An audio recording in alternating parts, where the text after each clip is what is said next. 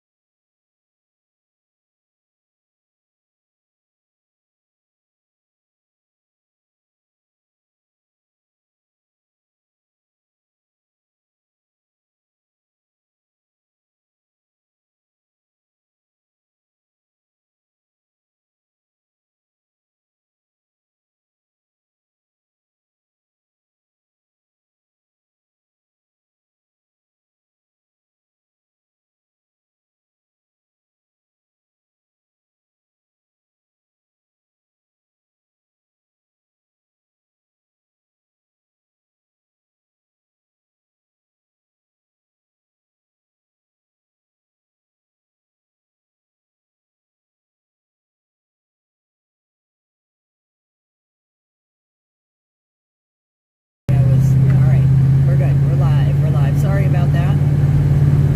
Needed to take care of some things at home, guys.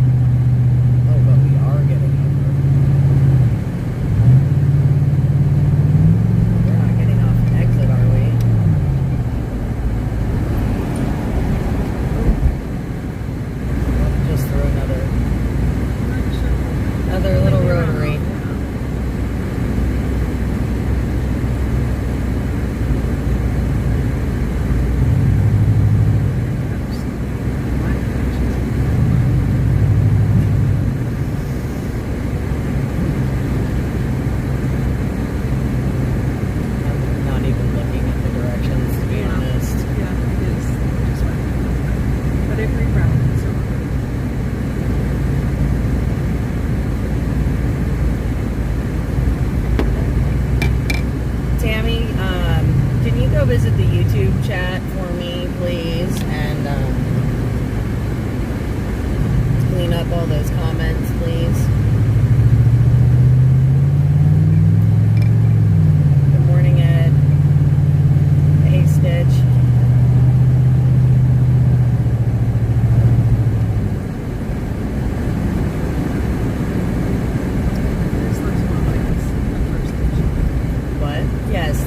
This is where we're supposed to be. Yes.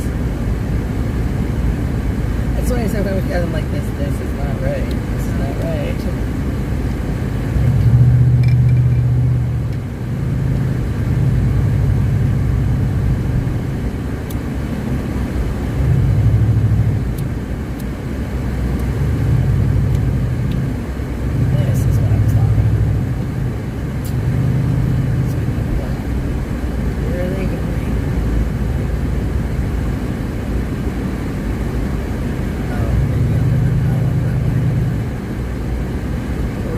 Driving us around.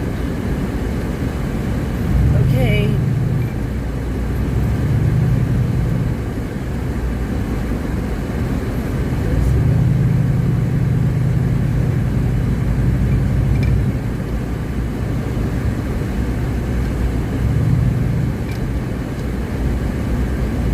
Oh yeah, he would bypass that lot. Got it. So we're doing a loop-de-loop, I guess. Okay. Good times. This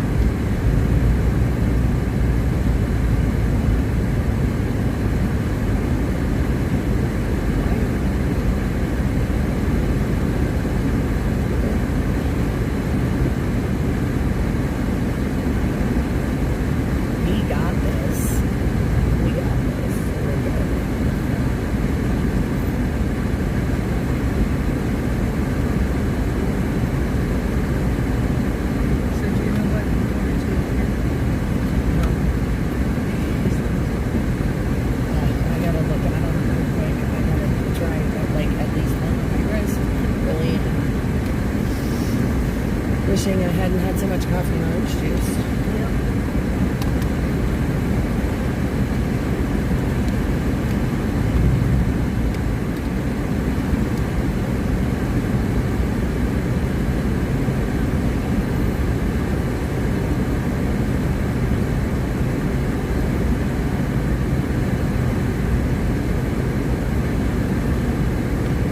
Is there a thing there? Am I going to hit anything?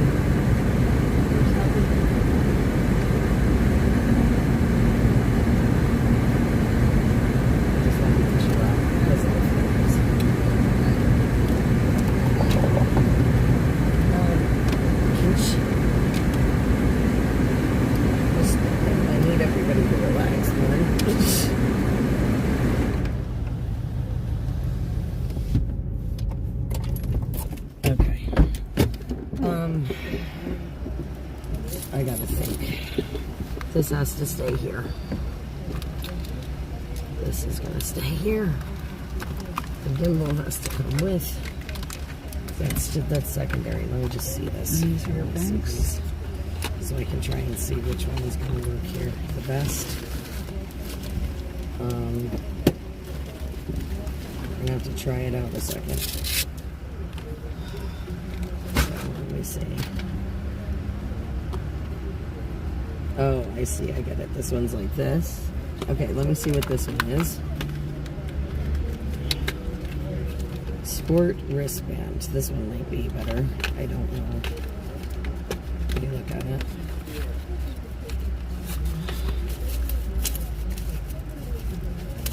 Okay, let me see. Oh, this one's kind of the same thing. Okay. Okay. I'm assuming that one's pretty much the same too. But this one's adjustable. Oh, these are all adjustable. Okay. Well, you know what? In interest of time, I'm going to take this one. Can you grab some of those out of there, please? Yeah. Thank you. And, is that good? Or you want the stack? I don't know. Okay, I got it. You're asking Yep, the wrong it's person fine. right now. Ouch. Okay, pull. There it goes. All right.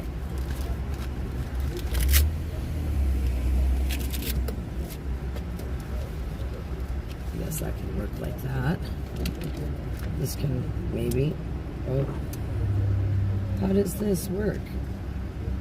How do you attach your phone to it? Oh. Well, now this is interesting. How does this work? See what I mean? I don't... Uh-oh. How do I get this off now? It doesn't want to come off either. Oh my God. Look at this.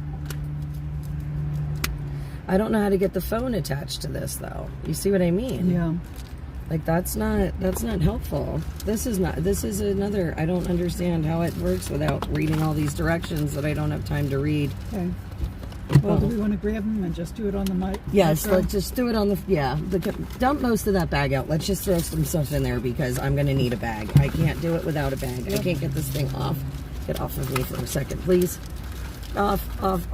Oh my gosh. You know what? I know how to get us in. So, if nothing else, I know how to get us in there. We might just have to not be with the group. Is all. I really can't get this off. Like, it's not coming off. Pull. Yeah. It's Velcro. No, it's Velcroed. That top piece. Let's start it again. Look at that. That's crazy. I mean, it's good grip, but... Okay, so let's just... I have 3 phones in here. Not... Yep. Gimbal. I need this, but we're going to attach the phone to this in just a second. This phone is comments right now. This is one of the wristy band things. Oh, sorry. Wasn't trying to hit you. We want these cords. Right. Shit, I want my cord. Right, we need these cords specifically. Yes. Okay. No, I meant, I was trying to not, just, but I wanted to be specific. This cord as well. This cord is an important Okay, one. this cord and the red cord. And this cord here. Well, actually, I'll keep this cord. Oops, I'll keep the red cord. Or just, leave the red cord. I'll put that in the battery bank. That goes in the battery bank. Okay. Check. Whoa. All right. I have the gimbal top. Oh, there's the handle. Good. Oh, I didn't even check. Do you remember? Can I take the gimbal? I should be able to take the gimbal. Yeah, it didn't say anything about that. Okay. Wallet, because I need that. I'll put that in my pocket. Can you throw that in there, please? Thank you. Okay, so now that's going to go on this, which is going to get this handle. It goes like this.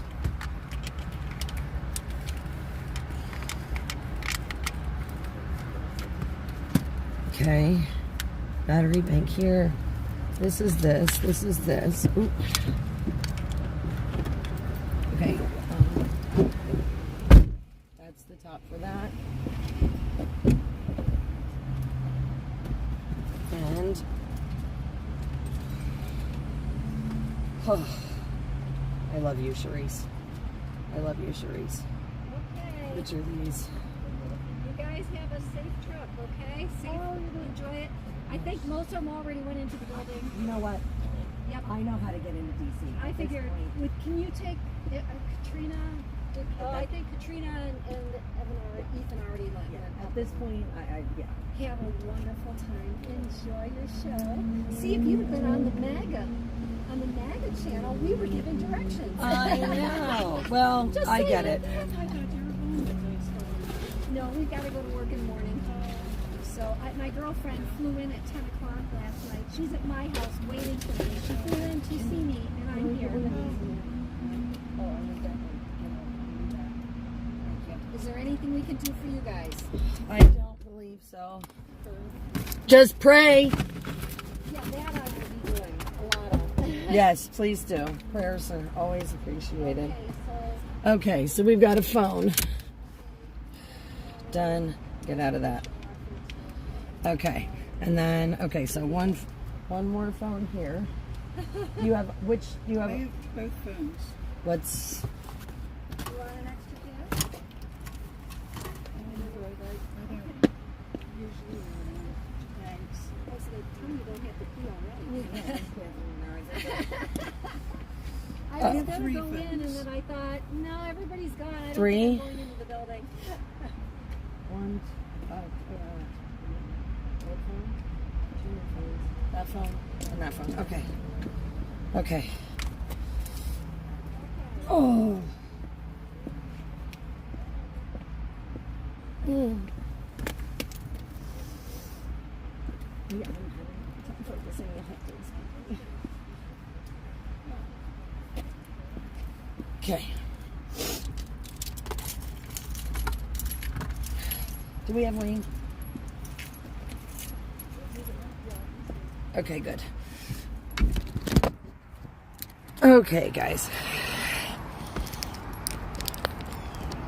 Oh, yeah. All right, let's hook you guys on there. Let's do that and that. And I got to turn this thing on. Well, One water and an umbrella. okay. That's good. Woo! All right, now we fix that.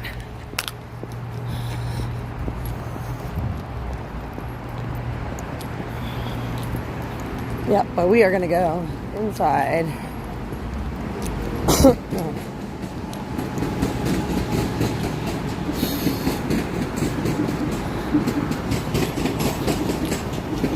All right. All right. There goes one of the metro trains.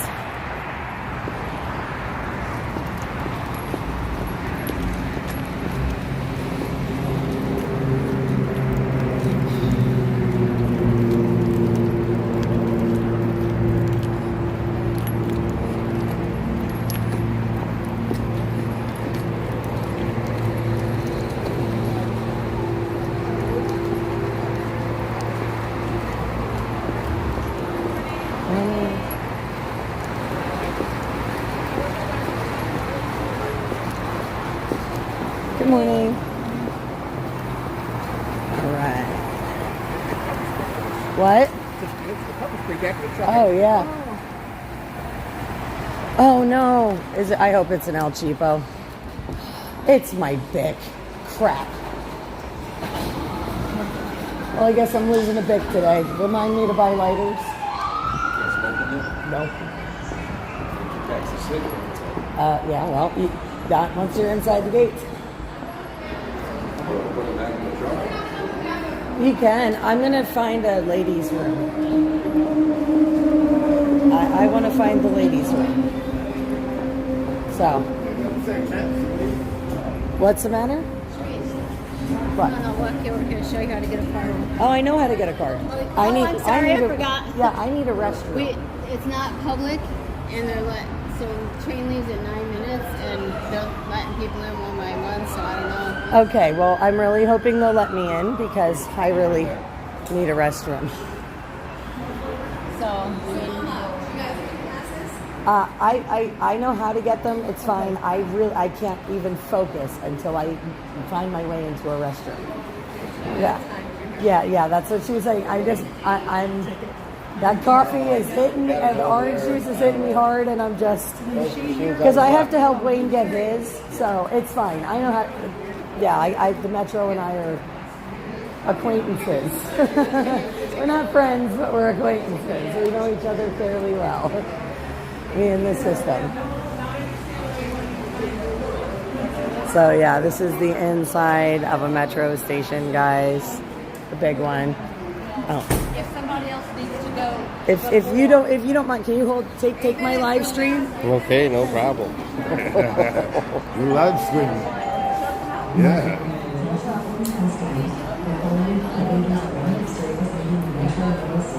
The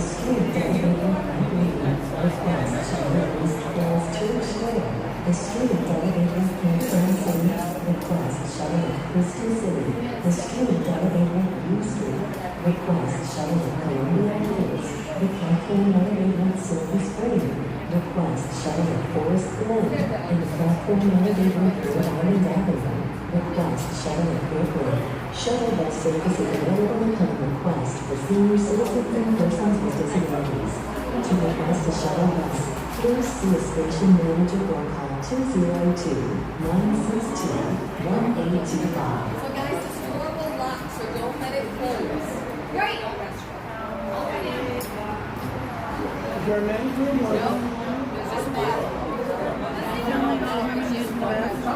Yeah, I guess. I guess we're chopped liver today.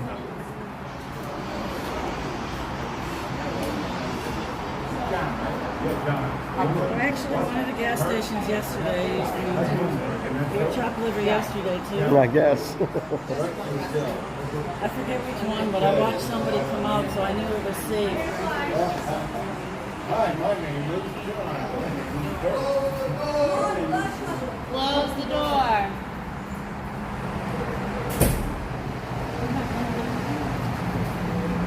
We were going to tap to get up with the sugar like that. 6 minutes.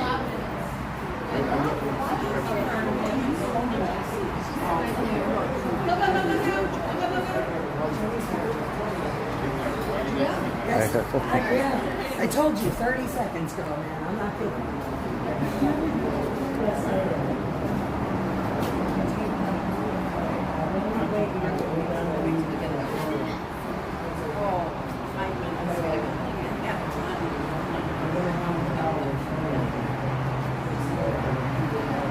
Wayne, did you get his? No, did he get back yet? We gotta get Wayne one. Do you have one? No.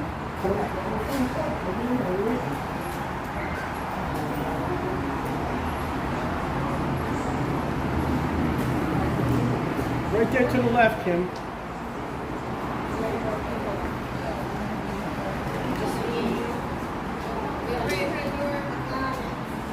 Right?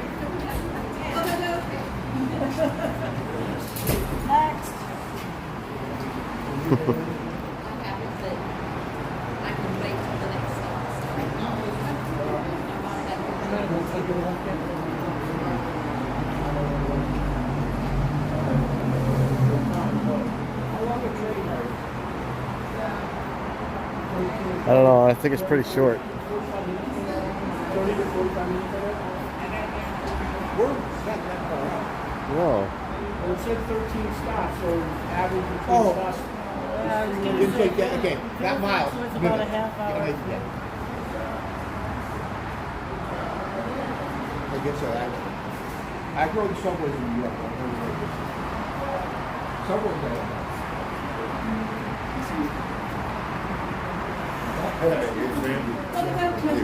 People went to the rest of I guess. That could make good. Yeah. Perfect. Yeah.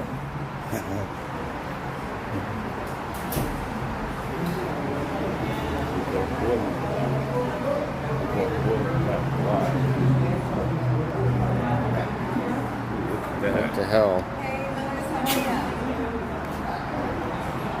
What'd you go, 14? Nothing to lose. You're right.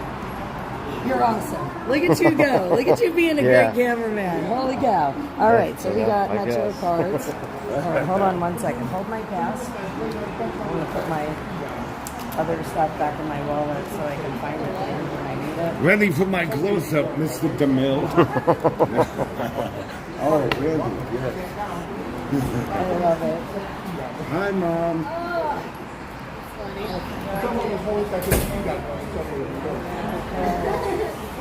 You like my look my $2 Canada wallet from Dollarama? Whatever works. I'll tell you what, it is like the best wallet. Look, there they go, there they go, there they go, there they go, there they go. Off to the Beltway. Look, they're taking off. See them? Yep. Awesome. Yeah, I know they gotta work. If you see something suspicious in the metro station, Well, I think we should kind of wait for everybody. All right, I'll take that. Thank you, sir.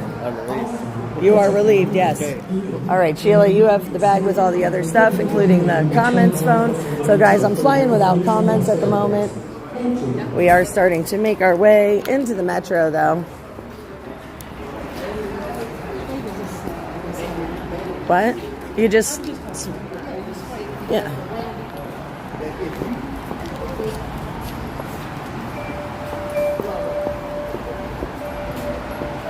Yep, just tap it on the top. There you go.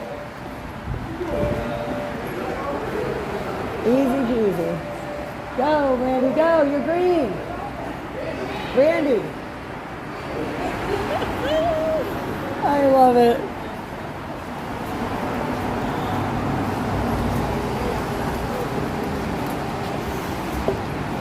Oh, a non-moving escalator. Okay.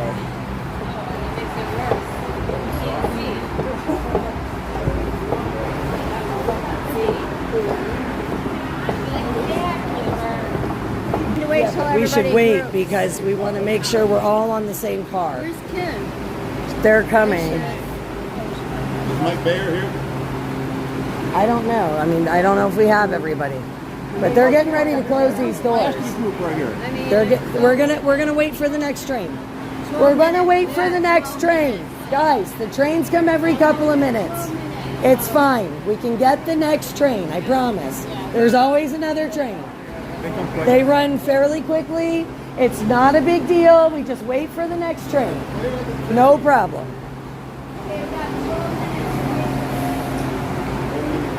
Yeah, see? Look, right here. It'll tell you right there. The estimated train. No worries. We just chill for 12 minutes, guys. It is totally fine. Yeah, they run every couple of minutes. It's fine. No worries. They run all day. And you have the all-day pass. So even if you get turned around somewhere, you can ride these trains all day long for your Metro pass.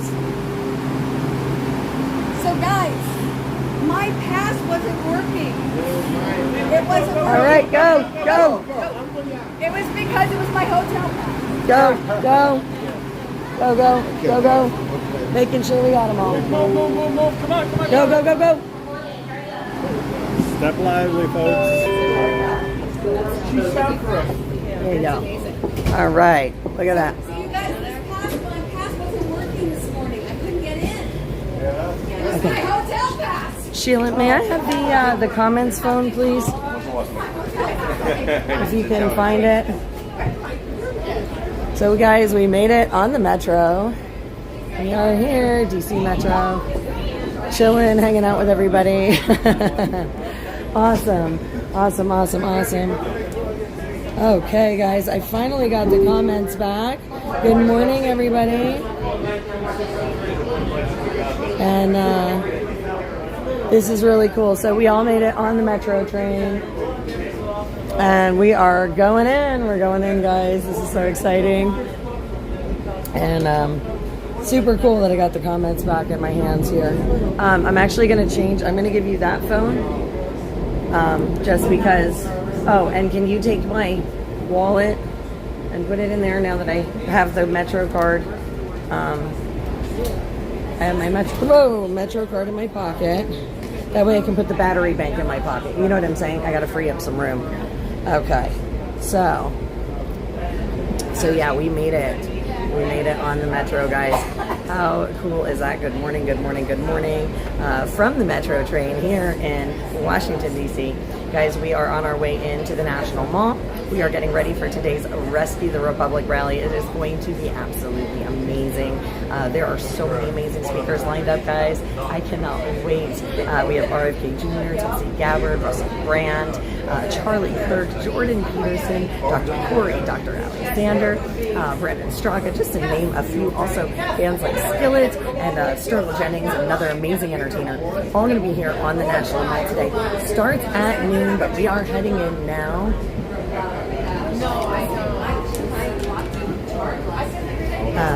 So we are on our way in, and we are going to, this is so exciting, we are going to be there all day. So we're going to be streaming all day today for you guys. Figured we'd do the ride in here on the Metro train from DC, just as a little bit of fun and something different. Now, if you're there in the comments, guys, if you can hear me, please send me some thumbs up in those comments. I'm going to look for some thumbs up across the platforms just to make sure that my chat is still current and that it's picking up properly while we're here on the train, because I would love to read your comments now that I have a minute or two. So again, if you could, guys, just put some thumbs up in there so I know that the chat is working correctly. I would greatly appreciate it. And declaring, I am empowerment, I am love, I empower I'm gonna hang out here, but I am going to point the camera back around. I'm gonna let you guys see everybody hanging, chilling on the train, doing their thing, doing their thing.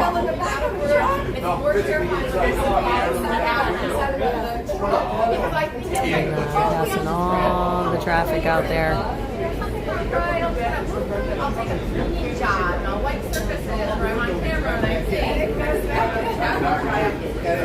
We're on here till the Federal Triangle. Yep. So when you guys, when we're listening for the stops or looking for the signs, you guys, Federal Triangle is where we're all getting off. Okay? Just so everybody knows, Federal Triangle. That's the name of the station. That's where, yeah, well, you'll see it on the signs and things, but see on the map above his head there? See that there? It'll show you all the stops. See on that screen? So you'll be able to follow where we're going, but that's where we want to get off, okay? Yes, that's correct. Yes. But that way... Hang on, I just want to... So, now guys, that's the interactive map there, so you can see. So you see, this is the line we're on. The train, the wrong one, you stay on it, takes hours. Yeah, but this one here, when you get on a train, this map here shows you which line you're on. So you're on the orange line, and it tells you what your last stop and stuff is. So Definitely the orange line to come back. right. So what we're gonna do is we're on here at that end, and we'll go all the way around. And Federal Triangle is right over here. That's this one right here. See, Federal Triangle. And when you get on the train saying it's going towards Vienna. On the orange or silver. Okay, those are the ones that are going to get you. Because now, if you take silver, you're going to have to get the train connection. These falls. Not today. Well, it's all the same thing. They're all just different lines. So you have to pay attention to the color and the name. Silver is a train, though. The silver is a different system. That's Metro Rail. Silver is Metro Rail. You just have to make a connection, though. You would have to jump. This falls, you'd have to jump from silver to orange. But realistically, the orange line is the best one to get on to get back. You know, so when you're coming back, you just want to hit the orange line. All right. Yeah. So, gotta make sure everybody's straight on the Metro. I don't know that I'm getting comments right now. Are there? Can somebody check? Wayne, can you tell me if I have comments on Facebook right now? The last one I have is from Herman Bradford. I'm just trying to see if I've got the comments coming in, if there's anything. Was there anything after Herman? No, can you type something in there for me, like a thumbs up?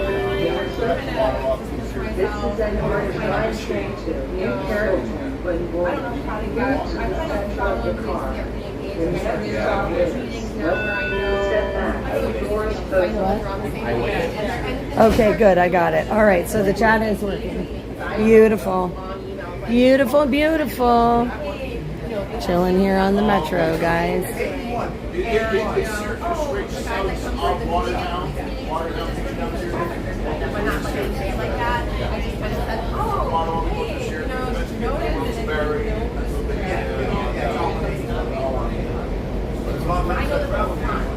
And so they're kind of like so they're like a 7-year-old woman who's like kind of like a supporter of the mom. Some of the other scenery here from the metro. Forces her to kind of play a certain role. And so it becomes cheer kind of imitation. So it's like, and it's my own mother is coerced. So she's As we chill here, heading into DC, guys. Heading into DC. So they know to tell me that, oh, Nicole. It's going to be a great rally today, y'all. It's going to be absolutely awesome. Yeah, except I'm sitting in the area where I see them. You actually know me. Yeah. And I saw the people that were the front at the table. Our walkers are. And so they kind of worse kind of like this like breaking their reputation for their love. Both flavors are good. I like chocolate. I like vanilla. But I've learned because I'd rather go to my favorite friend.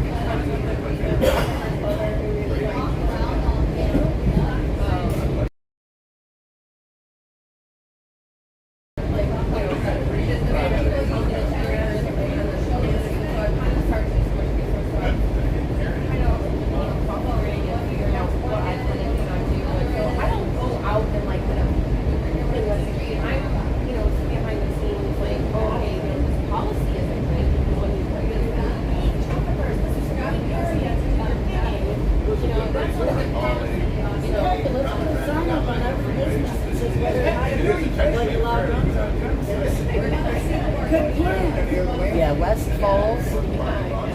So, just so you guys know, Sheila, West Falls was, and Wayne, West Falls, this is the one I used last time. When I said about remember the AC from Virginia, this was one of the ones. No children allowed. Free this. Don't leave us alone, by the way. Free their if you need it. Or East Falls, I'm sorry. It would be the next one. East Falls. Was the one I used, not West. East Falls. Remember when I said this morning Falls? Yeah, East Falls was the one I was thinking of. Well, I just went into Yeah. Oh yeah. Nice. Where'd you go? All right. You don't do cute walking away talking. I love it. Listen, I think this is great. Yeah, so it wasn't this stop, but the next one we stop at was the one I originally had said about.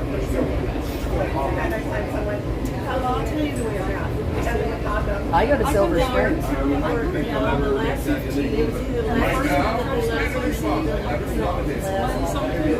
Oh yeah, like Glendale or whatever, Shady Glen. But yeah, that's what I do. I go to Silver Springs and we park the car and I'm done. In no time, and yeah. Last time, I don't remember why I came so close to DC. Like, oh, at the flags in DC. Yep, DC Metro this morning. And the gang's all here, man. The gang's all here. We are all loaded on the train.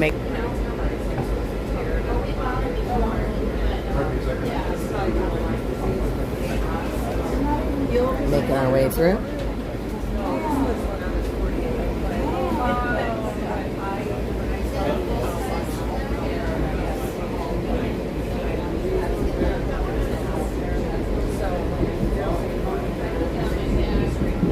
Trying to rest my voice a little bit too this morning yet, just because we do have a very long day.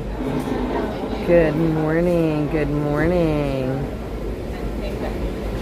Okay, guys, I've got a couple of flags, but I'm going to need them back for our Arizona event. Okay? So does anyone want to hold flags, like hold flags up? I have a flag. Over take our border back? Take our border back one now. Okay.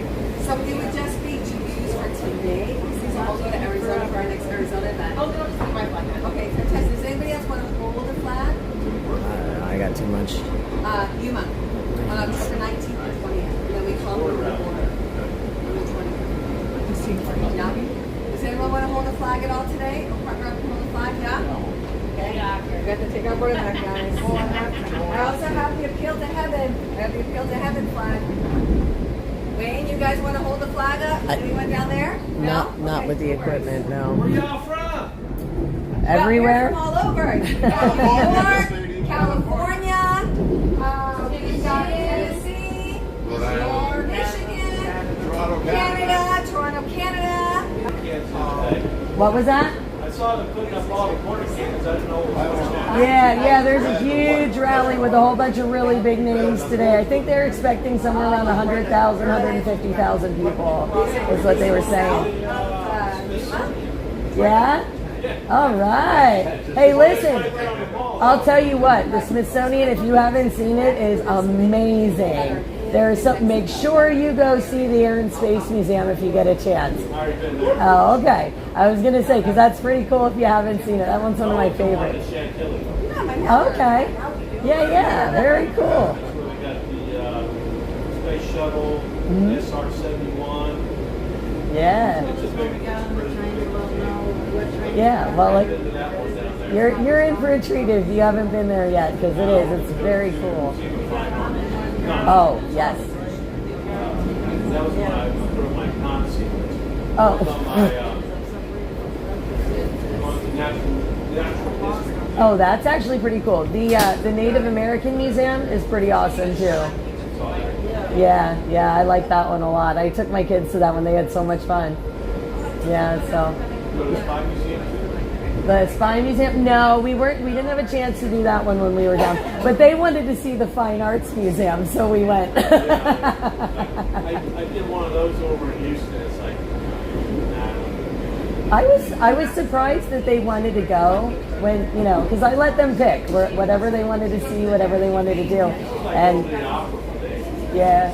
No, you know what though? I thought it was cool that they did it, and I thoroughly enjoyed it, even if they were like, they found some of it interesting, some of it they were kind of like meh, and I get it, they were young at the time, but yeah, it's definitely cool. Like all the museums and stuff, they are so worth your time. It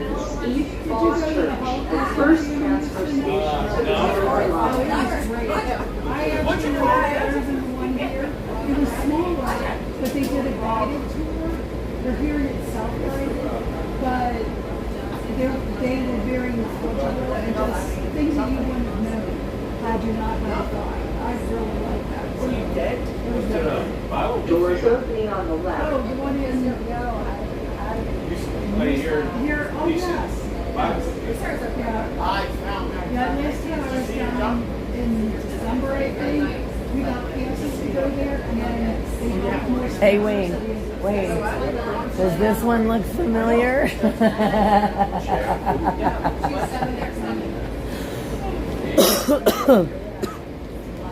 This one's familiar, right? We've been here. You and me, we've been here. What? No. What's the matter? What's the matter? What?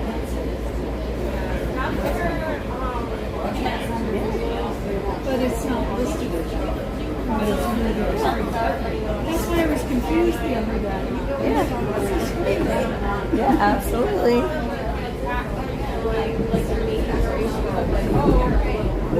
It's super cool. Careful now. Hey guys, I'm going to take a picture of everybody.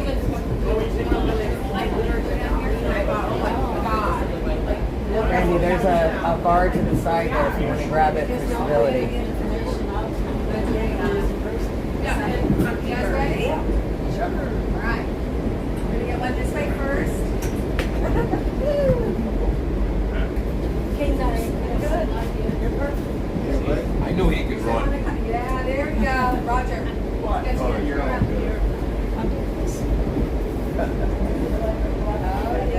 Okay, stand by. Stand by.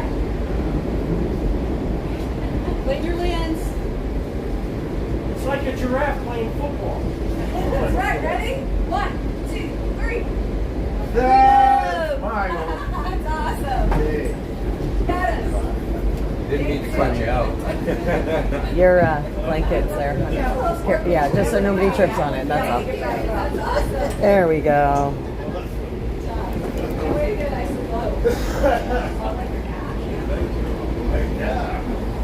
Oh no, is Rio giving you a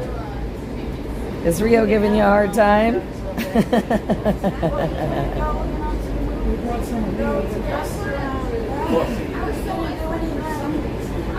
Stitch, can you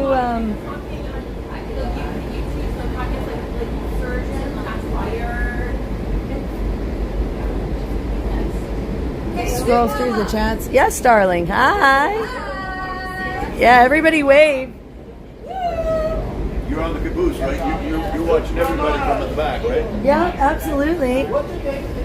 Actually, what's really crazy is Sheila just pulled it up. We are on the main Take Our Border Back right now, streaming on the main page. From the Metro, guys, from the Metro.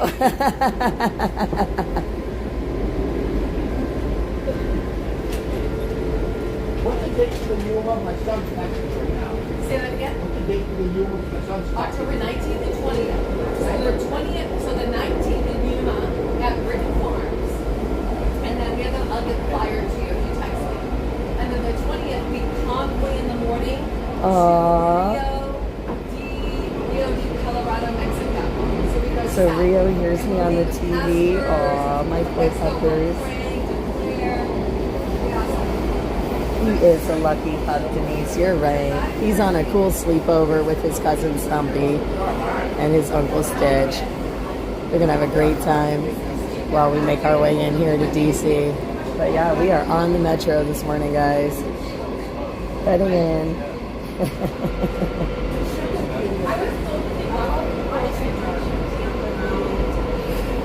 It's so exciting.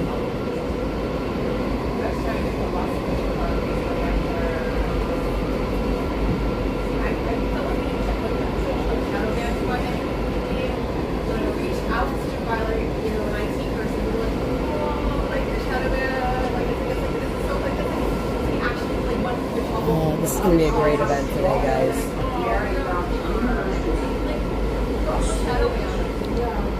Absolutely great.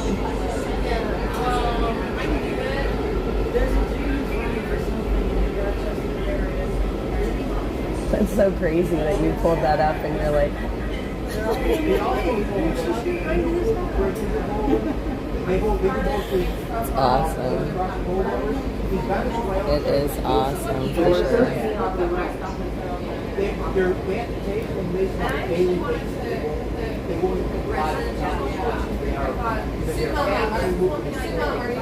Yeah? Absolutely, I'm live. So check this out. We were just talking about capital immigrants that are coming in from Venezuela. Right. So Venezuela's prisons were released there. Take a look at prisons. This is what we're looking at. The Venezuelan prisons are organized crime. The guards are on the outside of the prisons, preventing people from getting in. Because the prisons in Venezuela had not only games, but in Venezuela, they had clubs in the prisons, they had banking systems in the prisons, they had orgies in the prisons, completely wicked. So, the only way those Venezuelans could be released from, well, they were sort of free to go in and out, but they were told that they could come completely out and not go back in if they went into the United States. Mm-hmm. So they're here in this country. Yeah. Yeah, it's... Yeah. And also, Yeah, it's not just Venezuela that's like that either. There are other countries that are the same way, yeah. Where literally the inmates run the asylum.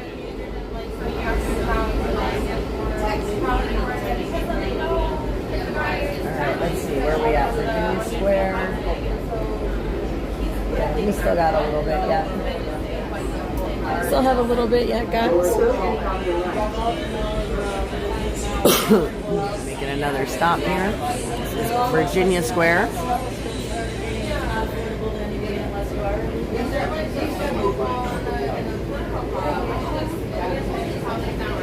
Oh yeah, Tammy, I had 1 cup of coffee and it was small.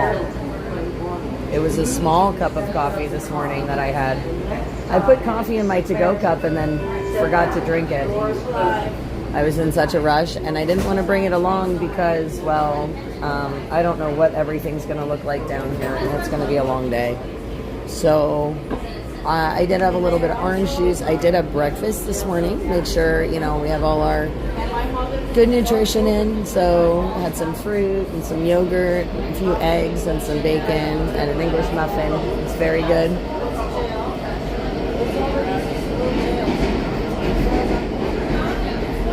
But yeah.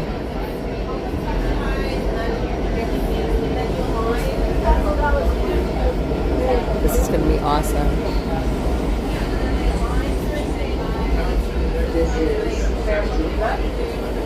Still kind of waking up though. I'm a person that likes to sleep in the mornings. I'm not a morning person for the most part. Not my usual happy time of the day. So I'm still kind of half asleep. That caffeine is sadly lacking today, but it's all right. We're gonna get through it. It's gonna be amazing. I know the energy is gonna pick up a lot once we get off this train and start moving through DC. So it's really awesome. Oh, are we up on the board now? Did I see it? No. I thought I saw. Oh yeah.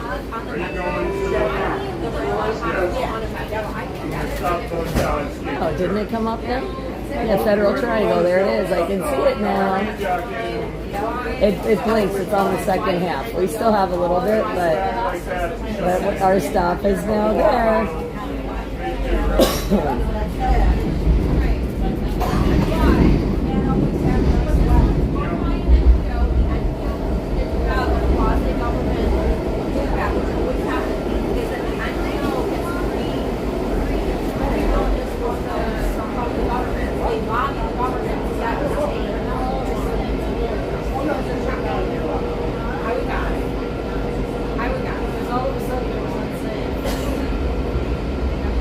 You guys can tell I need more coffee. Yeah, I'm just, it's okay. It's been a wild couple of days, so I would have loved to take you touristing through DC, Tammy. We are going to get you here. You took me to Ottawa. I'm going to get you to DC. Don't you worry. Now, guys, this is the courthouse stop. That's where we're stopping now. These trains go pretty quick. They come every, 12, 15 minutes, something like that for the most part on the metro. Sometimes less time. Depends on the day of the week. But yeah, we're at the courthouse stop right now. And our stop is going to be the Federal Triangle.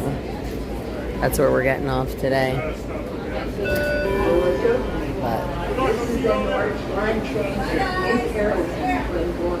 Move to the center of the car.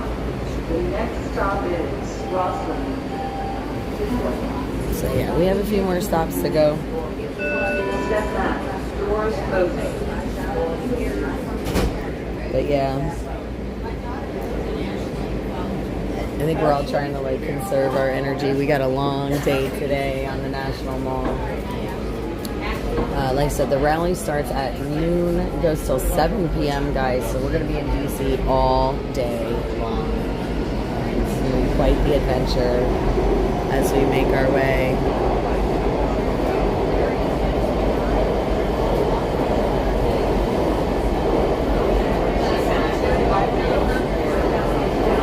Make our way in.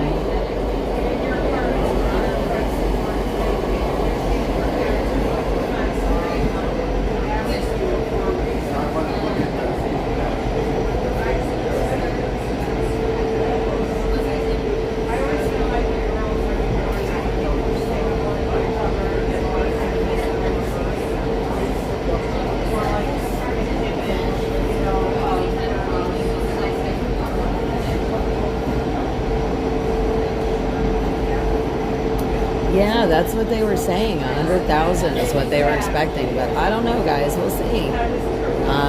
You know, I am not an organizer for their group, but with the names that they have coming out, I would expect a rather large crowd. That's just me. So I'm taking what I was told about the event, and we're going to see what happens. We're going to find out together, as always, guys. That's why we do this. We do this in real time. Always, we live stream it so you can see the truth. Because if we've learned nothing over the last couple of years, truth is really hard to come by. And truth in reporting and truth in the media. So I always like to show the behind the scenes. I like to show you guys what's really going on, other than just those edits and clips that you might see on TV. You know, the goal is to give you the reality of the situation, whether it's good or bad. You know, and you guys know that. I don't filter anything for you. So we try and experience the whole thing, whatever it is. Now this is the Roslyn station here. So we're stopped again. All of these metro stations look pretty much the same inside. This is an orange line train to But we're on an orange line this morning. move to the center of the car. And Stop is Foggy Bottom. Towards Washington University. make it our way, so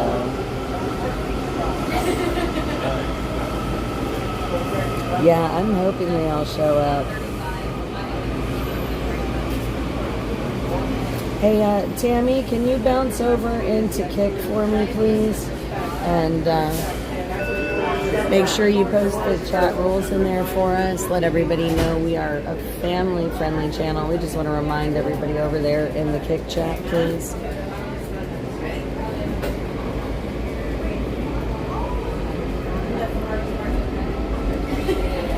But yeah, we are, he said, making our way in, guys. And it's going to be absolutely amazing today.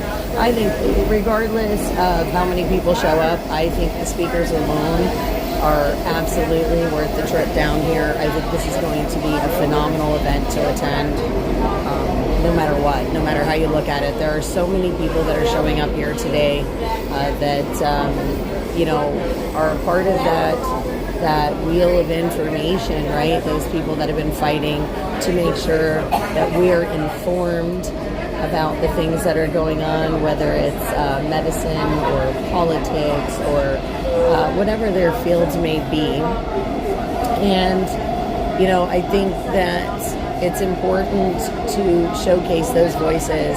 And I respect a lot of the people that are going to be there today, a lot of the speakers that are going to show up. So regardless of who else shows up, I am absolutely grateful to be attending this just for myself. I think it's going to be an amazing experience. I'm hoping to maybe learn something new. There's some people I have never heard them speak before, and I would love to, at least not in person, I would love to be able to see them, hear them, in real time, because the news, like I said, guys, the news, we only get the edits. And using your own eyes and ears and your own judgment and discernment, for me, is always the best. So I hope to learn some things about people today. I hope to maybe gain some insight, and I think it's going to be an awesome rally. I am excited to see certain people on the roster. I'm very excited about the addition of Jordan Peterson. Very excited about Charlie Kirk. Very excited about Russell Brand and RFK Jr. I'm really excited to see Skillet and Struggle Jennings, not gonna lie. So this is gonna be this is gonna be wild no matter how you look at it. Now this here is called a Foggy Bottom. This is the Foggy Bottom stop here in DC. Foggy Bottom.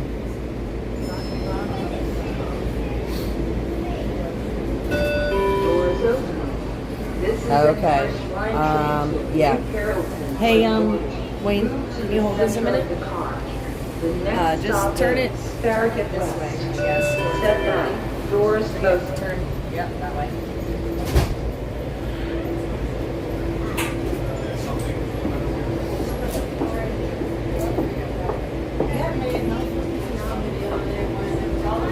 Yay, we're putting ice in the water today.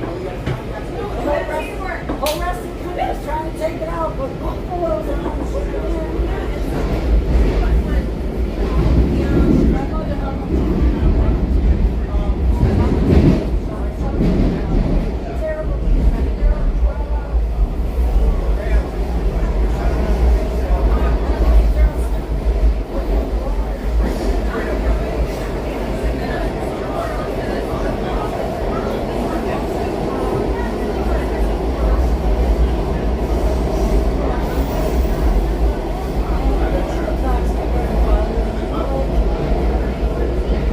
This is Farragut West.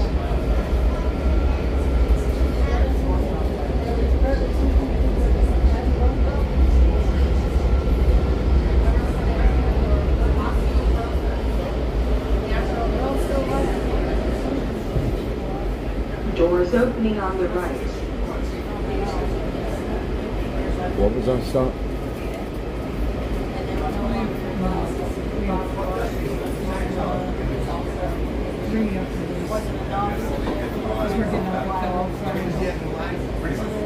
Federal Triangle.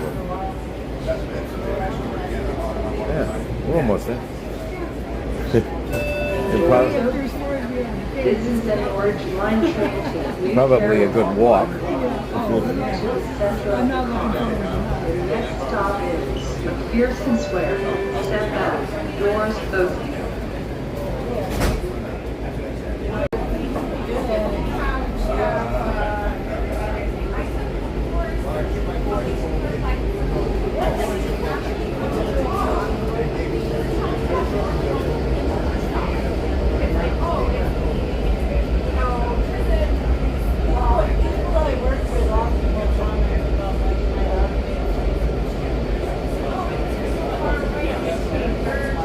This is McPherson Square.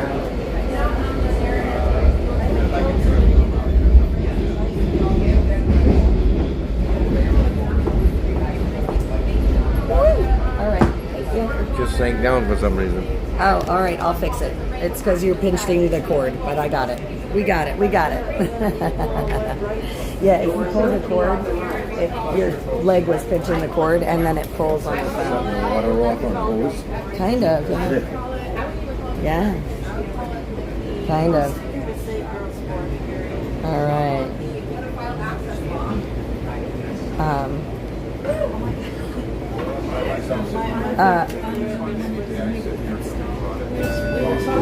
Yeah. Listen. That comment up there, just read it and show Wayne, please. I'd rather go for conflict. That's my t-shirt I want. I will wear that. Longevity running your memory. He's not. Yeah, he is. Just like before, okay? Already. So, okay? So, just, you know, just... Thank you.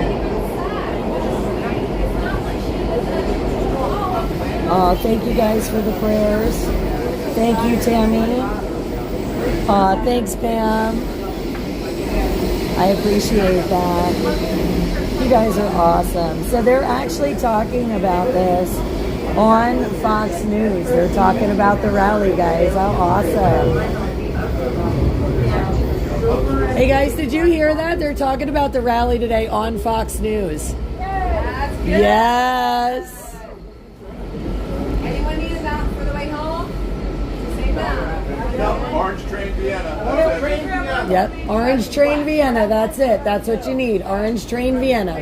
You remember that, you'll get back to your car. Vienna Orange, that's all I know. That's all you need to know. Yep.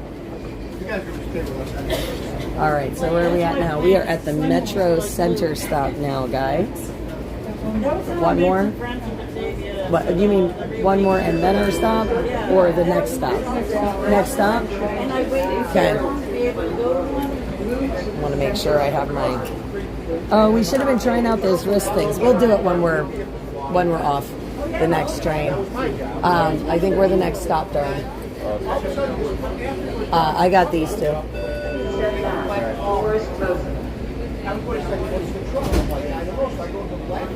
We do have to make Yes, I get it. The next stop is Federal for those in Federal Triangle. I think media needs to go 2 more stops. So media needs to go 2 more stops. Okay? Media has to go 2 more stops. 2 more stops. Where's she going?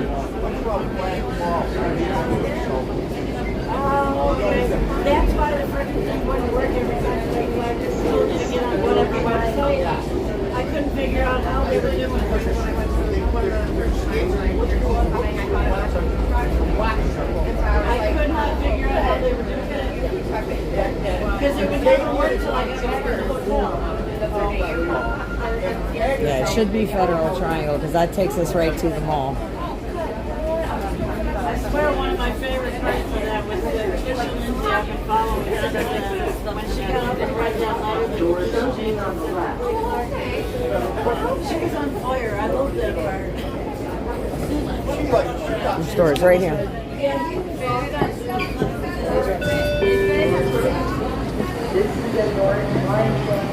Yeah.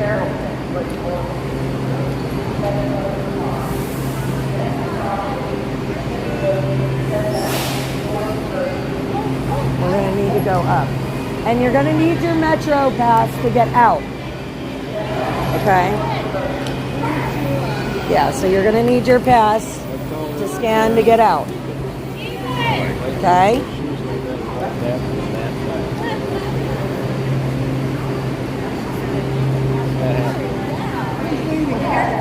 Guys, you need your pass to get out. Same way we came in, you got to scan to go out. So make sure you have your pass out. Yep.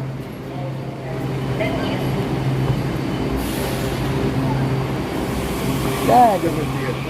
Yep.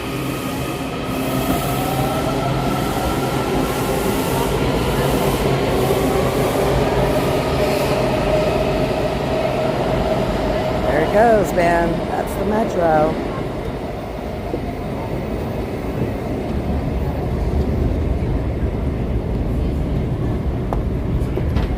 All right. Yep, you need your pass. And you scanned your pass and you go. And your attention, please. Car equipment white. Car equipment white. Please contact Central Control. Car equipment white. Please contact Central Control. We have everybody? Okay.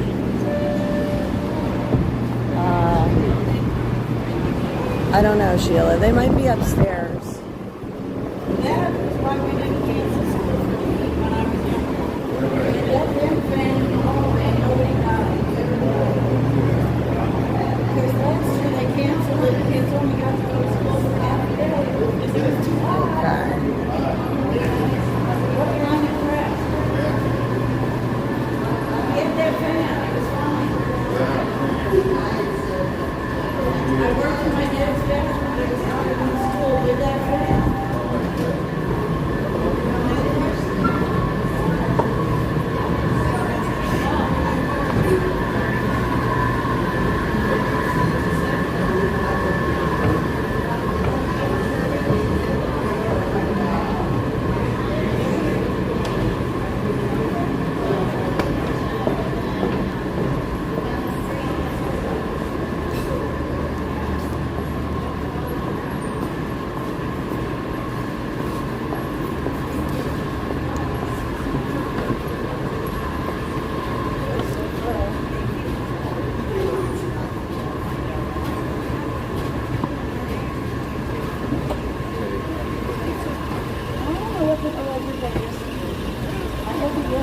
Post office department over that door, guys.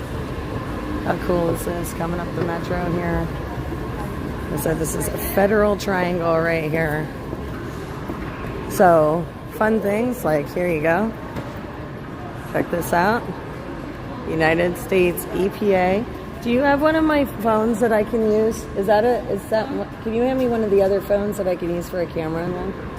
Thanks. Look at the sign you're standing in front of. Oh, not this one. Sorry, this is not the, yeah. There we go. Thank you. See that? You're standing in front of the EPA sign.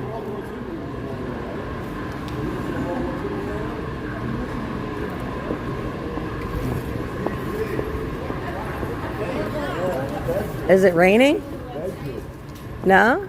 Yes? Help, man. Yeah.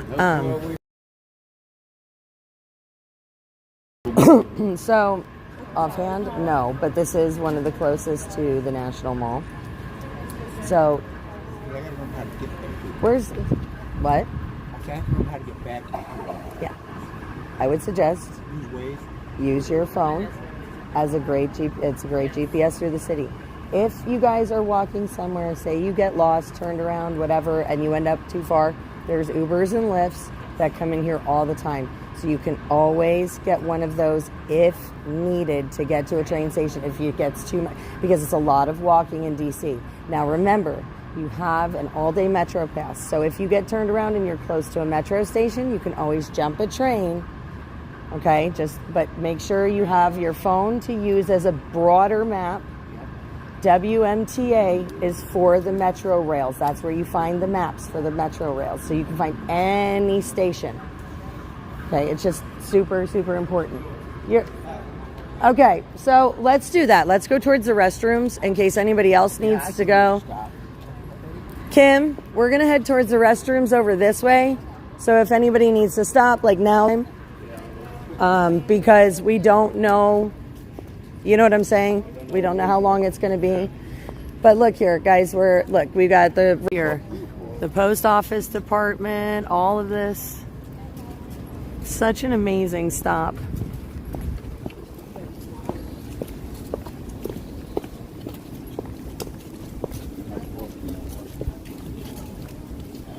What's going on today? There is a Rescue the Republic rally. It's got RFK Jr. and Tulsi Gabbard. Yeah, Russell Brand, Charlie Kirk, Brandon Straka. There's a ton of names. It's going to be on the National Mall starting at noon, and it goes noon to 7. Yeah, absolutely. They were talking about it on Fox News this morning. Okay. Yeah, so we're all headed in for that. Thank you. You as well. How cool. Guys, we're going to do a little bit of the sightseeing thing too. Yes. No, there's supposed to be a rally. Yes. The Rescue the Republic. Yes. Yes. That's where we're headed. It's going to be on the National Mall. Okay. So, yeah, we're actually just all kind of going this way because there's restrooms this way, and Okay. we all just got off the train. All right. But yeah, it's noon to 7 on the National Mall, closest to the Lincoln Memorial, I believe, if I remember correctly. Okay. Closer to that side. All right. Cool. Yeah. Yeah, it's going to be a great rally. Yeah.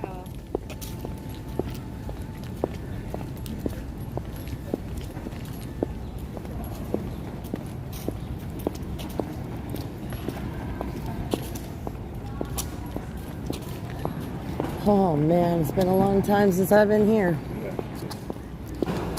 Well, not that long, but long enough. Check out the stones here. Oh wait, did we lose them? Oh no, they're up there. Okay. Trying to make sure we have everybody. Check this out, guys. This is just super cool. Oops, sorry, honey.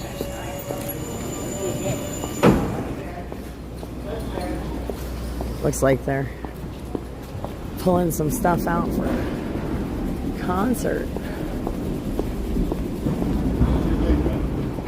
What? Mama, What? sorry. What, honey? You go up real fast. Oh. I know. Well, yeah, no worries. I'm having trouble. Sorry. That's all right. All right, thanks. Yep. Thanks for your help. We'll hang out together. No worries, Thanks darling. for your help. Thank you. Yeah. What's your name? Real name? What's your real name? Cherise, but Soup Mama's just fine. I like that. You're very famous. Yeah. Okay. Wayne said he had seen a sign, but this looks like we're starting to get into the museums, which is kind of where we need to be anyway, because the National Mall and the Smithsonian goes right around the National Mall. A lot of the See? Told ya. Yeah, baby. We're where we need to be. Look, look, look, look. Look, all you gotta do is look for the pretty lights. They're already there. The pretty lights are already waiting. We're crossing. Yeah. They're trying to make it their way to a restroom. So, like, that's American history. Yeah. Yeah, correct. So that's where they're headed. Yeah, let's do that then. Yeah. So. Let's go to the bathroom. Yeah, go to the bathroom, then come to the... But yeah, so. No. Look, look, look. It is all shut down already. Look at this. Yes. Woo! Hello, DC. We made it. We are here. Hold up, hold up, hold up. This is great. No, wait, Randy, come here. Come here, come here. Randy, Kim, come here. Come here. Oh, okay. Wait, we want to get the... There we go. So you can see the tip of the monument. Awesome. Yeah, because you have the tip of the Washington Monument and the fountains right behind us. Just the tip. Yep, just the tip.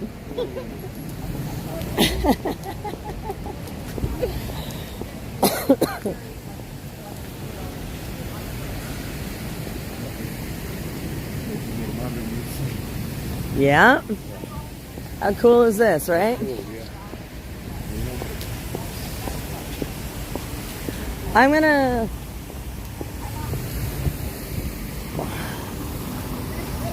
I hear music. Do you hear it? Yeah. I hear it.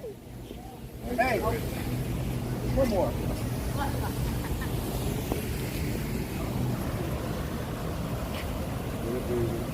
Oh, come on.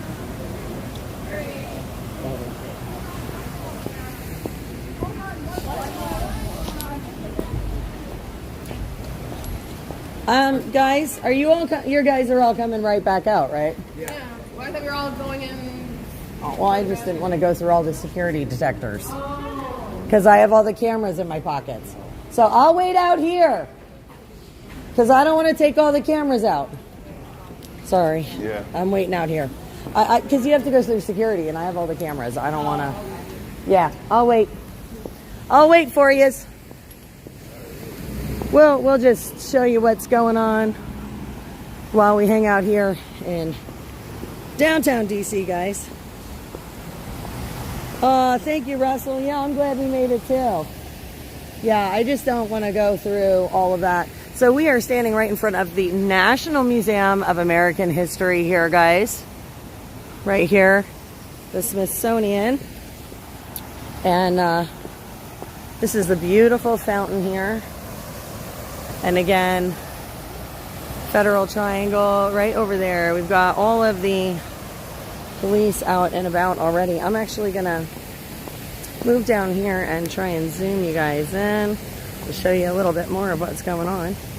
But they do have this block shut down here.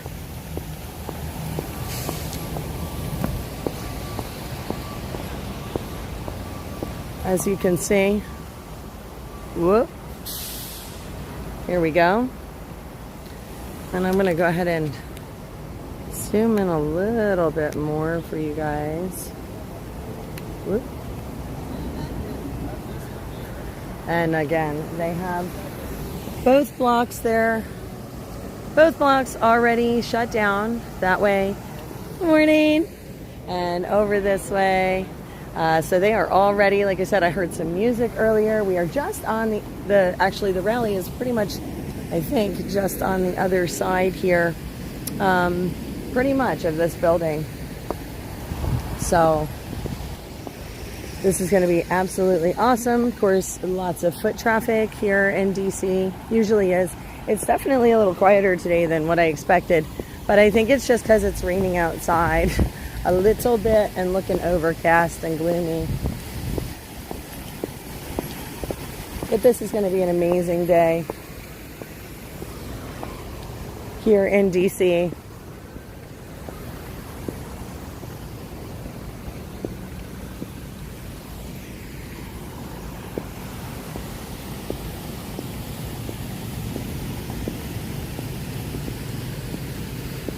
And I see most people walking the other direction, so we're gonna people watch, fountain watch, while we wait for everybody.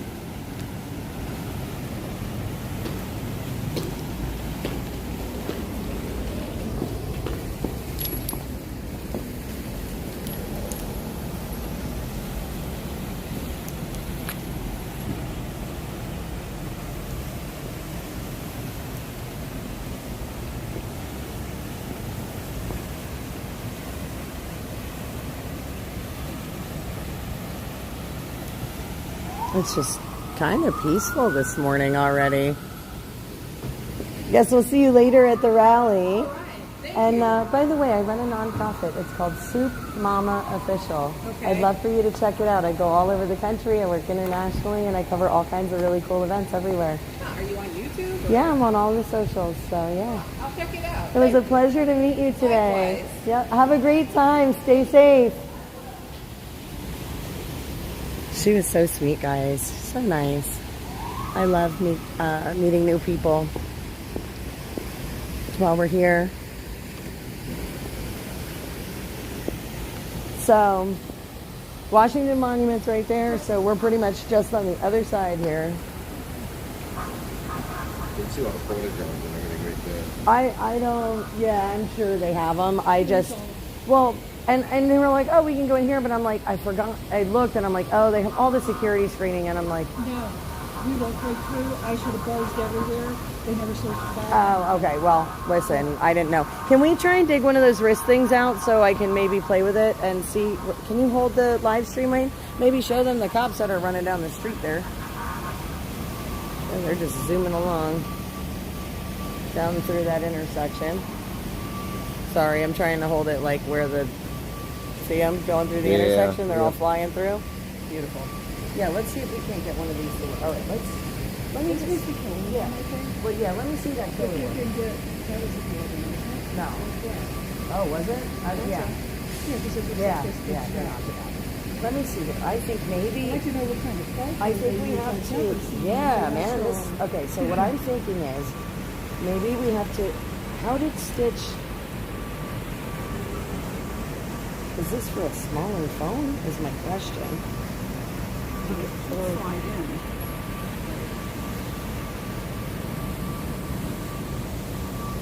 No, that's the rotating piece. It's supposed to go in there somehow. So there's no way your phone's fitting in there. Oh, this one. That's what I'm thinking. That's how I was looking at it, like, this, you know, because this is the size phone I have to use. I don't know, I just lost some copies. I didn't lose my chat. Thank you, AJ, for monitoring. Please keep me, Yeah, these are all the same size. okay. Do we have any of the instructions? Is there maybe I mean, maybe we're hallucinating and there's something else? Yeah.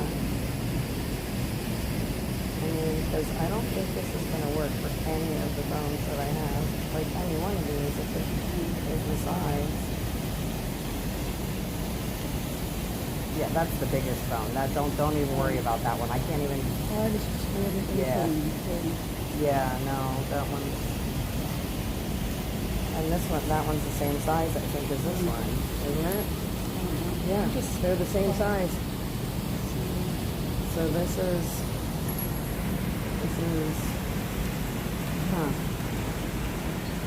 I don't need these work. That's how we make them work. Oh, you just really stretch it out. Well, you have to put it on the corner. Oh man. Okay. All right. Well, do you want to do that with? Okay. Let's. Well, and you can figure out the camera then too. So you're kind of saying just adjust it shove a corner in and really stretch it. really stretch it. Okay. I'm just afraid of breaking it.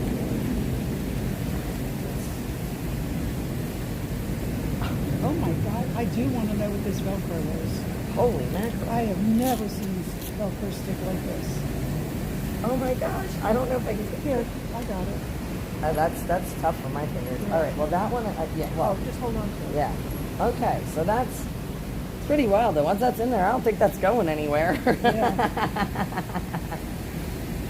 Do you think that's going anywhere? I don't think that's going to go anywhere, do you? Look at that. That's crazy. That's stretched out like, holy wow. Look at you. Yeah, man. Look at you go. Your fingers work better than mine in the mornings, I think. Mine are rough this morning. I think it's because all the rain, my shoulders, the drive. I think I have it off the camera. Well, it's okay. I don't need that one for a camera. This is just comments. Yep. Yeah. So let's see.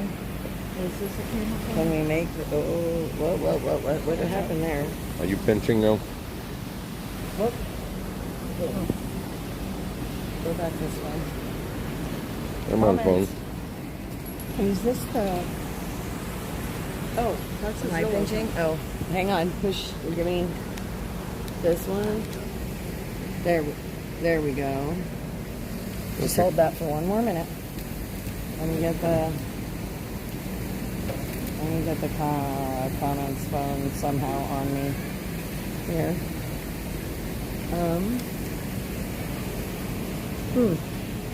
Okay. Yeah. Okay. Yeah. Good. You need one? I think we got it now. It took a minute. Oh. We got to thread that through there. Yeah. Got it. Oh. You can just pull that through. All right.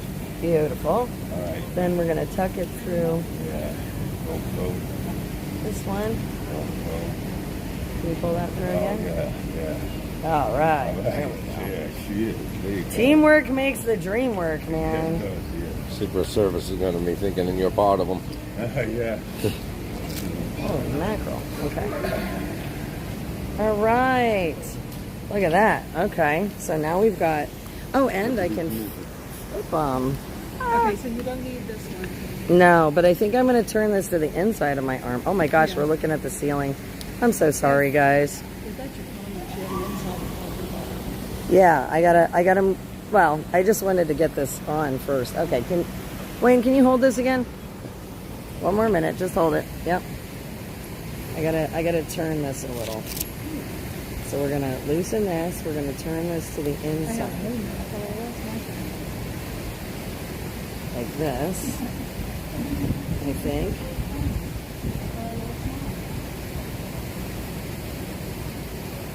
Oh, maybe I do want it.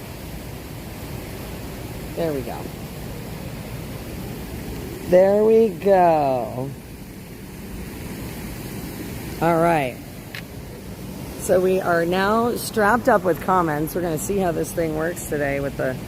It's kind of cool, though, being able to see you guys while I'm holding the camera. I'm going to zoom this back out.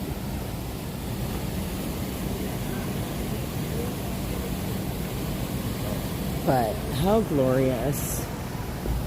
Our nation's capital. Here today, Washington, D.C., guys.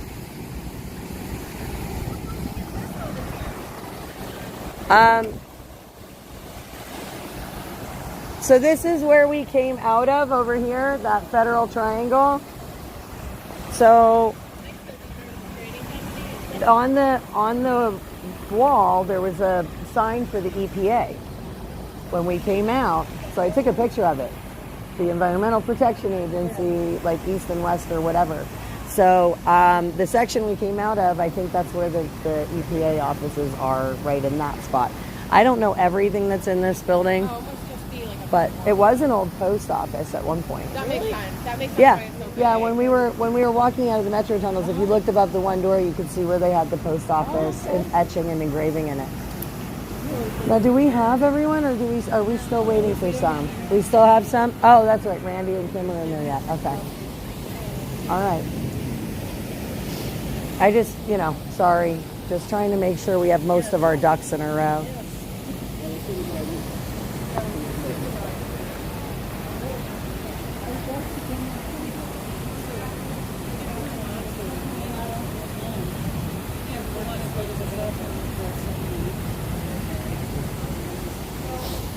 Now, and there's usually, just so you know, usually there are food trucks sitting along the National Mall on the road, and they're good. They are good. They have good food on those. Usually. That's usually my preferred eating method while in DC is the food truck. I came down the one time a couple of years ago for like the food truck festival, and I was like, oh yeah. It was awesome. Oh yeah, quick and easy, and yeah, you know, and then you don't have to run in a building or whatever. Yep. And it's good. A lot of times you get some of the best foods out of there, so yeah. That's like, I love fair food too, man. You put me in a fair, I'm eating my way through it. I don't care about the rest. Show me the cotton candy, funnel cakes, fried Oreos, you know, all that good stuff. Send it my way.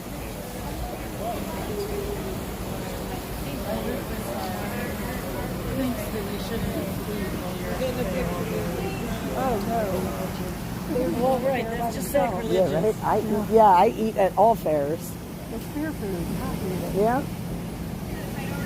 Aww. You're so sweetie.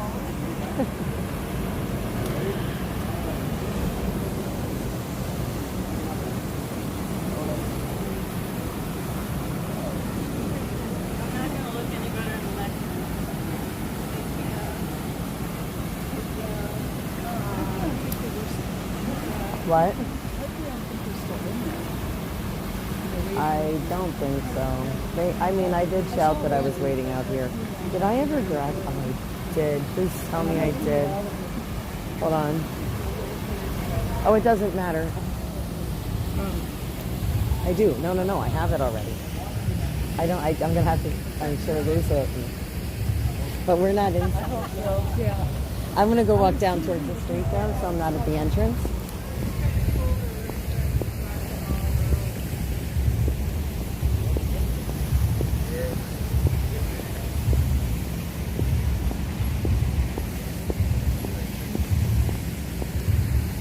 This is about the fountain, guys. Now a landmark feature of the museum's north entrance, this fountain faced shifting design plans and dwindling construction funds that almost kept it from being built. In 1966, architect Walter O. Kane proposed the fountain we see today. Completed in 1969, it uses pressurized jets to shoot water into sculptural shapes. After over 45 years of use, major renovations starting in 2016 restored the fountain's original components and contributed to the Smithsonian's Sustainable Design Initiative with high-efficiency equipment, including a tank for reusing water. So there you go. That's about that cool fountain right in front of us, guys.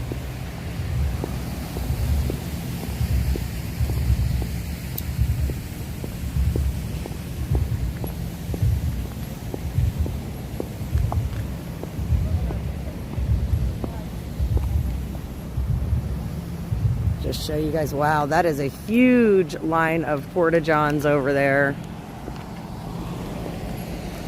We're just gonna, over there, that's the Washington Monument there.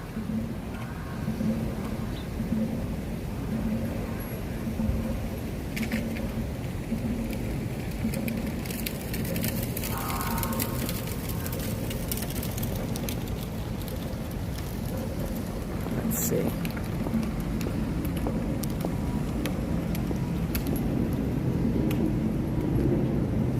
I don't know if Derek is here yet or not, Shelly. He went a slightly different way, I guess, than the rest of us, because he turned off, or his truck turned off when we were coming to the metro. So I don't know if he's here in DC yet or not. But he did not come with us on the metro this morning. But you can hear the drums down here.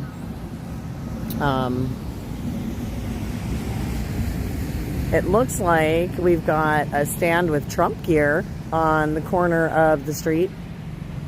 Hey, Wayne!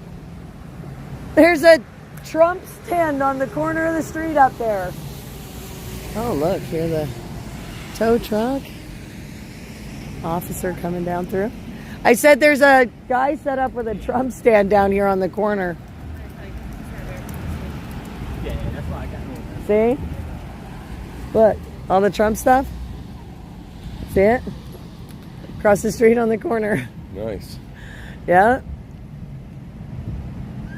But you can hear everything. So I see what you mean about the line of the Johns. I just wanted to come down here because there's more to see down here while we're waiting. You know? Yeah. More interesting stuffs.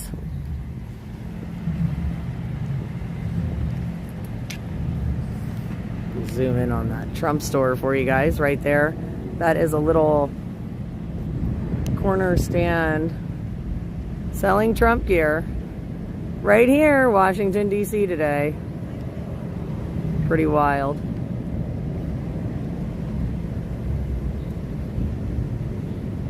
Pretty wild. Pretty wild. And again, we're gonna just keep our eyes here, show you what's happening. Lots of activity today.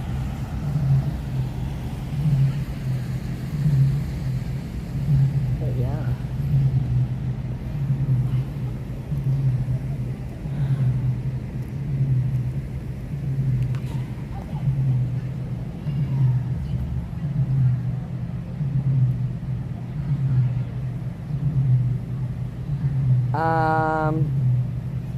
All right, AJ, Bears, you're in there. Okay. Stitch, are you still in there? I hope you're still in the chat, Stitch. As we need some of our mods to step out, and I'm going to need eyes and ears different places. Bears, if you can do me a favor, please monitor some of those alternative streams for me while I'm down here in DC, in case I need to know of anything ahead of time. I respectfully appreciate that if you can. Thank you, Stitch. Awesome, Sean. No problem. I'm glad I'm the live feed on, I'm glad this is the one you can find on YouTube. Make sure you're sharing it out then. Share it out. Let people know. We're just waiting for the rest of our crew to get down here, and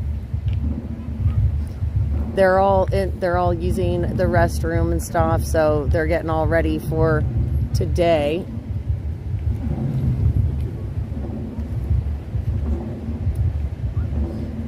So we're just kind of waiting because we want to travel in a group. We don't want to lose anybody.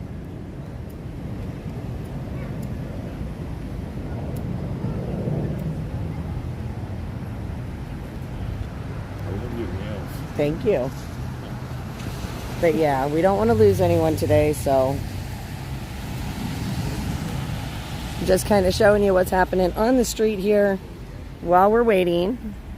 But lots and lots of police presence. Again, this is supposed to be a huge rally today here in DC, so this is going to be pretty awesome to see.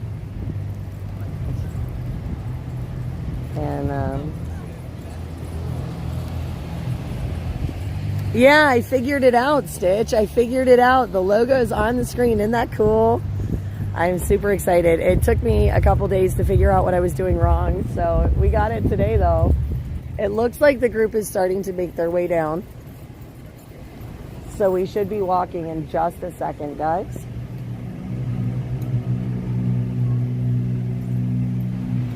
But yeah, if you guys can just help me monitor, my mods help me monitor what's going on down here in DC. Just if you can, give me any heads up of anything I need to know about ahead of time. I greatly appreciate it.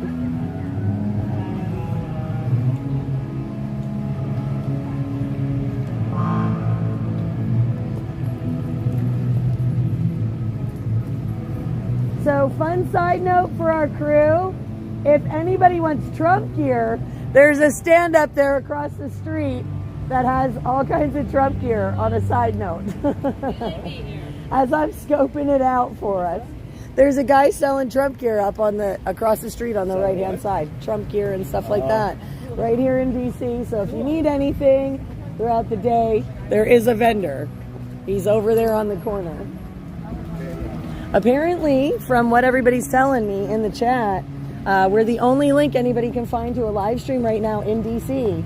So yeah, we're the live stream right now, I guess. It's coming out of here. So That makes me wonder as we get closer? I don't know. I won't be the only person streaming today, but I think that right now, somebody was saying on YouTube that I was the only one that was coming up. So, They might shut it down as we get closer. I don't know. I have no clue. Did you hear last night? They have like 2 media No.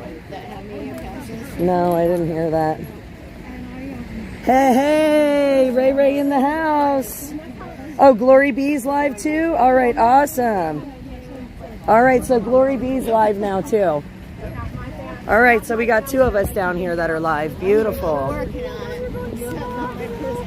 There is that Trump gear, guys, over there. And Yeah. look at this.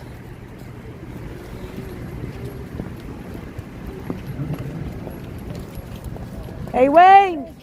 I'm so glad I happened to accidentally be at DiPietro's rally or car convoy thing in the summer to see Up you here. Because I can't believe I'm here. Here we are. National Mall.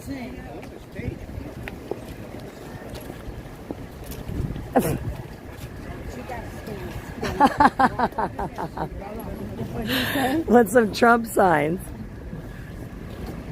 Did you find anything good over there? Yeah. Yeah. Loaded. Are you- Got a lot of money. I bet he's got a lot of cool stuff though. You need help carrying anything? You good? No, I'm good. All right. Very cool, guys. As we walk up, I can see the stage from here. Right there is the stage. Again, Washington Monument. We are right here. This is gonna be wild. Look at all of this activity already. I love the sound checks, man. This is gonna be awesome. Now I'm waking up, guys. Now I'm waking up. You see, I had to conserve my energy while we were in transit so I could be excited now. That's what it was. What? That's it. This is probably part of the pre-show yet, because they said it was supposed to go till 11:30. Oh, I don't know. Maybe. Oh, well, then we're pre-showing it. Oh, look, and food trucks. We're good. Or a mobile ice cream truck, something. We've got sugar on the run. We're good. How amazing is this, man? Look, there's more Porta-Johns here now than I've seen in a long time.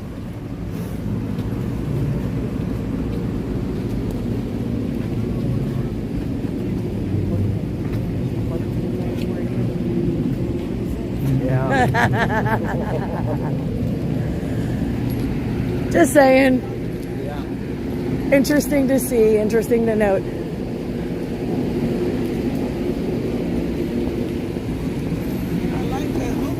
Thank you.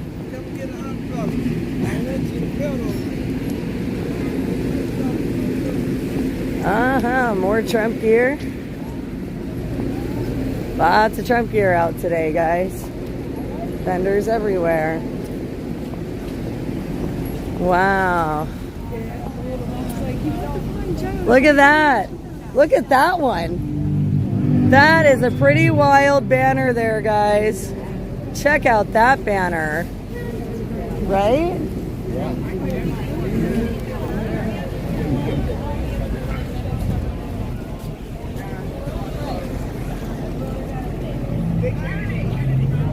Oh yeah, this is gonna look like Woodstock today, guys. Check this out. Look at this sweet setup. Oh, okay. How awesome. This is gonna be like Woodstock on the National Mall, right? Doesn't it?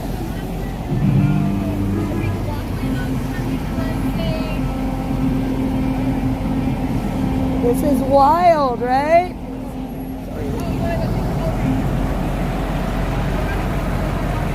So we're walking the sidewalk. All right. We're walking the sidewalk, guys.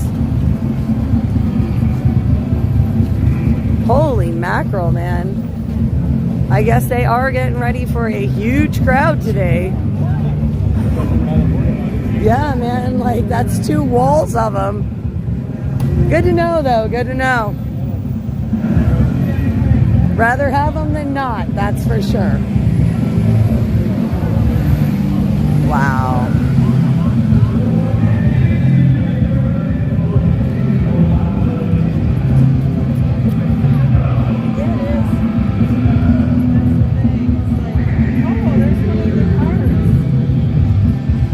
Oh, that's Jody.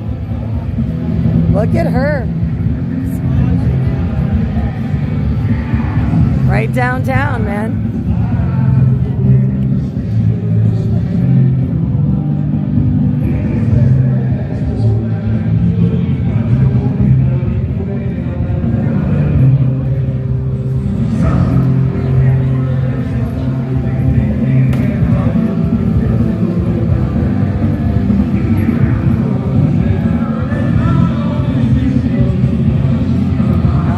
Guys, heading towards the Rescue the Republic rally. It is looking awesome. Let me just show you guys. Woo!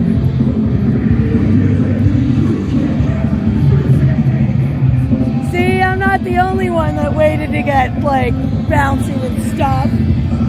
See? Heck yeah!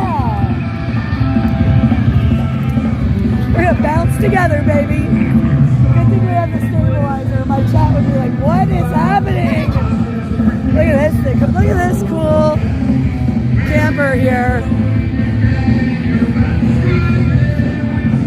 There's the stage, guys. Freaking awesome, man.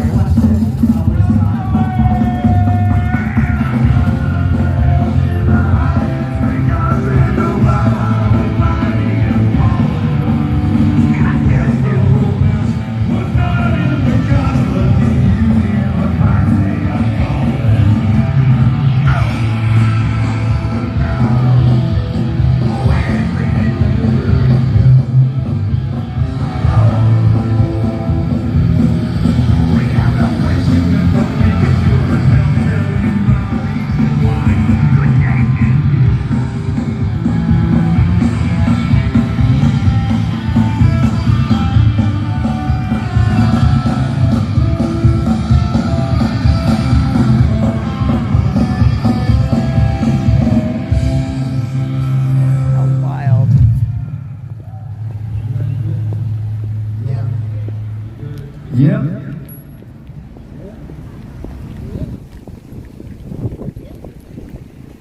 Check this out, guys. Nice hat. Thank you. I like yours as well.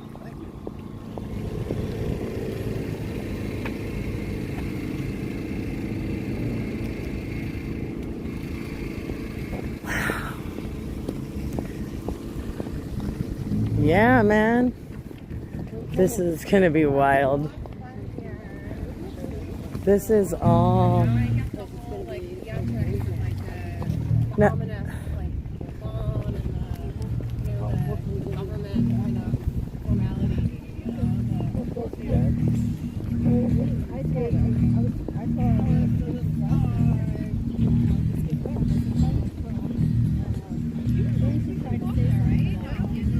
Oh, look at that. It says Make America Healthy Again right on the top. Do you see that? How freaking cool. That's awesome. Yeah. No more war machines. Amen. We don't want the war. We don't want the chemicals in the food. Yeah. Imagine that, right? Chemicals and sugar too, and like, you know, regulations. Can I ask you a question? So I move to the right. That's what I'm thinking, like, maybe we should head it through the grass. It's looking like a lot of people are filling in. Is Is that where we're meeting up with people? Someone said go to the right. Wait, where are you going? Center right. I'm gonna go with you. I'm gonna go up in the road. All right, well, I'm walking through the grass. Yeah, sure. They got a walkway here, so I wore my boots because I knew we'd be in the grass. I wore sneakers that weren't going to soak through. Amen. No I'm more used. war. I'm used to wet feet in DC. Wet feet in DC. Always. It's always yucky when I'm here. Yeah. All right, guys, we are here. They start at noon today. Hey, Ray. So this is before they start. Now this is, like I said, noon to 7 tonight. But it looks like they are expecting a lot of people here today. I'm really glad they put this plastic down on the grass. Keep us from all sitting in the mud forever. But we are here.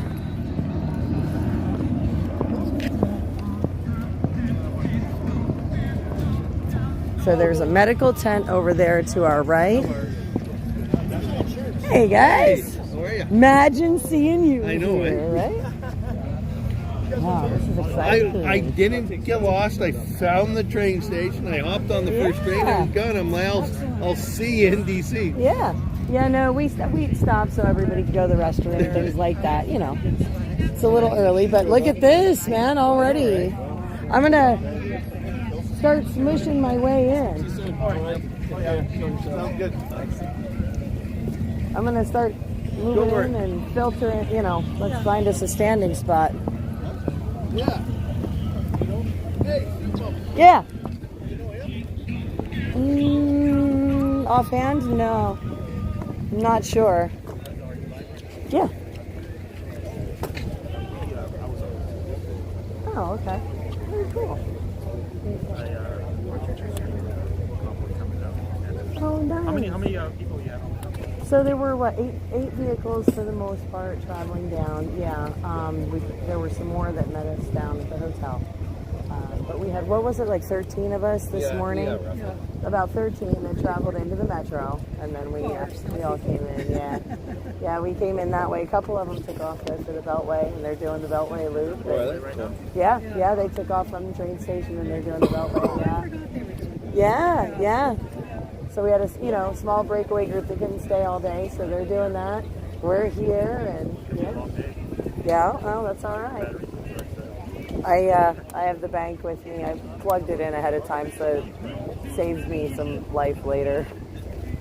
But yeah, I figured if I smush in there now, I should get a decent spot, and we'll hold the space like we always do. We do Trump rallies and stuff too. So yeah, Long Island, I camped out the night before, so I was in my car on the street, like the 5th car outside the venue, just to get in. It was crazy. So yeah, not the first time I've been out in the elements all day, so hopefully, hey, listen, I'm hoping for a fantastic turnout. This looks like it's going to be amazing. Yeah, and they have this whole thing set up so crazy, so this is cool, though. Had we not gone to Niagara yesterday, I would have been down here last night to see the... Yeah, probably, yeah. Oh, I hear bagpipes? Oh, cool. Cool. Awesome. I'm loving it. Well, I'm glad you were watching the stream. Thank you. And Cool. oh yeah, actually, you know what, Sheila, can you take one for me? Sure. Just take it on your phone. Yep.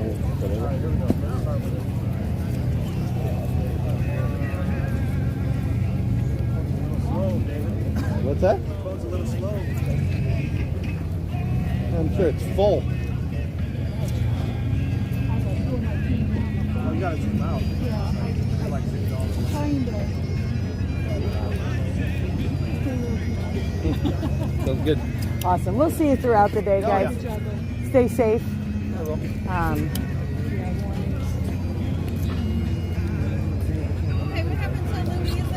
guys have things. I get notifications from all my friends. Yeah, okay. So awesome, guys. Yeah, you hear those boots? That's it. That's it. So, all right, I'm gonna start smushing this way. We're gonna start making our way in here, guys. I want to see if we can't get us a good spot for the day. I love hearing those bagpipes, though. Definitely cool. We got some kilts here. Very cool. So let's see if we can't find ourselves a spot that we like. We're gonna try and do something cool like meander. Check this out, guys. Look at that stage. Right? Look at that.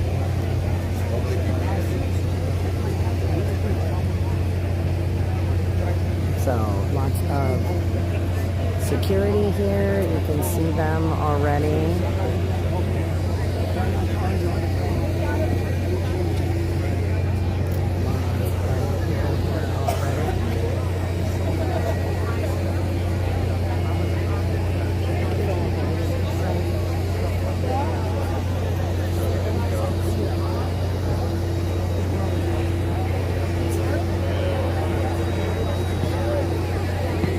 Like the press area up there.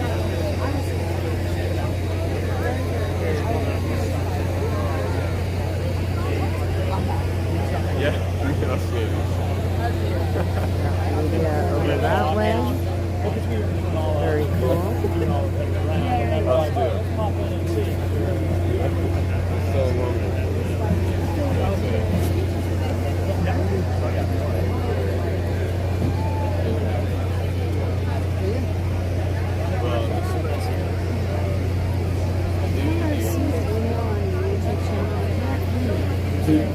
Email is on my YouTube channel. Oh, so you need somebody to pull up YouTube? Well, I have it up. I'm just trying to, do you know where to go to see what email it is? Try account general.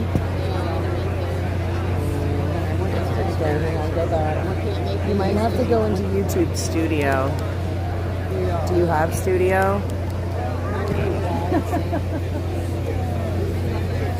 I'm not sure. So did you try under you?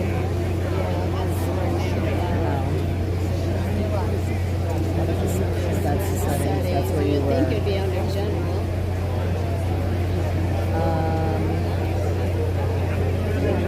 Privacy.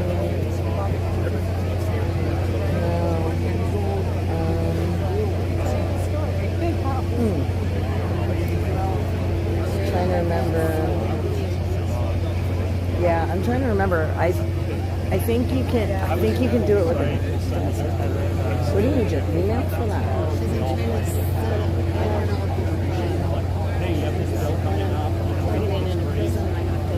Because I'm so late in the game, and I have to all the apps myself. Right. So I need my email to be able to add my YouTube channel to prison. And I have. Well, you don't have it under your Google. I just don't. I have to Gmail, so I don't know which Gmail I set that. Yeah. Because I went into that Coach Kimberly Renee at Gmail, but that email is not connected with that YouTube channel. I've rebranded myself way too many times. Don't do it. It causes issues. I know. That's why I try not to. Yeah, I'm not really sure. I know. Well, the problem is mostly. I want to give everybody a heads up. The first responders are going to be leading, opening up the event with this beautiful flag and the pipes and drums. If you're in this location, if you look behind you, there's going to be orange X's. This is where the flag is going to be. It's 15 by 25 feet. We can't do it alone. We're going to need you guys' help when we're coming in through this alleyway to start spreading the heart disease, if you will, all right? It's going to start at 12:15 back there. You're here. You'll hear the pipes and drums. Thank you for helping us. Get right back in. Get right back in. We're going to be here we're here to back. You go to right here. Basically, where you guys are right now, we're going to stand with the American. Ladies and gentlemen, welcome to Rescue the Republic. This is where your voices are heard. It's time to stand up. Let's have a warm welcome for Dave Rubin and Jordan Peterson.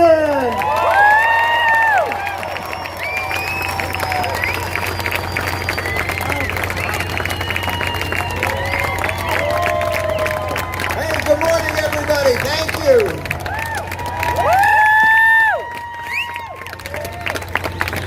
Thank you guys for weathering the weather. You're getting a little special preview of today's event, which officially begins at noon today, but we wanted to kind of tee things up.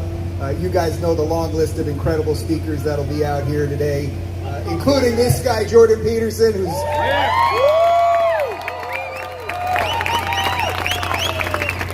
who's wearing 2 suits. That's how hard he's working.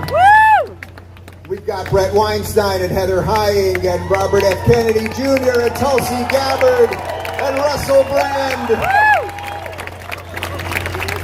and many other great speakers. And we are trying to figure out, guys, exactly what you're trying to figure out. Can we save this thing? Can we rescue this thing? Can we restore this thing? That is what today is about, and we're thrilled that you guys came out early for us on this rainy day. So Jordan and I are just going to kind of diagnose some of the problems, talk a little bit about what you're going to see throughout the day today. And, well, Dr. Peterson, we haven't been on stage together in a couple of years, so this is very nice for me personally. What do you think? Can we restore? Can we save this republic? Where are we at? Well, you know, I've spent a lot of time over the last years traveling all around the world, you know, and I've spent an awful lot of time in the United States. I've maybe been to 250 cities here, and lots of them more than once, and there's every reason to be stunningly optimistic, you know. I mean, the rate of technological transformation is posing all sorts of complex problems, but there's no reason to assume that you people in particular in the United States can't get on top of this. You've got on top of many things many times in the past. And so one of the things we've got to understand that although there are a multitude of problems that beset us, there's an unlimited field of opportunity. I mean, there's all sorts of things to consider very briefly in that regard, you know. When I was a young man, everyone was convinced, especially the Malthusian doomsayers, that the planet could only sustain at most 4 billion people and that there would likely be starvation even at that level by the year 2000. Now we have 8 billion and we'll peak out at about 9 by all appearances, and we've almost eradicated absolute poverty all around the world, and there's absolutely no reason whatsoever that that can't continue. And the technological miracles that are in front of us offer the possibility of a future of unlimited abundance and opportunity if we could shake the anti-human idiocy and the unnecessary guilt. And I think, you know, one of the things that I've also concluded, and I think I've been more convinced of the truth of this all the time, is that which of those directions we go, up or down, isn't predetermined. It's a choice that we all have in front of us, including the choice that you all have in front of you. I mean, that sentiment is exactly why you're here today, because you believe that. And one of the things to walk away from this event with is renewed conviction that you have something to do. That's your responsibility and your adventure, and that's crucially important, and that if you don't do it, then you leave a hole in the world that won't be filled by anyone else. And so one of the things I hope that makes the movement that we're all trying to produce here potentially different from the typical top-down globalist utopian solutions is that it's your responsibility and your adventure. And if we do that properly, and you Americans have done a fantastic job of that for 200 years, then you can renew your country and the whole world, just like you have many times before in the past. So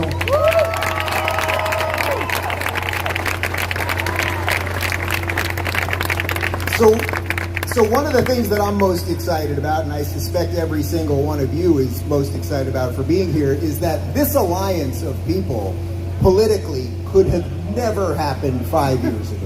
The idea that Russell Brand and RFK and Tulsi, and I see a lot of MAGA hats out there, this thing that is happening right now, it absolutely transcends politics. We're coming together over health, over caring deeply about this country, our founding documents, our founding fathers, all of the beautiful monuments that are here right now. What do you make of this realignment that we're seeing right now? Because it really is, it has the potential to save the country. I don't know that anything else can. Well, I'm very optimistic about it, and also, I would say, very surprised about it in exactly the way you just described. I mean, first of all, we have this strange spectacle on the Republican side at the moment of a very influential group of people who are heading up the Republican movement, all of whom were essentially Democrats. And so that's a remarkable, now they're disaffected Democrats, and that even includes Trump to some large degree. It's certainly the case with Musk and Tulsi Gabbard and Robert F. Kennedy, and so that's, and so that's a remarkable thing to see. And I also think the Trump administration, the Trump presidential campaign has a real opportunity here too, because one of the things that has concerned Americans who are doubtful about Trump over the last few years, despite the fact that his presidency, let's say, was marked by a remarkable peace, and thank God for that,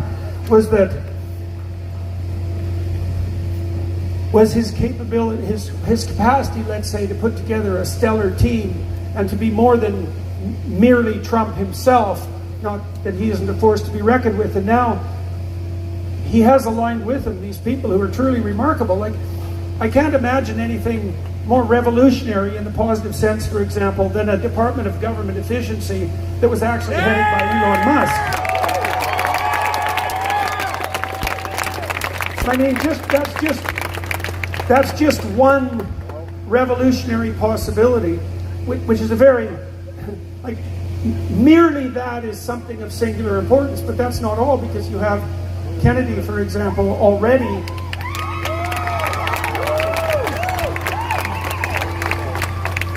he's already transformed the political landscape quite radically and quite suddenly by turning everyone's attention to issues of public health, and that hasn't been a political issue, and it's really quite surprising, because there is an epidemic of ill health that besets America and the West in general. Obesity and insulin resistance or diabetes first and foremost among them, and we have no idea, none of us, we have no idea how much the malaise that affects the country, even politically, is a secondary consequence of ill health.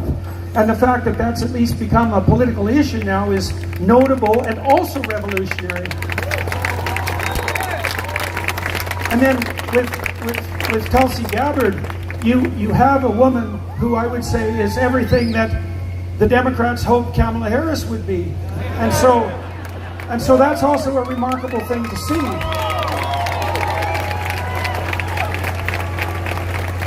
So it would be lovely to see these X-Men that Trump has gathered around him, because that's also a very comical co-occurrence, to see the Republicans, as they move forward toward the election, stress the fact of this team. I don't think that everyone has adjusted their, what would you say, conception of what's happening on the political stage to include the fact that this is now a stellar team. And to start to understand the significance of that, it's a really exciting thing to see. And I guess we're going to see some of that today, right? We're going to see how that's starting to play out. So,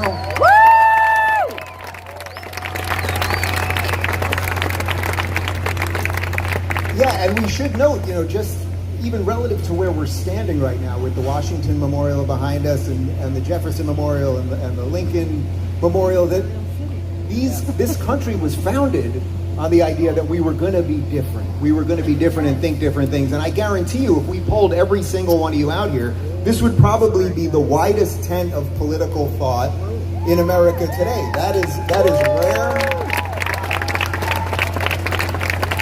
Well, the other thing that's interesting about this team, I think putting together a revolutionary team in the political landscape is always a dangerous thing, because mostly what you want from your political leaders when everything is working well is sort of calm and predictable stability, so that you can ignore the political and you can get on with your own life.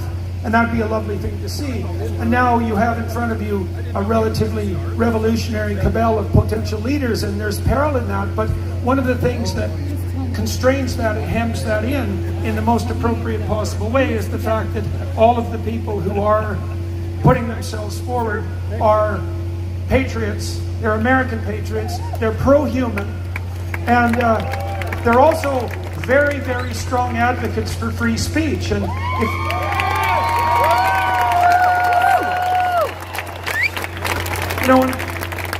one of the things I think that's very useful to understand about free speech is some of the things that are useful to understand about free speech is that in some ways it's a freedom among others. You're free to say what you want, even if you're a fool, even if you're a liar, partly because sometimes people don't know that they're lying, and sometimes they don't know that they're fools, and if they can speak freely, they can discover both of those. But it isn't only one freedom among many, and this is a very crucial thing to understand, because psychologically speaking, there isn't really any difference between free speech and thought. Like, if you're capable of thinking, then at least part of what you do when you're thinking is conduct a debate that's essentially free speech predicated in the confines of your own imagination. You divide yourself into more than one person. You put forward a party in your imagination that stands for different opinions, and you let those opinions speak to one another, and you debate. And the reason you do that is so that you can think something through clearly. And the reason you do that is so that you can act more efficiently and intelligently in the world. And so free speech, being not merely one freedom among many, is actually the mechanism by which human beings and societies compute the transforming horizon of the future. That's the edge that we live on. And if you interfere with free speech, then you interfere with the mechanism that allows people to transform and adapt. And if you do that, well, obviously you're going to stagnate and fail. Like, clearly. Now, it's a messy business, because when we're faced with what's truly unknown, we don't know what we're doing. We have to dispute and argue, and even intensely, and even in a way that will put people's feelings on the line. It's a lot better to have your feelings on the line than your life, you know?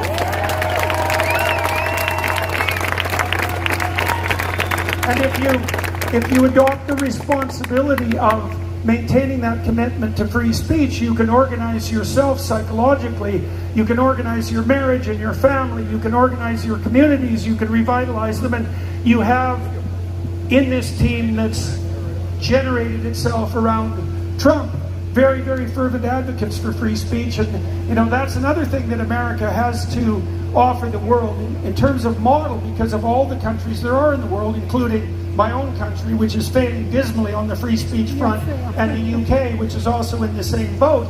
There's nothing that you Americans have brought to the world that's more compelling and necessary than the primacy of freedom of thought and speech.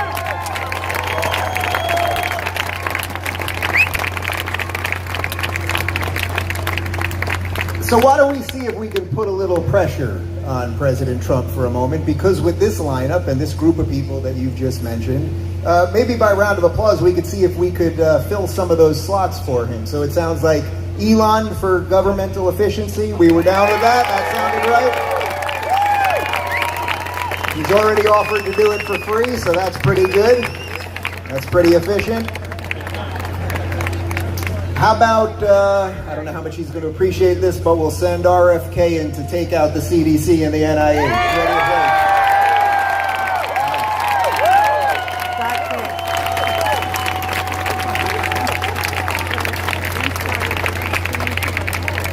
Tulsi's definitely not going to be happy with me, but Secretary of Defense sounds right.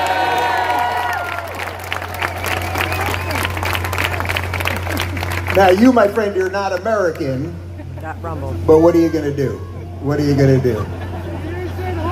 Well, I'm going to at least be very pleased to be here. I mean, I've been in... Wow, you became a politician right there. That was... I spent a lot of time in Washington in recent years and in the United States over the course of my life, and it's a real privilege to be here. I mean, it's a remarkable thing to be here today and to be involved to any degree at all. And so, you know, I'll do what I can in any manner that I can, including what we're all going to do today, and hopefully this will work out wonderfully.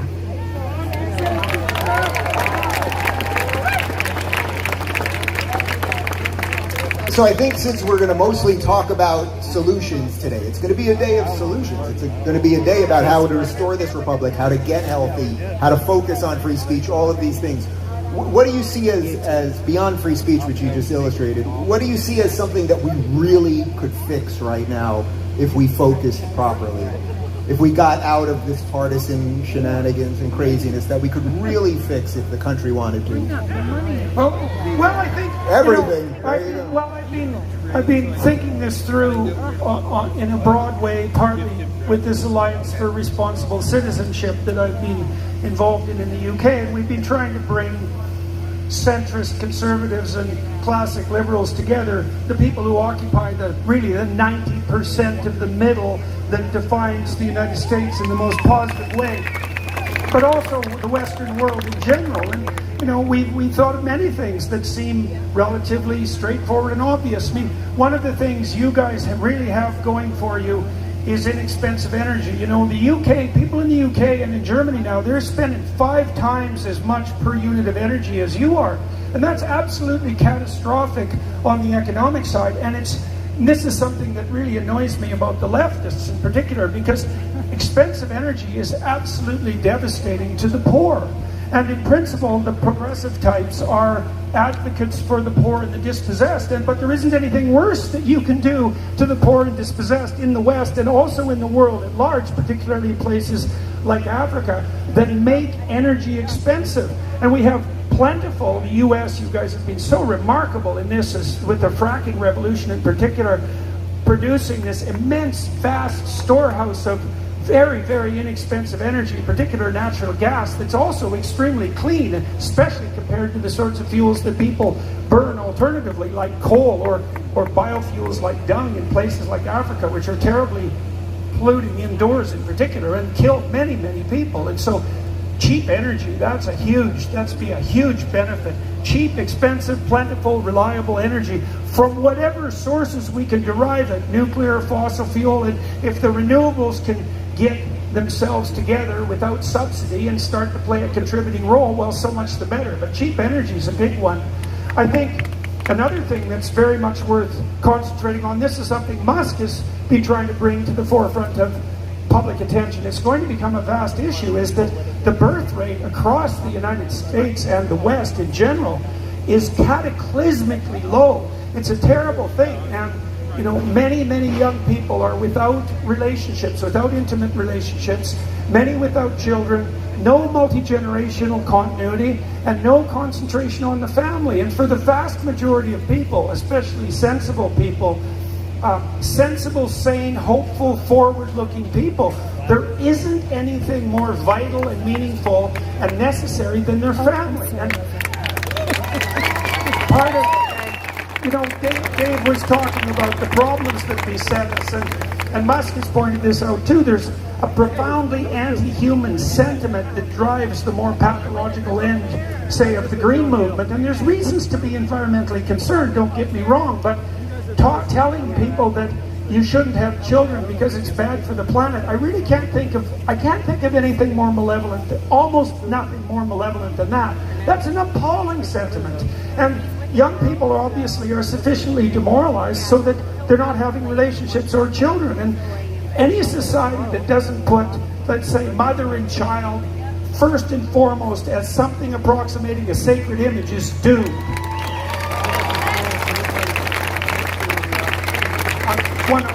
I'll mention one more issue that I think is relevant too. You know, like, there is one thing that the left and the right agrees on. You know, it's a strange thing, and the commonality here is not often pointed out. But, you know, the left is very skeptical of big corporations, or at least used to be. And the right is very skeptical of big government. And it doesn't take a real genius to point out the fact that both sides are skeptical of big. And and there's something to really be said about that, because one of the problems that occurs when organizations grow beyond their suitability is that they start to capture the systems that are supposed to regulate them. And you see the emergence of a kind of corporation, governmental agency, media fascism. And fascism is derived from a word that means to bind together. And when the giants at the top start binding together, you're in a dynamic that looks something like tyrant and slave. And so one of the things that everybody, especially on the American side, could come together and agree about is that we have to be very careful that our radically successful enterprises, media, government, and corporations, don't get so top-heavy and gigantic that they start tromping around blindly and destroying everything. And that's a completely bipartisan issue, and one that's necessary to address.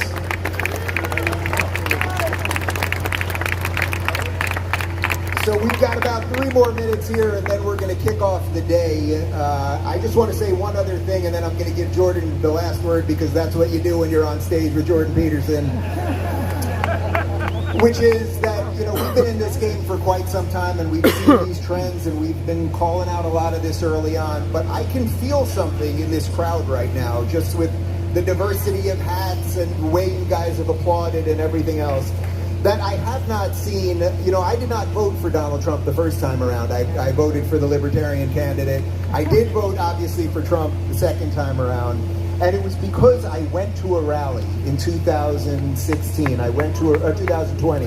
I went to a rally, and I saw this. I saw a group of people who love the country, who want to set the differences aside, who don't care. Who don't care about all the little things that divide us. We can get to that, but we got to save this thing first. And that's what I see, the seeds of being planted right here. That's why it's an honor and a pleasure to kick off today with you. And I will give Jordan the last word.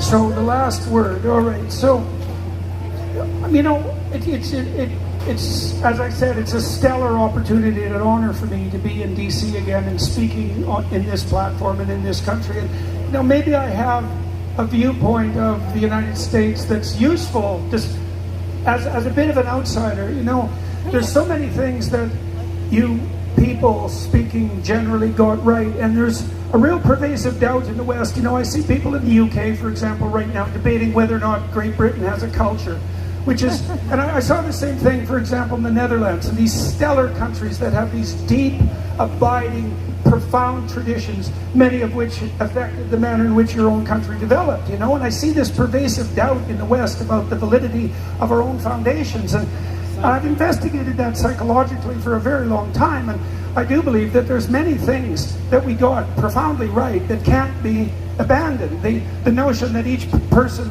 is made in the image of God and has a value that's intrinsic outside the political, you know, and that's true for man and woman alike. That's a revolutionary proclamation, and any society that fails to accept that immediately degenerates into something like a tyranny.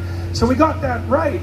The notion that free speech is necessary for the reasons that we already described, that it maintains and sustains and expands both the psyche and the state, that's right. These are foundational realities. The notion that individual sacrifice is akin to responsibility, that's associated with adventure, and that the sacrifices that you make on behalf of your own well-being, your wives and your husbands, your children and your communities, that's actually the foundation of civilization, right? The sacrificial gesture is the foundation of civilization. That's exactly right. And one of the things that we could walk away from this rally with is a renewed understanding and appreciation for the fact that the fundamental ground under our feet is as firm and rock solid as it could possibly be, and that if we could advance into the future with what of kind of a faithful, courageous optimism rather than a naive optimism that there's absolutely no limits to what we can do. And you can see that expressed by someone like Musk, because Musk is literally aiming at the stars, and there's a fair bit of performance in that, right? It's like, what's humanity capable of? Like the moonshot demonstrated, for example. What can we do if we set our minds to it? And the answer seems to me is that there's an unlimited future of possibility and no necessity for that Malthusian limited resource, zero-sum, dismal power game that seems to beckon as the alternative. So, courageous optimism and appreciation for our foundations. That's a lovely sentiment to end this with.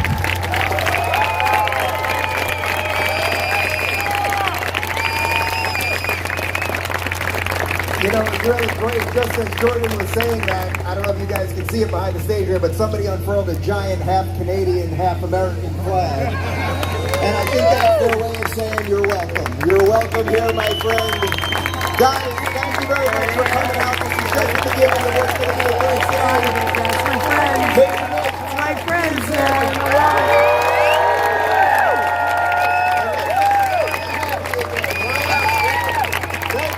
Thank you, everybody. Very nice to see you all.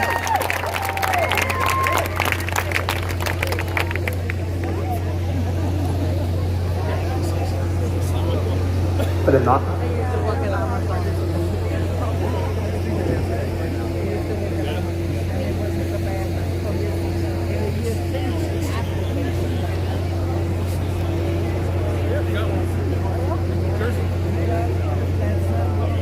Alright guys, this is awesome. You can see this is really filling up. Hi sweetheart, how are you? Good, where's your crew? All over the place. I told them I was swishing my way up front, and there's Randy and Kim. I don't, oh there's Wayne. Okay, got a Wayne. Wayne, have you seen Sheila lately? Have you seen Sheila lately? We need to find Sheila and make sure we get her up here with us so we don't lose her. Yeah, they're coming in here with a big 15 by 20 flag or something. Yeah. Yeah, so that's going to be nice. Hey, how are you? Better now that you're here. Yeah. Oh, by the way, I did say something to all of them, so you may see some of them come down tonight. Good. Corner. I won't be able to make it because, you guys know I have my business, so I got to get back home. But I did talk to Kim, the lady doing all the stuff for Take Our Reporter back, and said something to her eventually. And I think she messaged Mickey.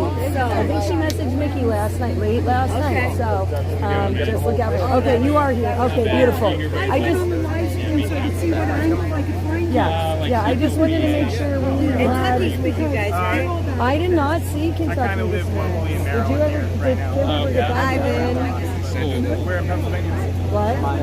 You know where I never even thought of it. But I said to her to ask to Zelle half of my you. childhood. I can text her. Please do, because that was my fault. I was supposed to message her, and I think I died last night. I was stunned. I got in. You guys drove through? Yeah. Oh man, you can ask Sheila. I was out. I think I was out before you. I was like, said something, and I forgot. Yeah, because I forgot. I was like, oh, I have to set something. I forgot all kinds of stuff last night. If anybody asks about the vigil, tell them to GPS the Congressional Cemetery. Okay. Congressional Cemetery. All Because right. that'll bring them, basically around back. Well, like I said, I think Kim messaged, I think she messaged Mickey, so I think she'll work it out through her, but yeah, message Kentucky. I can tell her it's my, I did. When we got it, I was done. I might try to. Not as fervently as I am. I tried to get to find it, but that's a long drive. I get it. 6 hours. I was jacked. I was just stunned. So, yeah, I have a couple of them. I'm sure there'll be millions of people who find out how to get it. I'm done by that. It's pretty awesome to be here in person. All that, I was watching what you guys were traveling. girl. I'm telling you, I was all beside myself, and everything that was in my head was just gone. So, and I didn't know, but now I feel terrible because you just reminded me now, and I'm like, yeah, please tell her it is all my fault, and I'm so sorry. Oh my gosh, she's gonna kill me. I hope she doesn't. I know she'll understand, but it's just really that stinks. But I'm gonna try to make my way over to get a hug from Mom. You make sure if she brings pop, make sure she brings it to her. Introduce someone named Spirit. Give it up for Spirit. You can find him at Spirit Raps. He wrote a viral song called OMG, which went viral. It shows all the canceled musicians and artists. James O'Keefe, everybody. And he's gonna sing you guys his song. His video is gonna be playing, so check it out. Spirit Raps. Give it up, everybody. Great to be here. It's an honor. It's an honor. I missed. It's an honor. I'm going to perform a song called OMG. I got inspired when they took James O'Keefe off of his company. And I'm not famous or a billionaire, but I do have talent, and this is my way of aiding in the culture war. And so I hope you enjoy it. Oh, I was thinking more like Richie. They're currently finding the video. Like a Lionel Richie or a James Brown. Anything going on? So James Brown. I think it's more James. As they find a video, well, maybe a cross between. I would like to tell everyone in the audience, if you're also thinking about doing something, I encourage you to do it. You don't have to be famous. You don't have to be a billionaire. You just have to have courage and take action. And the world would be a better place if you take action. If just one of you in this audience take action and do the right thing, the world would be a better place. And so, do not wait. Don't wait for the money. Don't wait for the fame. Don't wait for the connection. You can do it right now. You can do it. I'm only on this stage because I did it. And the organizer, Matthew Toon, he saw the video. He was like, okay, let me get you on, you know. And, you know, I could only dream to be on a stage like this in front of all you people. I'm honored. I'm so honored. Thank you so much.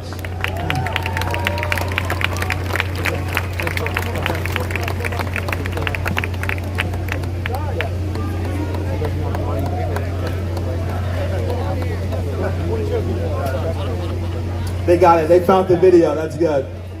All right, let's play it. Let's do it.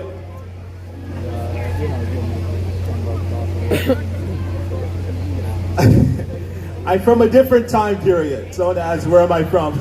I'm here to create a new renaissance.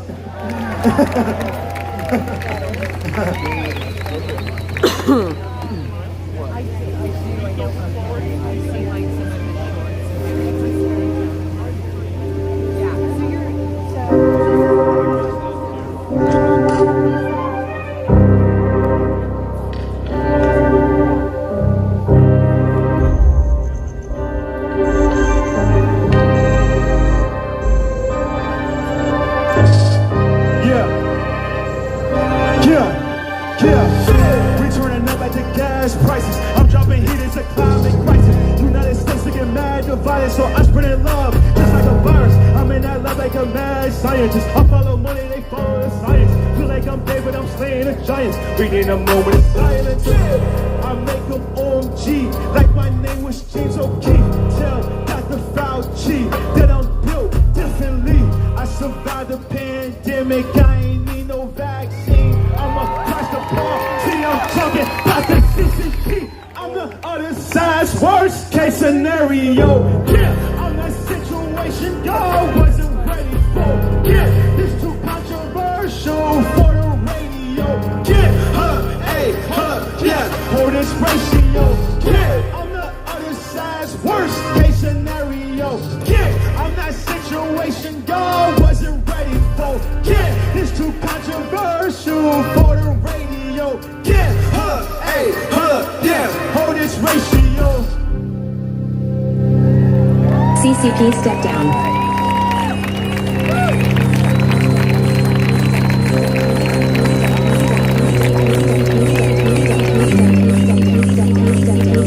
CCP step down. Thank you, thank you. We have to rescue the Republic. Communism is trying to attack. We are rescuing the Republic from communism. I created my video with AI. If there's anyone in the audience who would like to learn from me, just DM me AI at Spirit Raps at any of my channels. Instagram, Twitter, I would teach you. And let's do this. The Renaissance is here. Give it up one more time for Spirit. I have the pleasure now of now. My name is Deepak, by the way. I'll be playing a little bit later. But give it up for yourselves out there, everybody. I'm going to have the pleasure of introducing a dear brother of mine named Gary Lynham from Human Garage. Who's heard of Human Garage? That's right. These guys are traveling the world, healing the people from the inside out. He's going to come and share with you some things, and we're going to work together for the next 10, 12 minutes on some self-healing. So let's bring out Gary Lynham, everybody. Hey, everybody, welcome! Rescue the Republic, let's hear it! Yeah! This is personal health sovereignty. Yeah! It's time to take back our rights and our ability to care for ourselves. Yeah? Okay, let's do a little bit here today. Come on, everybody. I want you to do me a favor. Rub your hands together. And what we're doing is open up the fascia on your hands, get nice and warm. This is how we communicate. I want you to rub your knuckles. And then I want you to rub your fingernails together. And clap your hands really loud. Hard. Very hard. Thank you. You're healed. Okay, stand in place if you can. Just sway your body back and forth. Yeah. Because when you move your body, you're healthy. But we don't move very much anymore, do we? Okay, so with our hands, I want you to follow something with me. Take your right hand, put it on your belly button, go to your right 2 inches, and down, right above your right hip. And imagine this is an antenna. Take your left hand, put it on your neck. There you go. Okay, now we're going to breathe in together 6 times, 3 through the mouth and 3 through the nose. So with me, breathe in. Again. Again. Through your nose 3 times. 2. 3. Say, I'm letting go of the grief that I'm holding in my body. Shake your hands out.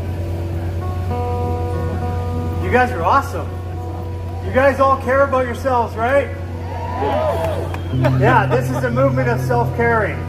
We have 30 million people around the world, millions of people online, and yes, we have been censored a lot. Yes. We got shut down recently, but we're back. Yeah. Because we teach people how to heal their body around the world free of charge. We're on a worldwide tour, and you guys are a part of this. Yes. Take your right hand, put it underneath your right rib cage there. This is your liver. This is action and anger. Take your left hand, put it back up. Breathe into your mouth. 2. 3. Through your nose. 2. 3. Okay, say I'm letting go of the anger. I'm turning it into action. Yeah. Watch how your brain starts to clear. You feel a little bit better. And it's awesome that it's raining here. That connects us, right? Okay, take your right hand, put it on your left side of your rib cage. Pull the skin to the center. This is your stomach. It's all about belief. Breathe in through your mouth. 2. 3. Through your nose. 2. 3. Say, I'm ready to believe in myself. Words are very powerful. They program us all the time. Move your hands. These are how we process emotions. And you know, so we don't raise our hands anymore unless we're like being arrested. Been there. Or unless we're at a concert. But moving our hands and our shoulders are what keep us healthy. So go down to your left hip. Pull the skin up toward the center. This is for all you overthinkers. Okay? None of you out there. Okay, breathe in. 2, 3. Through your nose. 2, 3. Say, I no longer need to overthink to feel safe. I feel safe. Yeah. Move those hands again. I know you're packed in place, but move your feet a little bit. You guys are awesome. I can tell you really want to be here. When we are healthy inside, we have healthy exteriors. And it's easy to learn how to help yourself. We put videos on all over with millions of people that are learning self-care. People that are coming out and actually healing themselves from vaccine injuries, as an example. Take your right hand, put it right down into your bladder. Okay? Put your left hand up here. Say, hello, bladder. It doesn't matter. Bladder's about fear. So breathe in. 2, 3. Through the nose. By doing this, 2, 3. Say, I'm letting go of the fear that I'm holding in my body. Right now. Yeah, move your hips around. Yeah. Get everybody moving their hips. But don't hit the people beside you. Okay. And see, as we bring these 10 organs into focus,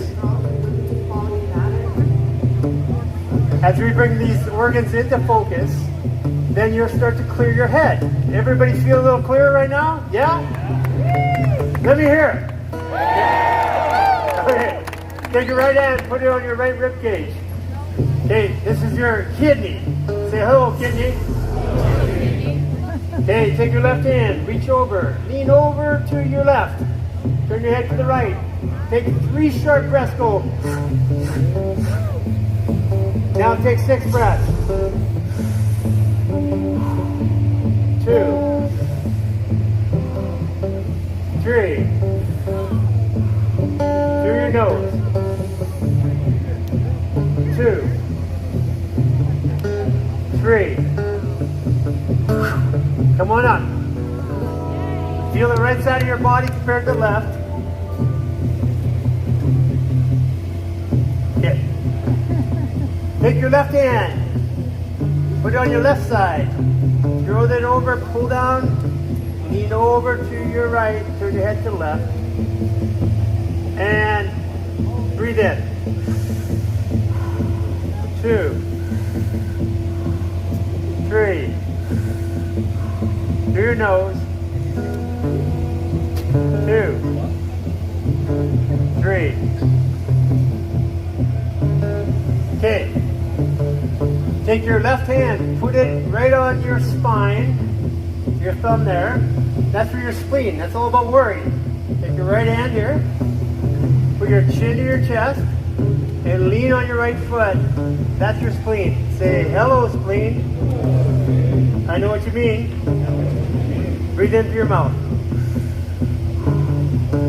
2, 3. Through your nose. 2, 3. Say, I'm letting go of the worry that I'm holding in my body. Watch your mind clear. Come on up. Okay. 1 minute. Okay, so what we want to do is we want to get ready for everybody. So we're going to sync all of us together into one big sync. If you can do it, yeah, let's do it. Because healing happens in community. It doesn't happen alone. And healing doesn't make, when we want to heal, we're sick, we want to retreat. But we come out, we heal. So take your right foot, cross it over your left. It's going to be a little tricky for some of you. Take your right hand, put your left, take your left hand on top, turn your head to the left and your body to the right. Okay, now what we're going to do is take 6 breaths together, 3 through the mouth. Breathe in. 2. 3. Through the nose. 2. 3. Turn your body to the left and your head to the right. Breathe in through your mouth. 2. 3. Through the nose. 2. 3. Unravel yourself and feel a little bit high. Yeah, you feel high? That's what feeling high on your own supply is. And sometime you're gonna feel so good they're gonna want to regulate it. You can only do this once a day. We have a worldwide movement that's helping people learn how to heal their body with over 30 million people, with 4 million people on platforms, and with over 1 million practitioners prescribing this. These are movements that you can do to heal your own body. Check out humangarage.net, and all of our programs worldwide are free. Thank you, everybody. Welcome. Appreciate you all. Thank you guys, everybody. Give it up one more time for Gary Lynham, Human Garage. And that's the real Maha right there. We're here for Maha, a lot of people, right? Make some noise for Maha. So, making the world healthy again. That's one of the ways you can do it right there. Want to give it up? All right. We're about to start the Bain show in just 2 minutes. We'll see you guys in a little bit. Make some noise for yourselves for being here. Rescue the Republic!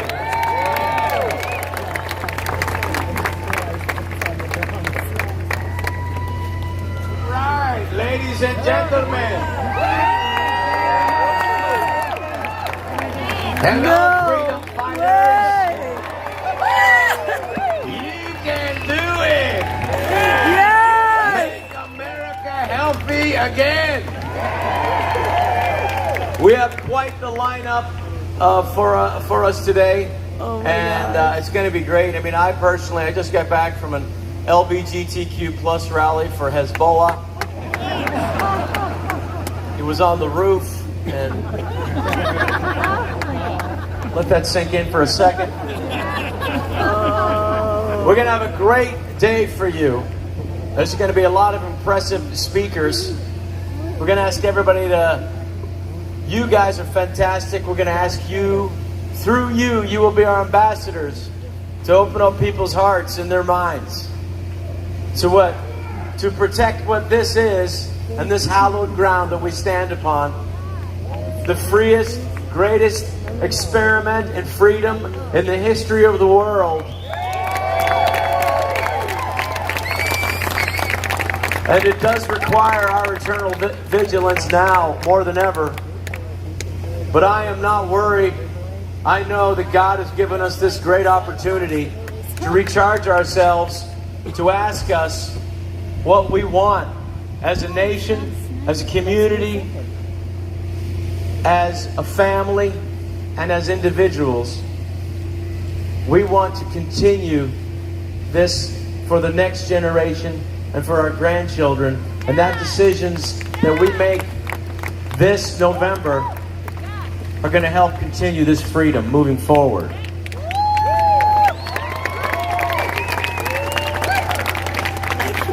The great people who founded this country never asked and never They didn't say that they wanted a perfect union. They wanted the opportunity for a better union. And that's what we have here. Now, we're going to have a lot of speakers coming up. We'd like to start this off with a little music, just to warm your bones right now, as it's a little wet out there. They have a new album called Revolution. Please welcome our good friends and freedom fighters, Skillet!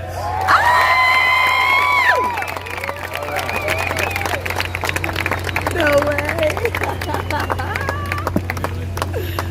Sweet! I'm glad we got here early. I'm just saying, this is great. We're still waiting for Skillet. All right. Share some jokes. They're just finishing a prayer, and then they're nice. coming. So, Here we go, guys. all right, ladies and gentlemen, here they are. Please welcome. They just did a nice prayer. Please welcome Skillet. Come on, guys.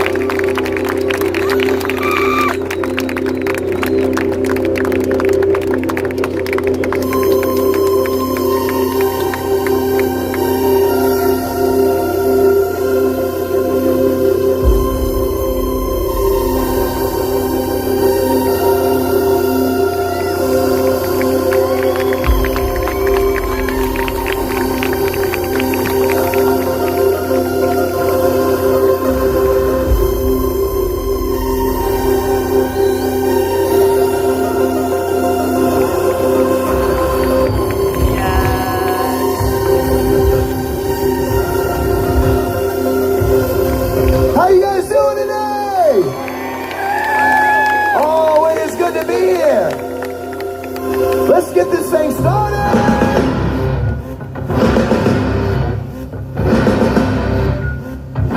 If you know it, sing it with me. I feel the feeling. It makes the power. I feel the feeling. It makes the power. I feel the feeling. It makes the power. I feel the feeling. It makes the power.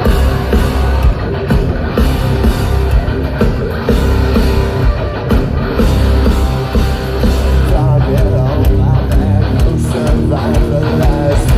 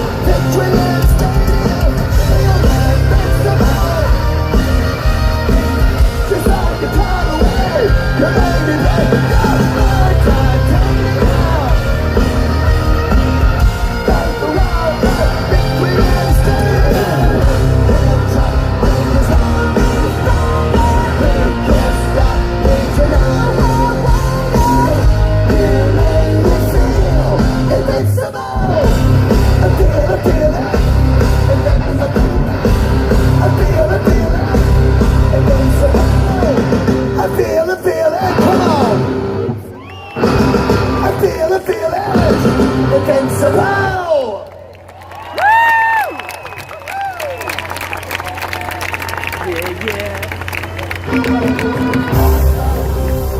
Oh, good morning. You ready for a good day? Oh yeah! Woo! I got here, I said, whoa, it smells like freedom! We're here to have a good time and to stand up for this great country and the principles that started it. This is the resistance. How many people join the resistance today? Come on! Whoa!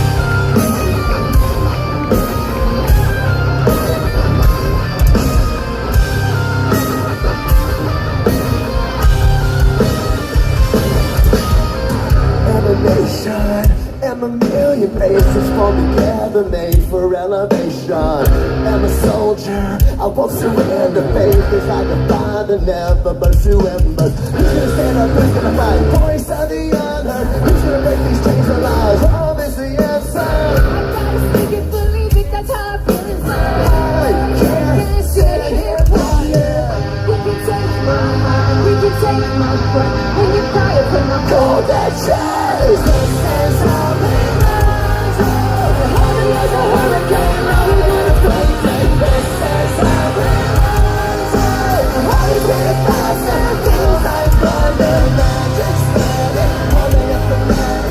It's all new, they can never have it. This is how we rise up. It's all resistance, you can't resist us.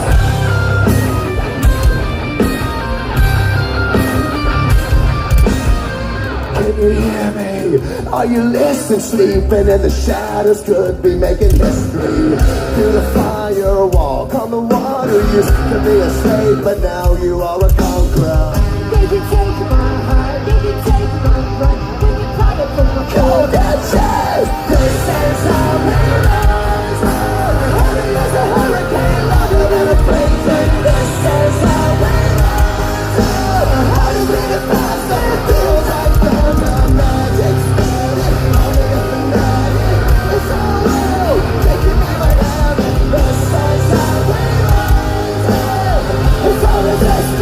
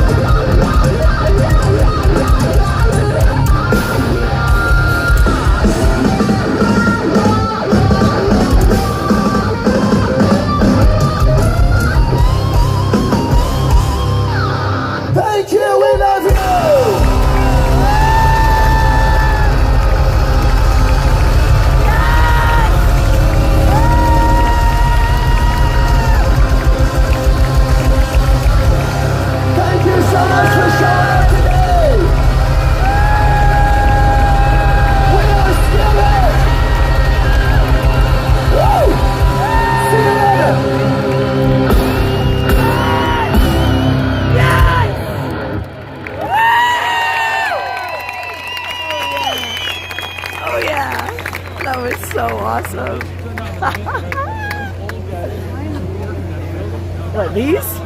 Oh, this is great. It's like I just say like to that.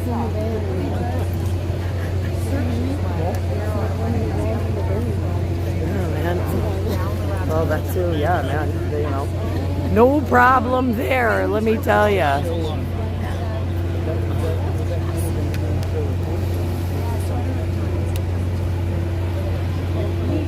Let's just zoom out a little here. That was so cool.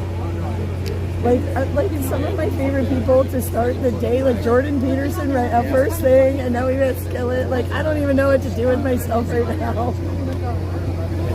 This is gonna be a great day for me because I'm just like there are so many people that I really truly find inspiring and love that are going to be here today, and I'm just like, Wild Horses couldn't have kept me from this thing. No way. Can you show me how to mute and Mute. I have no idea, but that's mute. So I can definitely mute you. Pausing, I don't know because I don't pause. No, I just mute. I'm not that kind of person all the time, you know what I mean? Oh, that was Robert Malone. Dr. Malone. That was the Frontline Summit, or no, Defeat the Mandates. Okay. There's RFK. Look at this. Oh, this cool footage. Wow. Yeah, look. Secure our national borders. I'm tired of the United States doing nothing to protect the American people. Our children. To defend our children and to save an entire generation. Restore critical thinking in education. I think that the time for change is now, and enough is enough. And above all, break our addiction to war. The nuclear threat is an emergency of the highest order, and we are all in the crosshairs of this emergency. That's Jill. We must set aside our differences, work together to fire those warmongering politicians from both political parties. Everybody from the left, everybody from the right, everybody from the middle coming together to realize that we have more in common than divides us. What unites us is so much stronger than anything that divides us. We're a country of love. We're a country that care about people. The one thing that brings us together here today is that we value life.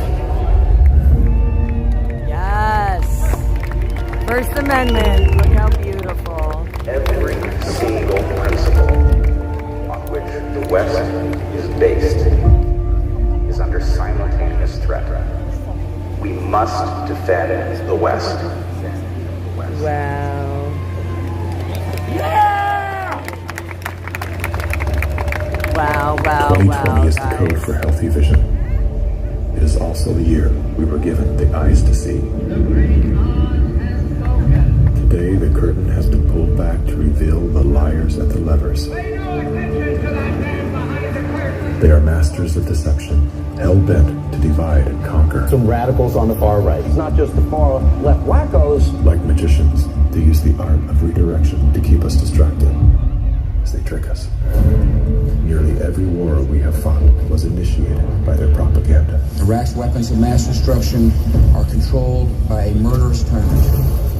As their empire of lies is collapsing, they are becoming increasingly desperate and dangerous. Russia, China, and Iran have announced the three nations are seeking to strengthen ties. The alliance that's been formed should chill us all to the bone. Their reckless war games have united a deadly alliance.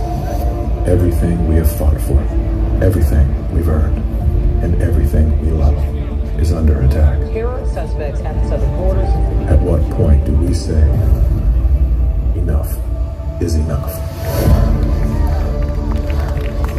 Now is the time for the American people to wake up and rise up. A rebel alliance is forming in the name of liberty and life.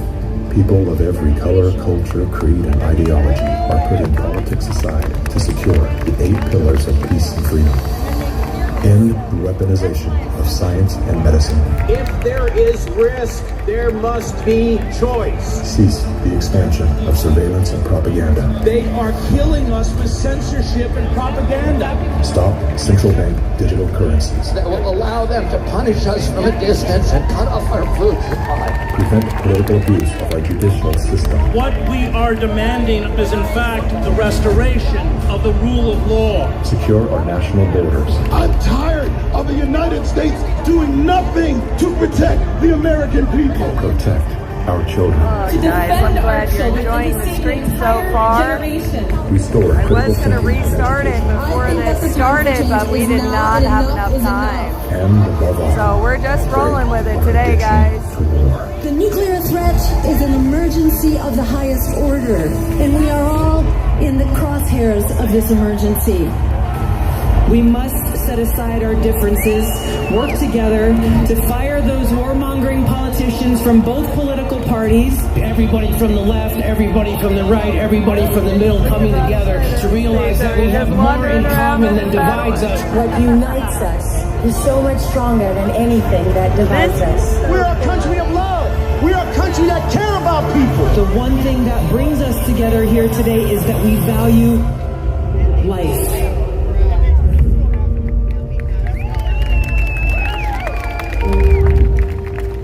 Every single principle on which the West is based is under simultaneous threat.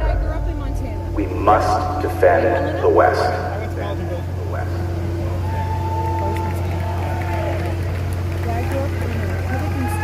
Republican family. My father was in the All right. military. USA! USA! USA! USA!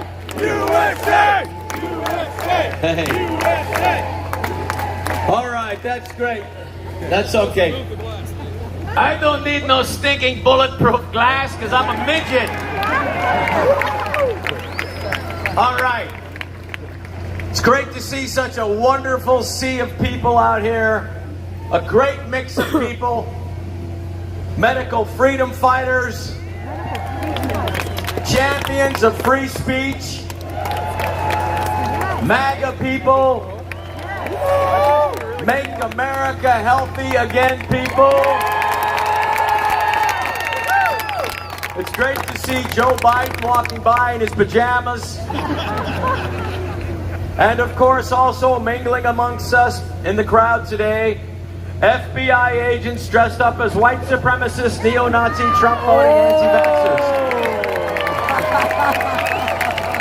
Always great to have you here, gentlemen. Wearing the same khaki pants. The anniversary of January 6th is fast approaching. January 6th is, as Kamala Harris and the Democrats called it, the worst attack on our democracy since 9/11 or Pearl Harbor, or as any rational observer might refer to it, January 6th, the FBI guided tour and costume party at the Capitol building.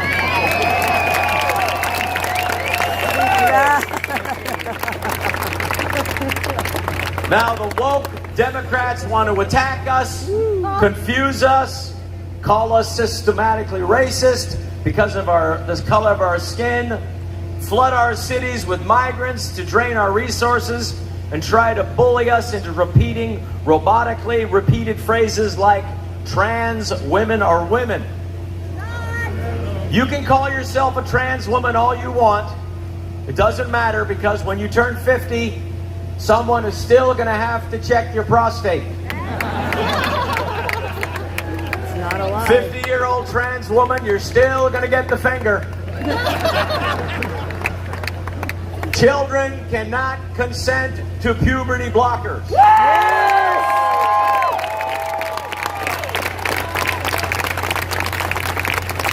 Do you remember how awful those gay conversion therapy sessions were? Bad, right? Yes. Trying to talk someone out of being gay. Well, do you know what's way worse? Cutting off the breasts of young girls and mutilating young boys and poisoning them with castration puberty blockers. This is being embraced by the LGBTQ+ community. Now, in our society, 14-year-old girls aren't allowed to drive, vote, get a tattoo, buy a gun, see an R-rated movie, or join the army because they aren't mature enough to make decisions like those. Yet in democratic states, they can choose to make decisions that can make them permanently infertile. In America, you can't even rent a car until you're 25 years old. What does Avis, Hertz, Alamo, and Enterprise know that the Democrats and the medical establishment seem so ignorant about?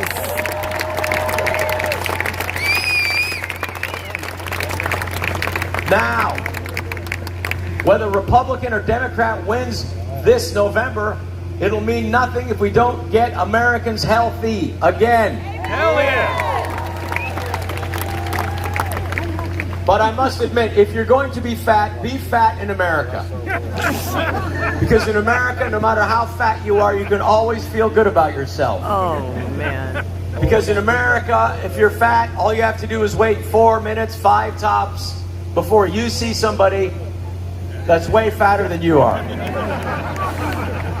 It's like, man, I feel terrible, but look at that piece of crap. How is that even standing? We are here today because we love our country and we see it sliding into perilous waters where the hurricane of tyranny threatens to drown our cherished liberties. We're in a country that, in its current system of elections, only allows 2 political parties, and one of those parties, the Democratic Party, has disguised itself as the party of the people, as the party of decency and truth, of protecting democracy, of peace, of being the savior of women's rights, of being the party of the worker. Nothing could be further from the truth. Democrats are no longer the party of the people.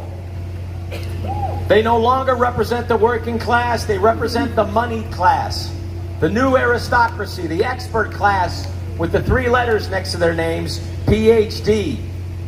They collude with tech companies and use censorship to silence those that dare disagree with the authoritarian policies. They use lawfare to attack and imprison their political enemies. They close small businesses, churches, while they leave open big businesses, liquor stores, and strip clubs, which I'm grateful for.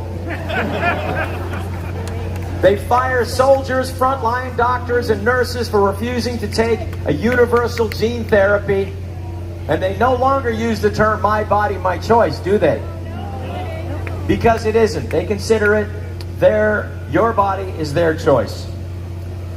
They allow 10 to 20 million people to illegally cross over our border, bus and fly them to places where nobody in those communities voted for them to come.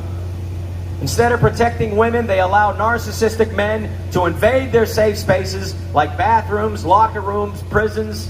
They deplete our nation's treasure by continuing to spend hundreds of billions of dollars on forever wars that push the world closer to World War III.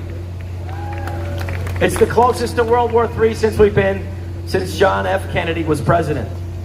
The average American now has to choose between buying groceries or buying gas. Kamala Harris and Tim Walz do not believe that free speech is our most basic right guaranteed under our First Amendment of the Constitution of the United States, our Bill of Rights. They mistakenly call free speech a privilege. They are in error.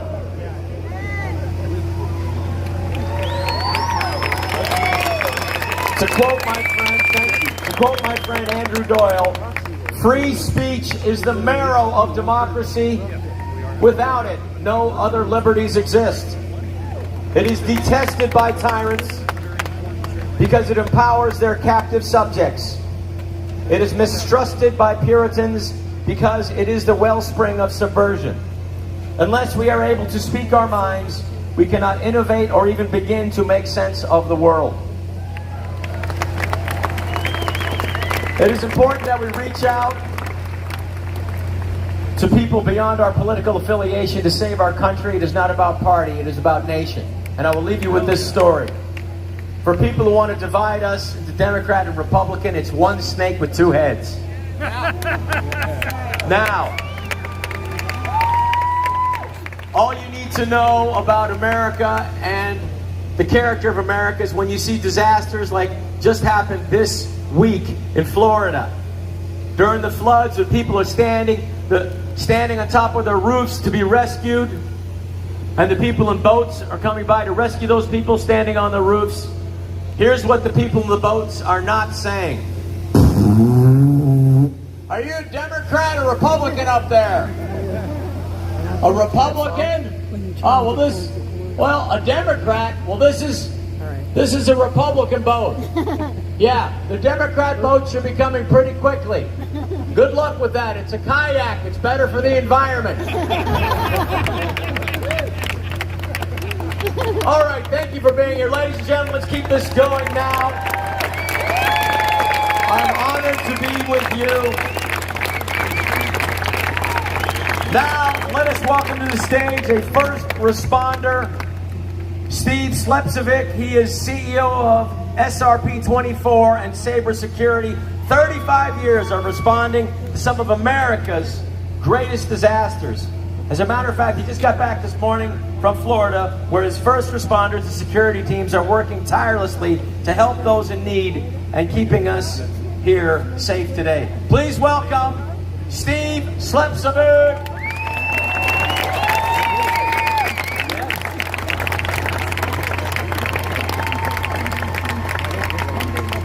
Oh, it is so good to see all you beautiful, fearless, loving patriots standing in the rain. While millions are watching online, we're making history here today. Yeah, you know, it's interesting, right? DC. Great show to keep people from coming here. This is our capital. This is our land. My name is Steve Slepcevic, and it's a great honor for me to stand here beside you today. Each of you is not just a spectator. You're a defender that has taken a committed stand for something much greater than ourselves. Today we gather to ignite a fire of unity and rescuing our republic, to secure a brighter future for our children, to restore our land, our food, and our values that made this country a beacon of light and freedom in a very dark world. Before we begin, I want to draw your attention to the distant perimeter. Out there, you will hear a powerful sound of pipes and drums that are going to be cutting through the air as they move their way towards the stage. Tell you a little bit about what this represents. These are the firefighters from every corner of our great republic.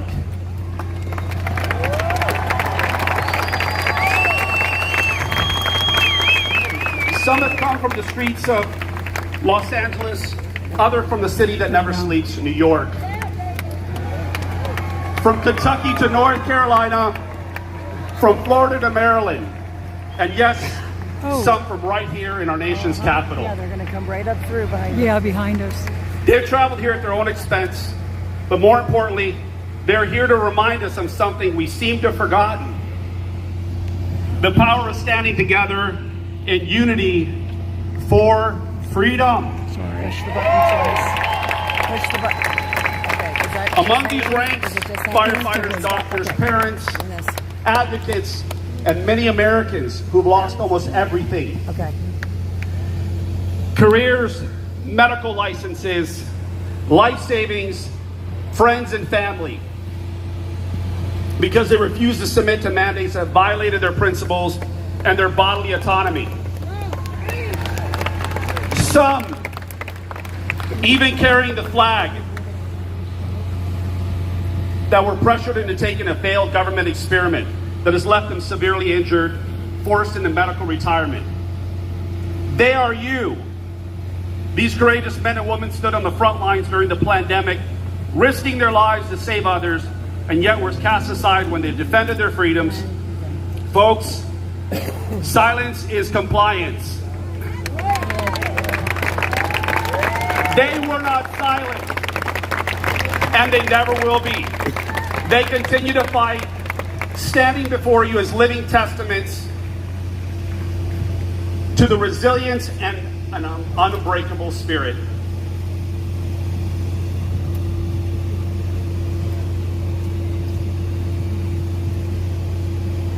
To those among us who serve as firefighters, paramedics, doctors, nurses, law enforcement, military, and our amazing veterans, please raise your hands.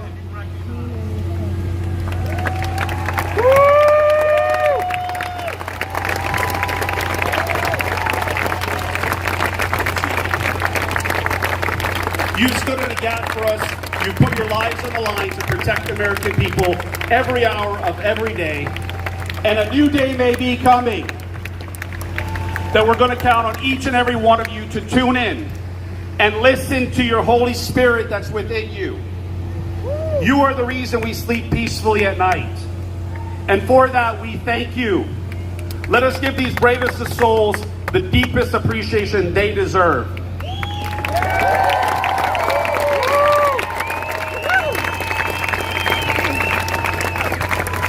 As these firefighters make their way to the stage, I want to draw your attention to two American flags they carry with them. The larger 25-foot flag brought here by New York firefighters tells a powerful story, a story of courage in the face of tyranny. During the mandates, these firefighters from FDNY, a group called Bravest for Choice, led thousands of Americans across the Brooklyn Bridge in peaceful protest against political overreach. Their actions sparked a movement, one that rose from the ashes of despair and ignited hope for millions. Meanwhile, across the country in Los Angeles, another powerful group called Firefighters for Freedom stood against the same forces, locking arms, fighting for their right to serve without having their freedom stripped away. From the West Coast to the East Coast, from the North to the South, joining forces in our nation's capital, alongside an amazing group of frontline doctors that represent thousands of doctors and nurses around the world who took an oath to do no harm. And simply say enough is enough. Please welcome these amazing doctors. Asim Malhotra, Marta Webby, Ryan Cole, Renato Van Robert Malone, Pierre Corey, Kimberly Biss, Craig Wax, and John Witcher. These are your heroes right here. These are your doctors that weren't afraid to speak out and would not be silenced.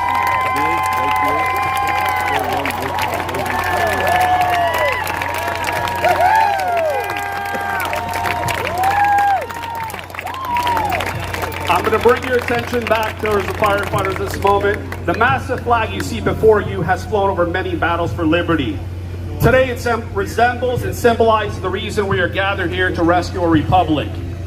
Each of us, no matter how small our actions may seem, creates a ripple that builds into a wave of change. Today we are that tsunami, moving as one heartbeat, one breath. Now there's a second flag, smaller but no less significant. It bears the signature of every firefighter who's traveled here today.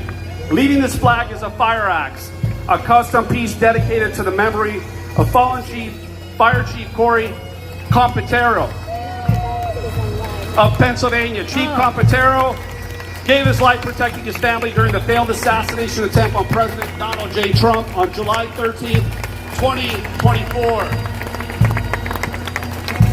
Today we honor him not just as a fire chief, but as a father, a brother, a son, and a true patriot who laid down his life for this country.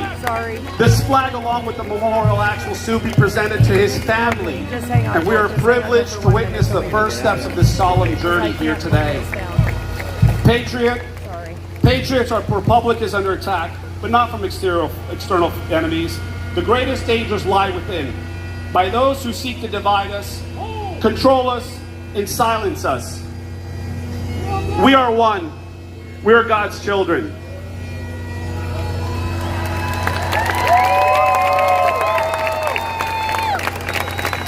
Make no mistake, this republic was forged in the fires of defiance, and today we stand as heirs to that legacy. We will not surrender. We will not back down. We are rising up using our voices to speak truth and do good in the world. Just as these brave firefighters stood together, we are taking a stand to restore our nation to its founding principles. One nation, under God, with liberty, indivisible. One nation under God, indivisible, with liberty and justice for all. If not now, when? If not here, where? If not us, who? Now's the time to act, not tomorrow, not next week, today. Each of you carries a spiritual flame within you all to remember. Thank you. You are that powerful flame that lights the way for others. That flame is power, truth, love. There are but a few thousand. If you're committed to declaring your independence and ready to move forward and rescue our republic, in your hands and let your voices be heard. God bless you, and God bless the United States of America.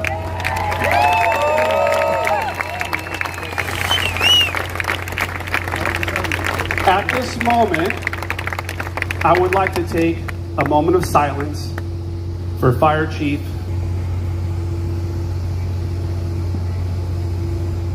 Uime Otsa, Uime Sina, Isveto Kaduha. Amen.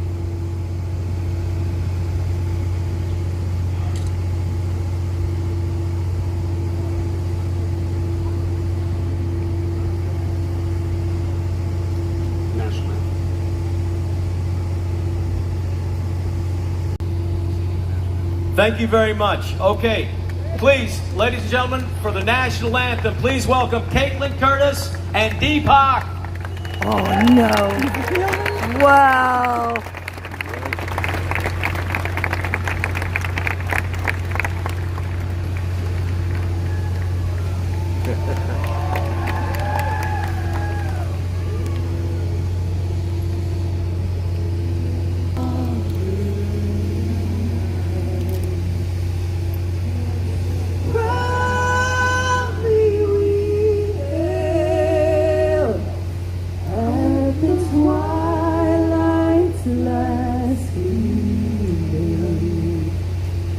Whose bright stripes and bright stars on the ramparts we watched were so gallantly streaming, and the rockets regular,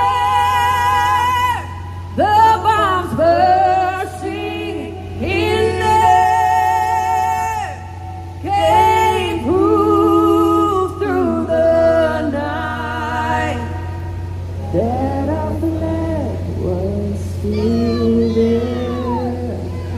Oh, say does that star-spangled banner yet wave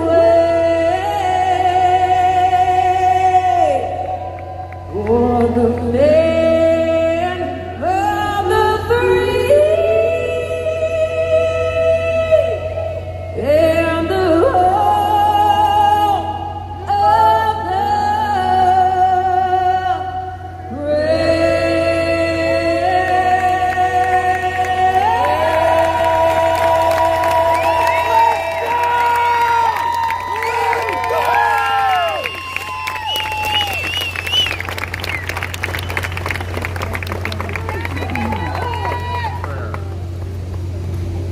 To christen this historic moment in prayer, please welcome Bishop Carlos Mendez. Well, all of you that are standing here today are going to go to heaven. Because we're standing up for God and we're standing up for America. Let's say it together. God bless America. Lord, we remember the story of the Great Wall of China. Built to protect the nation, yet it wasn't the walls that failed, but the hearts of the guards that were bribed into bringing illegals into their country. We ask you that you guard us from those leaders who have betrayed our country. Help us to stand on truth, that we may always stand firm in righteousness. We confess, Lord, that the labor without you cannot prosper, and any effort without you will surely fail. If it's your will, we will continue to fight and rescue this republic. Guide our steps, Father, and let every plan of the enemy be destroyed in Jesus' name.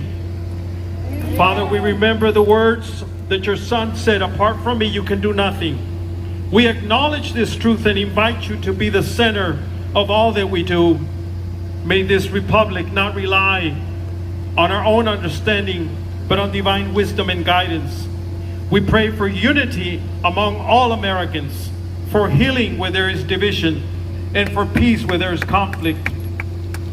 I ask you, Lord, for our veterans, past and present, that you will help them. Help us, Lord, with our homeless crisis that was created by this administration, the fentanyl that's rampant in our cities.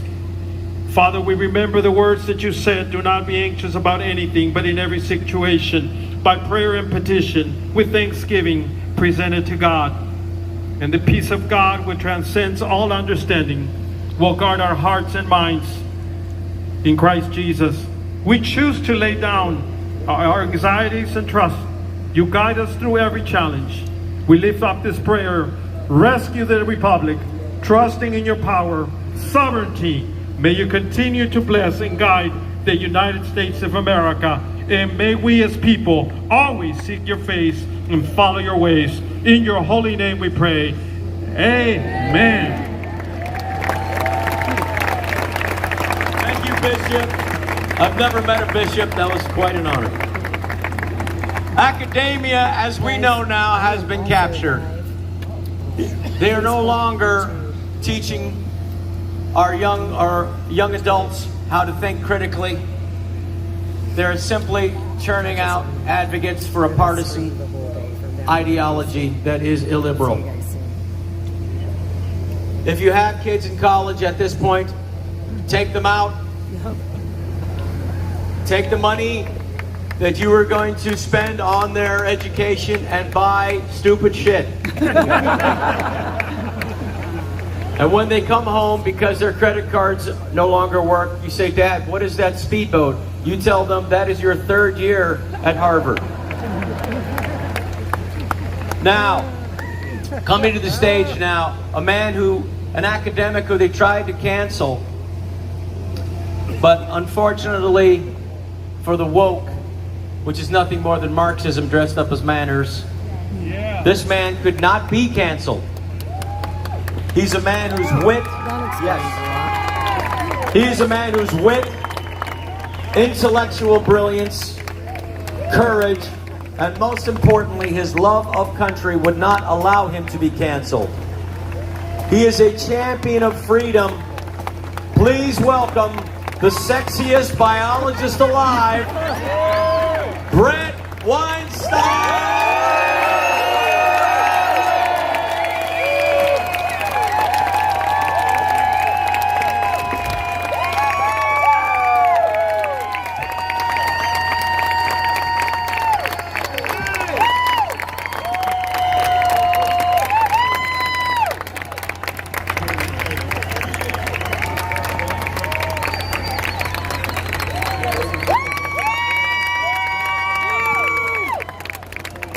Wow. Holy moly.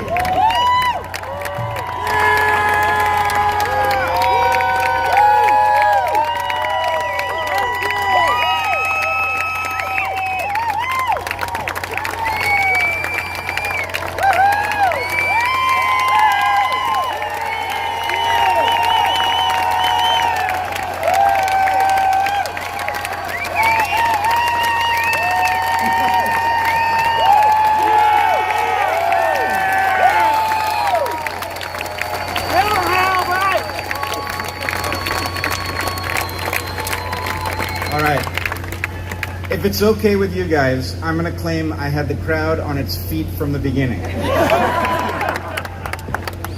So, the time has arrived. Welcome to Rescue the Republic.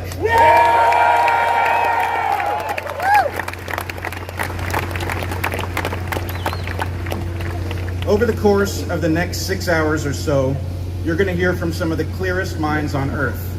Brilliant thinkers, clever comics, and insightful musicians. But the attributes that unite us in this historic time and place live not in the mind, but in the heart. What has caused us to converge is a powerful force, a product that blooms when courage and love are combined. Courage and love are potent forces in their own right, of course, but neither on its own is sufficient to put you on this stage or in this crowd. A person can have courage and confront danger with no higher purpose in mind, and a person can love something and, paralyzed by fear, watch it perish before their eyes. When courage and love come together, however, when people face their fears for something they truly love, the force they become shapes history for the better, and that is what fuels our rescue mission.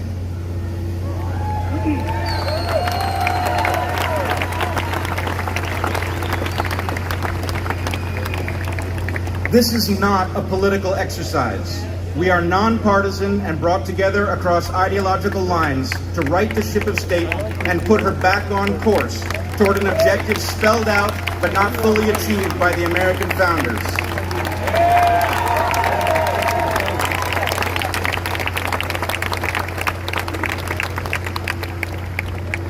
Patriotism is what brings us together in this moment of profound peril. Patriotism. Though I suspect some watching from afar will find my use of the term in 2024 bizarre or even grotesque. It has become fashionable, especially amongst those born into privilege, to regard patriotism as unenlightened, primal, and dangerous. But their educations have failed them. In a state of selfish confusion, they mistake nationalism for patriotism and toss the precious baby out with the dirty bathwater. President Kennedy, though he mentioned neither term, drew the distinction between nationalism and patriotism perfectly, not quite 64 years ago, and not quite 3,000 meters directly to our east. Ask not what your country can do for you, ask what you can do for your country, Kennedy instructed 2 years before his untimely death. Some will ask why it takes courage or love to deliver or witness a speech here in the shadow of the Washington Monument. Obviously, it shouldn't. But I doubt there are many here today who did not seriously consider whether they were putting their freedom or perhaps even their lives in danger. And as we planned the event, many people shared their concerns. I've lost count of the number of times I was warned not to do it by someone who then wished us luck. But the more I listened to people's trepidations, the simpler the calculus became. If millions of Americans are afraid to exercise their most fundamental right in their own capital, that implies the capital is held by a force that is hostile to the Republic and her people.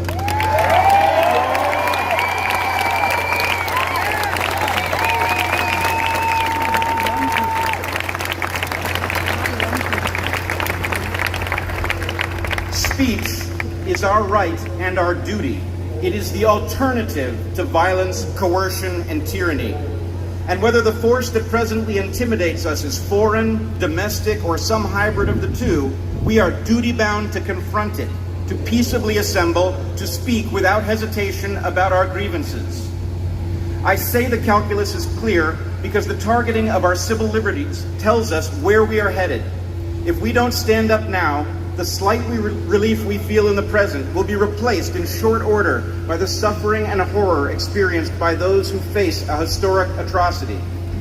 We must stare down this threat. We have no choice.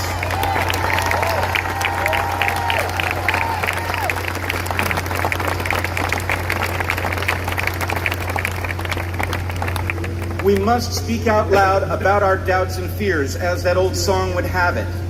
Now, as long as we're on the topic of fears, let's confront one directly. If, as the event proceeds, you find yourself faced with someone displaying Nazi symbols, inciting violence or lawlessness, or you encounter a group of people dressed in paramilitary garb, those are assuredly federal agents. thank them for their service, and move on.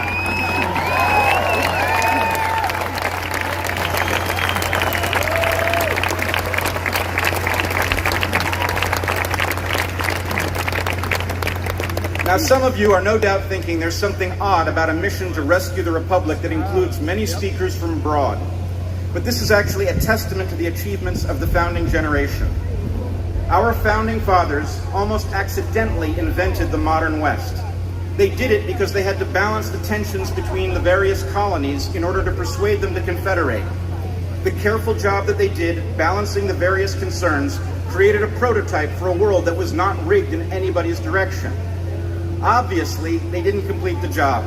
The 3/5 compromise stands as a black mark on our record, but they did articulate the objective and create a process that, as long as the fundamentals are left intact, corrects itself over time.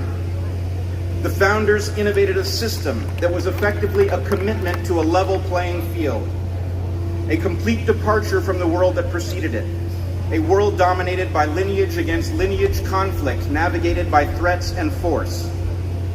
Commitment to a level playing field, even if the objective remains distant, turns out to be lightning in a bottle, and the closer you get to that goal, the greater the returns. The world the West emerged from was dominated by considerations of race, ethnicity, and religion. Those parameters dominated the question of who you could collaborate with. Under such rules, people can only be so productive because the most potential collaborators are out of bounds. On a level playing field, where the entire society is bound by rules that favor no population over any other, productivity skyrockets. If everyone is free to collaborate across demographic lines, more wealth is created because more innovation happens and more productive work gets done. Teamwork is everything.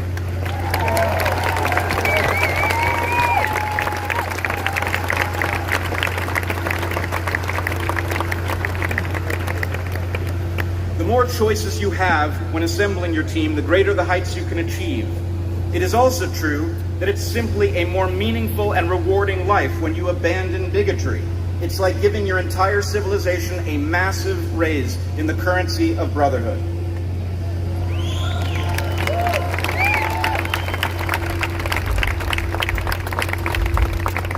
Now, am I saying that the United States is a level playing field? Of course not. And it was especially unfair to Black Americans and Native Americans from its inception. But I am saying that the founders envisioned a republic of free people based on the idea that all men were created equal, a nation in which the legitimacy of governance was based on the consent of the governed, and every person was entitled to equal protection under the law. I am also saying that we have moved rapidly in the direction of that vision over time and prospered mightily with every step we have taken toward it. And the obvious productivity and dynamism of our nation that aims to liberate individuals by distributing opportunity as evenly as possible is contagious. What succeeded in America caught on, and it spread across the world, because those who saw what it could do wished to duplicate that magic. People want to live in the West, no matter where they reside. The West is not a list of nations, it's not a geographic description, it's an ideal, the level playing field, and a set of agreements that point toward it. And therein lies the rub. The agreements are fragile. There is progress and backsliding in every society that has joined the experiment, and the West is, at this moment, in grave danger. Some force that wishes to rig the world has clearly taken hold and targeted these agreements everywhere they have been embraced.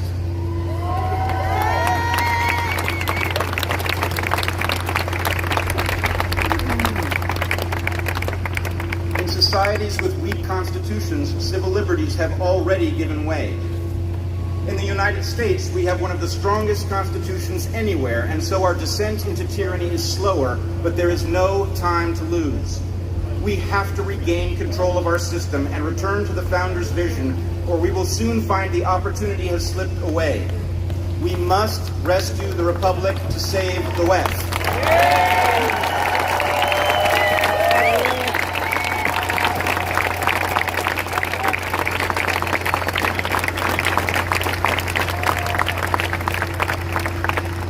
But why is this happening? How has the system of checks and balances that is supposed to protect us been compromised? The answer is to be found in biology. Our constitutional republic has become senile. The immunities it once had are gone, and it has lost sight of its purpose, all of which has opened it to capture by parasitic and predatory forces.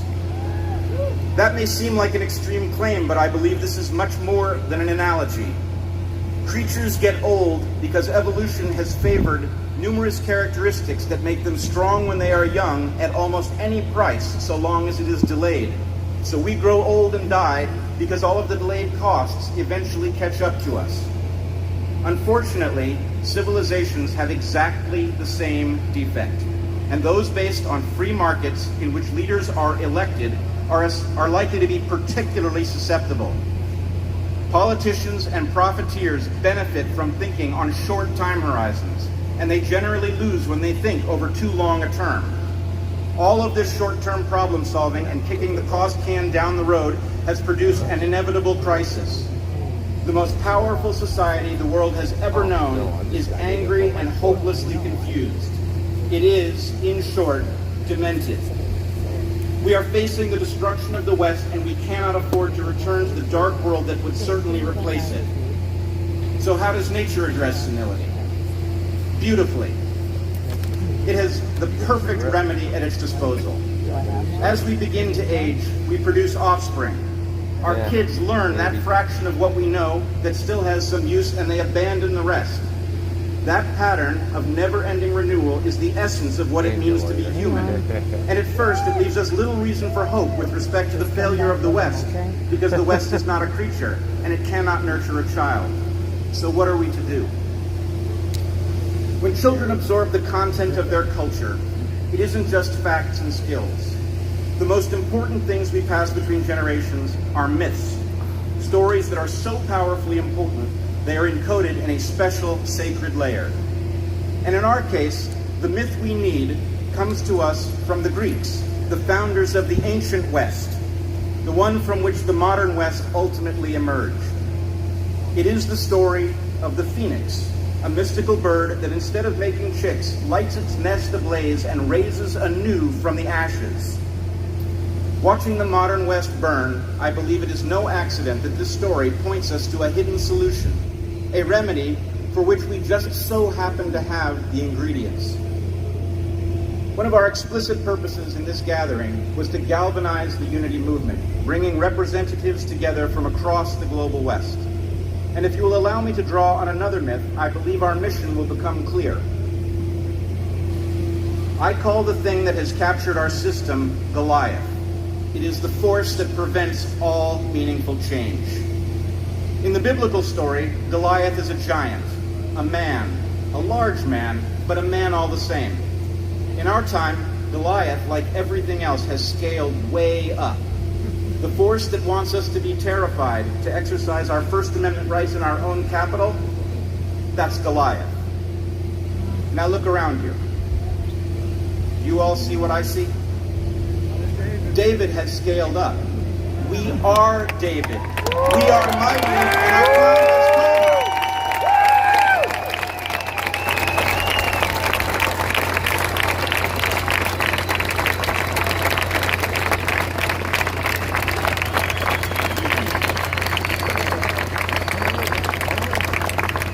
Now let's put the two myths together. Goliath made a terrible strategic error. He is ungodly powerful, but he's dumb as a box of rocks. His error was this. He terrorized all the competent, courageous people and set about driving them from the institutions. Now they gather in a post-political unity movement and come to know their power.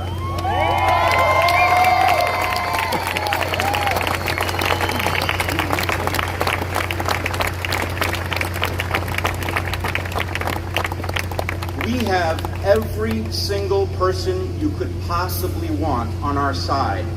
We have all the courage, all the integrity, and all the know-how.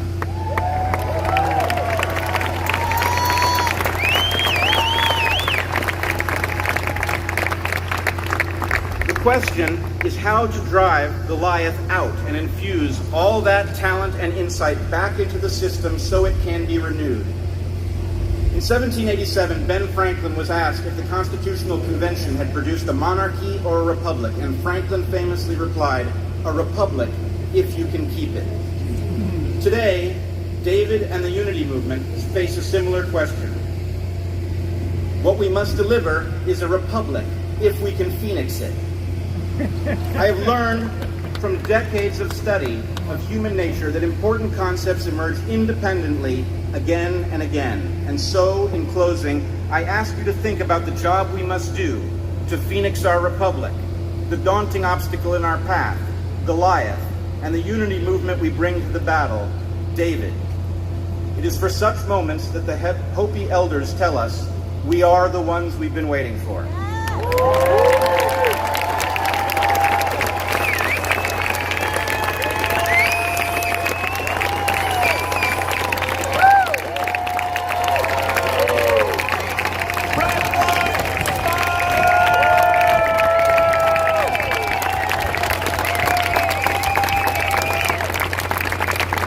We have to win because we got bread on our side. And we have all you people. This is being broadcast all over the world. Ladies and gentlemen, coming to the stage is a very funny comedian. He's been on Gutfeld, Joe Rogan, and Kill Tony. He's currently on tour. Please welcome Tyler Fisher!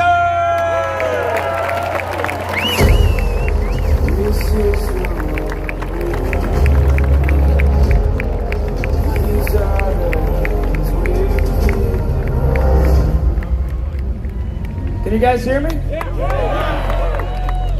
One more time for Rob Schneider.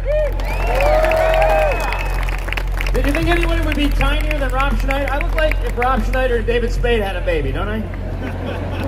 I was going to say pretty much everything Brett said, so I second that. Look at this, would be a super spreader event 3 years ago. You guys would be going to jail. Look at this. Remember that? I'm going to start with some good news, okay? I just found out, if you check your phones, but Joe Biden, which, by the way, is still sleeping, so let's keep the laughs to a minimum. He's right over there. He just announced he will be upping the secret security for Donald Trump, which I think is a good thing. Maybe a round of applause as something... I have the article right here. Joe Biden has vowed to give every Secret Service agent for Donald Trump at his rallies one beeper. Made in Israel, handmade, so it's something. It's not nothing. I was here for the Defeat the Mandate rally, lost my job, yeah. Well, I keep getting Never thought that would attacked. happen. I got fired. I did not get the COVID vaccine, mostly because my pediatrician said I was too tiny. And trying to find an open I was just spot. listening to I flew here. Guy had a mask on next to me. Yeah. And I had flashbacks. You remember flying during COVID? It was like being in a flying intensive care unit in the sky. Guy next to you's got 5 masks on, a face shield, a hazmat suit.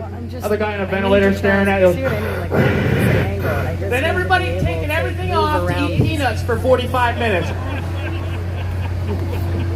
Where are you flying to? Ladies and gentlemen, it is peanut time. Everybody can take off their masks and their hazmat suits. As you know, when the Communist Chinese Party designed the virus in the lab, they made sure it does not attack the immune system when you're sitting down and shoving little nuts in your face. I'd be sitting there 2 hours later licking one nut.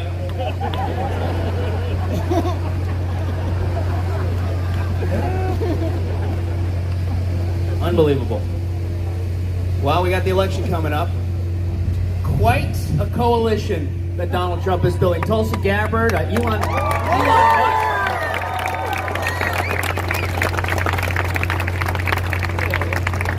Elon Musk is going to clean house.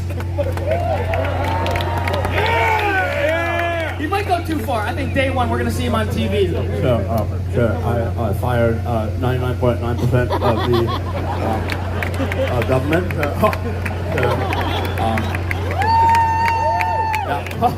So it turns out you only need 3 people to run the government. So pretty cool. There you go. actually fired Donald Trump, so welcome AI Trump. Who's next? I heard he's considering Ben Shapiro. Seriously. Secretary of Defense. That guy's good at protecting stuff. Oh, yeah. You can see him on CNN. My fellow Americans, we are at war with North Korea because apparently they got a hold of our nuclear codes. We are terrible at protecting our online data. That's why I'm using ExpressVPN. Wow. Who watched the Oprah interview with... You gotta look at Oprah's face. She very much looked burdened by what has not been and what will not be. If she wins, though, I'd like to see her in the UN, switching her accent for every country. We have India here. India, we are building back better. That's what we're doing. Donald Trump, very bad. Français, bonjour les Français, là, yeah. Even my Jews are here. It's good to be here. You know, I love the Jews. I'm a big fan of the Jews. I even like the Donald Trump supporters. I do. So we are building back better as Kamala or Mamala. I love the Trump people. I really do. I am going to close the border as Kamala Harris, day one. I am going to close the border. How's Biden doing, dude? Is he alive? I think Biden died 2 years ago. They're just doing the Weekend at Bernie's. Like, we on the president's corpse.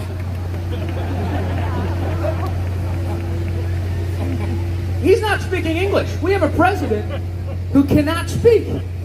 I love watching Biden talk. He'll start out by yelling and then he'll whisper like the most important part of the speech inaudibly, and nobody stops him. It's like, look, folks, look, where am I going?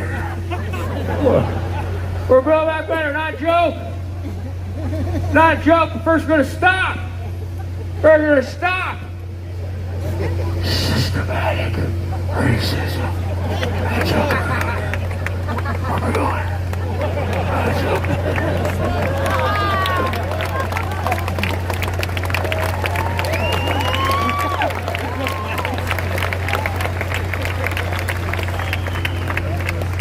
Then you got Trump. Trump does the polar opposite. Trump will kind of start out quiet and then scream at the end of the speech, right? So, look at this crowd here in Washington. Probably 1 billion people, they say. Could be 1 billion. Could be 1 trillion, maybe 1 trillion.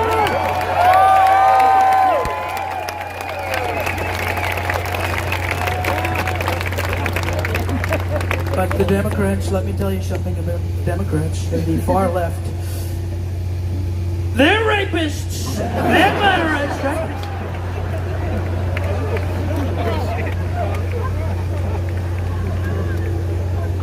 We can't go backwards, man. We got a funny president. We can't. We're stuck. You can't have a hilarious guy and have somebody boring. And you gotta go watch the speeches from old presidents. They were so boring. Back in the day, people glorify these. Every speech back in the day by an old president was like, we must go forwards, not backwards, upwards, not downwards. Everyone's like, oh, this is good shit, yeah, wow. Then you cut to Trump today. He's like, Nancy Pelosi, what a fat bitch, could I say that?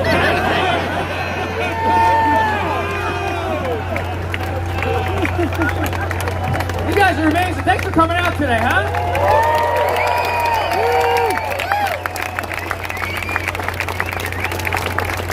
I'm going to bring up your next speaker. You guys ready for another speaker? This guy, I would say out of anybody in my life, has single-handedly changed the course of my life within 4 years. And if there's no better endorsement for following him, signing up to his academy, and listening to him very carefully, it's 4 years ago, I was unemployed. I got fired for not getting the COVID vaccine. This guy gave me the courage to speak the truth, to admit how I felt about it, to fight it, to give up half of my friends, to give up family. I got fired for the evil deed of being a straight white male from a acting management company, kicked out of Hollywood. I recorded the phone call, and I have a lawsuit in the Supreme Court. This guy gave me the courage. The woke DEI is destroying this country. And he is trying his very best. I think he's doing a great job trying to fix the university, which is broken and brainwashing and the result of a lot of the stuff you see today. Please check out the brand new Peterson Academy. Stand up straight with your shoulders back, and please welcome Jordan B. Peterson.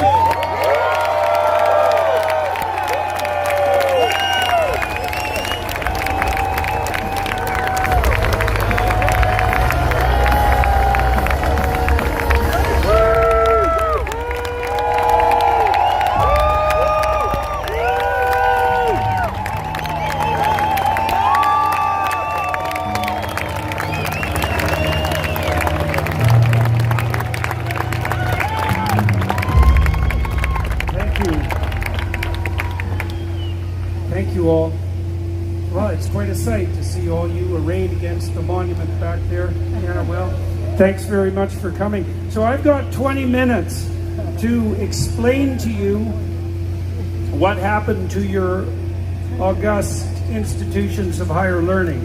So you ready for that? Yeah. All right, so I guess the first thing to understand is that there's actually something causing this, and it's not trivial. Like, some of it's malevolence and some of it's incompetence, but there's actually a philosophical issue at the base of it that isn't trivial. And I want to walk you through that a little bit because it's relevant to what we're doing here today. So I've accused the universities, let's say broadly speaking, of falling into the hands of the postmodern neo-Marxists. And so I want to walk you through that because whether you know it or not, it deeply affects your life. So what's happened in the last 30 years, not least in the field of literary criticism, which I suspect isn't high on your list of priorities, but the thing is, it's crucially important, you see, because it turns out that we live by stories. In fact, what a story appears to be something like the description of the value structure through which we look at the world. And you know, people are very attracted to stories. We're trying to get our story straight here today. We're trying to get the story of the country and the West straight. Stories matter. And so it turns out that literary critics matter because they assess and analyze stories. And if they do that badly or in an ideologically biased manner, it turns out to matter far more than anybody might think. Now, the thing about the postmodernists, many of whom were French intellectuals, a particularly reprehensible breed of intellectual in my estimation, the thing about the French intellectuals is that they figured out that we see the world through a story, that was technically true. And that's a revolutionary idea. You know, the more scientific types, you know, you heard the doctrine, the dogma, follow the science. It's like, science isn't something you follow. Science is a set of facts or a process for investigating facts. Science isn't something you follow. A story is something that you follow. A story is something that guides you. And so it matters that you know what a story is, that it's the structure that you inhabit, that organizes your psychology and unites us socially. It matters that you know that. And it also matters what the story is. Now, the postmodernists weren't reprehensible because they figured out that we lived in a story, that even scientists lived in a story. The postmodernists were reprehensible, and this was particularly true in the case of France, was because once they figured out that we lived in a story, which was a mystery, what story, what is the story, what should it be, they jumped to a premature conclusion. And the premature conclusion that they jumped to, being leftist intellectuals, was that the proclamation of the Marxists that the story we live by is one of power was true. So first they concluded that we lived in a story. Fair enough, that happens to be the case. Second, they concluded, without sufficient analysis, that the story that human beings live in is one of power. Now this is a very pathological conclusion, but what we'll do first is give it its due. When individuals and societies become corrupt, their story becomes one of power. But that doesn't mean that the fundamental story is one of power. That's a completely different claim. Now, you can understand that if your relationship with yourself deteriorates, that you become a tyrant to yourself. And you can understand that if your marriage deteriorates, you become a tyrant to your husband or your wife. The same applies to your children and a family. The same might apply to your employees and your broader community. If you are walking off the straight and narrow path, you can become a tyrannical power monger. Okay, but and the Marxist criticism has always been something like that, you know, that the economic system is based on oppression, that the fundamental relationship between man and woman is one of oppressor and oppression, that the familial relationship between parents and children is best construed as a power dynamic, that the capitalist system itself is corrupt because it's tyrannical and predicated on, what would you say, patriarchal exploitation. You can explain the whole bloody world on the basis of power, but that's not a good thing to do if it's not the story that does run people who are aiming properly upward. And it's not the proper story at all if you understand that once you accept the doctrine that only power rules, that enables you to use nothing but power. You see, and that's another thing that happens with the Marxists and the radical types. Their claim is that there's no overarching, genuine narrative, genuine story that unites us. All there is power. And so, as soon as you accept that, you and I don't have a discussion. We don't have anything to talk about. I have a power claim, and you have a power claim, and all there is a battleground of those power claims. There's nothing outside of that. And that's, well, first of all, you can see how, if everyone accepted that claim, that the world would be hell very quickly. Because if there's nothing that governs your relationship with yourself, your relationship with your wife, or your children, your husband, but power, then there's no game but power, and there's no victory but the victory of power. Well, that's a terrible way to structure yourself psychologically. You're your own bloody tyrant, and it's a brutal way to structure your family and your community. But the question is, well, if it's not power that unites us, if it isn't the lens of power and oppression through which we see the world, what is the appropriate story? What's the real story? What's the true story? Is there a true story? Is there a transcendent story that unites us? Well, I would say that people have been wrestling with that issue since the dawn of time, trying to get our story straight. That's what all religious systems do, for example. And that's what all political systems do, secondarily. It's what all ideological systems do. And so that begs another very complex question is, like, how do we discriminate the pathological stories from the healthy stories, let's say, from the upward aiming stories? And this is a complicated matter. And so part of the reason the universities have become corrupted is because they noticed the truth of the claim that we live in stories and accepted far too quickly the claim that the only story that truly exists among human beings is one of power. But it's an attractive idea, and it's true when systems become corrupt. So there's something to the culture war that's deep, and that's why it's so pervasive. All right, so now what we're trying to do, for example, at a gathering like this, is to figure out, well, we feel, we understand, we sense, we intuit that the notion that it's only power that structures the relationship between people is wrong. Okay, so, well, what's the alternative? All right, so I'll give you a sense of what that alternative might be. All right, so, and I think it'll be understandable almost immediately. So, I've been studying the fundamental stories that have, what would you say, produced the soil on which this country grew, right? The stories of the Judeo-Christian tradition. And there's one insistence in that collection of stories, in the biblical narratives, for example, that the fundamental foundation of society is sacrifice. Okay, that's a lot different than power. In fact, it's the opposite claim. So what is meant by sacrifice? Well, work. When you work, if you sacrifice. Well, what are you sacrificing? You're sacrificing the pleasures of the moment for the well-being and stability and productivity of the people around you, your family, for example, your future self, and the broader community. It's a sacrificial gesture, right? It's the gesture that defines maturity and responsibility itself. The community is founded on sacrifice. Now, this is essentially true by definition. All you have to do is think it through. If it's all about you, which would mean no sacrifice was necessary, if it was all about your immediate whims, if it was all about your success in the domain of power, no sacrifice would be necessary, because you'd just be able to do exactly what you wanted whenever you wanted to do it. If it's about something beyond you, then sacrifice is immediately necessary. Well, so what does that show? It shows that sacrifice is genuinely the basis of community. You can get along with other people because it's not all about you right now. And so sacrifice is literally the basics of the community. And so then you might ask yourself, well, what's the highest possible form of sacrifice? And there's two classic answers to that. One is the sacrifice of a child. And so what does that mean? Well, it means that if you raise your children properly, you offer them up to the highest possible aim.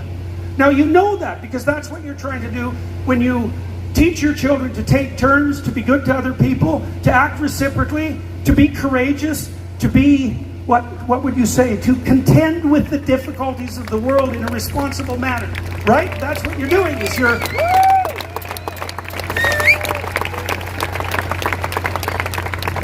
And the other most fundamental form of sacrifice is the sacrifice of yourself. Obviously, and what does that mean? Well, you know what that means if you're a responsible and mature person. You know, one of the things my wife told me when she had children was that her first child in particular was a great relief that it wasn't about her anymore.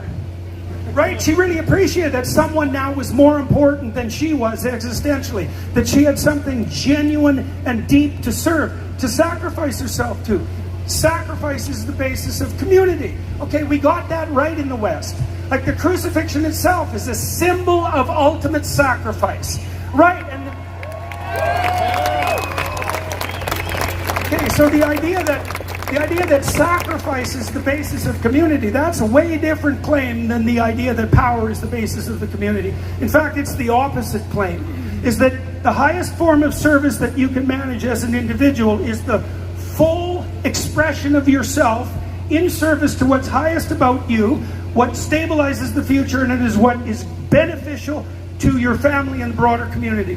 And I believe, and I think you can think about this even biologically, even scientifically, that your deepest instincts align with that. And they align with that in this manner, is that if you follow the pathway of maximum meaning and maximum adventure, it'll feel that way to you. That's the same pathway that expands you in a mature manner and aims you at the kind of sacrifice that makes you everything you could be and that stabilizes the community.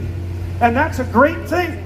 And we don't know that. We don't exactly know that consciously in the West, but it's embedded in our underlying stories. And part of what's happening, I think, around the world and what's bringing people like you all together in a platform like this is that we're actually starting to understand this explicitly. And we need to, because our culture is torn apart by, particularly, let's say, by the claims of power. It's that it's all about power. It's like, no. It's all about voluntary sacrifice and the meaning that you can find in adventurous responsibility. And that's a very different story. Now, it's also, and I'll close with this, it's also the story that does something very interesting politically. And I also started to understand this more deeply because of my investigations into these underlying narratives. So imagine that you adopted the pathway of maximal responsibility in your life, right? A meaningful pathway of maximal responsibility. Now you start to act that out. Well, what does it mean? Well, first of all, it means you're going to take care of yourself like you matter. And then someone else doesn't have to do that. So you're off the dependency road, right? You're not a burden. You're not a burden to anyone else, including yourself. But then maybe you get good at it and you can also take care of your wife or your husband, you know, in a mutual relationship. And then you get better at that. And you can take care of your kids and you're better at that. Now you can take care of people in the broader community that you're serving as an employer, for example, or as an employee. And then you can act politically. And so here's the ancient rule. The alternative to tyranny and slavery, which you can see developing in our culture as this power narrative plays out, is the maximal responsibility you take on yourself. And the reason for that is, if you do all the work, there's no place for the tyrant. there's nothing for them to do. So, right. So, you know, in the Old Testament stories, God himself tells the Israelites who want a king that they don't need one. That if they maintain the proper covenant with what's divine, let's say, if they aim themselves upward and take responsibility, there's no reason for a king. And the reason for that is that everyone serves as their own king. And your country knows this. You know, and you people, I believe, you're here today in part to express that. You know that there's a burden of responsibility that falls on you and the opportunity that goes along with that. And you feel that if you stood up straight properly and you took the responsibility of governance on yourself, which is what you're trying to do, for example, by being here, that the necessity for the tyrant and the corresponding inevitability of the slave would vanish. And I really do believe that that's the fundamental.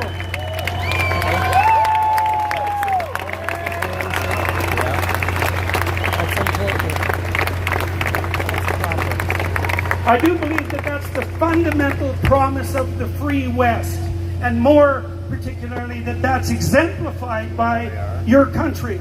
And so we're all attempting to remind ourselves once again of that, and to dispense with the presupposition that although we live in a story that it's one of power, it's not one of power. It's one of freedom and maximal voluntary responsibility. And on that you can build anything.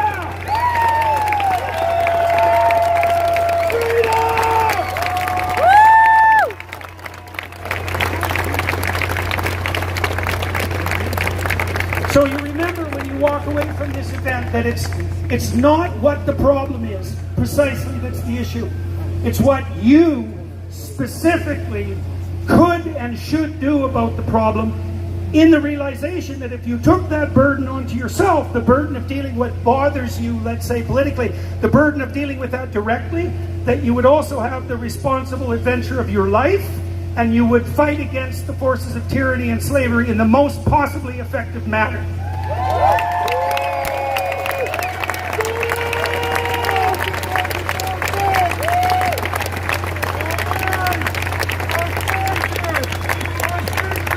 And that's a much better story, psychologically and socially, a much better story than the one that insists on the dynamic of power.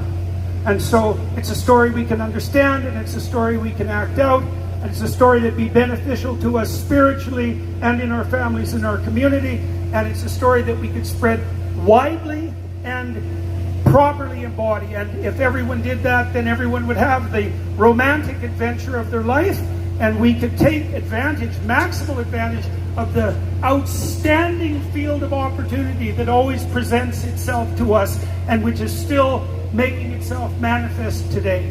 And so onward, upward, maximum responsibility, no tyranny and slavery, and the proper story.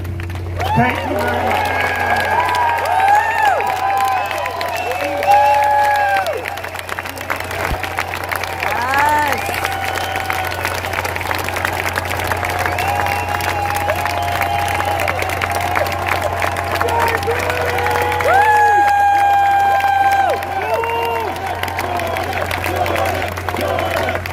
Thank you very much, everybody. Yeah, pleasure to be here. Pleasure to be here. We find the best lectures in the world so that people can benefit from liberal arts style education, no matter their age or financial resources. I think it's funny, because I got canceled at the university, so I could try to return the favor.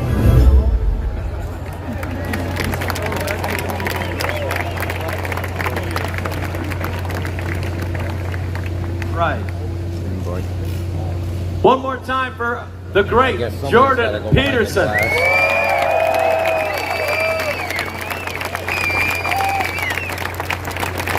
You're probably wondering why we have the bulletproof glass and everybody's standing on this side. The bulletproof glass is to protect all of you from the speakers. Now, the Democratic Party and their illiberal elites have corrupted the American dream.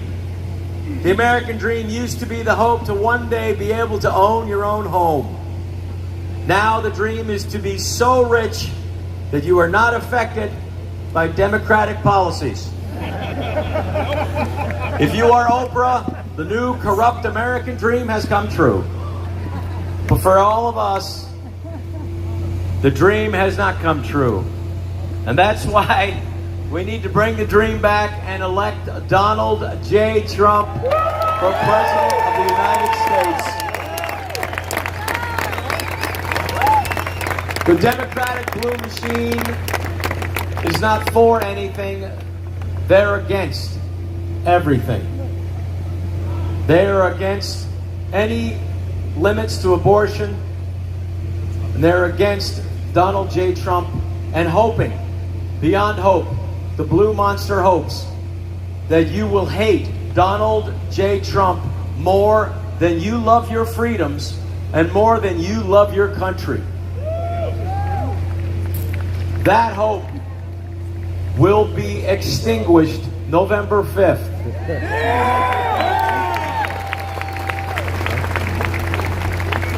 Because we love our country. Now, coming to the stage, his company is peakprosperity.com. He is an independent economist. Please welcome Chris Martinson.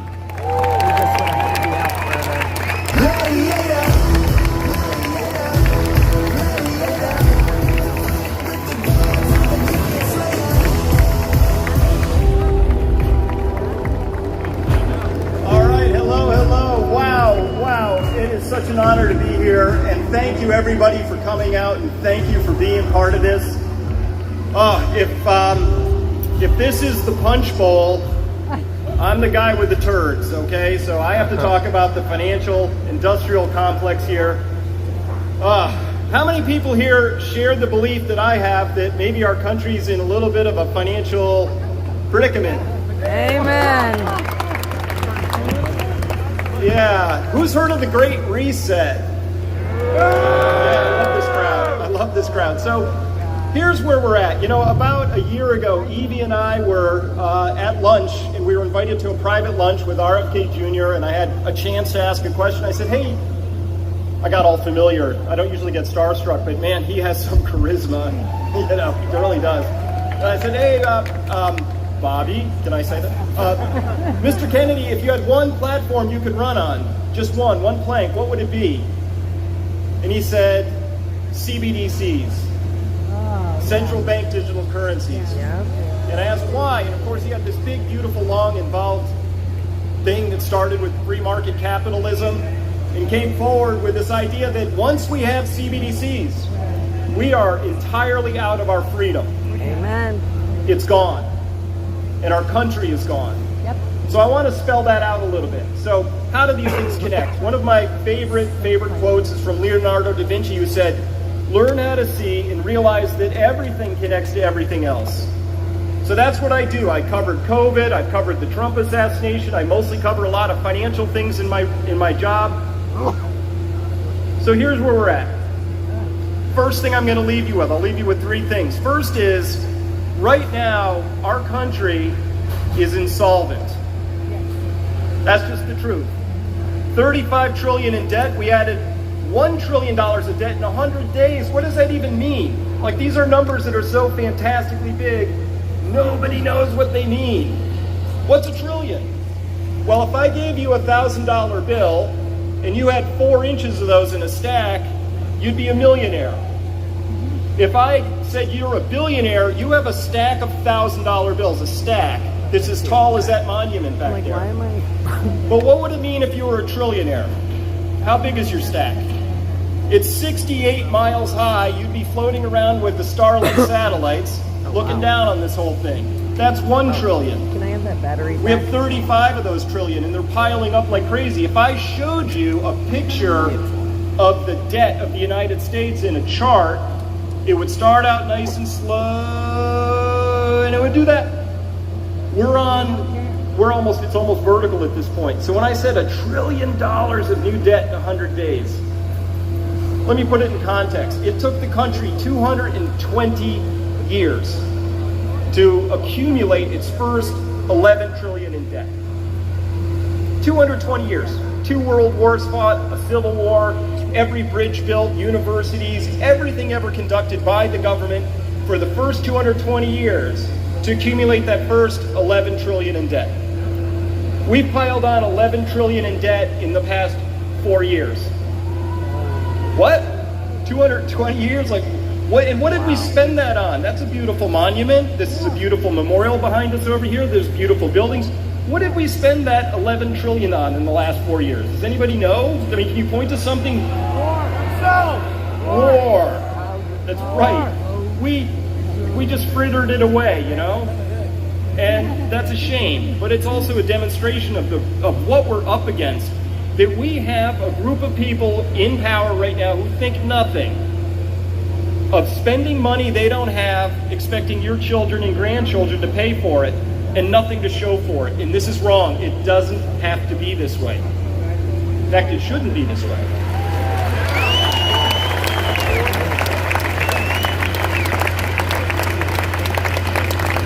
So somebody's going to have to step up and start talking about this, because when your currency system fails on you, we call that Venezuela, we call that Zimbabwe, we call that Weimar Germany. It is not a good place to be. We don't want to go there, but we're headed there. So what do? Well, the second piece I want to leave you with then is about this idea that things are speeding up. So, welcome to the quickening. We're going to go from $1 trillion of new debt in 100 days, and then it'll be 50 days. And then you'll read a headline, it'll be $1 trillion of new debt in a month, but it was a bad month. And then it'll be $1 trillion in a week, and then it'll be $1 trillion in a day, and then an hour, and a minute, and off we go. And then it's over. So let's not do that. But that is the path that we're on. That's why we have to rescue the Republic. That is why we're here.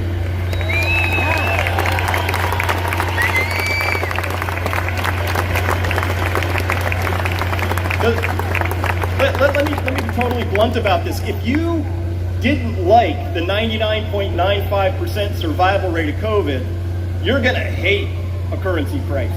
It's going to be terrible. It ruins lives. So that's the path we're on.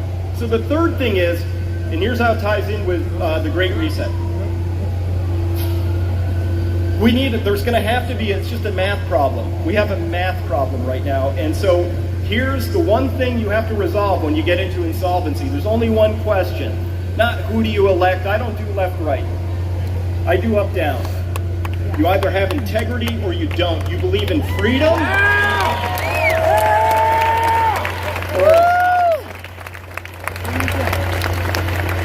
Alaska's for freedom. No tyranny. Thank you. Thank you for these beautiful signs. Okay. So if we're not doing left-right, up-down, we're either going to do the right things or the wrong things. And so we have to understand the nature of what we're up against here. And here's the one question that you have to resolve when you're in insolvency, approaching bankruptcy, which is the legal proceeding. Who's going to eat the losses? That's the question. Who's going to eat the losses? They're working on this right now. They're working really hard at it. And they want to make sure it's you.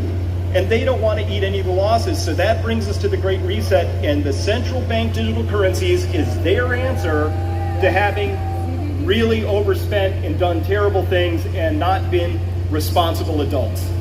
And when they get the central bank digital currency, let me tell you how it's going to go. Here's a scenario.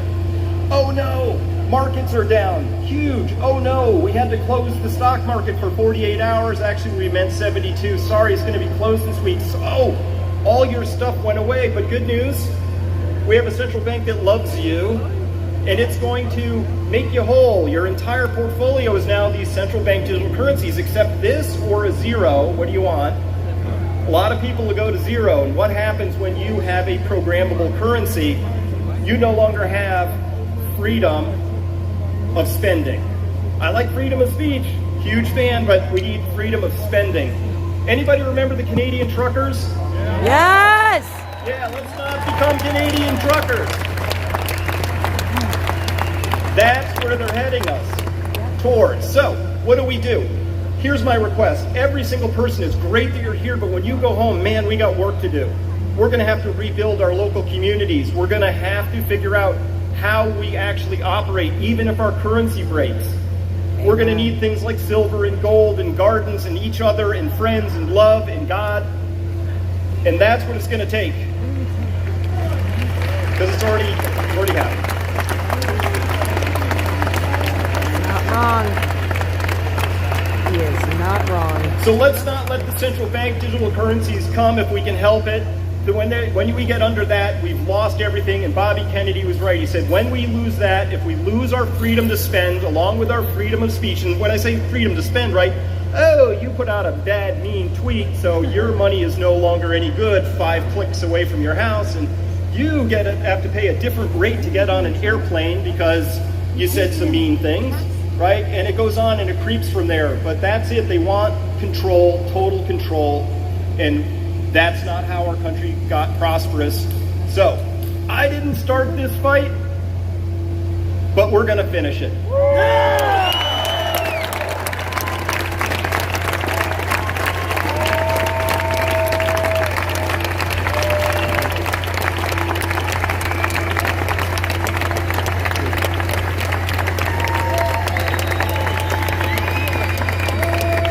Tim Walls, everybody. Tim Walls.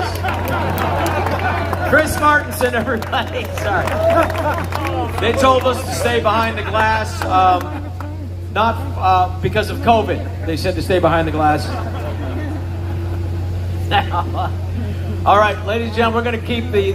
how are you guys holding up, all right?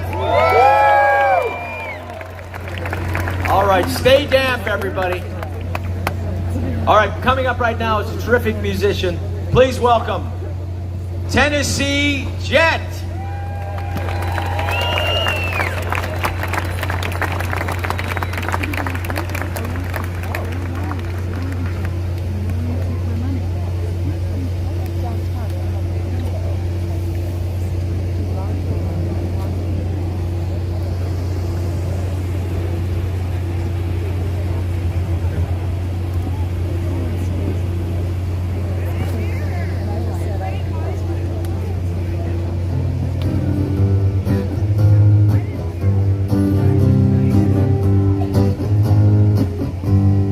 Kids are overdosing on fentanyl. The door is wide open at the border wall. DC's busy selling out us all. Unless it's Ukraine, they ain't taking calls. Politicians holding for the war machine, laundering money in the name of peace, dressing up Zelensky in army green, marching us right off into World War III.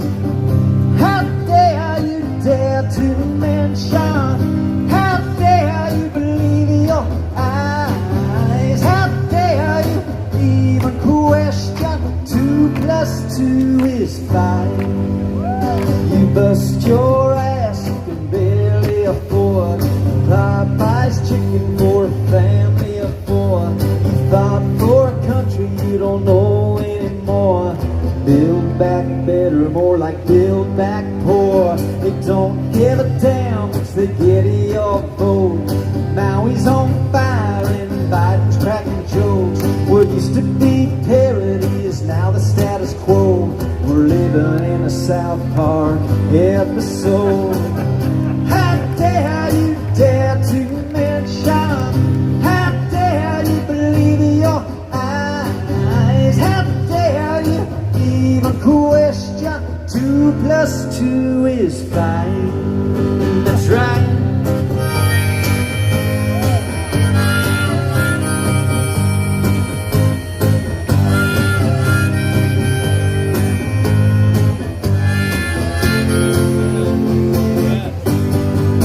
Celebrities preaching about climate change, flying out to Davos in their private planes. You can't beat a man, change your gender in your name, cheat away a trophy from a Riley Gaines. They're butchering kids as a remedy for feeling confused at puberty, selling pure evil as sympathy and getting rich in the sex change industry. How dare you dare to mention? How dare you believe your eyes?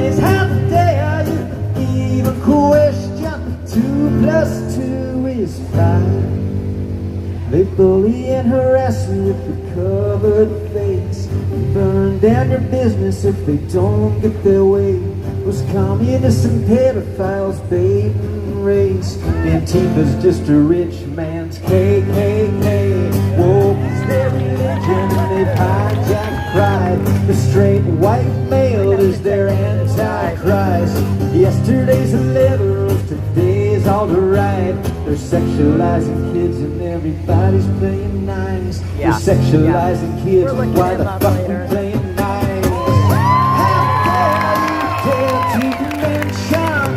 How dare you believe in your eyes? How dare you even question 2 + 2 is 5?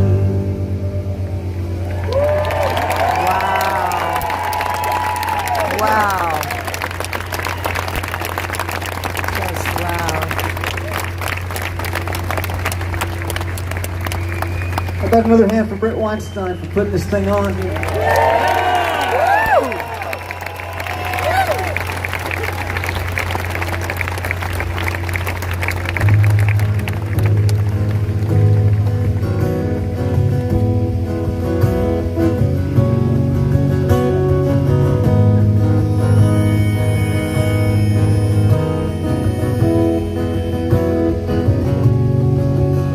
When this is all over, his name will be forgotten.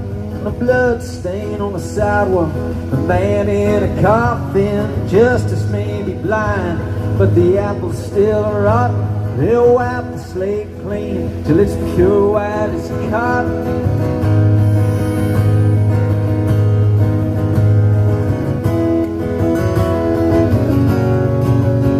They'll dig up his past, all his affiliations, looking for anything to fuel implications. With torches and pitchforks, expose his relations, bounce echoes cross chambers, sympathetic and vibrations. And the demagogues will awaken, the Sharptons and the Jacksons. Like vampires they'll rise up and summon their factions. Those best to stoke flames of knee-jerk reactions, and the press will keep the lights on with blood and distractions.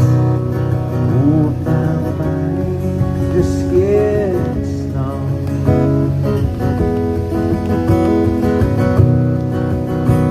At what we have become.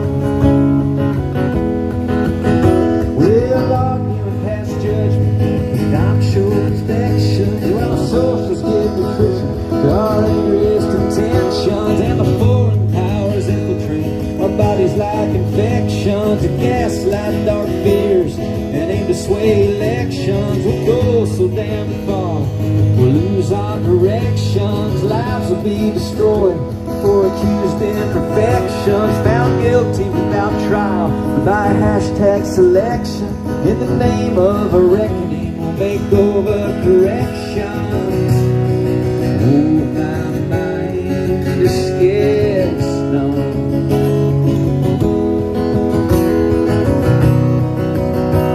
At what we have become. Oh, my heart just gets numb.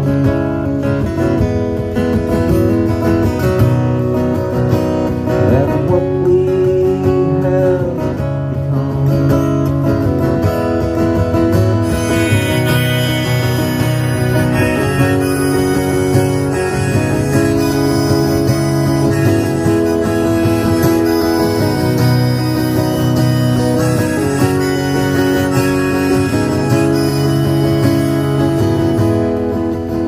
Well, I can't say for sure that a cause ain't just a vessel for adoration and attention and respect on some level. Beware the nonconformist, says the drugstore rebels, but vanity makes angels of our cleverest devils. Would you even write the story if the offer was a mansion? Hold yourself to such a state. Barry, this is Tennessee Jet.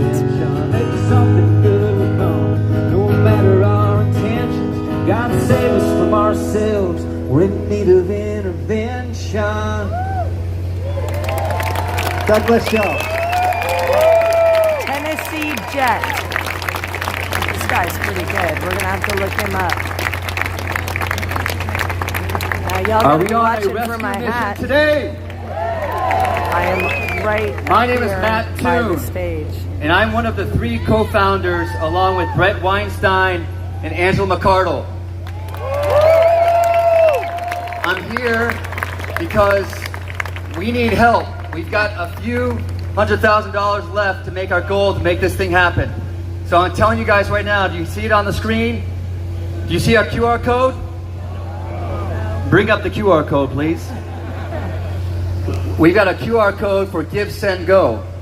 It's coming up right now, and I'm going to tell you, we are at $274,000 raised. Let's give a shout out for that. But I'm going to tell you right now, Tulsi Gabbard, RFK Jr., and Russell Brand, I've told them not to come out on stage unless we raise another $100,000 in the next hour. Do you hear me? So it's up to you.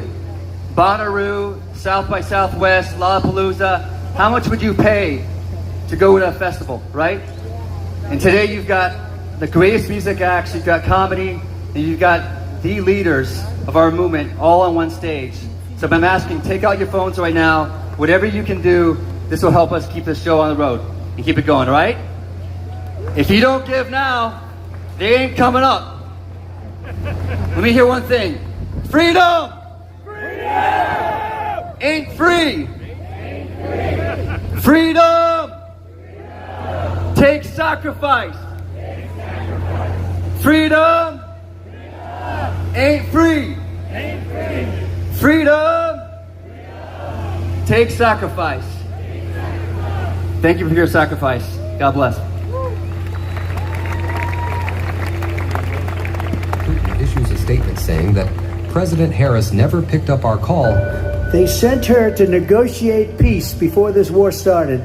3 days later, he went in and he started the war. I actually met with Zelensky a few days before Russia invaded. I shared with him American intelligence because of the air defense, the ammunition, the artillery, the javelins, the Abrams tanks that we have provided. We understand the importance of the greatest military alliance the world has ever known, which is NATO. And now you have millions of people dead, and it's only getting worse, and it could lead to World War III. That is a war that's dying to be settled. I will get it settled before I even become president. If I win, when I'm president-elect. A very complicated puzzle, but we'll get it solved.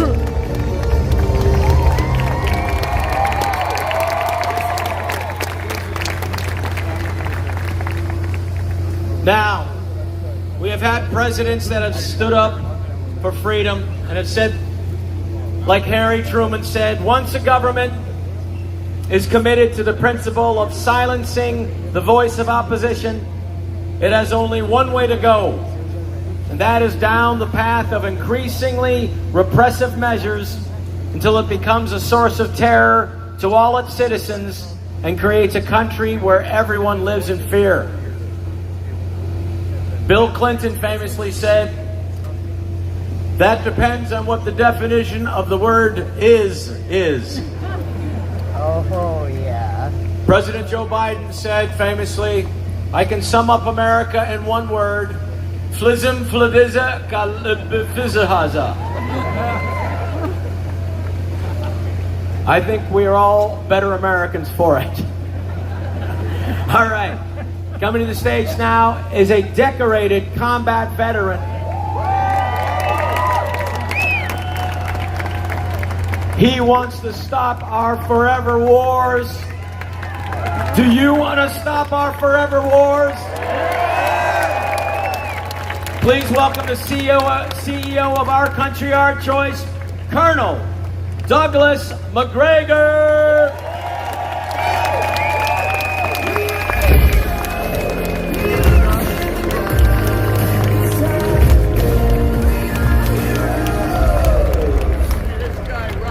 Is a real animal. You haven't noticed? Yeah. Okay. I only have a short message for you. As you and I are meeting here today of soldiers from the regular army and the National Guard are deploying to the Middle East. They're preparing to fight a war against Iran, a country which has never attacked us, with whom we have no grief, no grievance. At the same time, we have 100,000+ American soldiers lining the border of Poland, Lithuania, Latvia, Estonia, all the way down to Romania, preparing to potentially fight Russia. This insanity is costing us not just trillions of dollars, it's destroying our country. How many trillions have we lost on this proposition? How many hospitals could we have built? How many schools could we have improved? How many roads and bridges could we have repaired? And how many Americans would be alive and well and safe today if we had?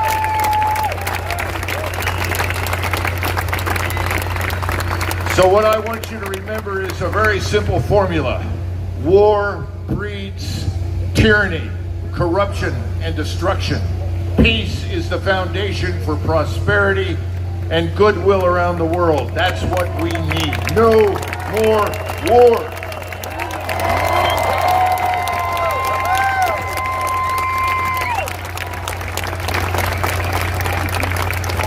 Now, before you leave here, remember, you got to go out and vote.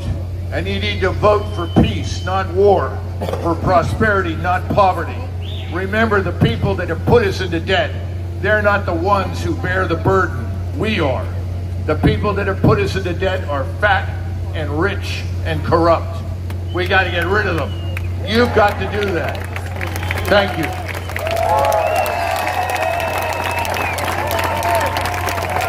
Thank you, Colonel McGregor.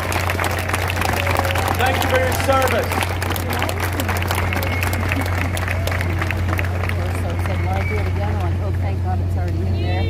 Ladies and gentlemen, there are people in this country, and I know you agree with that, that put country, love of God, and family before political party. There are people who sacrifice whatever affiliation they had in a former party if they no longer feel that party doesn't represent their beliefs, it doesn't represent the best interests of their country. And this is someone who has sacrificed. This is someone who has fought. This is someone who has served their country overseas. This is someone who knows what sacrifice is. And this is someone who knows how to wear a white pantsuit. Please welcome Tulsi Gabbard.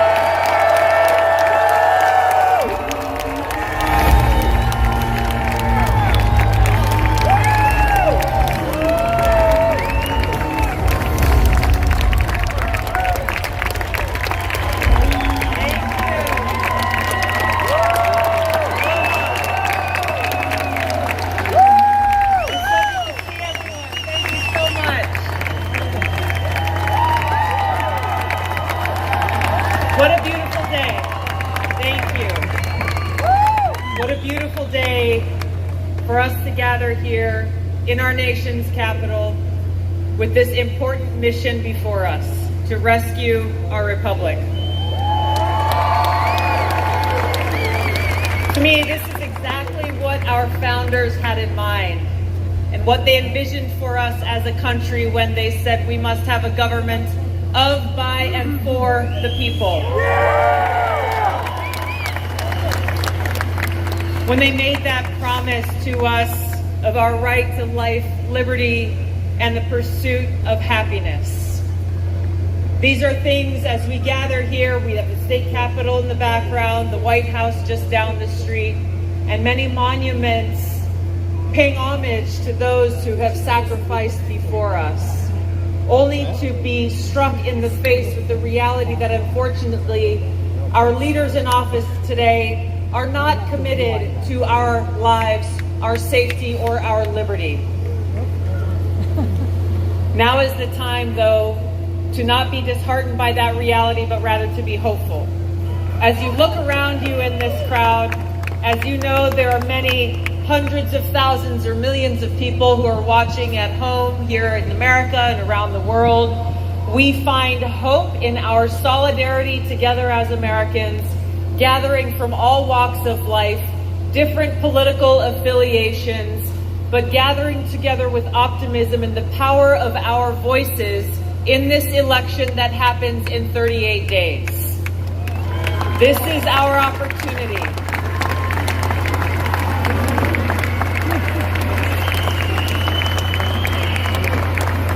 Because our opportunity is rooted in our responsibility as American citizens to remember that our founders told us that our government exists only with the consent of the governed. That's us.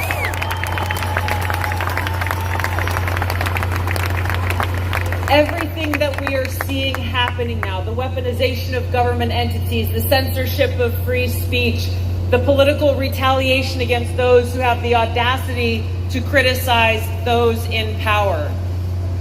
They are throwing everything that they can at us to undermine our democracy because they are terrified of what a free people in a free society will do to uproot them from their power and bring our interest to the forefront once again of freedom, peace, and prosperity.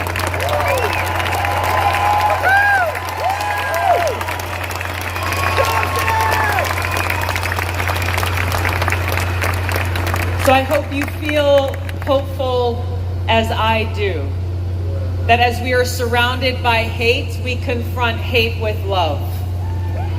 That as we are surrounded by darkness, we confront that darkness with the light of the truth and common sense. And that literally, as we are surrounded by warmongers rapidly beating their war drums, we stand strong and speak with clarity and courage for peace.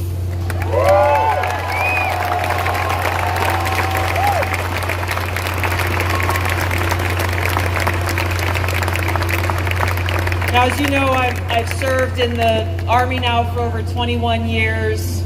And so for me personally, and for all of our veterans and servicemen and women who are here today, we understand how important the responsibility is that every president has to serve as Commander-in-Chief. This central responsibility to keep the American people safe, to secure not only our lives, but our liberty, to uphold the rule of law, to secure our borders.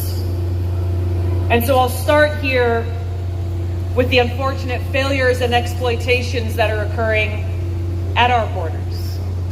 We have some people from California here today. I went and visited your border in San Diego not that long ago to go and see for myself what was happening there. And what I saw was a well-oiled machine driven by the cartels and the so-called immigration industrial complex working directly with them and profiting off of this well-oiled machine. Open borders that have been enabled by Kamala Harris and Joe Biden, not to express their compassion as they say, but to exploit those who are coming across our border and being trafficked by this multi-billion-dollar cartel industry. What I saw there were people coming from all over the world, across the border, knowing exactly where to go, not to evade Border Patrol, but to be picked up by Border Patrol, waiting patiently to be loaded in the vans, where Border Patrol have become nothing but Uber drivers for them, where they're quickly processed through a system that often within 24 hours gets them with a free plane ticket to anywhere in the country. Oh, plug me back in. Often never to be heard from again. Do we have that white cord? What I saw as I stood in a parking lot near a train station where many of these drop-offs occurred were human traffickers who were waiting, women who were being drugged unknowingly, and in their foggy state of mind being ushered into cars, never to be heard from again. What I saw was CEOs of these so-called nonprofits who are working directly with the cartels, with CEOs being paid over $1 million salaries. All of this being done in the name of compassion. But who is the compassion for really? Who really is benefiting? It is the cartels. It is the nonprofits that are making money off of these people being trafficked without a care for the over 325,000 children who are missing. Many of whom are likely being abused in our country today. Without a care for the over 425,000 convicted criminals who are in our country, illegal immigrants. Not a care for those who are illegal immigrants, 56,000 who have drug convictions, 14,000 who've been convicted of burglary, 13,000 convicted of homicide, over 16,000 who've been convicted of sexual assault. This is who they have compassion for. What about having compassion for the American people? That's the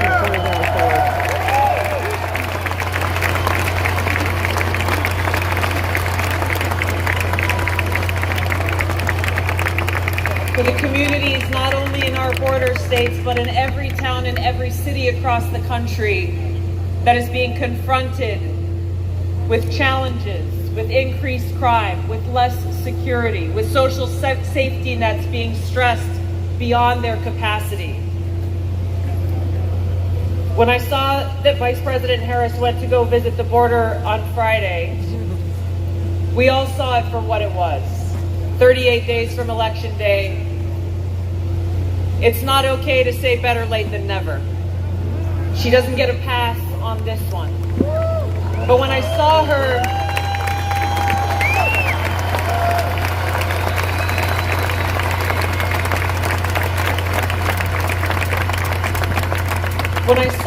give her press conference and her speech that was clearly read off of a teleprompter word for word, it made me sick. Because it once again was a demonstration of her arrogance in lying directly to our faces. That after 3.5 years of telling us that the borders are secure, she stands there and tells us that we have to have rules in place that must be enforced to secure our border, and that she as president will do that. Liar! She hasn't done it for the last 4 years. We shouldn't believe her lies that she will do anything differently. She's prosecuted and sued and gone after the governors of these border states who've taken action in the absence of federal leadership to do their part for their citizens to secure their borders. And they're still fighting to do that today. Whether it's the border or just about every other challenge and issue that's facing not Republicans or Democrats, but all of us as Americans, it's clear that Kamala Harris and Joe Biden are not interested in solving problems. They're not interested in securing our border. They're not interested in truly reforming our broken legal immigration system. They are more interested in allowing people to illegally cross our borders, but will turn their backs on people like a close friend of mine who has served as a Special Forces soldier for over 30 years, who simply wanted to invite some of his family members who live in Italy to come to his retirement, who applied for a 2-week tourist visa and were denied. More of their policies of America last. We need to send a strong message to them that we will not come last anymore. The American people and our country and our freedom must come first.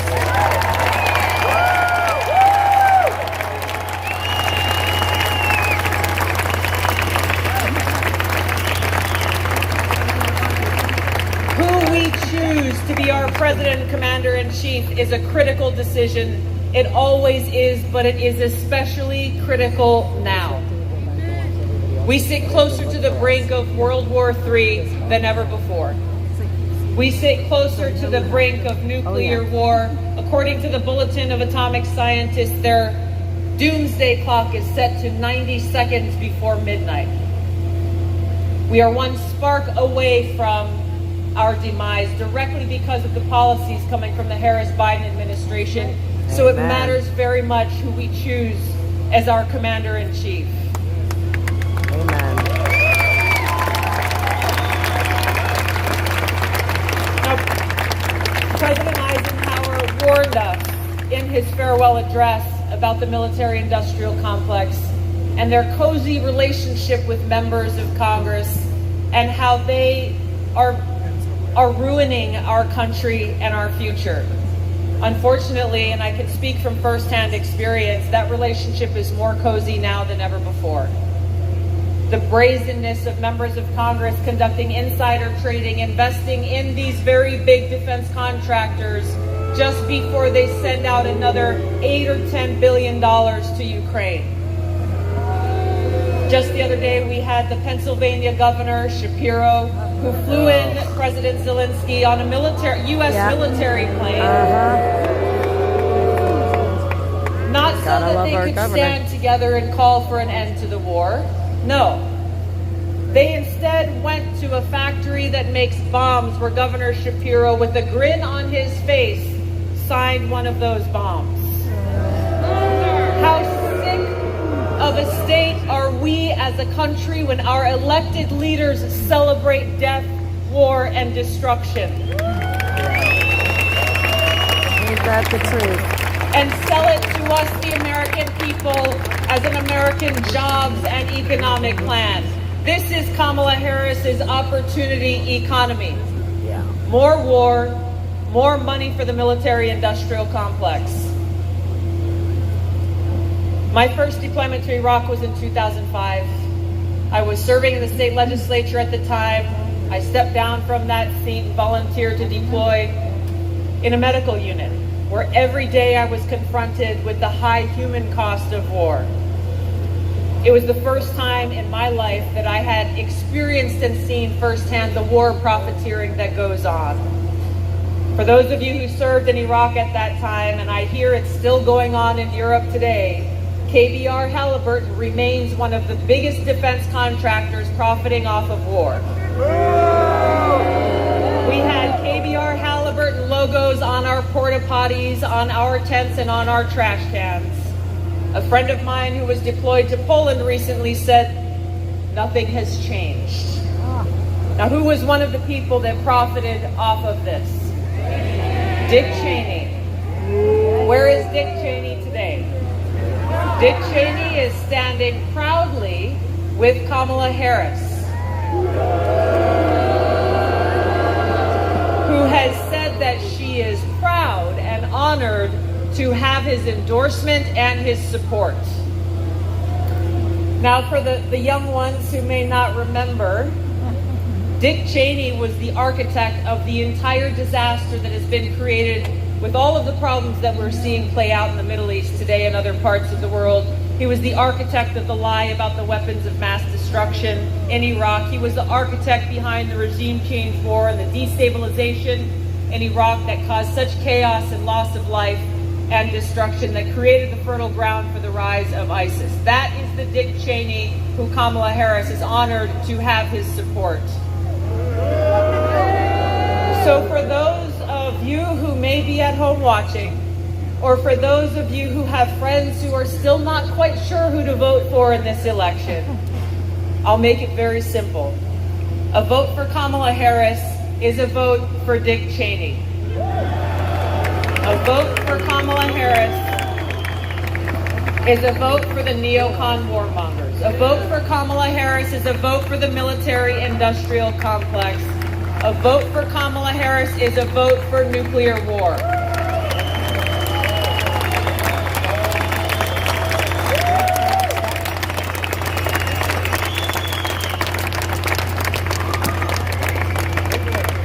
I endorse President Trump in this election because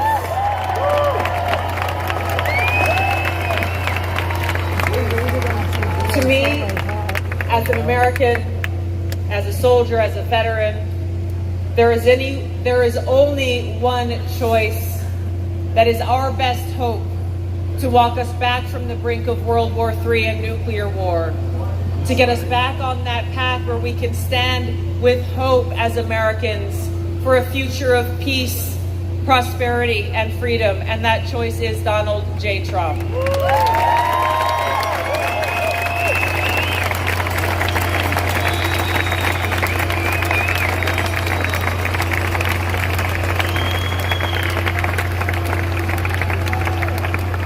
won't hear anyone in the mainstream propaganda media talking about the reality of the threat of war that we face.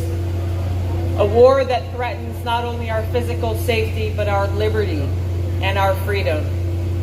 Just as we have seen through every major war and conflict before, those in power, those who gain from us being in a constant state of war, exploit that opportunity to take away more of our freedom.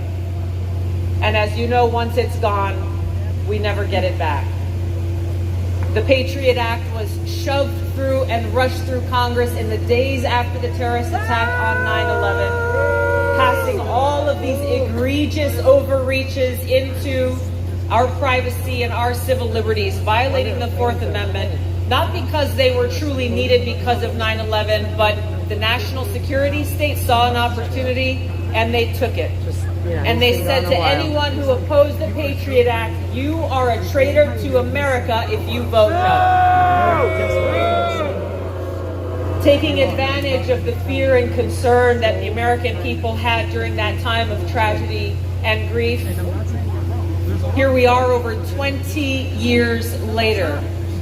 The Patriot Act was just reauthorized once again this year. And rather than the usual rubber stamp that people like Tom Massey and Justin Amash and Rand Paul and I fought against every single time,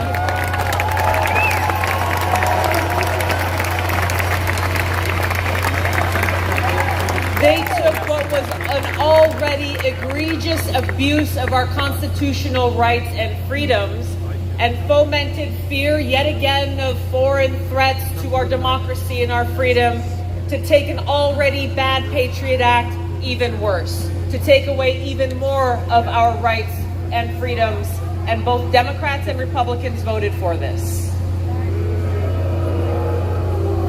We will not see change unless we hold our leaders accountable to uphold and defend our Constitution that we've all who served sworn an oath to support and defend.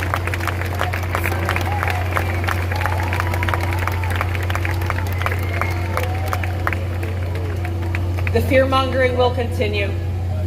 The lies will continue. Their propaganda will continue because they don't care about the American people. They care about power and greed.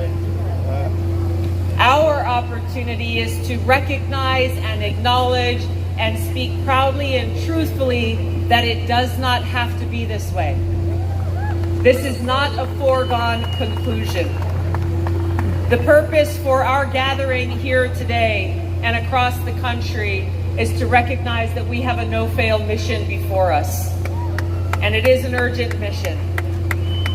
Peace, prosperity, and freedom in this country are what is on the line. And now is the time that we must be willing to set aside our differences, perhaps disagreements on other issues, and come together today in the same way that our founders did in the beginning of our country, to stand together on those fundamental principles that are enshrined in our Constitution and our ability to truly live in a peaceful, free, and prosperous society.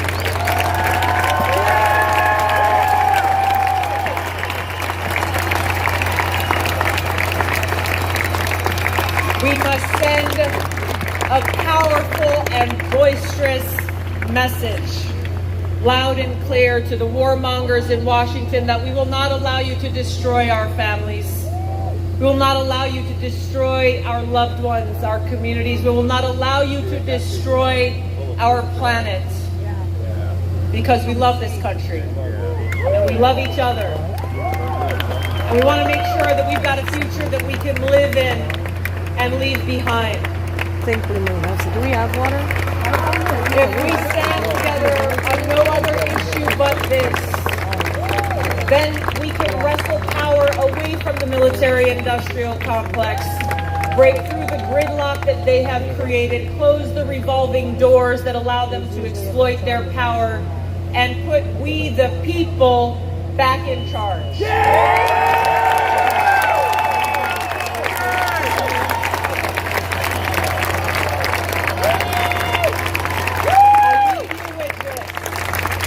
A wise man once shared that we are the spark that will light the fire of change that can restore the vision of our founders, of Reverend Martin Luther King and President John F. Kennedy, where we can stand free and true and proud as Americans.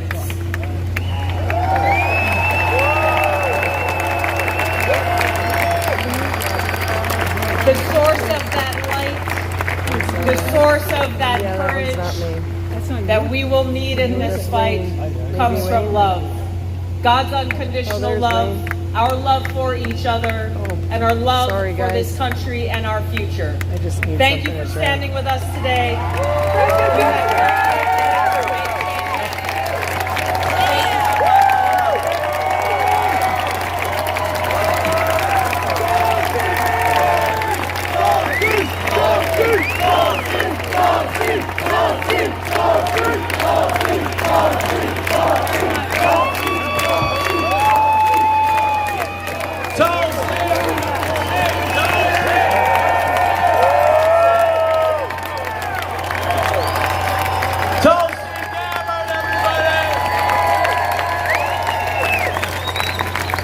What an honor it is to have you, Tulsi. Thank you for your continued service to our great nation. Wow, that was incredible. Thank you. One more time, Tulsi Gabbard, everybody. Thank you, Tulsi. Thank you for destroying Kamala Harris on the debate stage a few years ago. Still rocking that pantsuit. I was hoping for it and it happened.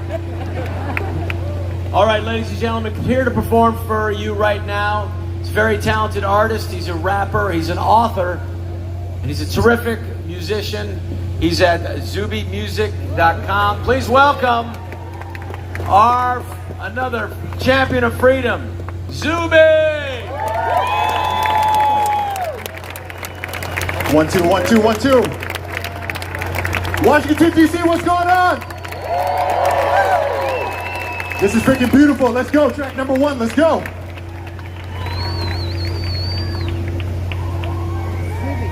How you guys doing out there? Make some noise.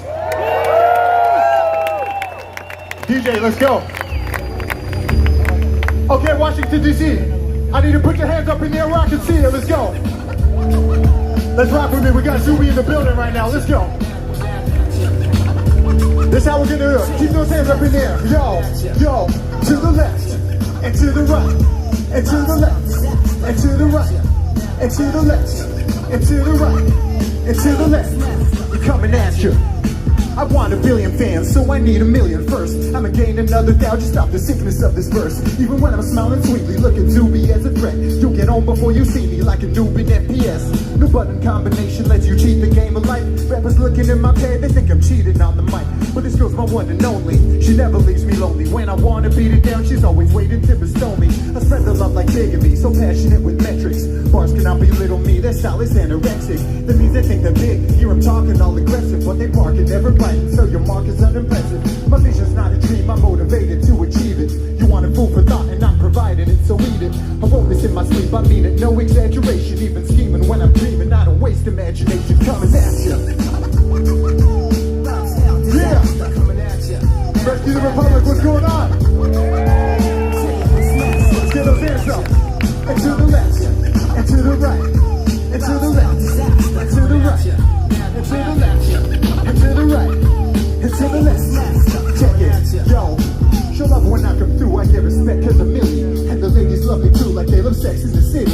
Say I'm blessed and I'm silly, but don't object cause I'm pretty. And always say I'm kinda cocky, but they know I'm kinda witty. And you know in my committee, it's just me, myself, and I.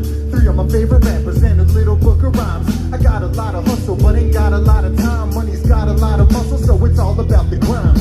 Take a different policy, I'll turn and pen a prophecy. Brilliance is vivid, but it's rivaled by my modesty. Honestly, I think I'm like the hardest walking property, but realize as a team that there's no dream guaranteed.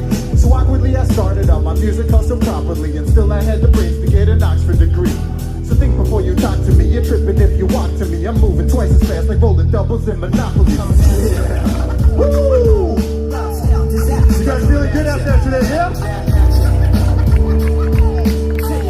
Let's get those hands up one more time. To the left, and to the right, and to the left, and to the right, and to the left, and to the right, to the left, to the right. We coming at you. Yo!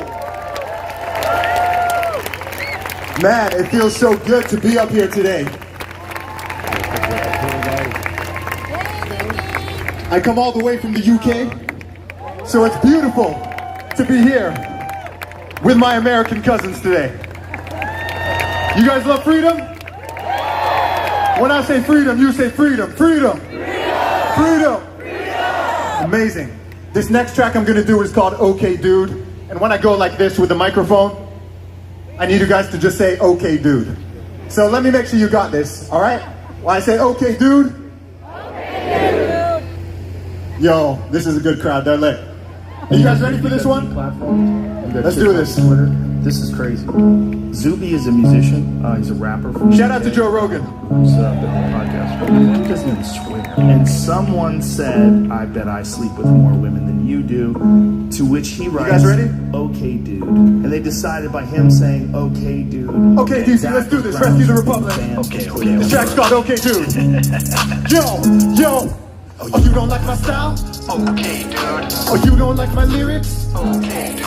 Oh, you don't like my politics? Okay, dude. Did you even know what knowledge is? Okay, dude. Oh, now they want to mention me? Okay, dude. So now they want to censor me? Okay, dude. Tiger-blooded dragon energy, and I control my legacy, and I got friends and enemies. Working hard to make a milli, baby, flow is never wheezy. Couple 100,000 fans and it all started with a CD. Used to hustle on the street, now they see me on the TV. Going viral like Corona, so they try to quarantine me. A couple real celebrities, but most of them are frauds. Tell you how I really feel, because my only fear is God. To be lying on the media and lying through the mob. They can sip on social media, they never seen it. I'll be coming to America like Sammy and Akeem. I'm uniting black and white and brown like Martin Luther King. And I get around the internet like presidential meets. And I did it independently, I never had a team. Come a long way, please don't go commercial now. Careful with your words, don't be controversial now. Winning nothing less, F a victimhood mentality. Cause I am not oppressed, and that's a check to your reality. Oh, you don't like my style?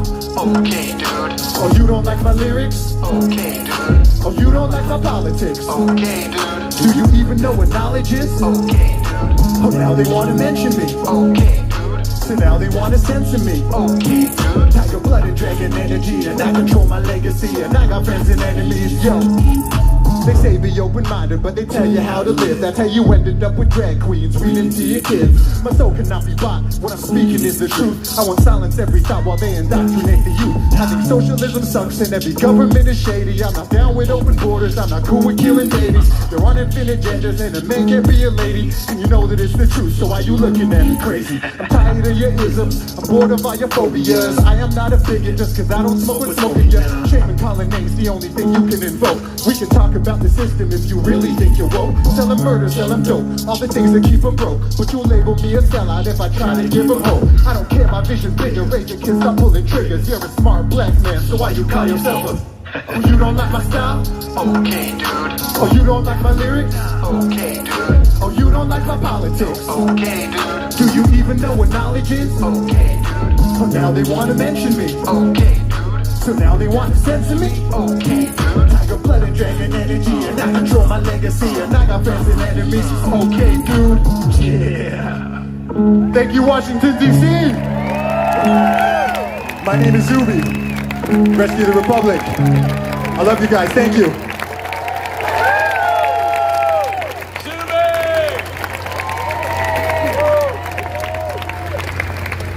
One more time for Zuby.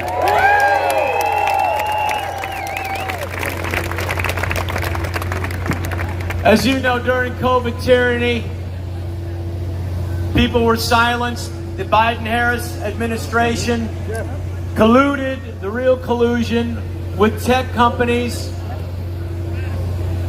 to silence Americans' First Amendment rights. They silenced doctors, scientists, academics, and anyone who disagreed with the government narrative. But there were some doctors that stood up and put country before career, put science before the people who said it was settled. And we are very honored to have them here. I will introduce them. Dr. Mary Holland, Dr. Pierre Corey, Dr. Robert Malone. Yes! And coming with them is a senator whose hearings have been exceptional. He is a freedom fighter and a great American. Oh my God. Please welcome also Senator Ron Johnson.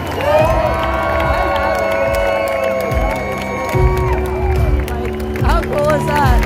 I've actually seen it happen before.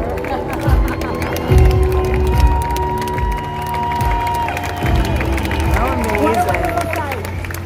Children's Health Defense. What a tragedy and an outrage that children need public defenders for their health. But they do. During pregnancy, moms are expected to get 4 shots: flu, Tdap, COVID, and RSV. At birth, a baby is expected to get a hepatitis B shot against a sexually transmitted disease. By 6 months, a baby is expected to get 20 shots: Hep B, RSV, DTaP, HIB, IPV, PCV, rotavirus, and COVID. By 9 months, a baby is expected to get 1 or 2 more COVID shots. Not one of these shots has been properly tested, and each one is known to cause injury or death in some. This is insane. This is corrupt. Yes. This is criminal. Say it louder to those in the back. Vulnerable children need a public champion, and they have one in Bobby Kennedy.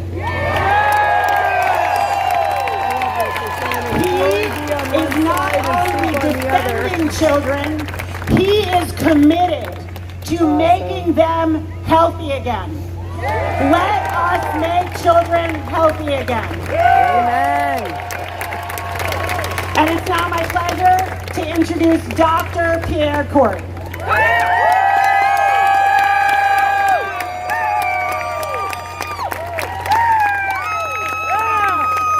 Got some fans in the house. Thank you, Corey! Thank you! Thank you, Corey! Guys, great to be here.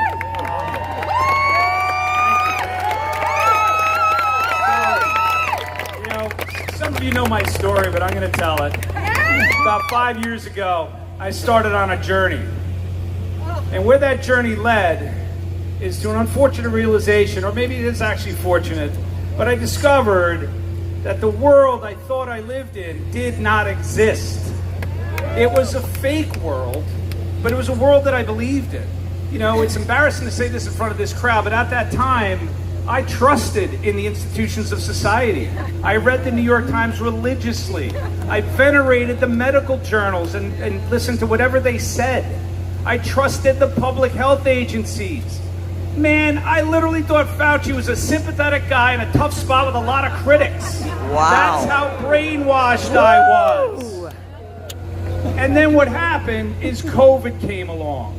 And me and my colleagues, pulmonary and critical care doctors, we set game on and we took it head on. We studied everything we could and we started to develop treatment protocols and putting them out to educate the public. And then what happened was this guy came into my life, Senator Ron Johnson. Thank you. And you know, I think he made a big change in the world through COVID because he got really important life-saving truths out there. He gave us a platform to speak truth, to speak expertise, science, and deep study. And we got that information out, and that information not only went around the country, but also the world. And I think by the result of his actions, we were able to save many, many lives. You know, my first testimony in May of 2020, I argued for the critical need for corticosteroids in the hospitals. And I did that at a time when every national and international healthcare agency recommended against it. I was proven right 6 months later, but then when he invited me back to talk about this little drug called ivermectin, of which I'd become an expert on, that's when really the journey started to accelerate, because I suddenly was faced with a response, a coordinated attack across media and medical journals and agency leaders across the world spewing lies. They sounded similar, they were structured similarly, and they were just raining upon our heads, and they were drowning out our voices. And then I saw the onset of immense censorship and propaganda, not just social media, the journals, the medical journals at the heart of all of this. Medicine has been captured. And then after seeing that and fighting that ivermectin war, I saw that amplify by many magnitudes around the vaccines. And I watched a humanitarian catastrophe unfold. There are millions dead across the world from these vaccines. My own private practice, I've seen almost 1,500 patients, many of them in the peak of their lives, who are now disabled and suffering with immense symptom burden to this day, years later. And I believe that I'm meeting the greatest unmet need in the country right now, which is the care of the vaccine injured.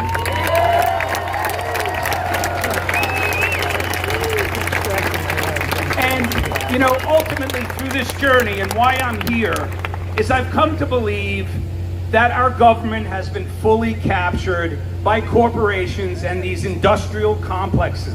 They have every single one of our agencies, the CDC, the FDA, the NIH, the EPA, you name it, big food. They're polluting our air, our water, our medicines, our security. They're letting, you know, all the immigrants come in, and they're surveilling us and censoring us. All of our rights are being slowly stripped, and most of the country's not aware of this. And as an educator, I'm trying to bring that message out. And so that's why I'm here. I'm here for the same reason you guys are all here, to rescue the Republic.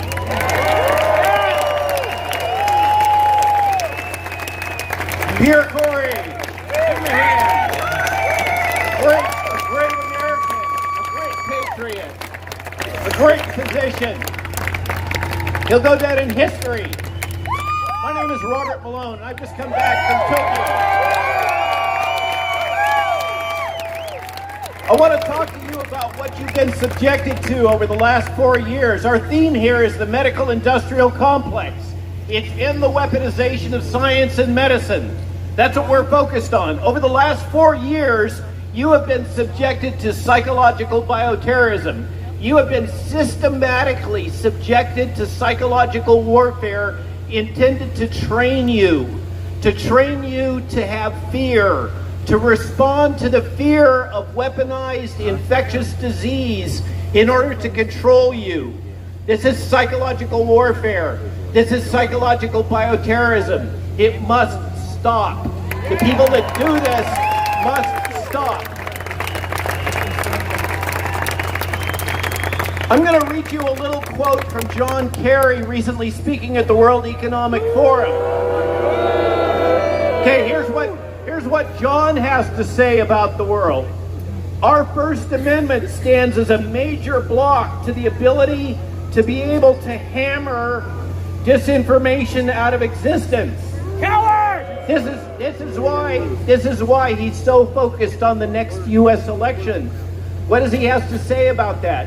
What we need is to win the right to govern by hopefully winning enough votes that you're free to be able to implement change. He wants to win by a big enough margin that they can throw out the First Amendment. So what does that look like? Now we have this situation in India with a vaccine for COVID called Covaxin. A bunch of academics wrote a peer-reviewed study that got published. And you know what Bharat Biotech did? They sued the journal and they sued the academics that wrote the paper because it was revealing things about the vaccine that Bharat Biotech didn't want to be revealed. This is their new strategy. They're going to deploy lawfare to shut down our ability to even talk about the risks of these products. All the things that Mary was talking about, if the election doesn't go the right way for us, they want to get to the point where they can put people like Mary and Bobby and me and Pierre in jail, just like they did with J6. So here's what's going on. I just came back from Tokyo where they had a 30,000 person rally because they're about to deploy self-replicating RNA vaccines. Japan is being used as the guinea pigs for the world for this new technology. The Japanese people are calling this the third atomic bomb. Look at that. This is being deployed in a cooperative agreement between a U.S. company, Arcturus, a Canadian, Australian company called CSL, and a Japanese company. Now, the CEO of the Japanese company recently gave a press conference. What did he say? He said, anybody that is spreading misinformation, we're going to go after him legally. We're going to try to have them jailed. If you say anything against their self-replicating RNA vaccine technology that's never been rigorously tested, we don't know if it's going to infect other people. We don't know if it's going to spread. We know it's going to replicate. We don't know if it's going to get into the brain of the elders in Japan. But we do know that if we say anything about these concerns, the CEO is going to come after us and try to put us in jail. That's the new world order. That's what we're coming into. That's what they want to implement on us. They want to shut us down. They want to prevent us from speaking. They want to completely control the narrative, and they want to be able to deploy psychological warfare on all of you to control you, to train you to respond to the fear narratives about avian influenza and monkeypox and whatever it is they want to deploy next in order to control you, in order to teach you to shut up, sit down, stay in your homes, and do what you're told. Now, I'm not okay with that. I don't think you're okay with that. And I hope that you join all of us in fighting this new tyranny. Now, thanks for your time, and it's my great pleasure to introduce this is a true American patriot. If there's a hero, it's Ron Johnson. Ron Johnson, who stood up in the Senate and said, hell no. Ron Johnson, who has spoken the truth again and again and again. Ron Johnson, who has bucked the Uniparty. Ron Johnson, who ran for office even though he didn't want to because he wanted to resist Big Pharma and the vaccine narrative. Welcome to Senator Ron Johnson. Thank you all. Thank you all. Thank you, Robert. Thank you all for being here. This is a really good sign for America. It is an honor to be here and to follow three heroes of the pandemic. Dr. Corey had the courage and compassion to treat COVID patients, and like Dr. Malone and Mary Holland, they all had the courage to tell us the truth. It is also truly an honor to speak before another man of enormous courage, Robert Kennedy Jr.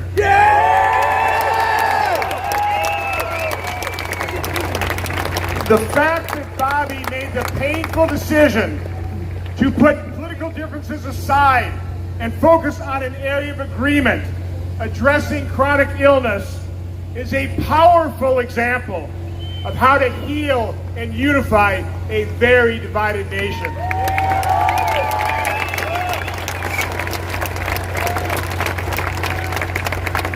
Isn't it sad that these courageous individuals, together with so many others in the medical freedom movement, instead of being rewarded and praised for their efforts, they have been ridiculed, vilified, and scorned. Maybe that's why so many of the people in our movement are people of faith and spirituality. People who truly believe we are in a struggle between good and evil, a battle of biblical proportions. What else could you call the sabotage of early treatment, mandating an experimental gene therapy, censoring the truth, ridiculing and destroying the reputations and careers of good people who told the truth, and ignoring and casting aside the vaccine injured. I call that evil. But even though we are in perilous times, we have hope. Yeah. You know what gives me hope? You do.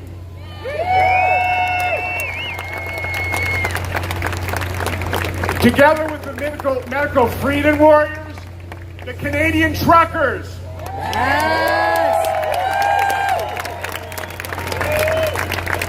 and all the people whose eyes have been opened and are seeking truth. 61 years after Dr. Martin Luther King Jr. stood not far from here on the steps of Lincoln Memorial, declaring that he had a dream.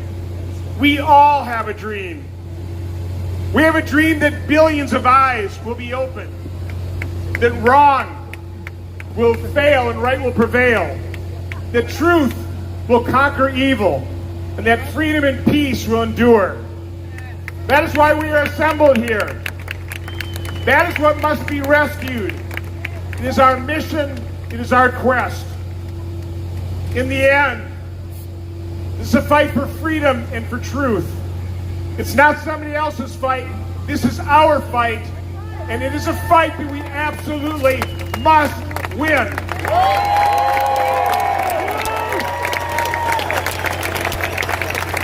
So God bless all of you, and God bless this marvelous nation that we call America. Thank you.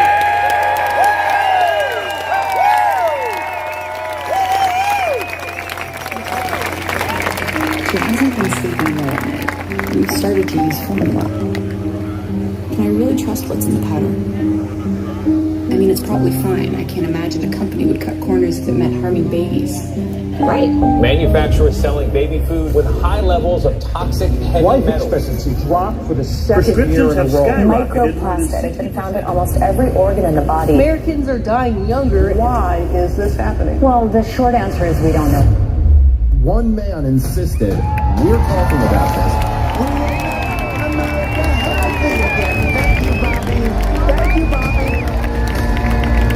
How is every presidential campaign not talking about this? Joining forces with former President Trump to make America healthy again. An alarming growth in the prevalence of chronic illnesses and health problems, especially in children. It's time to ask what is going on. If RFK gets in office, he will expose a lot of this Trump's stuff. former rival, Robert Kennedy Jr., and former Democratic lawmaker Tulsi Gabbard are joining his presidential transition team. We know why all of these diseases are going up. And we know how to fix it. Catastrophic quartet, big farming, big food, big pharma, and big insurance. The systematic core of every institution of trust, which has led to the global spread of obesity and disease. Who cares about politics if the next generation is dead or close to it before they can even vote? It's a conversation that American families deserve to make America truly healthy again and to orient true scientists toward that aim. How about when your children are sick and you don't care? What's more important than all our kids are sick? It's now or never. I pray to God every morning to put me in a position to end this calamity. You would think that the American healthcare system and our government agencies would be clamoring to fix, but they're not. They are deafeningly silent.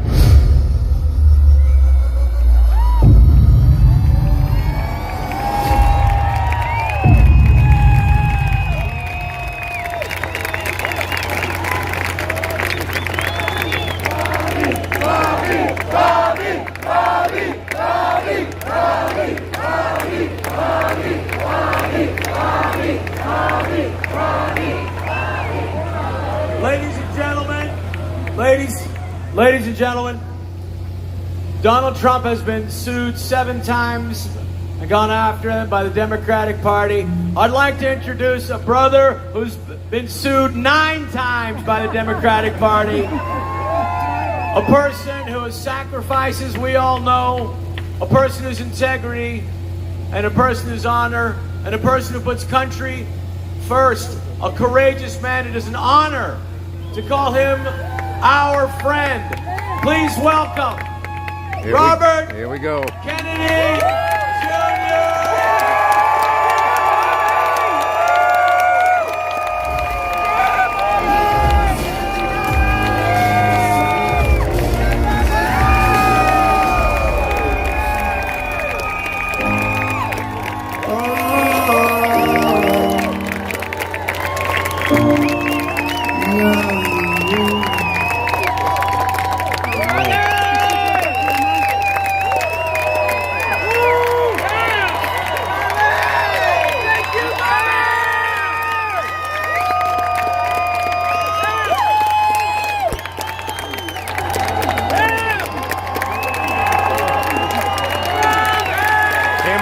excited.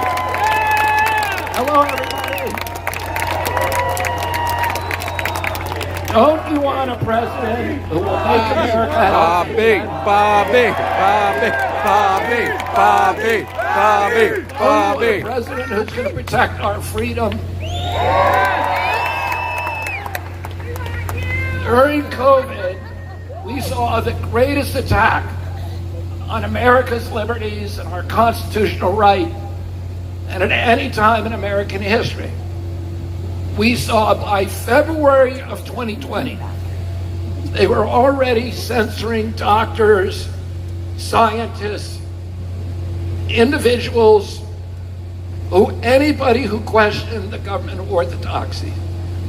The American press, guardians of the free speech, of the First Amendment, of our democracy, all took part in this unprecedented effort to silence dissent in our country. The press, which is supposed to function to speak truth to power, instead began silencing the powerless and acting as a bullhorn for government orthodoxies. And as soon as they figured out that they could censor us and that we were going to put up with it, they began an assault against all of our other Bill of Rights. Hamilton, Adams, and Madison said that we put freedom of expression in the First Amendment because all of the other rights are dependent on it. A government that has the capacity to silence its critics has license for any atrocity. So the First Amendment was the most important right. And now, as soon as they figured out that we were going to put up with them silencing dissent, they began their attack against all of our other Bill of Rights. There's three legs in the First Amendment. The first is freedom of speech. The second is freedom of worship. They closed every church in this country for a year.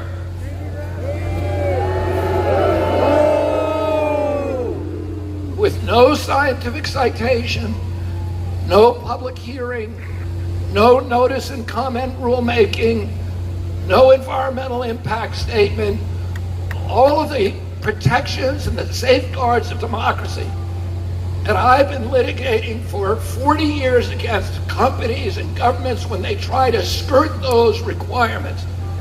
Suddenly they all just disappeared.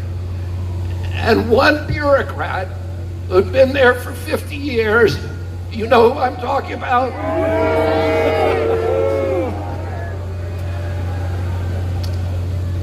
He just said, close the churches. And that was it. And then they went after the third leg of the First Amendment, which is freedom of assembly. They told us, again, with no scientific citation, we have to social distance from each other. We can't assemble. We can't petition and protest in groups. And nobody had ever done that before. Again, there was no hearing, none of the safeguards of democracy. Then they went after Fifth Amendment property rights.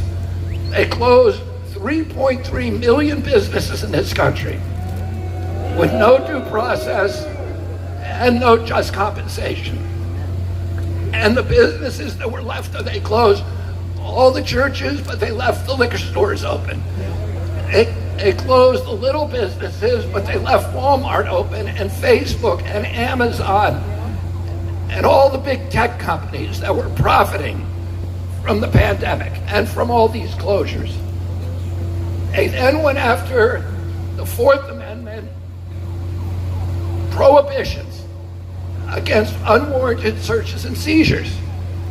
With all this track and trace requirements that we had to leave our homes, to go into a building, to transport ourselves to any other jurisdiction, to take an airplane.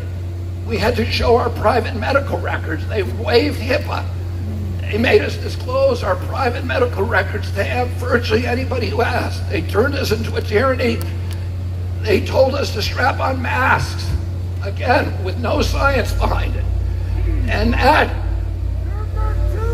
only the worst tyrannies in the world, people like the Taliban, like the Iranian government, the Saudi government, these are the ones that force their citizens to wear masks because it dehumanizes them.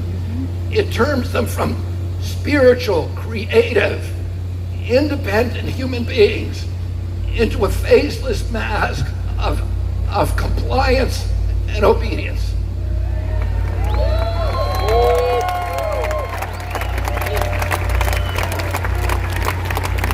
And then they went after the Seventh Amendment, which guarantees jury trials to Americans. And here's what the Seventh Amendment says. No American shall be denied the right of a trial before a jury of his peers in cases or controversies exceeding $25. That's all it says. There is no pandemic exception. And the framers of the Constitution knew all about epidemics. There were two epidemics during the Revolutionary War, a malaria epidemic that decimated the armies of Virginia, a smallpox epidemic that decimated the armies of New England. Between the end of the Revolution and the signing of the Bill of Rights in 1792, there were epidemics in every city in our country: cholera, yellow fever, typhus, typhoid, malaria, that killed tens of thousands of Americans. Everybody knew about this, and yet they did not put an epidemic exception in the United States Constitution. They wrote the Constitution for hard times, not for easy times. They wrote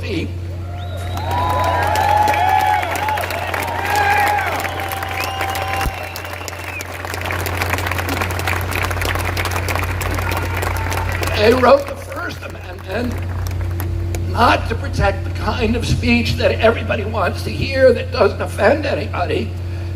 They wrote it to protect the kind of speech that offends people and we don't want to hear. They wrote it to protect misinformation and disinformation and lies. And Louis Brandeis said that the remedy for bad speech is not censorship. It's never censorship. It's more speech.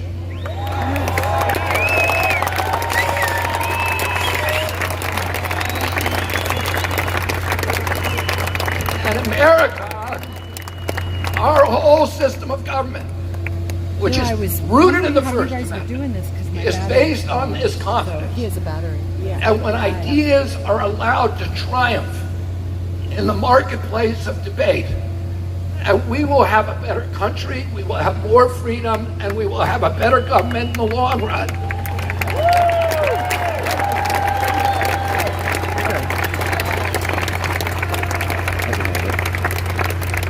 And this week, Hillary Clinton, Tim Walz, and Kamala Harris all said the same thing. They said that if the Democrats get back into office, that they are going to make sure that misinformation and disinformation is censored.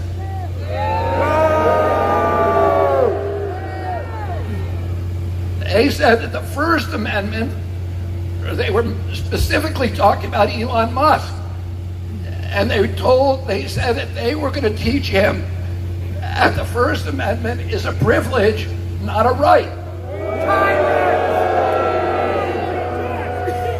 Do you consider the First Amendment to be a privilege? No! Do you consider it to be your right? Yes! Your God-given right? Yes! Do you want to elect government officials who are going to take that right away from you? No! So, and by the way, who was the biggest perpetrator? We now know, and everybody admits, who was the biggest perpetrator of misinformation during the pandemic? Did you say Anthony Fauci? No, it was the government of the United States. So we don't want the government We don't want to give the government power to censor other people's misinformation while it perpetrates its own, do we? And you look at that pandemic, you look at the management, the disaster, the Brown University, they closed all the schools. The Brown University study said our children, our toddlers in this country lost 22 IQ points. A third of children are now going to be taking remedial education, and many believe they will never recover. The GMAT scores are down. All of the scoring of IQ and our children's intelligence are down. This is a terrible, terrible blow to our country. And what was the point of it all? Well, we look at what the outcome was. And the outcome was that they shifted. They closed all of the small business in this country.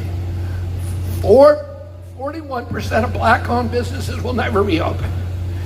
They shifted money upward. They strengthened these big tech institutions like Amazon and Facebook and Instagram and YouTube and Google.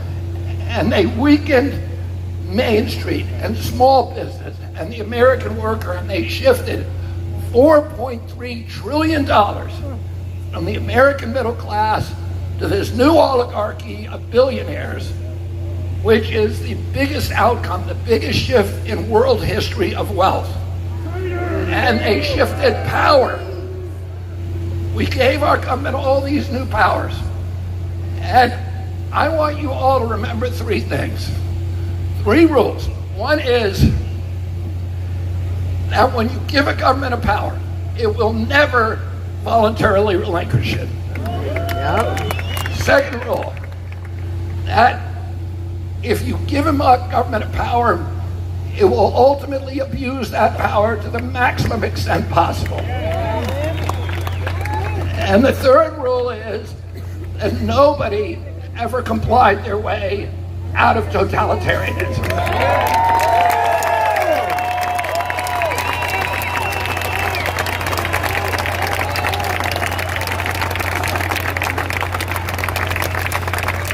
So what are we going to do if they ever try to do this again? We're going to resist, resist, resist. What are we going to do if they try it again? Resist, resist, resist.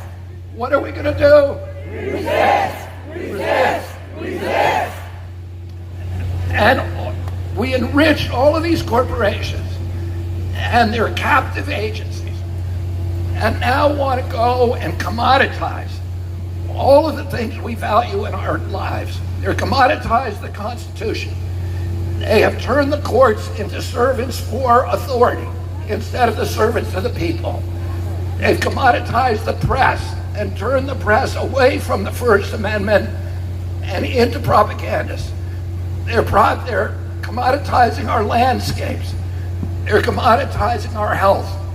And they're commoditizing our children. And the biggest beneficiary of the pandemic was, of course, the pharmaceutical cartel. And if you're a part of Big Pharma, the most valuable asset in this country today is a sick child. And so they want to keep you, they don't want to kill our children. They just want to keep them sick and dependent on chronic disease drugs for the rest of our lives. And they now have so much power over this, the exemplary democracy of the world, that they have been able to make us the sickest country in the world. We have the sickest children in the world. When my uncle was president, 6% of Americans had chronic disease. Today, that number is around 60%. When my uncle was president, I was a 10-year-old boy. We had 3.4% of Americans were obese. Today, 74% of Americans are obese or overweight. Japan, 3% of the people are obese, the same as we were in 1960. We have explosions autism has gone from 1 in 10,000 to 1 in every 34. 1 in 10,000 in my generation, 1 in every 34 in my kids' generation. Juvenile diabetes, which when I was a kid, the average pediatrician saw 1 case over a 50-year career. Today, 1 out of every 3 children who walks through his office door is diabetic or pre-diabetic. Our fertility levels are plummeting. Teens today have 50% of the testosterone and 50% of the sperm count as they did 2 generations ago. American girls are hitting puberty at 8 years old. The average is between 10 and 13, which is 6 years younger than it was 2 generations ago. We have the lowest puberty rates among girls in the whole world in this country. We have lost, since 1970, when we were leading the world in longevity, we've lost 6 years compared to Europe. In Japan, in Italy, we spend 4 times per capita what Italians pay for healthcare, and we live 7.4 years less. So we are commoditizing ourselves. We're destroying our country, including our national security. 77% of our children can no longer qualify for military service, and it's costing us $4.3 trillion a year. It is an existential threat to our country. Our country is strong and it's resilient. It's not going to be destroyed because we get the social safety net wrong or because we miscalculate about our healthcare system. It's going to happen because chronic disease is going to destroy us, and it's going to destroy us soon. If we don't win this election for a president who's going to make America healthy again,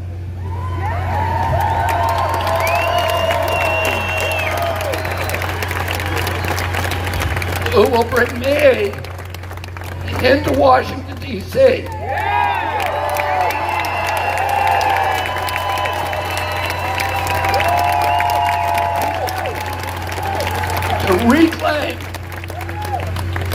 To reclaim our agencies from the pharmaceutical companies and from the big ag companies and the big food companies that are trying to destroy them. And you know that our food system got transformed in the early 90s.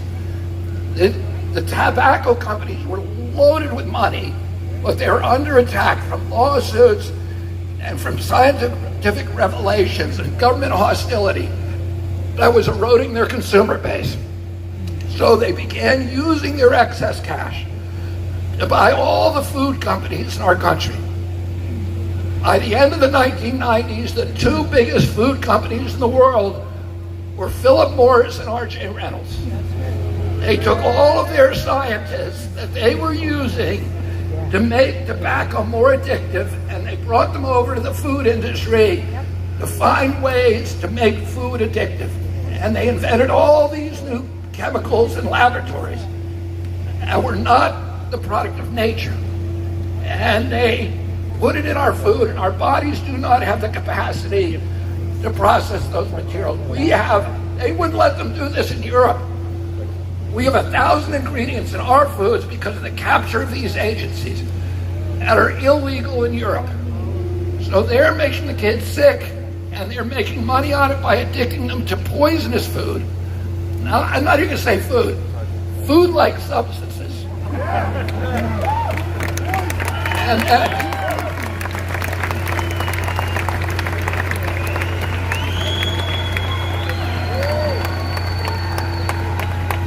And then their partners in the pharmaceutical industry are cleaning up the profits on it. And FDA now gets 50% of its budget from pharmaceutical companies and from big food companies. And we know who runs FDA. Do you think that FDA cares about your health? No. Do you think CDC cares about your health? No. Do you think HHS cares about your health? No. Do you think that NIH cares about your health? Do you think the United States Department of Agriculture cares about your health? No. Do you think USDA cares about small farmers? No. There's one thing they care about. Money. Money. And we need a president who's going to come into office in this country and who is going to dismantle this corrupt merger of state and corporate power. Shut it down! Shut it down!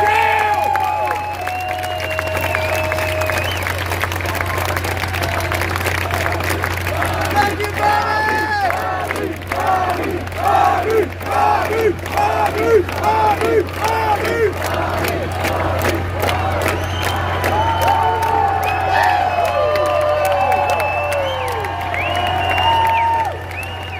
Don't you think that you deserve a president of the United States that is going to protect our children? Yes! And don't you think that the United States deserves a president that's going to protect our freedoms? Yes! Our constitutional rights? Yes! Our freedom of speech? Yes! Our freedom of worship? Yes! Our freedom to assemble? Yes! Our right to jury trials? Yes! Our right to be free from unwarranted searches and seizures? Yes! And don't you want a president who's going to make America healthy again? Yes! And who's going to make America free again? Yes! And it's going to make America once again the greatest nation and the moral authority around the globe. And you need to go to the polls and get your friends there and get Donald Trump and me into Washington, D.C.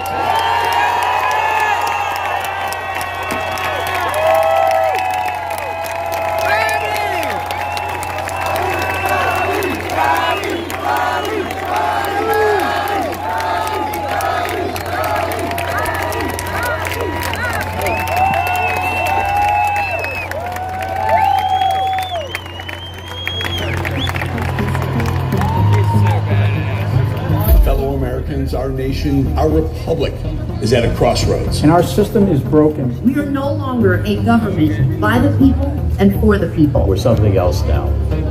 In today's age, we fear the government. We feel gaslit.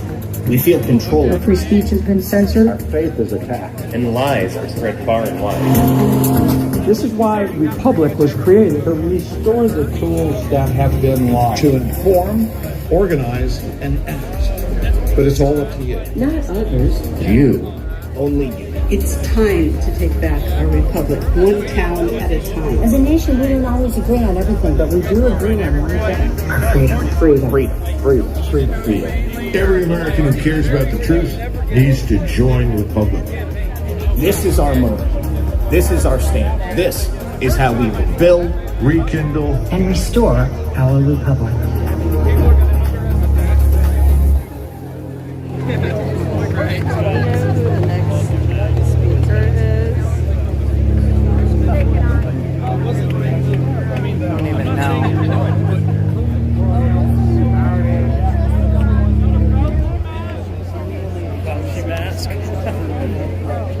Hey guys, thank you so much for coming today. My name is Angela McArdle. I'm one of the founders of this organization with Brett Weinstein and Matt Toon. I am so grateful and humbled to see all of you in attendance. I want to give an additional thank you to our sponsors, Maha, Republic, the advocates, everyone else who's donated. Thank you so much. Matt Toon came out earlier and he told you we're still fundraising to cover the cost of this amazing, beautiful, free event. We've raised $50,000 today thanks to your generous support. And I really want to say thank you and I love you and appreciate it so much. But Russell Brand is on his way and he wants to see another $50,000 from this crowd. Can you find it in your hearts to give? Look at this QR code that's up. That'll take you to our Give, Send, Go, who is another amazing sponsor of ours. Please donate. Find our Give, Send, Go. Find it in your hearts to help us. We love you and thank you. Does that mean he's next? What? Does that mean he's next? No, he's going to be a while. They want to raise the money before they pull him out. Do we know who's next? All right. Wow. How are you guys doing? You having a good day? We're going to make America healthy again. Are we going to get a podium that doesn't expose that I'm really a midget next time? No. We thank you so much for coming out today. We're gonna bring up a band in a minute here. I do want to thank you, each of you, for coming out and hoping spreading the message out to your neighbors, your family members, and to those people who are on the fence of what this election is all about. And I think we've been had a pretty darn good day today. How about a hand for all the speakers who've come up so far?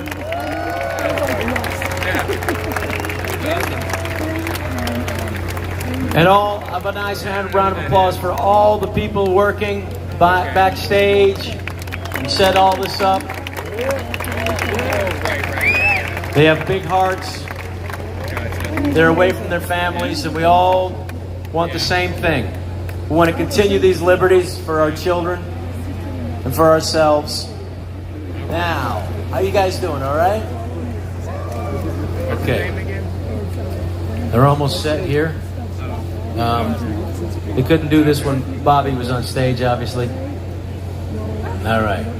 They'll be ready in a little bit. So if you guys need, anybody needs a ride to the airport, you can come with me. I'm leaving in a few minutes. I want to thank you again. And also thank you, God, for not letting it rain today. Appreciate it. Thank you, God. Thank you, Jesus, for bringing all these brothers and sisters together in one place safely. Today is the day Saint Michael, the Archangel, to defend, is in battle and is here to protect us against wickedness. That is today. That's no accident. We're grateful to be here. All right. They're only missing microphones, and we'll continue. All right. He's kicking ass. It's crazy. Ladies and gentlemen, we do have a terrific comedian that's going to be coming up. I think he is a freedom fighter. He's hilarious. You all know him, Jimmy Dore.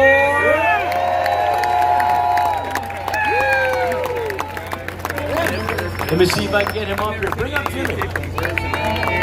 He's down there. I just saw him. All right. Now you got microphones, guys? This usually takes about 45 minutes, but they're going to be able to cut it down to 42. Yeah. Kind of making it. So while I'm here, shameless plug. I have my new book is about free speech. Called "You Can Do It." You can do it. Speak your mind, America. And all right, how you guys doing? Did you guys get Jimmy? Yeah. Ask Jimmy to come up. Zelle, you want to go in your way? All right. How are you guys doing? All right? That's nice. That's what you got to do. You got to just make your own stuff and invite people. You know. Yeah. Mike?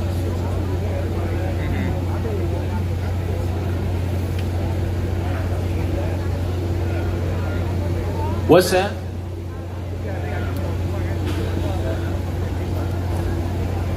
Ask.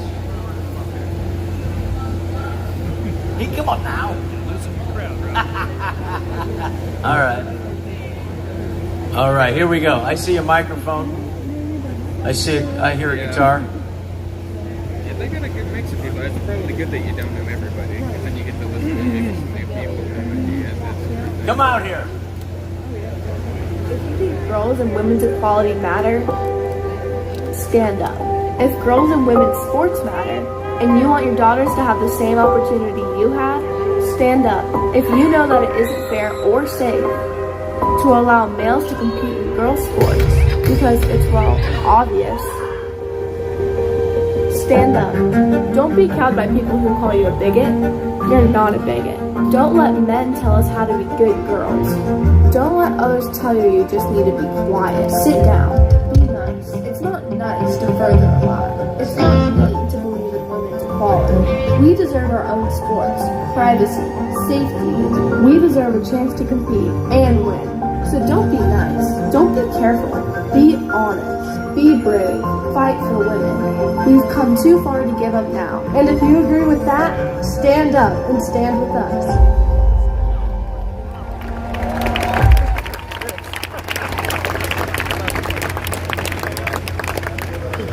Ladies and gentlemen, these guys did that together very quickly. You guys kicked ass.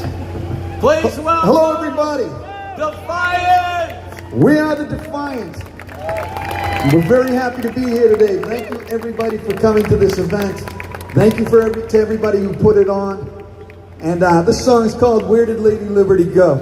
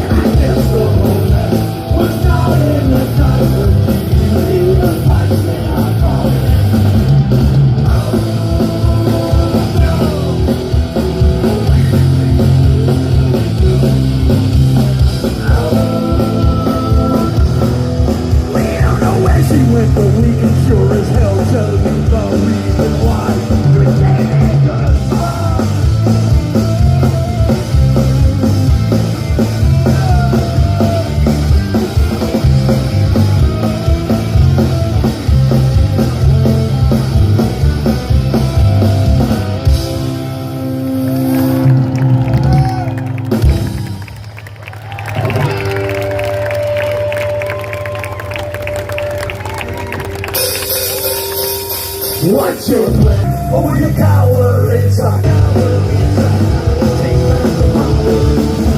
What you gonna guys do when they show up in black suits on the street around here? For everything's like you, but today we don't get to run high. We won't get pushed off to the side. What's your plan for tomorrow? You leader or you follow? You fight back or you cower? It's our time to take back the power. You fight back or you cower? It's our time to take back the power.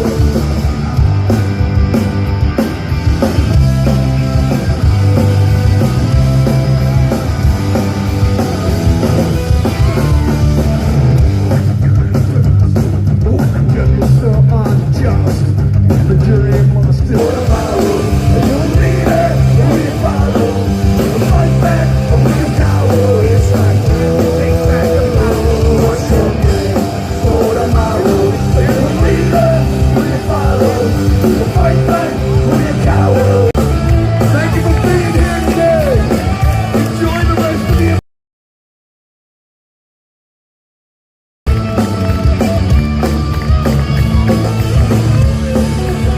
leader, or will you follow?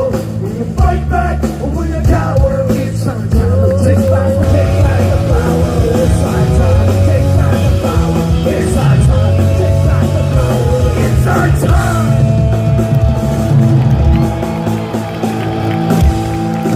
Thank you.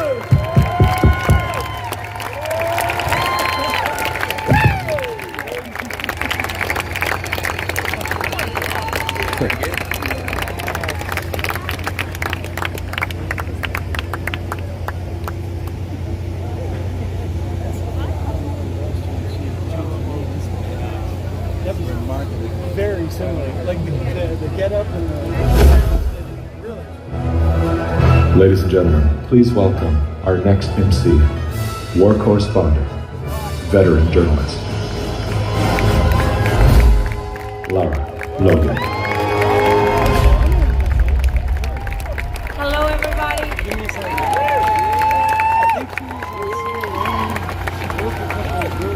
My name is Lara Logan, and I am a dying breed. I am a real journalist. I want to rip down the glass and pull out the microphones and tear it all away so I could stand there with you. And I want to thank you for being here today. I saw someone hold up a sign that said, "We are the defiant." And that is exactly what we are. We are the people that will never surrender.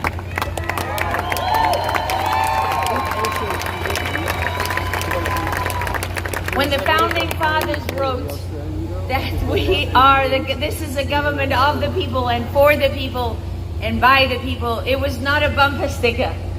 They meant it. This is your government. This is our government. And what people have woken up to from so long is that we have been robbed blind. We have been enslaved for way too long. And when the people stood up and chose their own leader, those who think they're smarter than us, those who think they know better than us, those who never meant it when they said they were there to serve us, they got mad. And they wanted to blind us. But this event is living proof that we are not divided.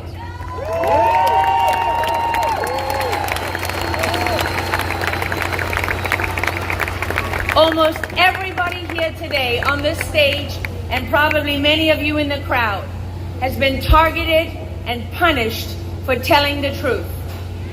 We reward those who lie and deceive and steal and kill. And it makes absolutely no sense. And we have a window.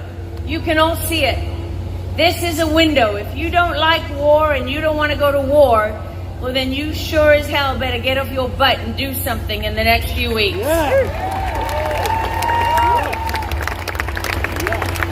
Because one of the pillars of Rescue the Republic is that war should be a last resort. And that is something that we really mean. Don't be sending your sons and daughters and fathers and mothers, and don't be sending them onto battlefields to loiter on the objective and die in filthy sewage canals and other places when you have the ability to bring everybody home overnight without putting a single boot on the ground? And you never use that capability. Why not? We don't ask the right questions because our journalists have let us down. We've been betrayed by our doctors, betrayed by our leaders, our elected officials. We've been betrayed by everybody who is supposed to protect us and stand by us. But all around you are people who are acting in the presence of fear. Artists have given up musical careers. Comedians have given up the stage. Actors like Rob who've given up Hollywood. They've given it up because they know that this means more.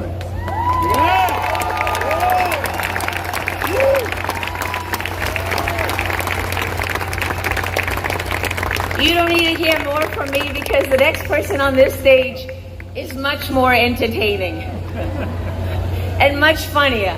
He's been a comedian, he's been a podcaster, he's been a famous Hollywood actor. He's done some crazy things. I want to know if he's wearing white underwear today, and if I ask to if he'll baptize me, I'll let him baptize me if he'll strip down to his undies. Is that a fair deal? Careful. You might get He makes them crazy. He makes them crazy because he defeats the narrative. They want you to think if you don't believe in censorship, somehow you're far right. If you don't believe, if you believe in, if you believe in freedom, somehow you've become a terrorist or a domestic violent extremist. I don't know what the hell happened to these people. Somebody sucked out their brains and fed them something. But they're wrong. And guess what? They're not winning.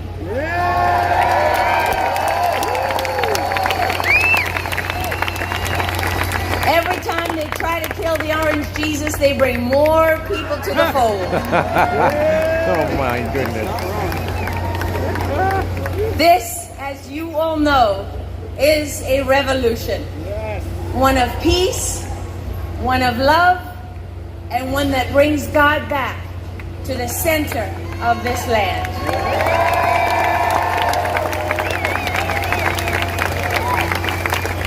I don't believe most of what they tell me. I'll never take a knee, and I will fight to the last breath in my body. Is he ready? Now, I don't want them to yell at me for talking too young, but I gotta make sure that the man of the moment is waiting in the wings. There's not enough activity to my side, so let's talk about Russell Brand. Russell Brand is just classic because he came from their world. They don't like it when you come from their world. They held you up, they adored you, they made you a hero. They gave you prizes, they wrote glowing articles. Now they have to find a way to say, well, we didn't mean any of that. None of that was true. Just like me, I used to be a great journalist when I was on 60 Minutes. Apparently now I've lost my mind. You know, great doctors. There's some great doctors. People that were elevated at UC Berkeley and above, right? And now they're no longer great doctors because they believe in natural immunity and they don't want to be experimented on or lie to their patients. What happened to that? Uh-oh. Russell. Put your clothes on. If I let you baptize me, will you strip down to your underwear? Will you baptize me in your underwear? He doesn't think I'm serious. I was 8 the first time I was baptized. It was humiliating then. Thank you. Ladies and gentlemen, I want to welcome to the stage a great man who is great and doesn't care what they say.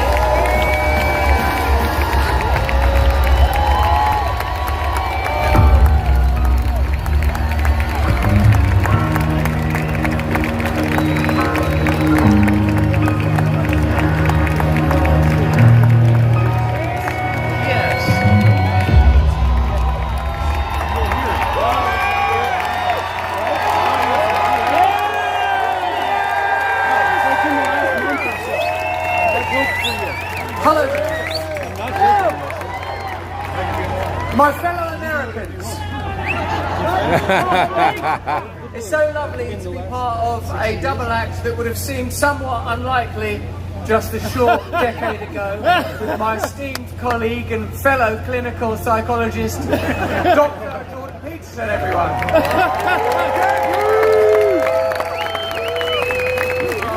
Doctor, before we begin this presentation at Rescue the Republic, brilliantly organised by the great Brett Weinstein. A round of applause for Brett.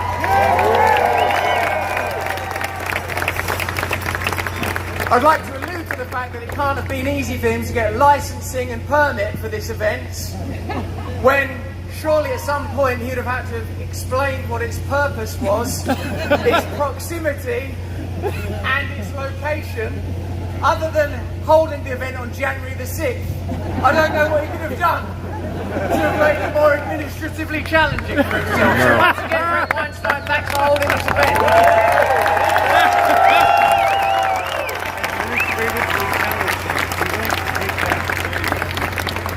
Dr. Peterson and I have been on a rather unusual journey. I don't mean literally, we arrived separately, but by God we'll be leaving together, won't we, Doctor? To arrive at this stage. I'm an Englishman, I'm not from your great country, I admire it and you very deeply. I'm not traditionally what you might regard as a Republican or a Trump supporter. I have arrived on this stage via Hollywood, via liberalism, via all sorts of images of freedom in the form of decadence and Epicureanism, the mindless pursuit of pleasure as a god. But I stand before you today, thankfully with a professional psychologist, because I could go crazy at any moment, baby. Because I admire your spirit of freedom and your liberty. And it seems to me that once the MAGA movement is joined by Robert F. Kennedy,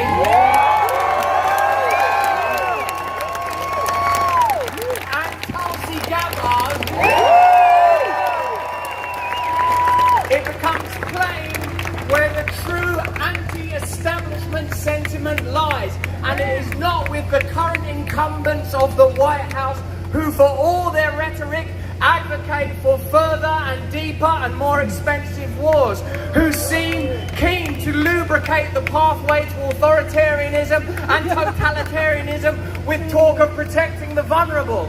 During the pandemic period, we saw how they protect the vulnerable by imprisoning the majority, by medicating everybody, by obfuscating facts, by concealing truth and controlling freedom.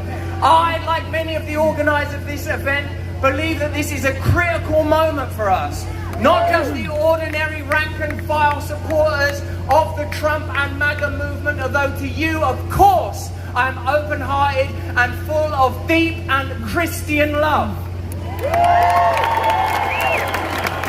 But also to people that would never consider voting for Donald Trump. It is to them that I reach out in earnest and say, if you care about democracy, if you care about freedom, if you care about ending war, if you care about your children's health, ultimately if you care about freedom, this is the time for you to do something decisive and different. I pray for a free and fair election in November. I pray that great American heroes like Edward Snowden will be revered and heard. That international martyrs like Julian Assange will be accredited. That the defense industry, the big food industry, the big agricultural industry that prohibits, curtails and oppresses ordinary farmers will face at last the serious opposition that it requires. And if it takes me, an Englishman, and the great Dr. Jordan Peterson, who is, whatever his great credits, he's still Canadian. He's so far. They're working on that, aren't they? We're here in support of your freedom, our freedom, and collective freedom. So with that, I will now ask you, Dr. Jordan Peterson, why did you, because now, well, this is a segue, I'm moving to an interview now, I'm aware I've spoken for a long while. any of you that know Jordan Peterson, well, you've never seen Jordan Peterson not talk for that long, have you? Well, you know, it's not entirely obvious to me what the solution to this situation is, you know.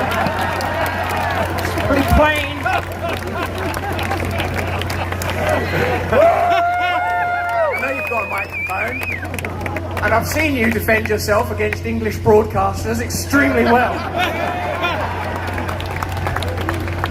Dr. Peterson, tell us why it's important for non-Americans like myself and you to participate in this event, and what is, given that this is a rally, that means it's an offering of optimism and hope for the people in attendance. How do you believe that we should start off our conversation, sir? Well, whatever is happening here is emblematic of something that's happening all over the Western world, right? I mean, it's exemplified by the political process in the U.S., especially as it leads up to the election. But all the things we've been discussing today are both broader and deeper issues than the mere political. And so they are of international concern. And of course, what happens in your country has been of central international concern for a long time, but that's transformed, as I said, into something that's deeper and even more significant.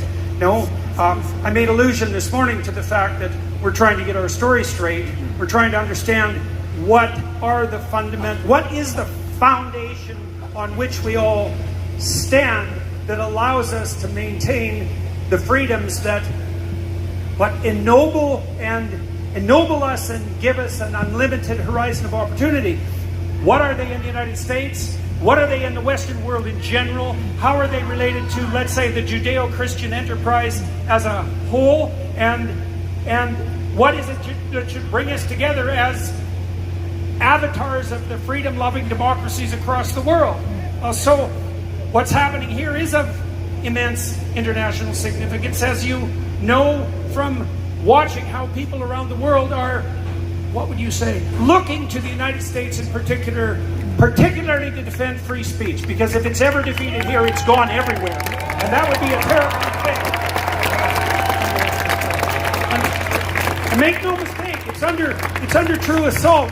In my country, there's a bill that's in second reading, which has pushed it quite a ways along the legislative route, Bill C-63, which literally allows people to be reported to a provincial magistrate under the possibility of 1 year's imprisonment in their own house with an ankle bracelet, with all their communication intercepted, in consequence of anyone's complaint that they're afraid that a hate speech event might occur in the next year. Yep. Yes, that's Bill C-63. And I've read that bill 3 times, because every time I read it and then think about it, I can't believe that I could have possibly understood it properly. And yet here we are. And there's very similar things going on in the UK. There was a terrible bill that was recently defeated in Ireland, for example, which would have put severe restrictions on free speech. And there are people in the UK who are being persecuted, and seriously persecuted, for expressing their opinions, offensive though they may be, publicly, in a manner that is absolutely necessary if you're going to support free speech. And we know that, well, the free speech that offends no one requires no defense, and that's partly because it has no content. If I only ever say something that everyone agrees with and produces no emotional response whatsoever, there's no point in even speaking. Because you don't have to concentrate on what's obvious if you're going to speak. You have to concentrate on what's contentious and disruptive.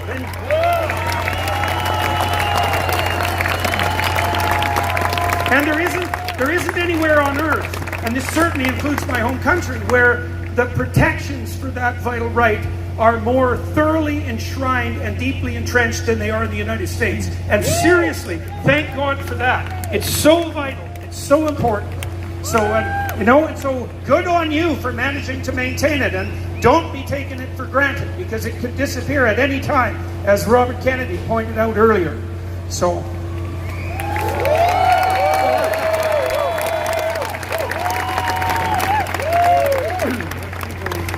it is significant that the Constitution is now being spoken of as an artifact that can be changed and altered.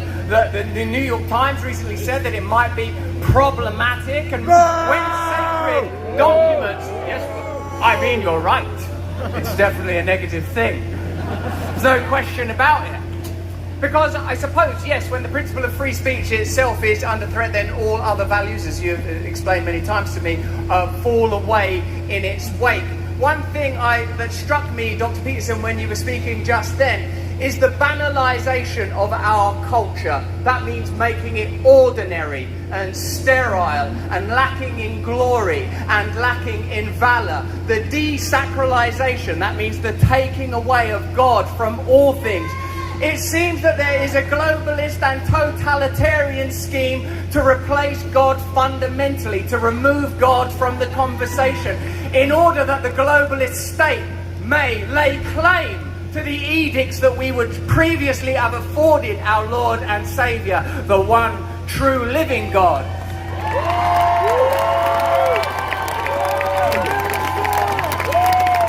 But of course, as a Christian, the principle that matters most to me is non-judgment, forgiveness, service, recognition of my own failings, of my own imperfections, of my own sin. Any of you that saw the recent photograph of me in my underpants will know that I am capable of erring even while baptizing. I did some baptisms. I've not been a Christian very long, but I'm getting right out there and doing the baptisms.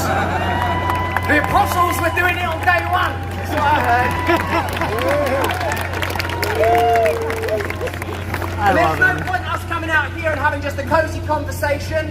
We have to take risks with one another. We have to be clear on subjects such as racism and ending bigotry and ending hatred and allowing the people the ability to express themselves individually through their identity based on that principle of Christian love and forgiveness. And I'll take a risk greater than finding yourself in the acquaintance of the Clintons or finding yourself on a flight with Jeffrey Epstein. And I speak as a man who went to Vegas with Diddy and was safely in my bed by 11 p.m. Alone, I point out. No freakouts, no baby oil. Maybe I could speak to this. Oh, well, you've got to pick up off that. No, on the subject of P. Diddy. A lot of people enjoyed his early work with Biggie, but after all, did he not cede too much territory to Def Jam and the great work of Rick Rubin? I was actually going to speak to the Christianity element, not to the leave it in Vegas element. And so I think I'll do exactly that. You know, one of the things that's become very clear to me as a consequence of the studies that I've undertaken about the stories that unite us psychologically and socially, the deep stories, and the deepest stories we have that unite us are religious stories, is that imagine this, imagine you have a choice, because you always do have a choice. So you have a choice between leaders who presume that there's no transcendent unity, there's no foundational truth, there's nothing beyond us on the ethical plane, right? So people who are tilting in the atheist direction, they're beholden to no one above themselves, or to no principle above themselves, right? Well, what I've learned from studying what I've studied is that humanity has strived for thousands of years in the most diligent possible manner to conceptualize what should constitute the divine principle of sovereignty to which every man and woman is beholden, and by whom they're judged, whether they know it or not. And that means that there's a sovereign spiritual process that even those who rule us are required to adhere to and kneel to. And if you think clearly, if you think clearly about that, what you understand is that if you have a man or a woman who's leading, who's in a position of sovereign power, and there's nothing to whom they're beholden, the tendency is going to be very strong for them to regard themselves as the sole source of authority, order, and progress. And there isn't anything more dangerous and totalitarian than that. And so this realization that Russell has come to, that there has to be a divine sovereign principle under which we all operate, including the political, is in no small part a fundamental protection against the totalitarian assumption that the leader himself is God. And heaven help us, and seriously so, if we ever fall into that delusion.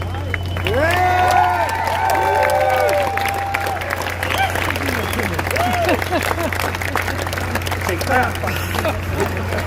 I'm very much enjoying the format that appears to be organically emerging. Because you might have noticed there's been very little planning between Dr. Peterson and myself. We just had microphones thrust into our hands like lotions at a white party. Came out onto the stage, and what it's sort of become is a polysyllabic 8-mile rap battle in which both of us advocate for freedom and for Christ and for liberty and for new forms of unity in novel ways, as allies, in fact, rather than as opponents. Some of you will be aware that auspiciously and with deep serendipity, today is the feast of St. Michael, the Archangel. On this occasion, surely we are protected by heavenly forces. Surely, as the good doctor just indicated, there are higher authorities. Because while I was listening to you, Doctor, I feared that there would be a darker consequence even than personal authority and personal autonomy assumed when there is no loving God, no loving Father, no Trinity in all perpetuity, engaged in loving unity from which creation came. I saw Satan fall from heaven like lightning. The principle of separateness, the principle of self-centeredness, the principle of the ego, the principle of solipsism upon which this great culture is being steered towards.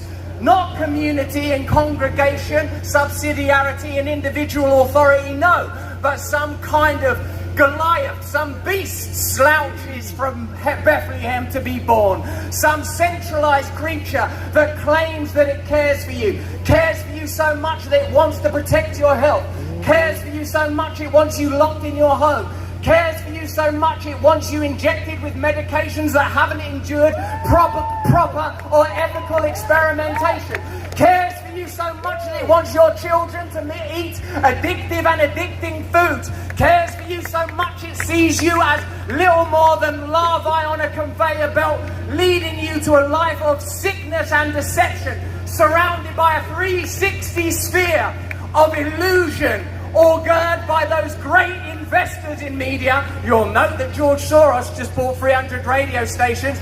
You'll know that Bill Gates invested $300 million in media donations in the last few years. Centralized control. We would never accept it if they came out face first and said it to us. We would oppose them then. So instead they tell us that they care. Instead they tell us that they love us. Instead they tell us that they're trying to protect the vulnerable. But today we must say to the state, to the globalist bureaucratic state, get your help off of us.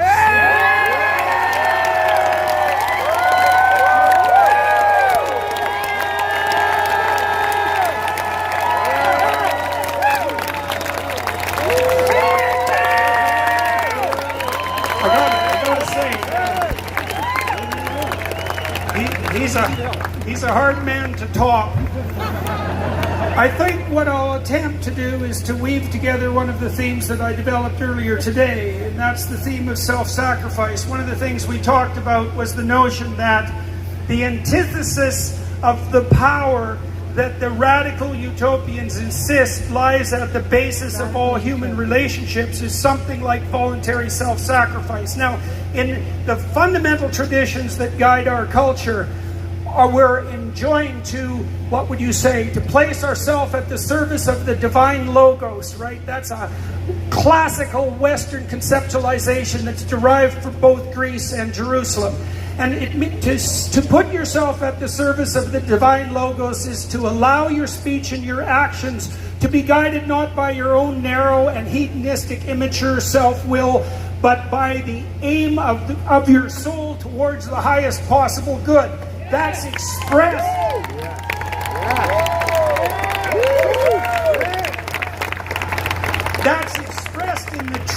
speech that puts a solid foundation under your feet and the feet of those around you, and by the calling and conscience that leads you forward into the proper future. We all have that at hand, and that's part of the reason why we're described in the most profound stories that we have as carrying the image of God, the Creator who brings the things that are good into being. That's what we have in front of us as a consequence of our fealty to the truth. And the sacrificial element of that is that if you abide by the dictates of the truth that's attempting to reveal itself within you, that you will be called to sacrifice everything within you that is unworthy as you make your way upward towards what? Towards the ineffable, insofar as you're capable of managing that. Right? And insofar as you do that and take that responsibility onto yourself, there's nothing left for the globalist utopian tyrants to offer you, because you've done it for yourself.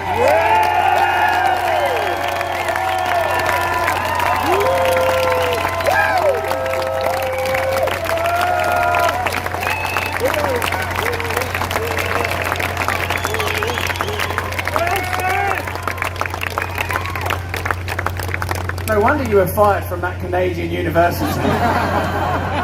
You're a troublemaker. You're a rabble-rouser. That's very beautiful, Jordan. It's lovely to watch you go into those states. I was thinking, oh no, if Jordan Peterson takes it to crying Jordan Peterson, that's the special move. I've got no answer for that. If he starts crying, that's it. I'm out. I can't top that. But the truth is that once again we are here in collaboration and alliance as unlikely partners, but partners nevertheless. Partners coming here to communicate a mutual message. And I think that what you said then is most significant. That I suppose I am an apostate. I formerly belonged to the culture of Hollywood. I've been in their movies, and I remember. I would sometimes wear a hat. I'd usually play a rock star. You remember it. And I've experienced at depth and at length the treasures of the culture that are offered. Hedonism, excitement, pleasure, distraction. And like any addict, and I know there'll be people out there that suffer from and are in recovery from addiction, and those of you that are will know that recovery is only possible when you accept a spiritual solution, when you become willing to interrogate and examine what you have become and what you've become attached to. It seems to me that it's not an accident that our culture is predicated upon consuming, upon selfishness, upon distraction, upon mundanity and banality for the individual. A total lack of privacy for the individual, but maximum privacy for the state. A requirement for transparency from individuals, but no transparency from the state. Accountability, lawfare, justice, media, the institutions of your country, all turned against the individual, all utilised for absolute control. Of course, this kind of control would never be accepted if it were visible. It's only through constant escalating crisis, through the elevation of fear and the stimulation of desire, that we, like rats in laboratories, are stimulated into distraction and compliance. Yeah. When I watched the Democratic Party National Convention, I enjoyed how well it was crafted and staged, and I reflected on the days when I would host things for MTV like the VMAs. For indeed it is the spectacle of politics, because where there are no principles or values to undergird them, all that's left is a pantheon of stars and new argots of empty language. TV shows where celebrities are paraded before you to willingly endorse ideas and policies and wars and food and power that they'll never eat or suffer as a consequence of. It won't be.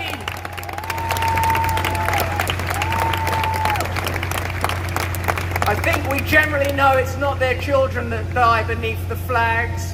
It's not their children that will be eating that kind of food. And when people talk about populism like it's a negative thing, like it's an ugly thing, when you hear language like basket of deplorables, when you hear dismissiveness and derisory tones around beautiful American people, and if you're a foreigner like me, a visitor like me, and you find yourself in Cheesecake Factory in some mall in Sarasota, you think, are these the people that they hate so deeply? These kind and friendly, warm and charming individuals that don't seem to me to care a great deal about race, that don't seem to me to care about the private sexual behaviour of other consenting adults, that want to worship God, raise their family, connect to nature and experience love, but from every single angle in the name of protection are being prevented from experiencing what will be sacred above all else to Americans. And I say that in the shadow of this mighty pyramid phallus object. It's the right to proudly be who you are, to openly love one another as He has loved us.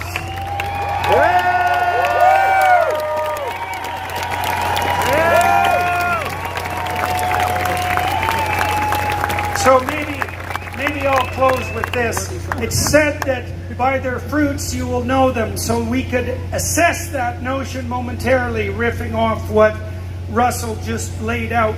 So I've spent a substantial amount of time thinking about how you can separate the wheat from the chaff and identify the true leaders who are at your service and not manipulating you. And I would say this: if you're being terrified into compliance, you're being manipulated by tyrants.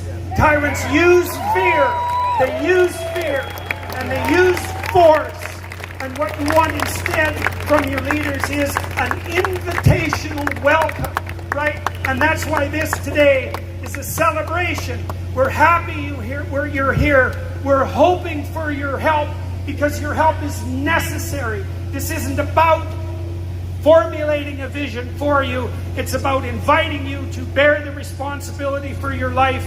That's precisely the attitude that's made this country great. And so you listen carefully to those who address you and see if they're inviting you to a banquet that you'd love to attend, or if they're terrifying you into fear of the future and using force and compulsion to regulate your obedience. And I would say, unless you want to be slave-like sheep who have no proper destiny to play, then find the divine invitation and forgo the terror and force.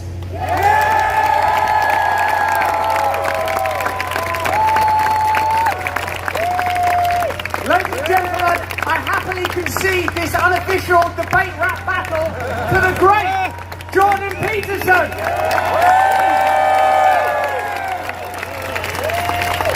Now, I know you've got some fantastic speakers coming up. I can see Jimmy Dore down there. I've had a magnificent conversation with Jimmy.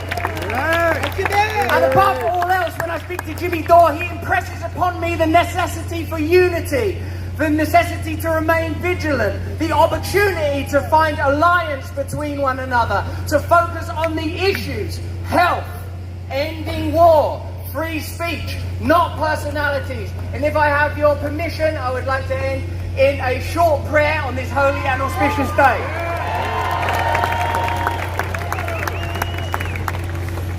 Heavenly Father, Lord Jesus Christ, I call upon your name on this occasion.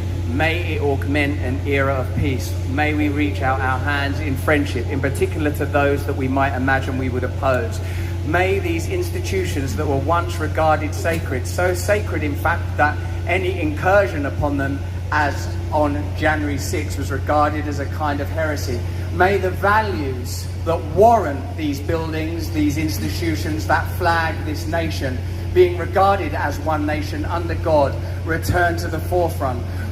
May, I pray, Lord Jesus Christ, in your holy name, that all Americans of all cultures and colours and persuasions come together in your name. I ask, Heavenly Father, for a new era of peace.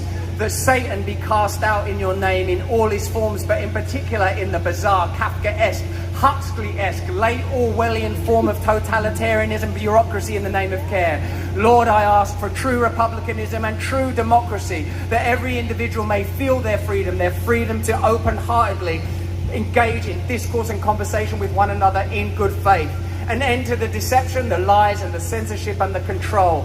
Respect the honor of the individual, the sovereignty of the individual, that we are all fallen individuals and that we may serve in your name on the day of the feast of St. Michael. I ask, Lord, that your holy light shine on America and across the world for new, voluntary unity, not imposed top-down unity, Lord.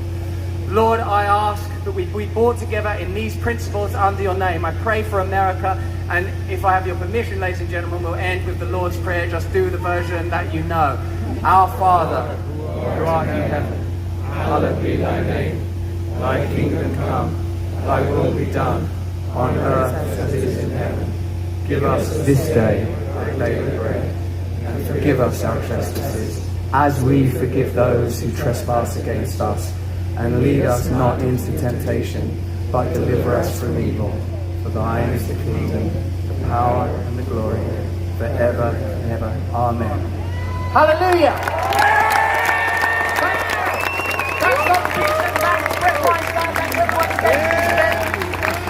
I wish you a beautiful day. Stay free. Stay free.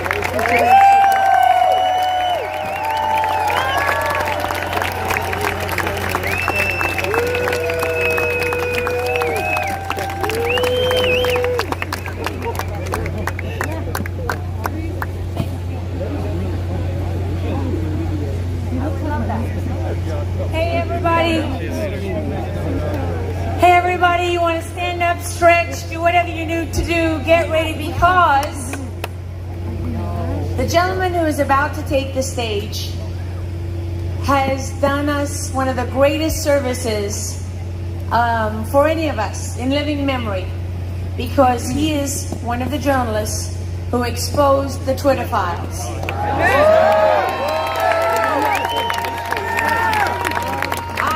So proud as a journalist. Matt and I have both been journalists for more than 35 years, and I am so proud to introduce him, especially because he's super nervous backstage, and I have the mic right now, so I can do whatever I want.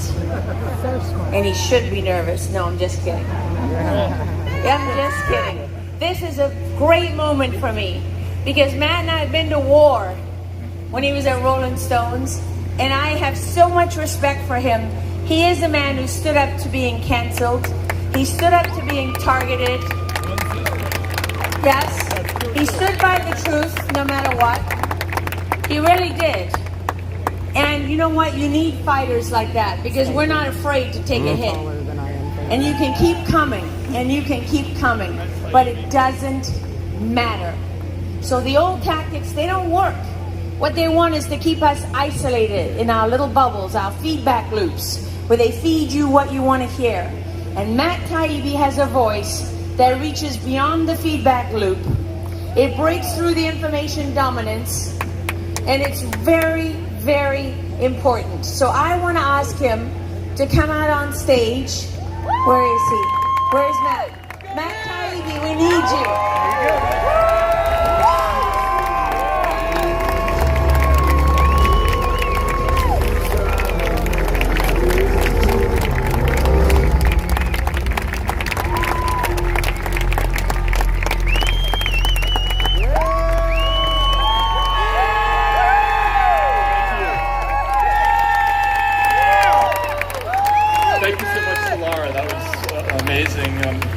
So proud that we're on the same side now, fighting for free speech. However, every amateur speaker's dream following Russell Brand. And Peterson. So I was once taught you should always open an important speech by making reference to a shared experience. So, what do we all have in common here at Rescue the Republic? Nothing. In a pre-Trump universe, chimpanzees would be typing their fourth copy of Hamlet before RFK Jr., Robert Malone, Zuby, Tulsi Gabbard, Russell, Brett Weinstein, and I would organically get together for any reason, much less an event like this.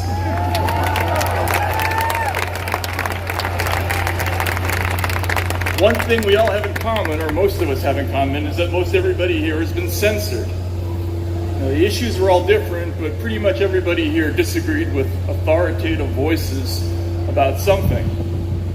Now, saying no is very American, from "don't tread on me" to "nuts" to "you cannot be serious." Defiance is in our DNA.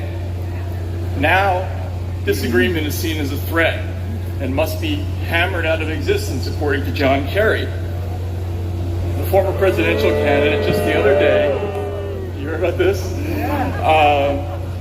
He complained at a World Economic Forum meeting that it's, quote, "really hard to govern, and our First Amendment stands as a major block to the important work of hammering out unhealthy choices." Telling Tim Pool about this backstage, and he asked, was black ooze pouring out of his mouth when he said this? Kerry added that it's really hard to build consensus, and he told forum members that they need to win the right to govern and be free to implement change. It begs the question, what do they need to be free of? The First Amendment, definitely, but more importantly, us. Complainers. That is our shared experience. We are obstacles to consensus. My name is Matt Taibbi. I've been a reporter for 35 years, covering everything from Pentagon accounting to securities fraud to drone warfare. Many years ago, my little son asked me what I did for a living, and I said, "Daddy writes about things that are so horrible they're interesting." 2 years ago, I was invited by Elon Musk to look at internal correspondence in Twitter.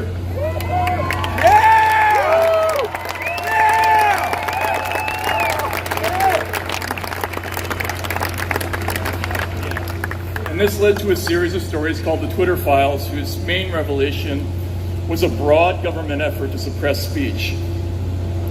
Now, I was invited here to talk about risks to the First Amendment, but to spare the suspense, that battle is already lost. State censorship is a fact in most of the West. In February, our European allies began observing the Digital Services Act, which requires internet platforms to enforce judgment of state-appointed content reviewers with the Orwellian name trusted flaggers. Now, everything that we found in the Twitter files can be reduced to one sentence: an alphabet soup of U.S. government federal agencies informally is already doing pretty much the same thing as Europe's horrible draconian new law.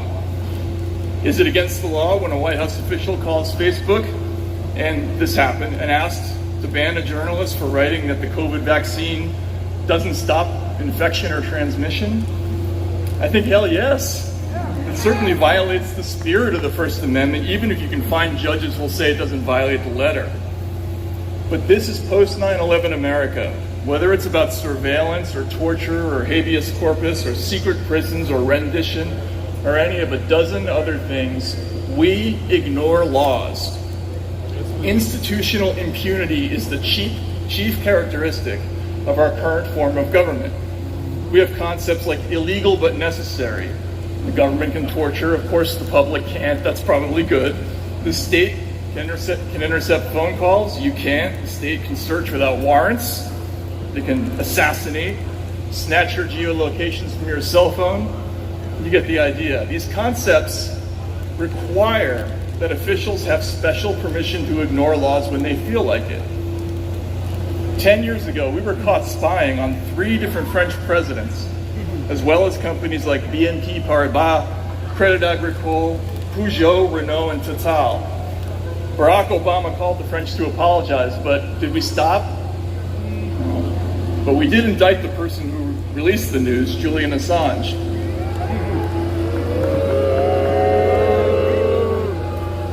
By the way, congratulations to Julian for getting out.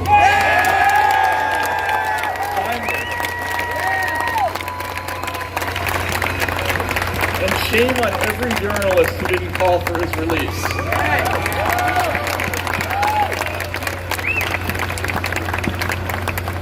America ignores laws. It's what we do. With this in mind, our government has moved past censorship to the larger project of changing the American personality. They want a more obedient, more timorous, more fearful citizen. And their tool is the internet, which is a vast machine for doling out rewards and punishments through likes and views or shaming and de-amplification. The mechanics are complicated, but the core concept is pretty simple. You're up-ranked for accepting authority, you're down-ranked for questioning it. Questions are actually considered a form of disinformation in some ways. So let me pause to say something about America's current intellectual class from which the anti-disinformation complex works. By the way, there are no working class censors.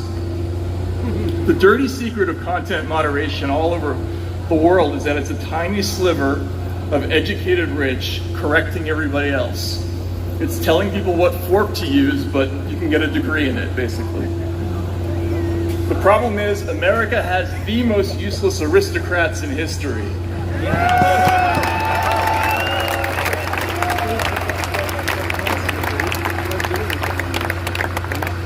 Even the French dandies who were marched to the razor by the Jacobins were towering specimens of humanity compared to the Michael Haydens, John Brennans, James Clappers, Mike McFalls, and Rick Stingers, who make up America's self-appointed speech police. In pre-revolutionary France, even the most drunken, depraved, debauched libertine had to be prepared to back up an insolent act with a sword fight to the death. Our aristocrats pee themselves in a mean tweet.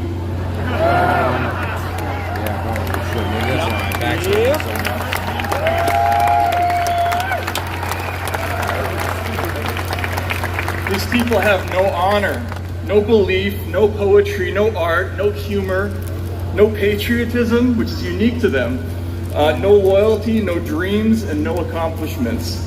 They are simultaneously illiterate and pretentious, which is very hard to pull off. And they have one idea, and it's not even an idea, but a sensation: fear. Rightly so, because they snitch each other out at the drop of a hat. They're afraid of each other.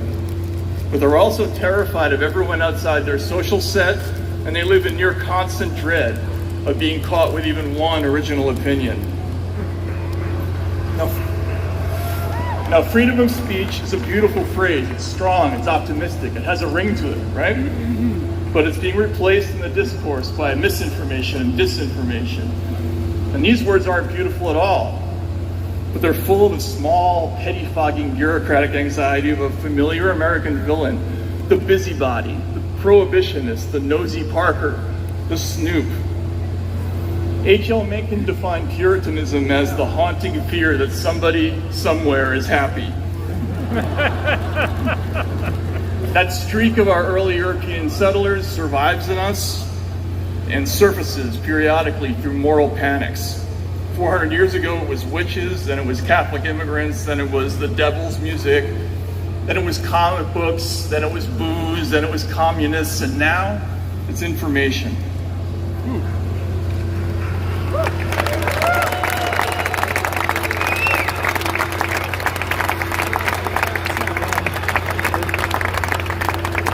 Because freedom of speech is now frequently described as a stalking horse for hate and discrimination, the phrase appears less and less. Speech is mentioned in reputable media really only as a possible vector for the disease of misinformation or disinformation.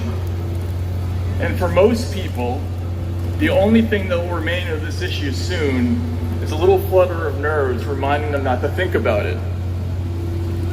That's why it's important to understand the end game of the censors is not controlling speech. They're already doing that. They're already removing speech. The end game is getting us to forget that we ever had anything to say. Well said. Well said.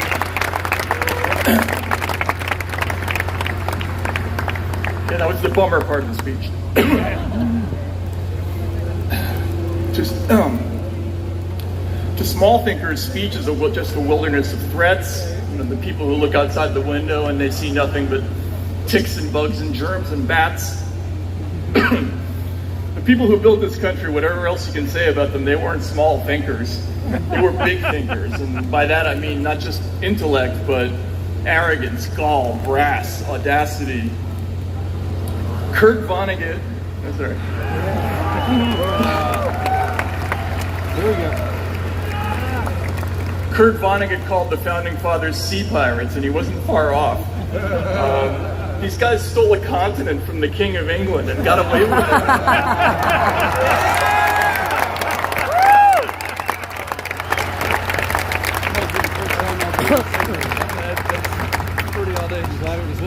You ever think about why people root for the robbers in heist movies? There's a little bit of outlaw in all of us.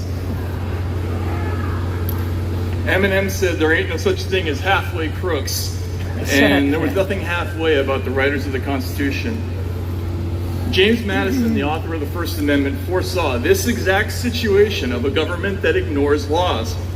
In fact, and I didn't know this until I had to research this speech, he was originally opposed to the Bill of Rights because he didn't think paper guarantees could stop a corrupt government. So he thought bigger.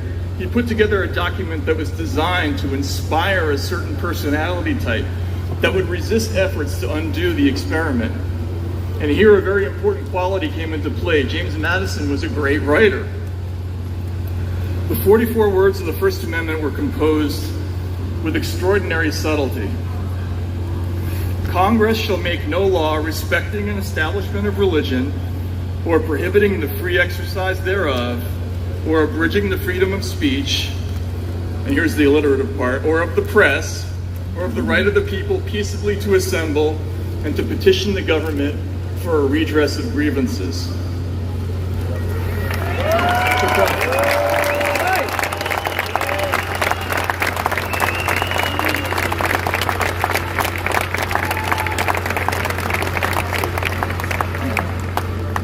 What was he saying? The First Amendment didn't confer rights to the people. It didn't entrust government with guaranteeing them. Instead, the founders stood to the side the way an old country recognizes a new country, and they simply acknowledged an eternal truth, the freedom of the human mind. And this is what censors never understand. Speech is free. Trying to stop it is like trying to catch butterflies with a hammer or stop a flood with a teaspoon. Choose your metaphor, but it's a fool's errand. You can apply as many rules as you want. You can threaten punishment. You can lock people up. The human mind always sets its own course.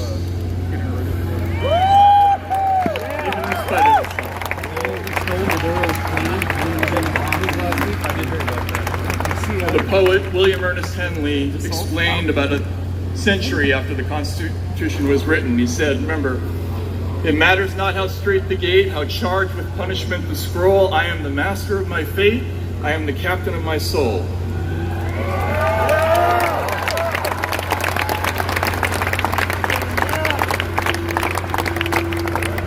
And unlike the busybodies of the internet age, to whom words are just another overproduced, overplentiful, unnecessary, and vaguely hazardous commodity, like greenhouse gases or plastic soda bottles, people like Madison understood the value of language. In 1787, you might have to walk a mile or 5 just to see a printed word. And it was probably the Bible. Now, I'm not religious, but I've read the Bible, and of course so did they. They knew the Gospel of John. In the beginning was the Word. And the Word was God, and the Word was with God, and the Word was God. And this was a reference to Genesis. In the beginning, God said, "Let there be light," and the world was born. So for them, the Word was infused with the power of creation itself. It wasn't a small thing. This wasn't just law. This was metaphysics. This was cosmogony. We were a little country run by a bunch of jumped-up tobacconists and corn farmers who needed an ally to withstand the wrath of European royalty. And we got it by lighting a match under human ingenuity and creativity and passion.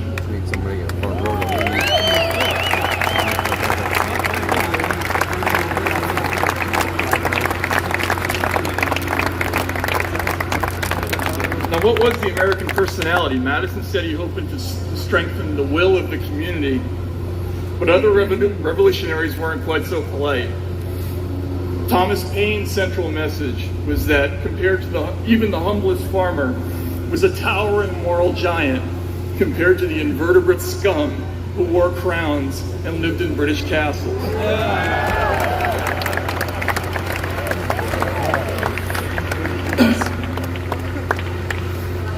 Common sense told us to stand up straight, never bow, especially not to a politician, because as Paine explained, and I want you all to think of John Kerry and Michael Hayden and Dick Cheney here, men who look upon themselves as born to reign and others to obey are frequently the most ignorant and unfit of any throughout the dominions.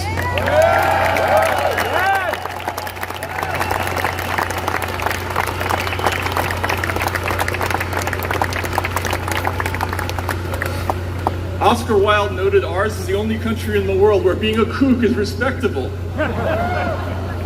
Every other country shunned the tinkerer or the mad inventor or the crazy genius, and they cheerfully donated them to us, which turbocharged our American experiment. We welcome crazy people.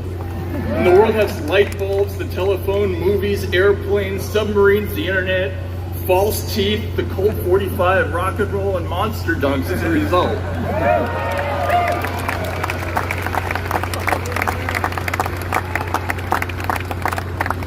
The Wilde lampooned our ignorance and our lack of artistic sophistication and our occasional tolerance for ugly words.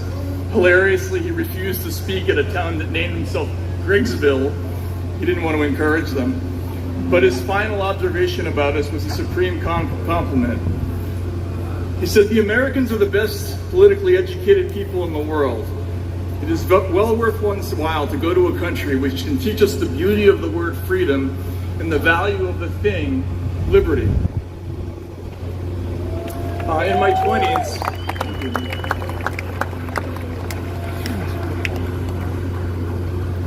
as a young man, I traveled to the former Soviet Union, spent a decade away from America, and I noticed that people from other cultures often had hang-ups about authority.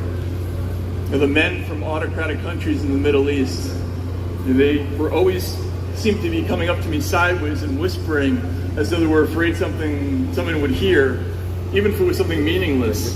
They would say, "Listen, my friend, the only good song George Michael ever wrote was Faith." And I'd say, "Why are we whispering?" And I don't know. People who grew up in places with the Queen and their money were class conscious and calibrated what they could say according to who else was at the table. Russians, they were like us. They were expressive and free-spirited and funny, but they're infected with a terrible fatalism, and they freeze around badges and insignias and other symbols of authority as if they have magic power. And over time I realized I like being an American. For the first time,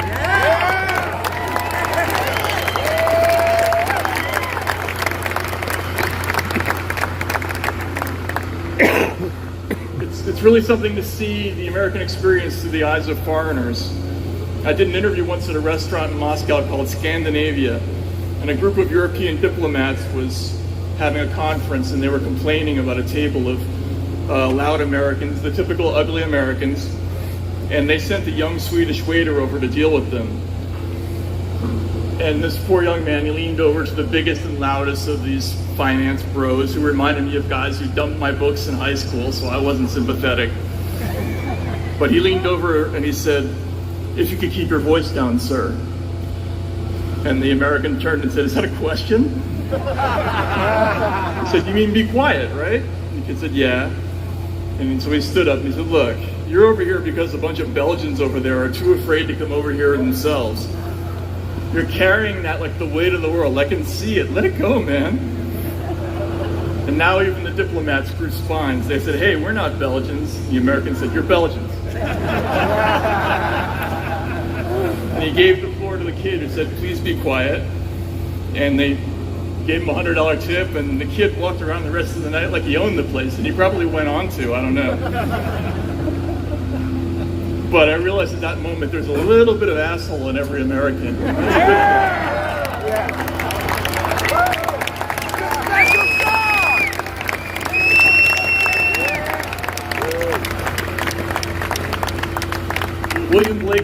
be willing to speak your mind, then a base man will avoid you.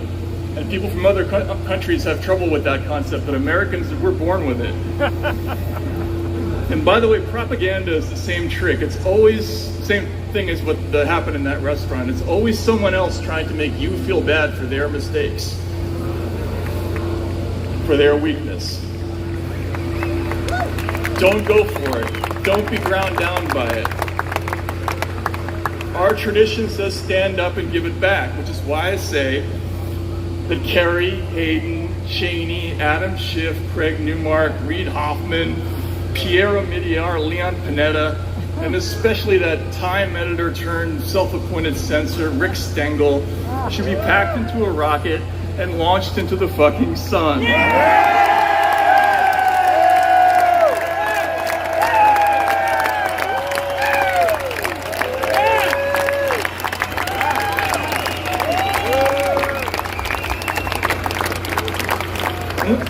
And let's be clear about our language. Madison famously eschewed the word toleration or tolerance when it came to religion, and he insisted on the word freedom or liberty instead, or free exercise. And this became the basis for the Virginia Declaration of Rights, which became the basis for the Bill of Rights. And that's why we don't have toleration of religion, we have freedom of religion. And why we don't have toleration of speech, we have freedom of speech. Yeah!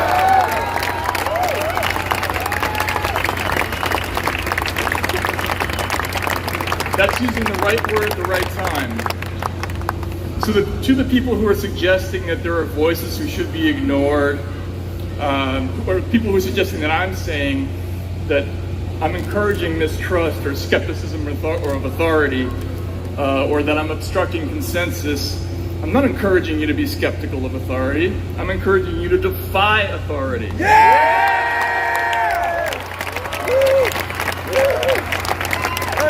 That is the right word for this time.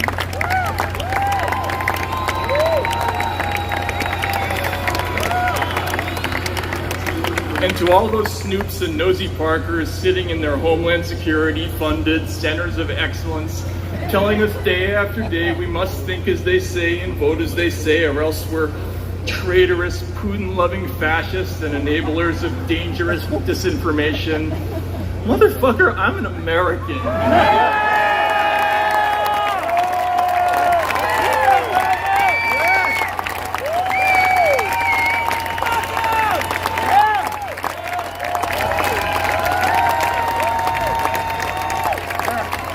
That shit doesn't work on us. And how can you impugn our patriotism when you're sitting in Klaus Schwab's lap, apologizing for the First Amendment to a crowd of Europeans?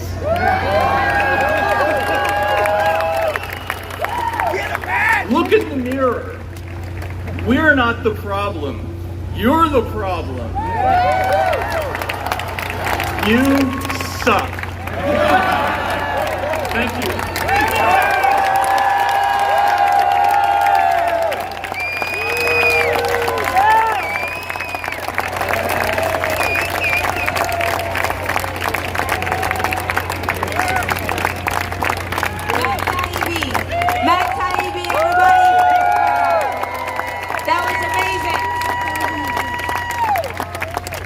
Okay, so this is a great pleasure for me to introduce our next speaker, because this is a man who's had the shit kicked out of him for decades over the one thing that many of us ignored: vaccines. Long before COVID, long before anybody was paying attention, he'd take a little camera and he'd go up to Washington, D.C., and he would do something that annoyed the crap out of the FDA, which was he would film the vaccine approval hearings. And what he discovered when all he did was roll his camera, he didn't edit it, didn't do anything to it. What he discovered is there is no approval hearing. They don't do their jobs. They go there and they rubber stamp whatever it is. And so all these years, I'm a mom, I'm giving birth, I'm giving my kids vaccines, and I never gave a thought to what I was putting in their bodies. And they denied that any vaccine engine existed. They hated Del Bigtree. They hated him. They couldn't stand it because all he did was capture them, document him, supposedly doing their jobs. And they weren't doing their jobs long before COVID. So congratulations to everybody who woke up during COVID. You owe that man, this man who's coming out here in a few moments, you owe him a debt of gratitude because he was in that fight long before millions of us. They tried to get rid of him every way they could. Every way they could. They have been relentless. And I just want to say, if there are any journalists here today who are going to write that this is a far-right gathering, that anyone here is ultra-right, that anyone here is a conspiracy theorist, I don't know, excuse my French, but you can go fuck yourself.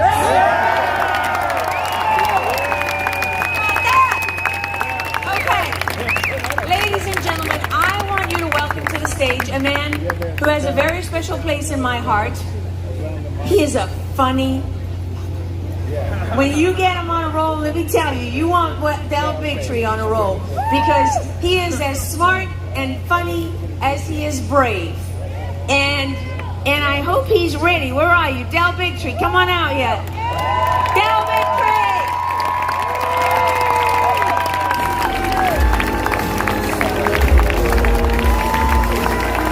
Hello, Washington, D.C.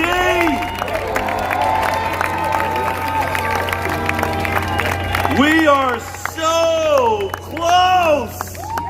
Oh my God. It's right there.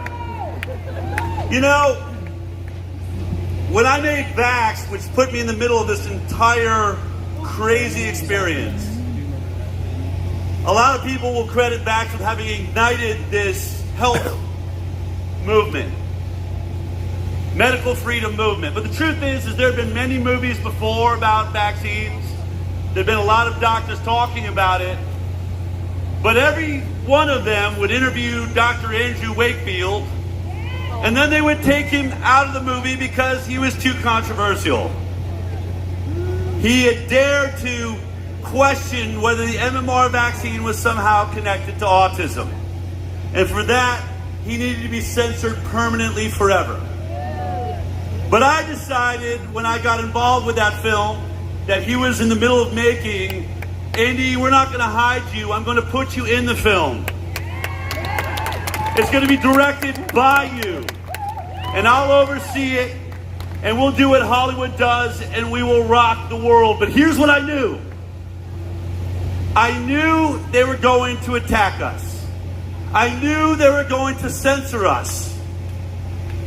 And that was our entire plan. And now I get to say it. I said, they are going to be so angry about this movie that the pharmaceutical industry and all of its power over our government, over our media, they will be so angry that they will make the greatest mistake of their entire lives, and they will attack us on the front papers of every newspaper. And that is the day we will start winning this argument. Up until then, the movement kept hiding from cameras, kept saying, oh, they just chew up our words and make us look like liars, and so we're avoiding the press. I said, no, that stops today. I'm going to get in front of every single camera I can, and I'm going to speak the truth every time I can. And let them try to change my words. Let them try to take out pieces when all I'm going to do is speak truth. And that's all we've done for the last 8 years. And what happened? They kicked Vax out of Tribeca Film Festival, which made it one of the biggest media headlines in the world. I didn't know where the censorship would start.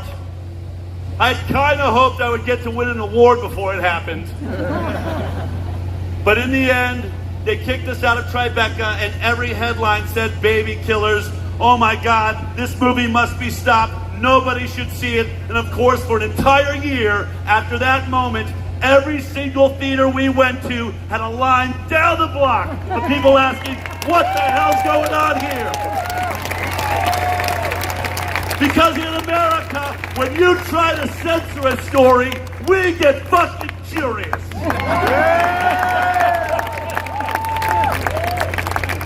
And so that swept the world. Millions and millions and millions of people watched it, and a movement began. Actually, a movement was there, but a movement got fueled. And then I met Robert Kennedy Jr. Robert Kennedy Jr. called me one day and said, Donald Trump wants me to go to the NIH and bring all of our issues around vaccines straight to the NIH. He said, we should probably team up on this because you're really loud and you seem to have a lot of good information. Let's put our information together and let's work as a team. And so in early 2017, I was sitting at the NIH across from Tony Fauci. Didn't really even know who the guy was at that point. And Bobby was sitting across from Francis Collins. And we laid out all of the issues we saw with the vaccine program, all of the lack of testing. We said, you know, is it true that you have not done a single safety trial on any of the childhood vaccines? Said, what? No, I mean, because honestly, we've looked. We can't find a single double-blind placebo trial of any of the childhood vaccines that are on the market today. Have you ever done that study? And they were kind of quiet, a really long silence. And eventually, Tony Fauci and Francis Collins admitted, we don't do safety trials, placebo trials, because it would be unethical. It would be unethical to test these products that we put to children. It'd be unethical to give it a safety test. And so it's never been done. I've been saying it for 8 years, and everyone on the camera, it's never been done. And every one of these news agencies will say, oh, that's misinformation. Show me a double-blind placebo trial done prior to licensure on any childhood vaccine. You can't do it. No, instead you'll call Paul Offit, who makes money off of vaccines, or Peter Hotez, an expert who makes money off of vaccines, that sold this stupid concept to the world. We'll ask the shills to defend their product. So in the end, at the NIH meeting, they said, okay, it would be unethical to do safety trials. I said, great. Why don't you just do a comparative study then? If that's unethical, let's not put anyone at risk. You're sitting on a database of 10 million people called the VSD, the Vaccine Safety Data Link. Why don't you guys just do, how about this idea? Take all the unvaccinated people, tens of thousands of them, and then compare them to all the vaccinated people and ask some really simple questions. Who has more cancer? Who has more diabetes? Who has more ADD, ADHD? Who has more autism and Tourette's and lupus and leukemia? We are the home of Microsoft. We are the home of Apple. We are now the home of AI technologies. This study of all the databases in the world could be done in one day. Every one of you could have the answers to all of your questions in one day. And the day we asked them to do it, you know what they said? We will never do that study. Wow. Why? Do you think it's because they're so sure vaccines are safe? No. Let me ask you this. Do you really think they haven't done that study? Because a comparative study between the vaccinated and the unvaccinated, if they could say to the world, look, the vaccinated are clearly healthier than all the unvaccinated people, here's the evidence. If they could do that, I'm not on this stage. Robert Kennedy's not about to storm your Capitol and take over your regulatory agencies. If they could show you one study like that, don't you think they would? And don't you think they've tried 1,000,000 times to do that study somehow, to fix it, to make the data look like vaccinated people are actually healthy? You know they've done it. You know they studied it just the way they studied the COVID vaccine. And just like that, because I knew they would attack, I knew that this movement was growing so big that they were going to have to show you how powerful they think you are, how powerful they think you are, by shutting you down, by shutting you in your home, by taking away your voice, by taking away your ability to share the people you are listening to.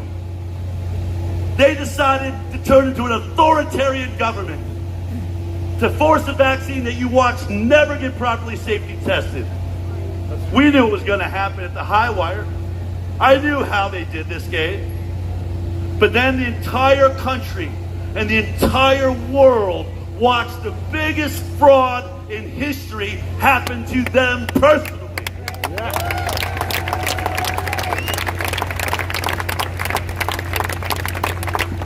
You see, every once in a while, the best thing to do when you're facing a bully is pick a fight.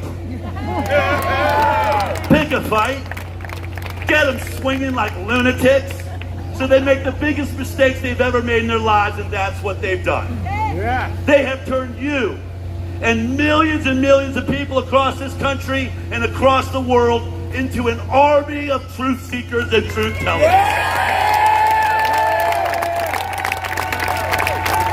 They are so panicked right now. Misinformation, malinformation, disinformation, we're going to stop it. They're admitting it to you because they're so desperate and they're so pathetic. Sure, if they could steal this election, they would. But I have news for them. There's too many of us now. We are taking this thing back. We are standing up for our founding fathers that said, you never get to censor us. You don't get to tell us what we can talk about. And yes, Gavin Newsom, we do get to make fun of you and Kamala Harris and whoever else we want. You don't have to laugh. You just have to shut up and get out of our way. Lastly, I honestly think that's where we ought to draw the line. You can't be. it's moments like this when we see people coming together from every walk of life that you realize how brilliant this country is. How important ideas are. And how important it is to love your country, to love your children, more, as Bobby Kennedy said, than we hate each other.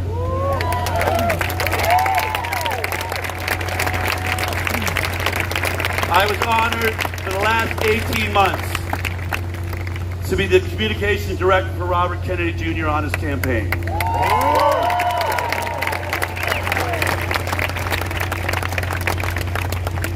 The most amazing experience of my life, and I wish every one of you could have had that experience. To walk with a man with that level of integrity, who no matter how much they said, go out and give the booyah speech like I would, he's like, Dell, I don't do that. I'm not going to try and manipulate energy. I'm just going to tell the people the truth. No matter how much he's attacked by the press or even by his own family, nothing but grace and honor and dignity came out of his mouth about everyone around him. And every time he was asked a question far outside of what we thought he was only caring about, vaccines and health, wars in the Middle East, issues around the world, a knowledge and a depth of knowledge and history that we've never seen in a candidate before. And I walked with him on that journey as the media censored every single step he took. Never interviewed him, never talked to him, never gave him an opportunity to talk to this country. And so when the moment came where we realized you're not going to be led in any of the debates, they're not going to let you speak to all the people enough to be able to be elected, we've got to think about what we're doing now. And I just want to say, I watched Robert Kennedy with the weight of the world. with everyone in his family, and a name like Kennedy, and a Democratic Party, but more importantly, hundreds of thousands of volunteers that had gotten him on the ballot in 50 states. Something that had never been done. I want you to think for one moment, everyone that's watching this now, I want you to put yourself in his shoes. My family doesn't want me to do this. The party of my family doesn't want me to do this. And everybody that's worked so hard for a year and a half to put me into a position so that maybe I could win, they don't want me to do this. But I sat in the room as I watched his heart, and you heard him when he said it. I've only got 10 more years. This is the most important moment I've ever been in. And when Donald Trump made that call and said, Bobby, I want you to help me clean this system up. I want you to help me make America healthy again. I want you to help me stop them poisoning our kids anymore. Bobby put it all aside and said, I'm here, I'm present, I'm accounted for. And now America, let's follow them to the promised land. Let's follow them back to our own power. Because in the end, we have to trust somebody. We have to trust the people that have been telling us the truth, the ones that have never censored us, and the ones that stand for freedom. Freedom! Freedom! Freedom! Freedom! Freedom! Freedom! That's what's happening in 35 days. I gotta take a walk. Want to borrow another one? Yeah. Just much to do. I definitely need to go see that documentary. Okay, they let Matt Taibbi talk for 30 minutes and they told me keep your 1 minute intro short. Come on! We're staying here right next to the Okay, garbage. you don't need to hear from me because you all know this guy. He's amazing, and today is a very special day for this young man because he is launching his solo career right now, right here in this historic moment. Deepak, ladies and gentlemen, a man who's best known for his music, but is also a philosopher and a thought leader. And what he is launching today, he's got his two guys at his side, Johnny Twilight and Spirit. He's going to tell you more about them. But they are launching Pandemic the Musical and Team Humanity, which is the community of people that he is building he does some crazy things, okay? He doesn't eat meat, and he fixes his own body. You're going to show them those moves you showed me last night? Okay. I handed it over to Deepak, ladies and gentlemen. Enjoy the show.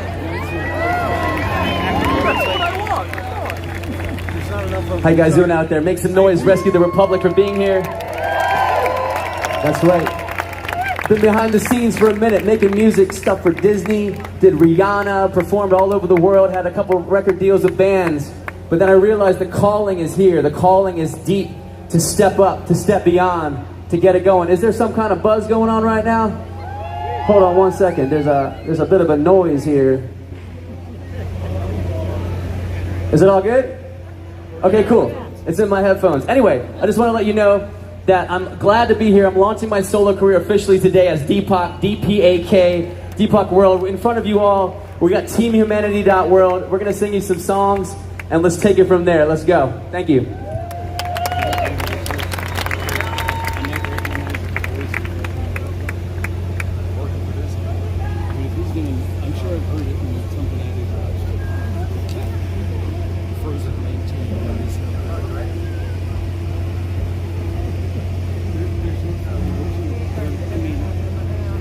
So I'm figuring out a little kink here. Sorry, guys. I'll talk in the meantime just for another quick second.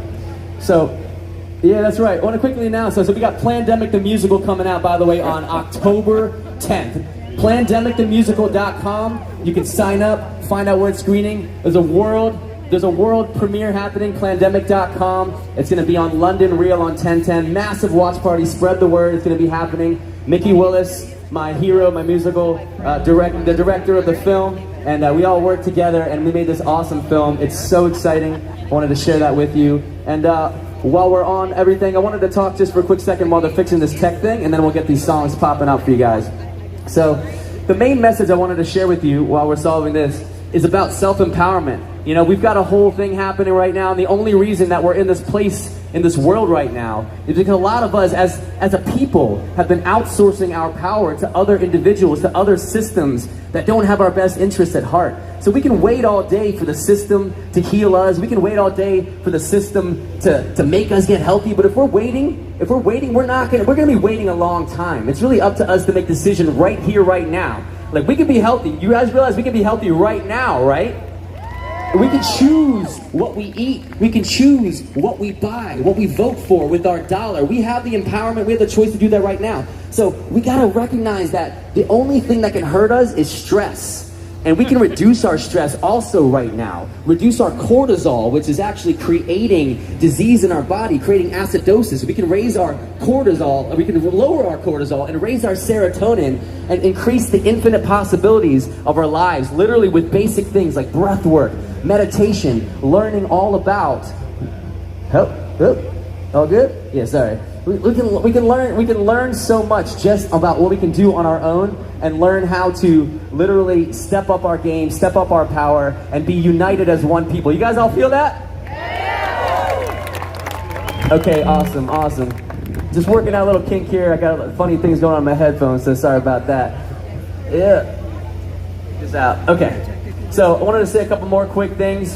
The one thing that we can do as a people is recognize that we're sitting in codependency with systems outside of ourselves, once again, outsourcing our power to other authorities, again, that don't have our best interests. So the best thing we can do is take the power back with every choice that we make. Take the power back with every move that we do, with all of our choices, with all of our food, with all of our relationships, and not be waiting for some hero to save us. We are the ones we've been waiting for. We are the ones we have been waiting for. You know what I'm saying? We're the ones we've been waiting for. And so let's make that happen. Let's do this. Are we good? This one came out, by the way. This came out. Yeah, there's a lot of stuff going on. It's all part of it. And guess what? It's all perfect. How's that? How's that? Okay, all right, we can do this. That was my stalling talk about nothing for like a minute thing. Here we go, let's rock. Let's get that reverb going in the vocals, please.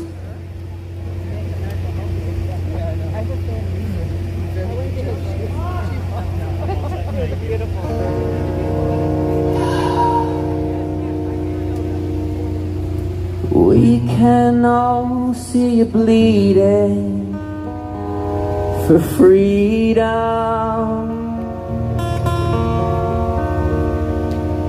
Don't you see where it's leading? Haven't you had enough?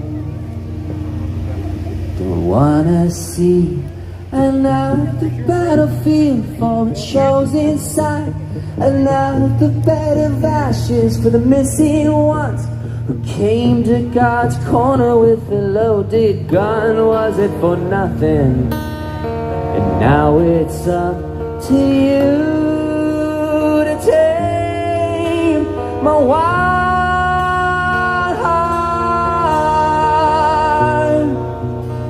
in a holy band. And now you hear it singing to your bones. It's not the real thing, let it go. It's not the real thing, don't you know? It's not the real thing, let it go. It's not the real thing, let it go. When you find it, don't deny it, 'cause it's always been your story. Turn and face it, can you make it take a chance, now this is who we are.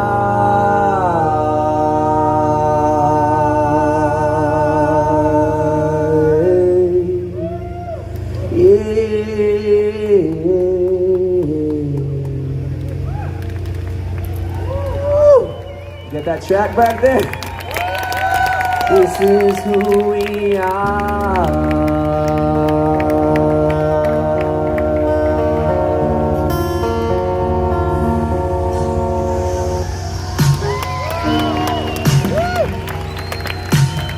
All right, everybody, let's do this. Spirit, everybody. Renaissance is upon us. There's nothing you can do about it. Disable the dislikes, disable the comments. Our community guidelines, that's called being honest. I heard he couldn't take me out, so they took me out of context. Afraid of the unafraid. Messing with us was a big mistake. Stopping the wars and we're stopping the pain. Get out of the way, we got some people to save. I guess they forgot it's the land of the free. I guess they forgot it's the home of the brave. I think it's time we remind them. I think it's time we remind them. I guess they forgot it's the land of the free. I guess they forgot it's the home of the brave. I think it's time we remind them. Yeah, I think it's time we remind them. I guess they forgot it's the land of the free. I guess they forgot it's the home of the brave. I think it's time we remind them. I think it's time we remind them. Sing it. I guess they forgot it's the land of the free. I guess they forgot it's the home of the brave. I think it's time we remind them. Yeah. I think it's time we remind them. Yeah. Put your hands together. This song is from Plandemic the Musical right here.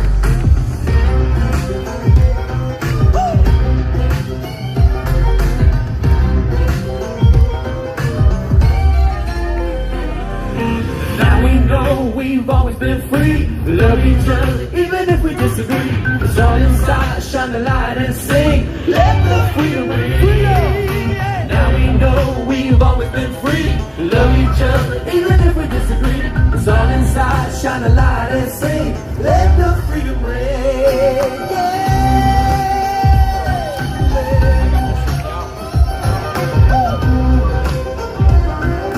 Let the freedom ring.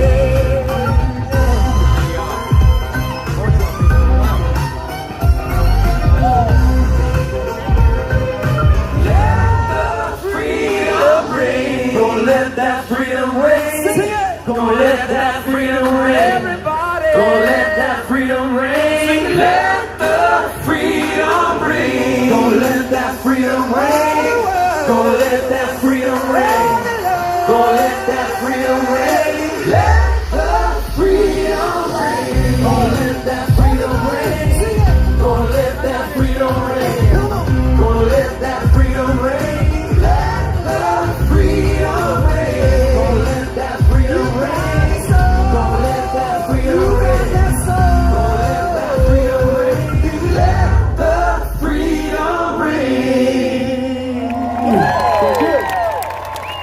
Alright, you guys, we got one more song for you guys. Before that, I just wanted to make that final announcement. If you have your phones with you right now, grab your phones if you could. I would love you all to take a picture and tag us. We're having a contest to give away. We're doing a giveaway. So grab your phones if you could.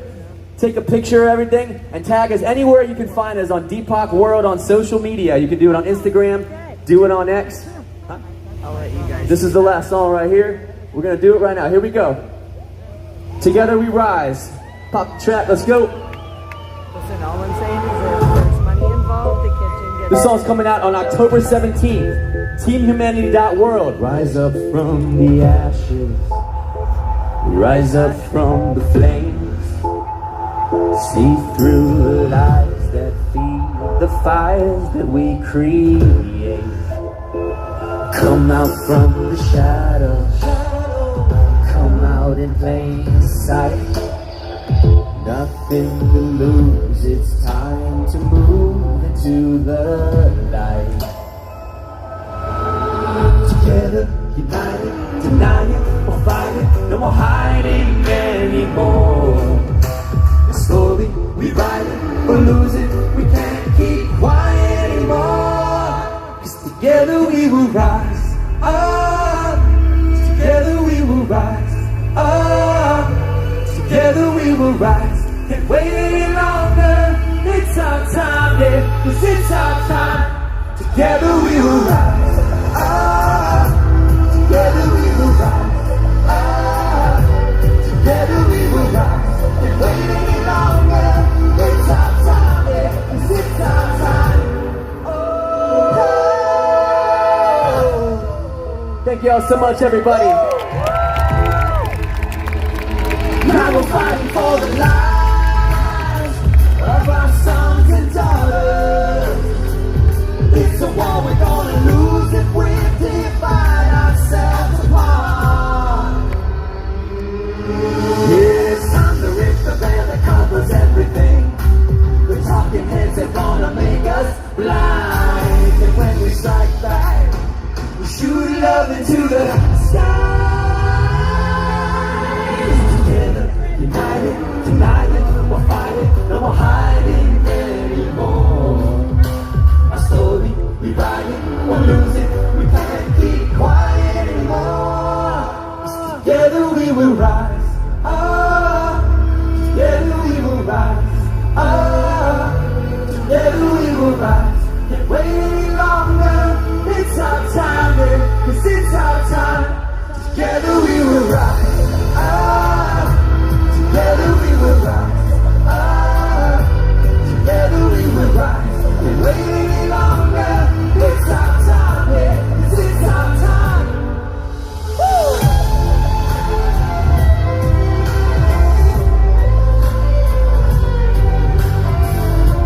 I like that he plays the violin. Let's go rescue the Republic!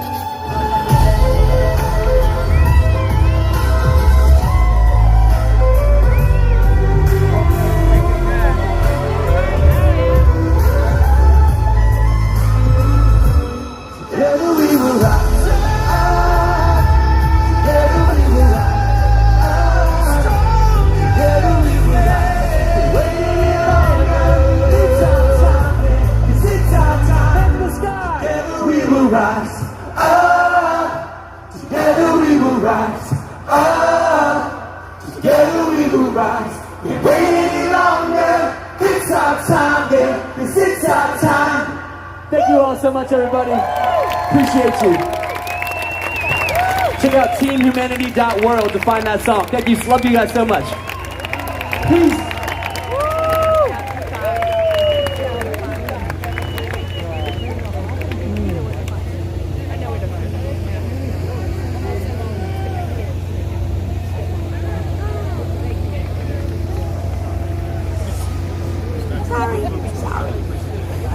Okay, everybody, for our next speaker, she's apparently more dangerous than Osama bin Laden, according to who are those people, the SPLC, that now keeps lists of domestic violent extremists. I don't want to scare anybody, but this individual is apparently shaking the foundations of the nation, shattering the democracy, and bringing the republic to its knees for the crime of documenting books that are in our children's schools, books that teach young boys how to pleasure older men, books that tell kids how to kill themselves, books that tell kids how to shoot up a school. These are the crimes that Moms for Liberty are guilty of exposing. And instead of go after the people putting that nonsense in our schools, they go after the mothers and the fathers who care about what's happening to our children. It's called grooming, ladies and gentlemen. It's called grooming and training. I'm listed. I made one speech at a Moms for Liberty event, and I am now listed as a domestic violent extremist. So, along with our next speaker, Tiffany Justice. Tiffany, come out here on stage. She's smart, she's brave, she's beautiful, and 60 Minutes didn't have the balls to print anything she read to them.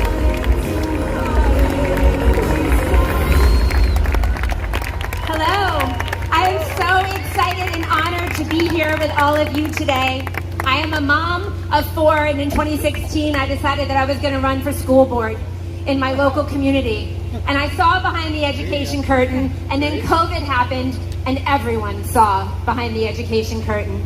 We saw the fact that our children were being indoctrinated in school, not educated, and I'm here to ring the alarm that only a third of kids in America right now are reading on grade level. That is atrocious. We spend over $840 billion a year on public education in America, and it is going to take all of us getting involved and having our voices heard to make change happen. Thank you. When I was on school board, the superintendent wanted to create a medical committee. He wanted to pick some doctors who were going to make recommendations for us on our children. And I looked at him and I told him that we do not co-parent with the government.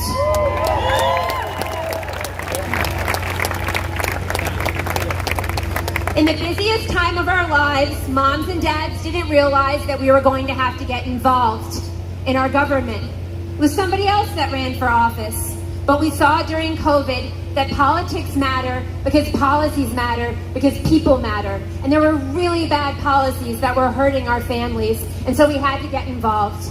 Moms and dads, you need to step up. You need to run for office. You need to figure out how you're going to support other people to run for office. Your vote matters. Your voice matters. President Trump stands for parental rights. He knows that parents have the fundamental right to direct the upbringing of their children. That includes their education, their medical care, their morality, their religion. Parents are the #1 driver of student success. Stand up for our children, stand up for our country. Your voice and your vote matters. Do not throw it away. We've got a chance to save America and remind the federal government that we do not co-parent with them. Thank you.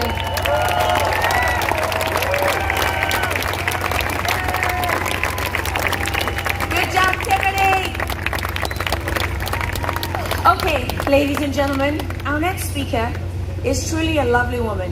She's beautiful inside and out. She's also unbelievably smart. She's an evolutionary biologist who spent a long time studying things most of us have never heard of. She has written a New York Times bestseller. She's a scientist and a storyteller. And she also happens to be the co-host of an extraordinary podcast with the extraordinary Brett Weinstein. I try to find out who is boss in the house, but they're so nice they say that it doesn't work like that in their house. So ladies and gentlemen, please welcome to the podium, Dr. Heather Hine.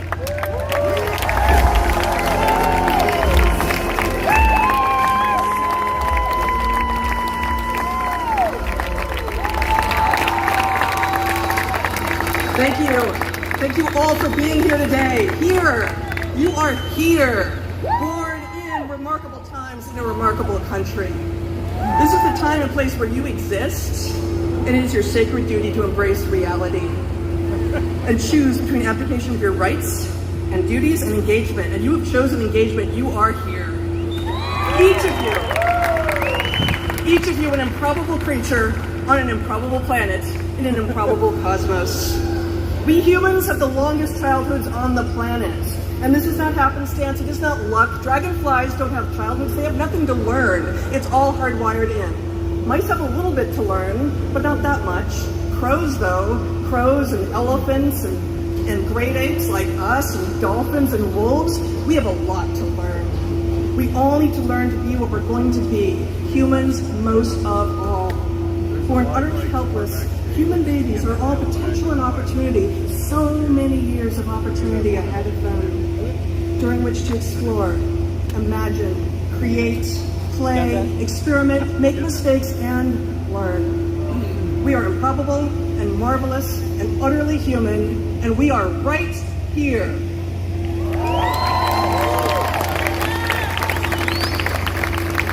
To be born an American baby in much the latter half of the 20th century was a lucky thing. The schools were good. She has over 10,000 people that watch. So. Mothers were as likely to tell their unventurous youngsters to go outside as anything else. Healthy children weren't medicated, and sick children were rare. Life was not perfect then. It never can be. But children had time. Time to climb trees and build hideouts and have battles with sticks and cones, time to sit with friends and talk, time to think and be alone with their own thoughts, time to imagine the most amazing things, to sometimes even go deep into those fantasies, maybe even begin to believe them. But nobody confused reality with imagination, at least not the adults.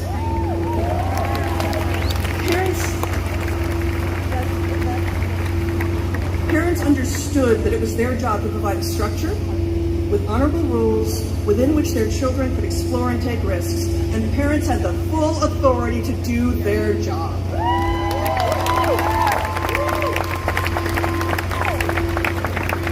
Now, the children of America are once again becoming suspicious of each other on the basis of the color of their skin. The Democratic Party, which supported slavery, transformed itself into the party that brought us civil rights, has transformed itself once again into the party of racism. Preaching that the color of your skin is proof of what's inside your head. Now, the children of America are learning to be scared of one another, scared of disagreement, scared of exploring both landscapes and ideas. They are locked down in the name of safety, kept from anything that might put them at risk, much the same way that a violent mental patient is restrained in a straitjacket. Our children are being treated like mental patients, and thus, many of them are becoming mental patients. Now, our children are being drugged and drugged and drugged some more, drugs to treat normal childhood variation. Speed to make the active young boy more compliant in the classroom. Anti-anxiety meds to quiet the concerns of the sensitive girl and make it far more difficult to learn how to soothe herself down the road. Children are not normally sick, but American children are, and ever more so. We are chronically sick people, and our children are following right in our footsteps. The solution to this is not, as the blue team would have us believe, to negotiate with pharma to make the drugs cheaper. Most of what ails America's children cannot be solved with pharmaceuticals.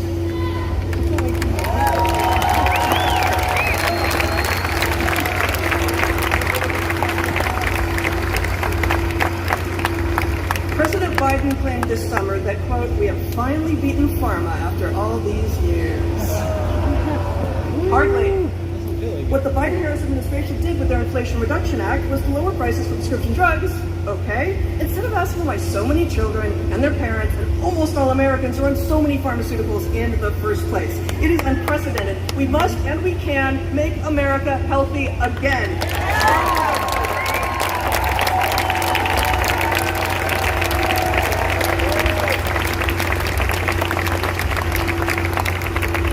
The solution does not lie with pharmaceuticals. The solution lies in part with food grown by real farmers, not sludge dreamed up in a lab and put together in a factory. Our children are being made sick and miserable by what they eat. Most of it isn't food, doesn't deserve the name food. It is hyper-processed, full of agrochemicals, lacking nutrition, but full of addictive potential. So many children are now diabetic or pre-diabetic, have metabolic syndrome, autism. This is new. These are new problems. Half of American children are overweight. Nearly half of them are obese. Children we're talking about. And yet Ozempic and its pharmaceutical relatives, the newest magic pills with which to treat your ills, are being given to children as young as 6 years old. Instead of medicating children to treat brand new illnesses, we need to address root causes and keep big food, big ag, and big pharma far away from our children.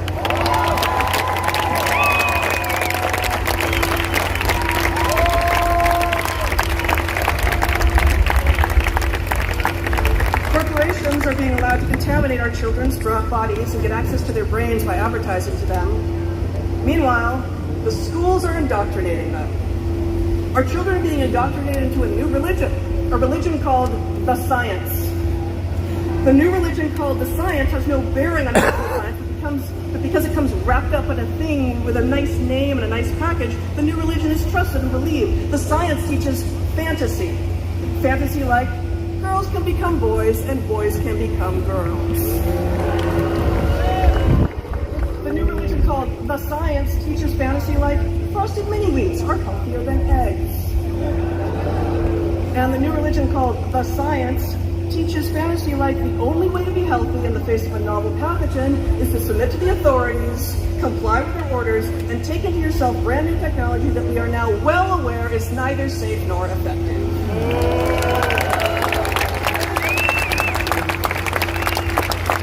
Meanwhile, the children of America are learning nearly nothing of actual science, of its wonder and expansiveness, of discovery and uncertainty and hypothesis and excitement and that tingling in the back of the brain that you get when you're onto something. But what is it? Wait a minute, I have it, eureka! The children of America are being denied their moments of discovery. I did not know, but now I do. I figured it out. Children are naturally full of wonder, asking questions, forming opinions, abandoning beliefs in the face of new information. They do not, by and large, accept that there are things that they cannot know or ask about unless they are beaten down. The human spirit is inherently inquisitive and creative. America's children need to spend time off their screens and in the dirt, growing flowers and food. America's children need to spend time with pen and ink and color and clay, learning to represent their world. America's children need to learn to spend time moving their bodies with speed and with skill, and they need to spend time observing the world around them and being encouraged to ask questions of it. Why are there so many colors of flowers? How do eyeglasses work? I wonder what it's like on Mars. And the children of America they need to have classrooms with teachers who are willing to say, I don't know. And how do we figure that out? And no, we are not going to Google it.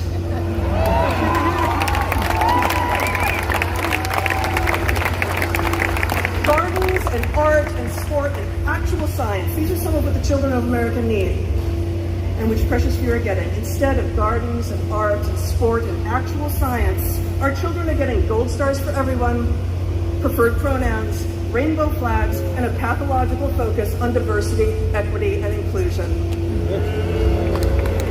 The human spirit is inquisitive and creative, but the human spirit can be beaten down. The schools are doing just that, becoming centers of ideology and control. The schools are very successful at beating down the human spirit. In the new religion called the science, being advocated for by the Democrats, there is nothing new under the sun. No hope, no wonder, no excitement. It's not science, it's technocracy. Everything is already known. The experts have the answers. The experts will deliver you what you need. Processed food, a pill and a shot, and a screen with endless apps on which to waste your days. This is life for children in the 21st century America. A life lived through screens, pharma, and fake food.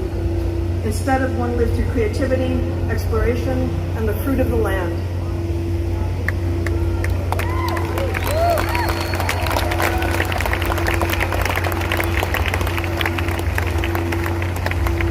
It is the parent's job to model and teach honesty and integrity, loyalty and kindness, determination and courage. Parenting comes with a responsibility to restrict your children, to establish and enforce honorable rules, and to gradually release those structures and those strictures as your child becomes more capable and has to take risks in the world. It is also a parent's job to provide as much opportunity as possible for their children and to teach their children that any opportunities that do not come to them or which they lose, they need to find for themselves.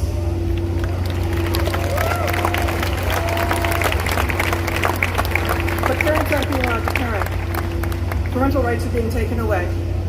The very core of humanity under attack. When rioters were allowed to take over many American cities in the summer of 2020, including in Portland, Oregon, where I then lived, it was the Black Lives Matter movement that was at the forefront. Black Lives Matter did not turn out to be about Black Lives Mattering, though. It turned out to be about enriching the founders of the movement through graft and overturning much of what Americans hold dear. Included among the principles that BLM had on its site in June of 2020 was this, quote, "We disrupt the Western prescribed nuclear family structure requirements," end quote. The rioting that was spearheaded by BLM was allowed by Democratic mayors and governors, encouraged even. They said it was the compassionate thing to do. The attack on the family has thus been written into the very principles of activist organizations that are adored and promoted by Democratic leaders. The attack on parental rights shows up in myriad ways, both direct and indirect. In states from Indiana to Texas to Montana, parents are losing custody of their children because they dare to protect them from the fantasy propagated by the science that boys can become girls and girls can become boys. This summer, following the Biden-Harris administration's sweeping new reforms of Title IX, which now explicitly provides protected status to the fantasy concept gender identity, California became the first state in the nation to allow schools to keep such information about children from their parents. And in Minnesota, Governor Walz signed legislation allowing the courts to take temporary emergency jurisdiction of children where the gender-affirming care is not forthcoming. These are direct attacks on children, on parents, and on families. The indirect attacks, though, are no less brutal. They don't seem like attacks, but they are. A parent, usually a mother, becomes convinced that in the name of kindness and compassion and that fantasy called the science, they should abdicate responsibility for their children, hand it over to teachers and activists on social media who tell lies. Lies like, if you don't help trans your kid, he's going to kill himself. In fact, when your boy wakes up in the morning and says he's a girl, it is not time to embrace the fantasy. You did not just get a daughter. What you have is a boy who is exploring his identity, and it will pass if you let it.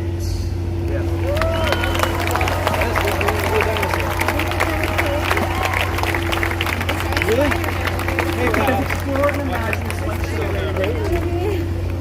These confused parents are being told that it is the loving thing to do to allow their children to be destroyed with drugs and surgery. Drugs and surgery they do not need, drugs and surgery from which they can never fully return.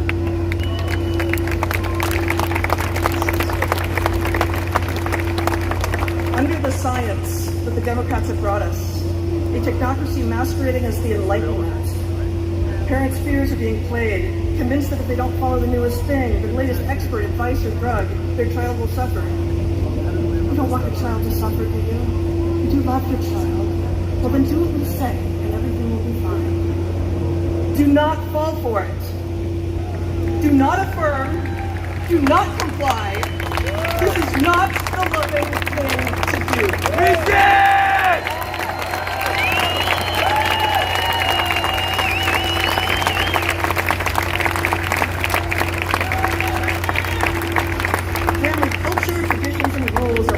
Children learn how to be. Parents having and enforcing rules about screen time or curfews, food or gaming or porn, that is them doing what they're supposed to do. But parents are being told that they must abdicate their own authority for the good of the children. This is not good for children. It is precisely the opposite.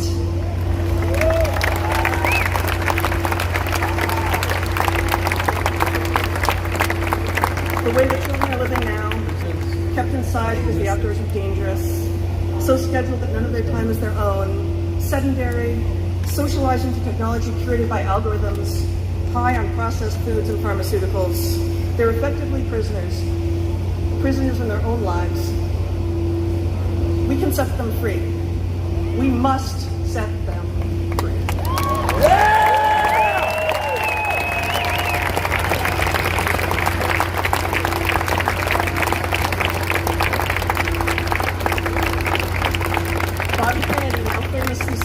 Stepped down from the presidency in August. We need to choose to love our kids more than we hate each other. Yes. Yes, we do.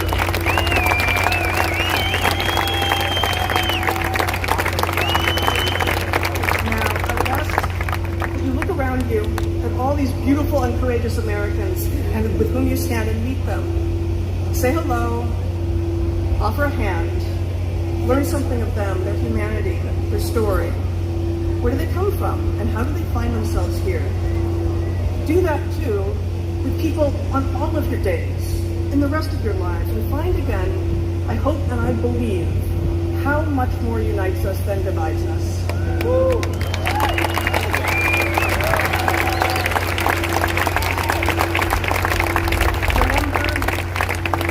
Remember finally, that you right? You are here to seize hold of the moment and of your autonomy, your authority, and to resist any who would dispossess you of the truth. Thank you.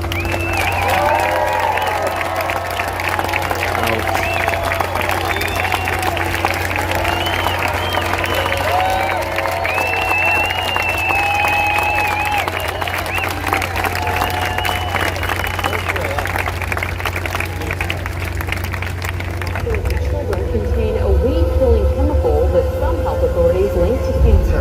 The tap water in the United States contains forever chemicals. American consumers exposed to chemicals and additives that have been banned in other countries.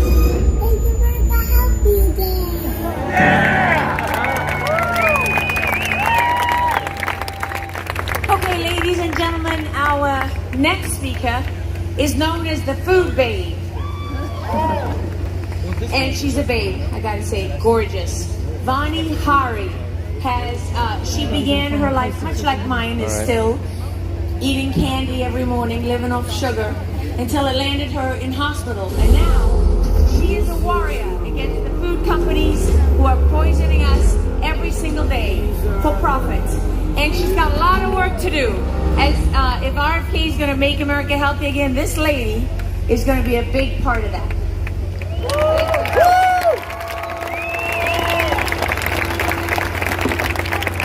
Thank you so much. It's surreal to be here today. There's something critical you need to know about the American food system. It affects all of our lives and has been overlooked for decades. Our government is letting U.S. food companies get away with serving American citizens harmful ingredients that are banned or heavily regulated in other countries. Even worse, American food companies are selling the same product overseas without these chemicals, but choose to serve us the most toxic version. One set of ingredients over there and another one here. Let me give you some examples. This is McDonald's French fries from the United States. It has 11 ingredients. But in the UK, there's only 4, and salt is optional. This one has an ingredient called dimethylpolysiloxane, an ingredient that can be preserved with formaldehyde, a neurotoxin, and just happens to be the first ingredient in silly putty. This is United States Fanta right here. It's made with high fructose corn syrup, artificial dye, yellow 6, red 40, and sodium bentonate. In the UK, they have real orange juice inside, and it's colored with carrots and pumpkin. In Skittles, there's 10 different artificial dyes here in the United States, plus titanium dioxide, an ingredient that's banned in Europe because it causes DNA damage. Gatorade, here in the United States, uses red 40 and caramel color.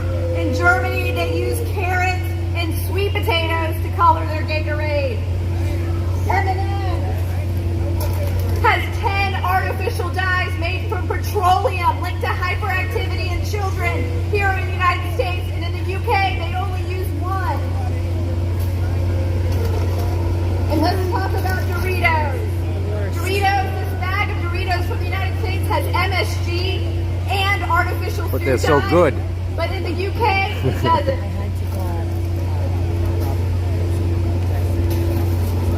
And America's favorite cookie, Oreo's birthday cake, has 4 different artificial food dyes, and in Europe they use beet, spirulina, and turmeric. And worst of all, I feel good now. right over the border. Okay, I'll stand here and try and figure this out. This box of Fruit Loops in Canada is naturally colored with carrot juice, blueberry juice, and watermelon juice. This American version has 4 different artificial dyes made from petroleum and the preservative DHT, which is an endocrine-disrupting chemical linked to cancer. This is why I became a food activist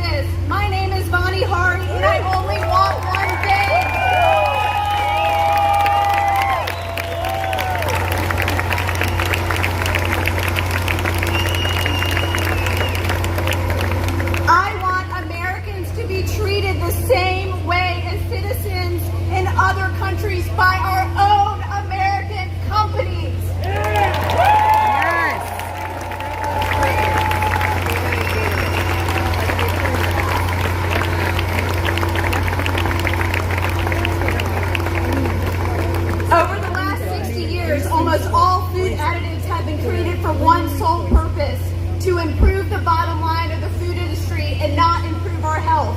These chemicals are created to mimic real food, to make it easier and cheaper for food manufacturers to preserve their food, to make it last longer on the shelf, to help manufacturing, and sinister of all, to allow them to create products that are addictive in nature. We use over 10,000 food additives in the United States, but there's only 400 approved for use in Europe. Right now, we're at a critical moment where Americans are sicker than ever, and much of this is due to the alarming amount of chemicals in our food.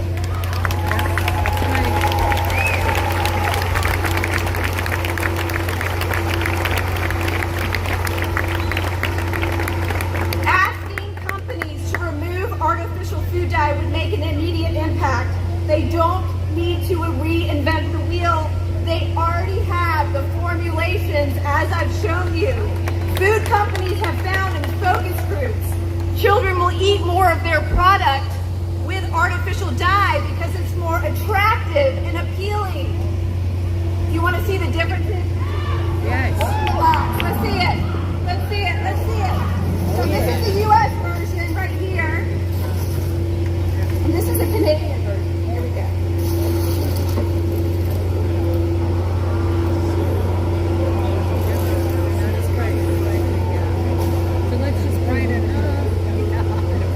And the worst part, food companies know the harms of these additives because they willingly remove them overseas due to stricter regulations to avoid warning labels that state it will cause an adverse effect on activity and attention in children and due to other health risks like autoimmune disorders and cancer. This is one of the most hypocritical policies of food companies, and somebody needs to hold them accountable.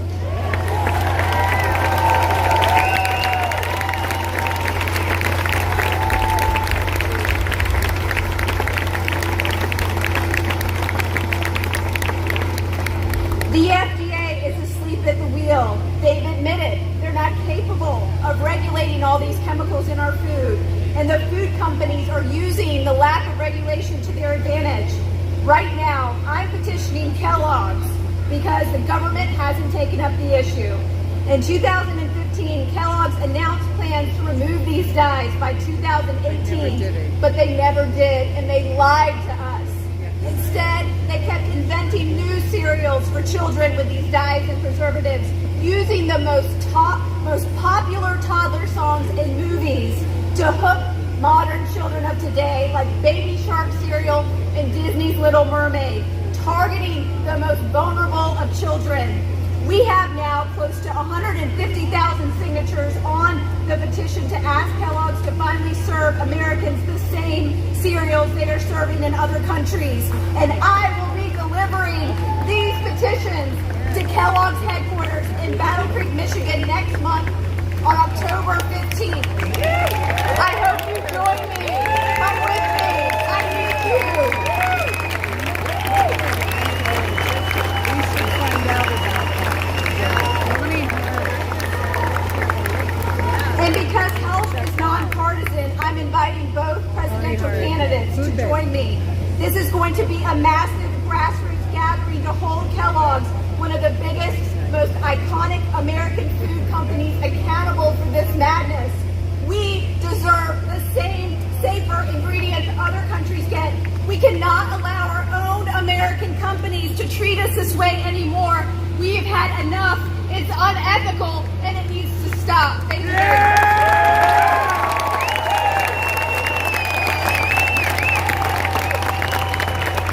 Foodbabe.com. Ladies and gentlemen, please Name is welcome to the stage foodbabe.com. our youngest speaker of the day. Lucky Basseri is an amazing young man. He began his political career yelling at his mom through a loud halo when he was 8. No, he was down at City Hall. Lucky stood up to the vaccine mandates. He stood up to his school, his teachers, his classmates, and he wants to be president of the United States someday.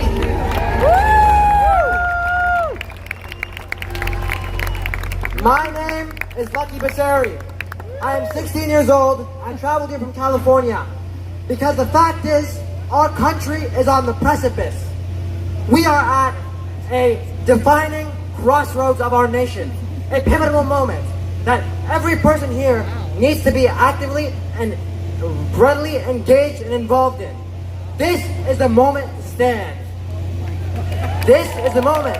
Freedom or tyranny, liberty or dictatorship. Now let me ask you, after the pandemic, the last 4 years of tyranny that we have endured, our waning liberties, are you gonna take it? No! I said, are you gonna take it? No! Let me tell you something.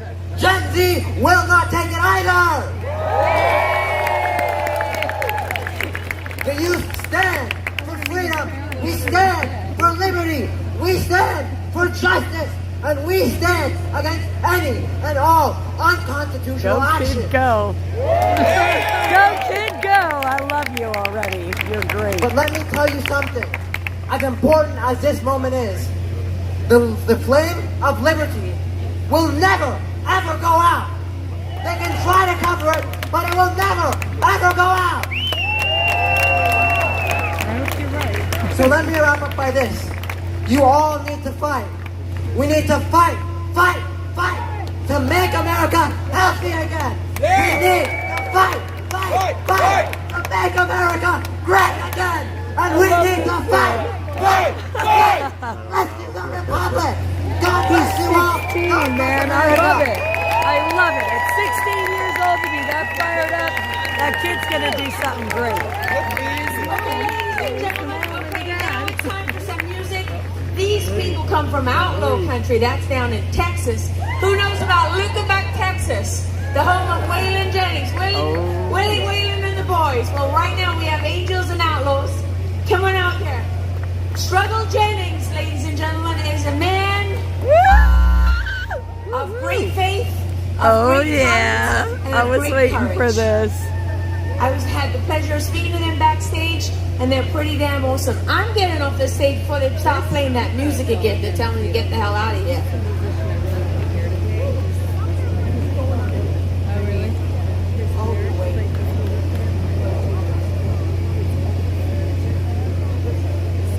It's like documenting history. Oh, yeah.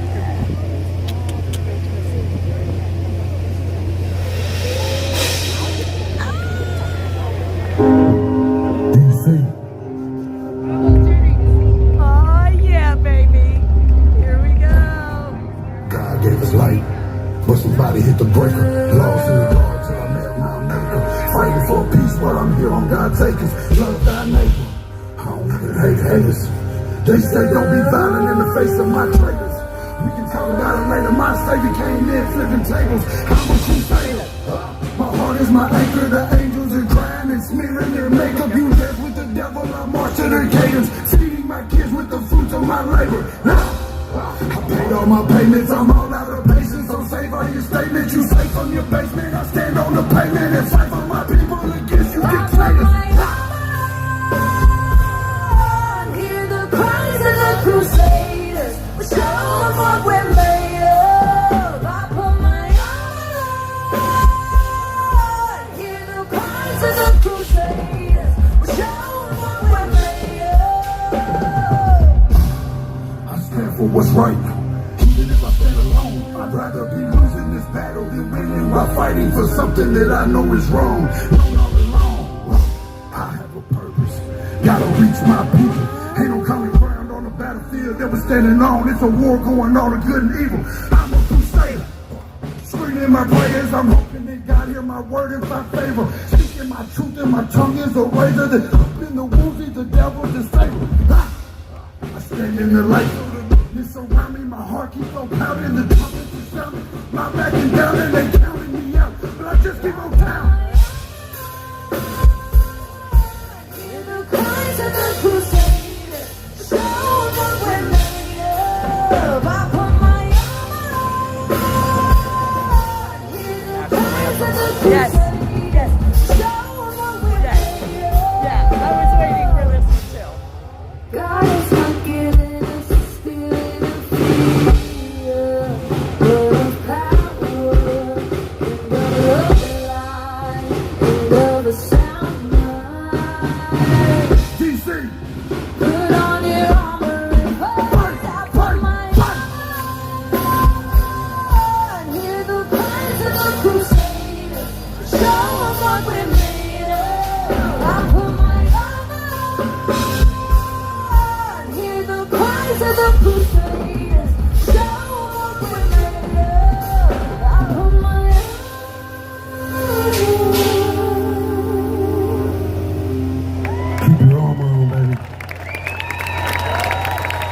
Y'all make some noise for Caitlin Curtis. This next song went #1 on Billboard independently. Proving yeah. Here we that go. the people's voice still matters. Oh, I We love had this no song. managers, no corporate sponsors, no backing, no record label. #1. We just got a gold record for it recently. Yes. Y'all might know this one. Come on. I know it. Yes. Here we go. Yeah, yeah. Like his mic stand. The world's getting crazy, baby, chill. Don't medicate, just meditate. You waking up now, well, baby, you hella late. Educate, look at what's going on, let it resonate. Accelerate, find your inner hunger like you never ate. Agenda is to push the hate. Separate and segregate, don't celebrate quite yet. The storm is coming true for heaven's sake. Violence that they demonstrate, instigate and penetrate. The values of our country and our God is what they desecrate. My fighters ain't no featherweight, pulling out the seams of the fabric that they fabricate. They feed us lies, manipulate, intimidate through fear and force, forcing us to sit and wait till we come together, congregate, and then we liberate. Praying that you give me strength to find some love amongst the hate.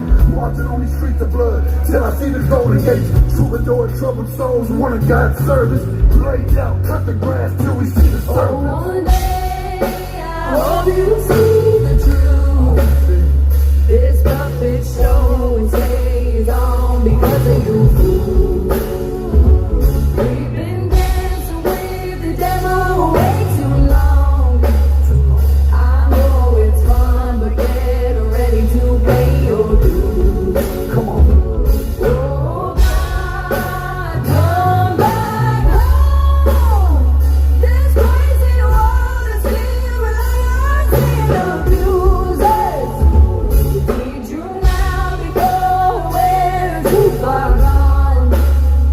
I hope one day they finally see the truth. God, we need you now. The truth is hard to swallow, just digest it. Suspected something's going on and chose to just neglect it. Reflected by some breaking news, oh, we just accept it. Expected just to fall in line and follow their perspective. Don't question their objective, but I got a lot of questions. How these kids molested, but nobody's been arrested. Read in the testament, these children are protected. So I'm fighting all these terrorists, both foreign and domestic. Refuse to be directed, lying out of sheep. Only kneel to my God, so I'm dying on my feet. Silence when they speak, but there's violence in the street. I've been rolling with the punches, I can't take it on the cheek. Drink from a glass half full, I'm optimistic. People are sadistic, so vicious and malicious. Praying for assistance to overcome opposition, or I'm gonna start resisting, and then I'll pray for forgiveness. One day I hope you see the truth. This puppet show it stays on because of you. We've been dancing with the devil way too long. I know it's fun, but get ready to pay your dues. Oh God, come back home. This crazy world is sterilizing abusers. Need you now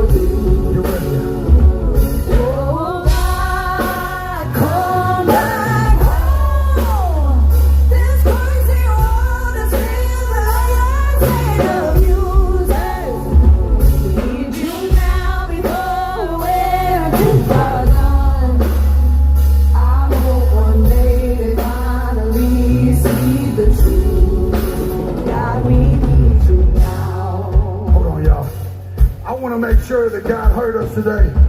Yes. Caitlin, you got me? I got you. Can y'all hear me okay out there?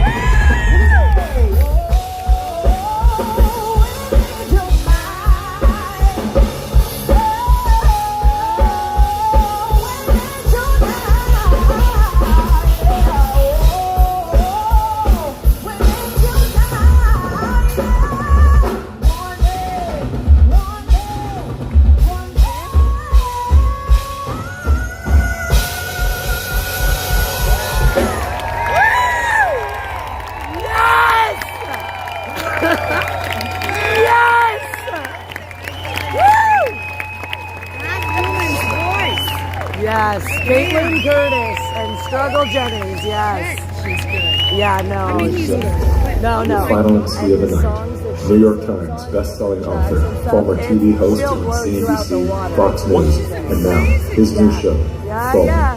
When she sang the national anthem, I was like, wow, girl, you're really holding up. Yeah, but I'll tell you what, that was awesome. How's it going? DC, America. The Republic, folks. I have a very quick story.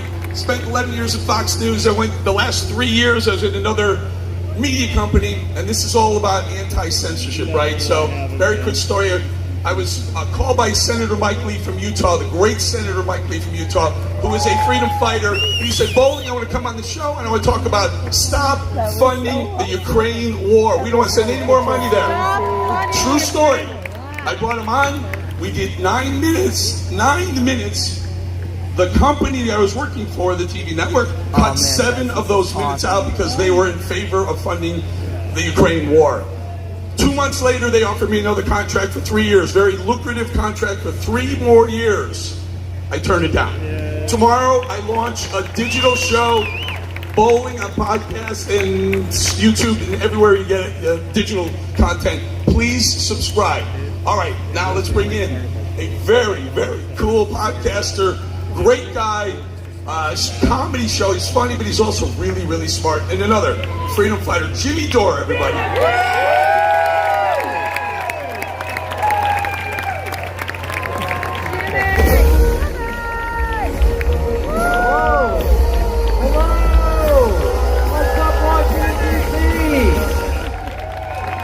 Thank you for sticking around.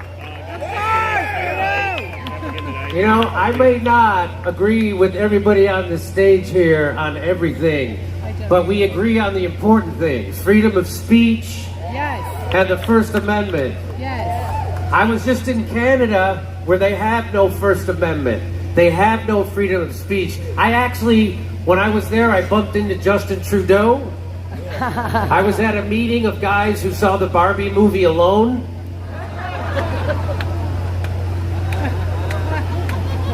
And he was there.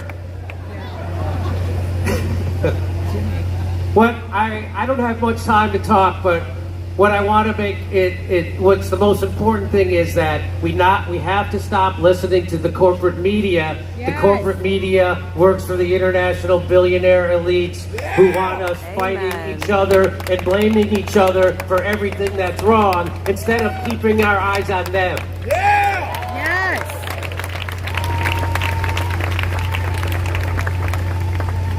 I fell for the propaganda around COVID.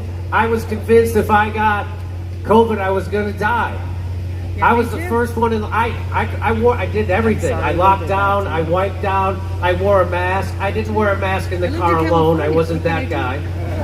Didn't go anywhere. Whenever I see those people, I want to go, do you wear a seatbelt when you're watching television?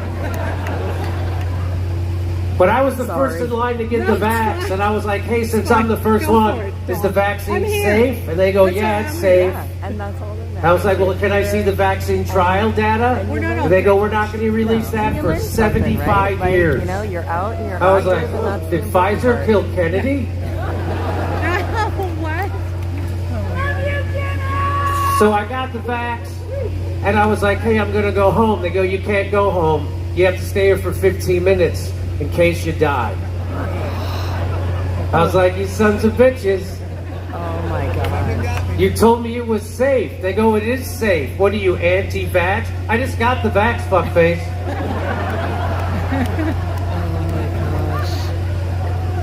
So in California, doesn't it? here, they go, you have to stay here for 15 minutes in case you die. 15 minutes in case, I go, if my heart explodes, because that's what they said. They go, we have to monitor you for 15 minutes in case your heart explodes. Hey, if my heart explodes, I'm going to sue the shit out of everybody. They said you can't sue if your heart explodes because they passed the law saying you can't sue if you get injured by the vax. I was like, why would they pass a law like that? They go, because it's safe. Yeah. And I'm not saying that the COVID-19 vaccine doesn't work. All I'm saying is everybody I know who got the COVID-19 vaccine then got COVID. Is that how vaccines work now? No. Could you imagine if we all got the polio vaccine and in the same year we all got polio? I'd be like, hey, I don't think that polio vaccine works. Why do you say that, Jim? I got fucking polio! But then there's always some asshole, well, it's not supposed to stop you from getting it. It's just supposed to lessen your symptoms. Oh, well then I guess it worked. I guess it worked. Look at me, I'm a success story over here. Put me on the poster for the facts. Yeah! Anyway, we gotta stop listening to the media. All they do is divide us, no matter what the story is. You know, journalists used to come from blue-collar backgrounds, and they weren't looking to make friends with the elite. They were looking to make the life uncomfortable for the elite. Well, yes! Now, billionaires own the media like Jeff Bezos, and the journalists come from Ivy League institutions and Ivy League schools, and they choose them to cover the news because they know they're going to be class loyal. And man, are they. No matter what it is, they report it in a way that divides the country. It could be climate change, it could be January 6th, could be Black Lives Matter, or Kyle Rittenhouse. Now, I hated Kyle Rittenhouse because the media told me he was a white supremacist who didn't live in that community. He traveled across state lines with guns, and he shot 3 black people. And I hated him, and then I watched the trial, and it turns out he did live in that community. He was a lifeguard in that community. He didn't travel across state lines with guns, and he didn't shoot 3 black people. He shot 3 white people, and I was like, that's different. Different, yeah. He shot 3 white people. That's a pretty remedial white supremacist. I bet he took a lot of shit back at the meeting.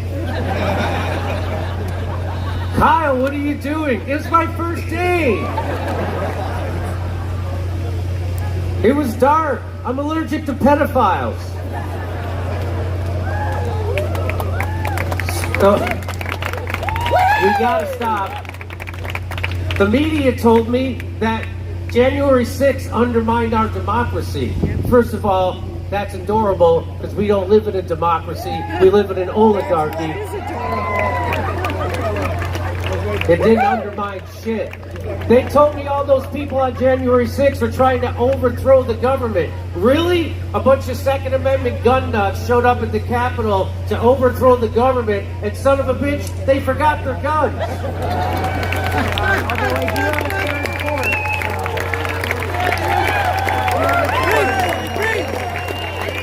Boy, I bet they were embarrassed. Mike, you got the guns? Ah! I brought mittens. They weren't trying to overthrow the government. Really? A bunch of guys in pajama bottoms and buffalo helmets stealing a podium? I'm overthrowing the government. They were just pissed off protesters, and half of them got let in by the cops who took the fence away, and the other half got pushed in by the FBI plants in the crowd, and I know it because I saw it on TV.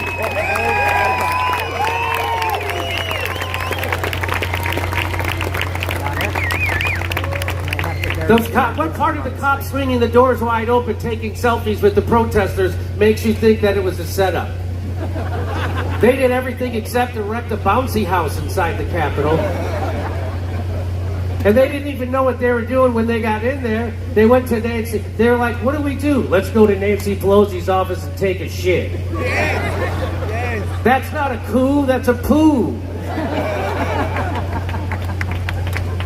And now they're using lawfare. Anybody who stands up against the establishment, they put in jail. And it's not just in America, it's international billionaires that run everything. In Pakistan, Imran Khan said, we don't want to go along with NATO wars. The people of Pakistan want peace. And that guy's in jail now. Remember, they don't ever censor lies. They censor the truth. Julian Assange was in prison not because he lied, but because he told the truth about the war machine.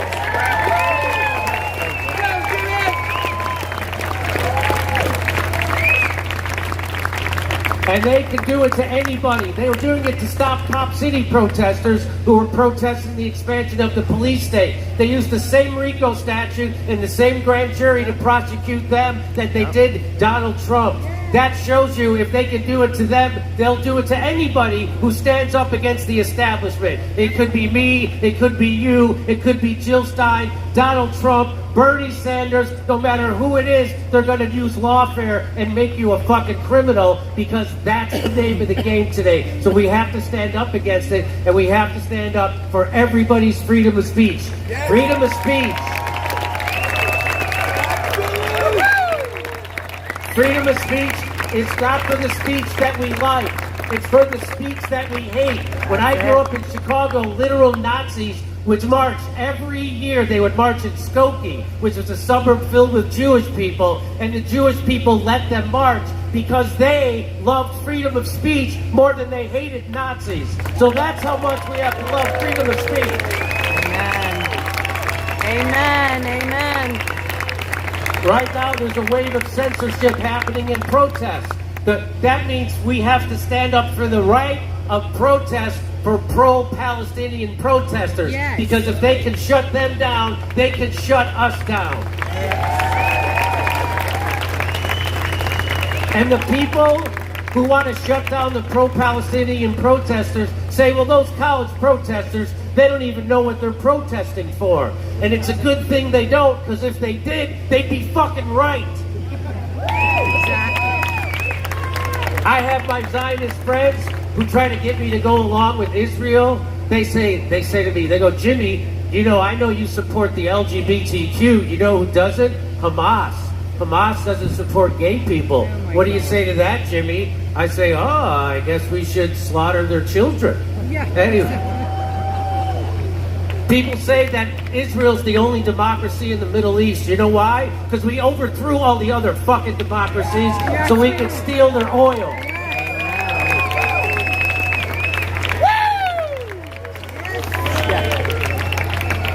Not long. The only thing that scares the establishment is what's happening at this rally here today. People from the left and the right coming together to realize we have more in common that divides us, and we share a common enemy.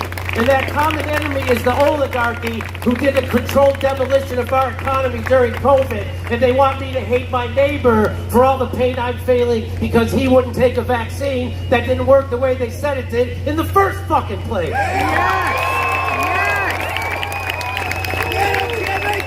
Well, I'm not going to hate my neighbor. I'm going to love my neighbor because they're hurting just like me, and I'm going to join to overthrow those cocksucking oligarchs because that's the only thing that's going to work.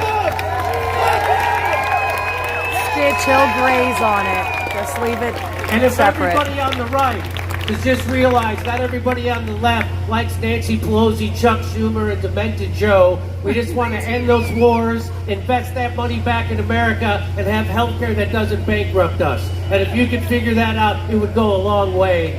And if everybody on the left could realize that everybody on the right is a white supremacist Nazi gun nut, they're just fucking gun nuts. And I love them, and I love you too. Stay together. Fuck the media. Fuck the media. Jimmy Dore, everybody. Jimmy Dore. Look at this crowd. You're amazing. Very quickly. Kamala Harris or Donald Trump. I want to hear a voice first. For Kamala Harris, let me hear you. Do you want to come Donald Trump, let me hear it. One more time. Kamala Harris. Donald Trump. As if we were in that building right over there, the Democrats would say Kamala Harris has won that vote. Very quickly, Brendan Strzok. He's the founder of the Walk Away movement. Great guy. This is her He's got jam. an amazing story of his last 4 years. I know He's she's about been to share with waiting you. all Brendan day Strzok, everybody. for this one. So we're going to let her take her photos. We got that. She's been waiting all day. Don't have a mic. What's going on, American Patriots? I live in Pennsylvania. How's everybody doing today? I'll give you information before I leave. Who wants to join me in rescuing the Republic? Fuck yeah! Let's go, baby! Thank God, because we sure do need it. I want to thank all the organizers of Rescue the Republic for having me. My name is Brandon Strzok. I am the founder of the #WalkAway campaign. We are the largest national movement of former Democrats walking away from the Democratic Party.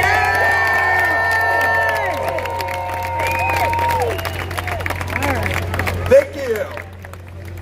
This event has been amazing. It's been one of my favorite events to do that I've ever done in the last 6 years. I've done a lot of events, but most of the time, most of the events I've done have been over on the MAGA side. I think this event is amazing because we have people all across the political spectrum. And this is how America should be. We should be allowed to exchange ideas with one another. We should be able to disagree with one another. And we should be able to find common ground and be civil to one another. I need to get so we need to shift around. But there is one political party in this country that is making that an impossibility. There is one political party in this country that is seeking to divide us and tear us apart. And we all must unite together. I don't care if you're an RFK Jr. fan. I don't care if you're a Trump fan. I don't care if you're a libertarian, an independent, a Republican. We must join forces, join hands, and fight the Democrat Party together.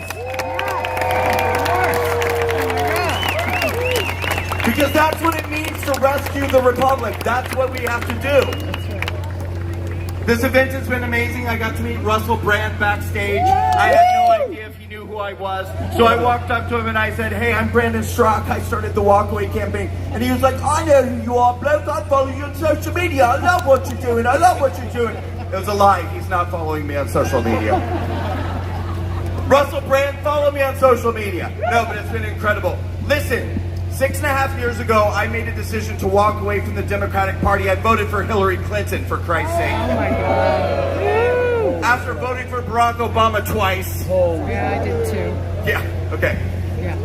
We're forgiven. When Donald Trump got elected, I was in tears and I was terrified. Me too. And the reason why is because I believed the mainstream media and all of the lies that they were telling me about Donald Trump and about his supporters. I believed CNN, I believed MSNBC, I believed the New York Times, I believed all of these lying fools.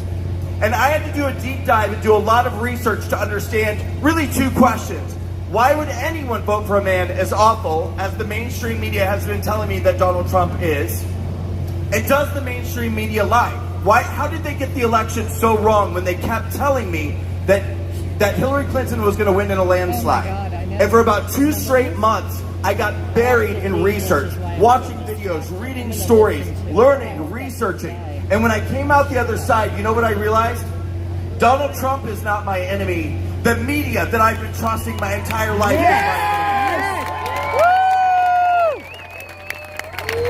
And they are the enemy of all of the American people. They are the enemy of truth. They are the enemy for any of us who want to see our country united. Because the Democrats can only succeed when they divide us and keep people divided by fear. This is what they do to minorities in this country. That's why I started the Walk Away movement. At this point, we have grown to over 500,000 people who have shared their stories in Walk Away. Videos and written testimonials sharing why they're walking away from the Democratic Party. And we're just getting started.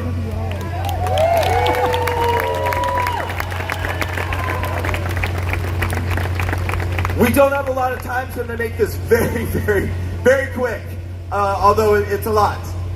My story, I think probably more than any other story that you've heard on stage today, I think really exemplifies what is at risk and what is at stake here, what we are up against. Because from the day that I started Walk Away, I started being targeted by the mainstream media, I started being targeted by people in our government, but it wasn't until I showed up on January 6th to stand up for the American voter that my life really began to get torn to shreds. I was a scheduled speaker at a permitted event on Capitol grounds, and I went to the Capitol on January 6th. I did not enter the building on January 6th, never went inside. I did not witness any violence, vandalism, theft, or destruction. I stood outside of the building for 8 minutes shooting a video, which I then uploaded to Twitter. And 2.5 weeks later, my home was raided by a team of FBI agents in tactical gear who got me out of bed at dawn, put me in handcuffs, and took me to jail. What? When I got out of 24-hour lockdown in jail, I was told that I was facing multiple felony charges for what I had done on January 6th. And needless to say, after going through an over year-long criminal case with the federal government, who threatened to add more felonies if I went to trial, I took a plea deal and pled guilty to a Class B misdemeanor for disorderly conduct for standing outside of the Capitol for 8 minutes, non-violently shooting a video. Now that might sound like a happy ending to you, until you learn that even misdemeanor charges connected with January 6th are being treated as acts of terrorism by our government. I've been placed on a terrorism watch list. I have been permanently banned by PayPal, Venmo, Stripe, Patreon, Constant Contact, banks, email services, payment platforms. Just like in China, where you get a social credit score, and if the government decides that you're not a worthy or good enough person, they'll prevent you from being able to travel or send or receive money or exist in society. This has already happened to me. So if you hear people talk about the country going down a road toward communism, socialism, Marxism, and you think that sounds hyperbolic, it's already happened to many of us in this country, and I am one of them. And I hope that my story will wake a lot of people up so that you can see you don't even have to have committed a crime for these people to come after you. You just have to be a threat to the establishment. But that being said, I'm still in the fight. I'm never giving up after everything I went through.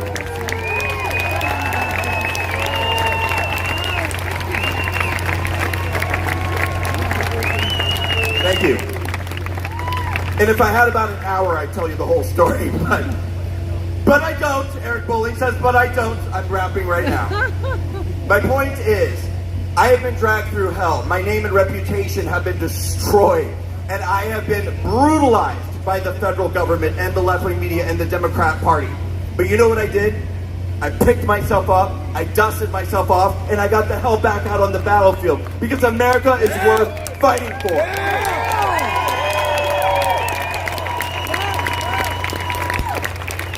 I will never give up the fight. I will never stop in my quest to rescue the Republic, and neither can you.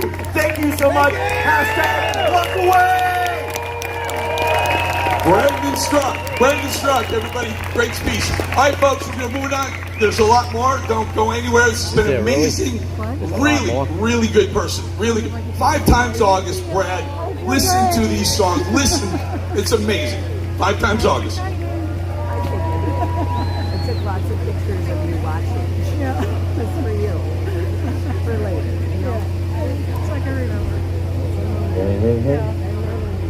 How we doing? We holding up? We hear you, DC?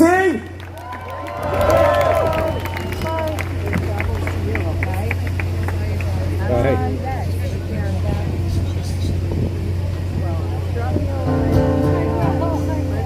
Check 1, 2. There we go. There we go. All right. Huh? This is a brand new song. This song's called Counterfeit World.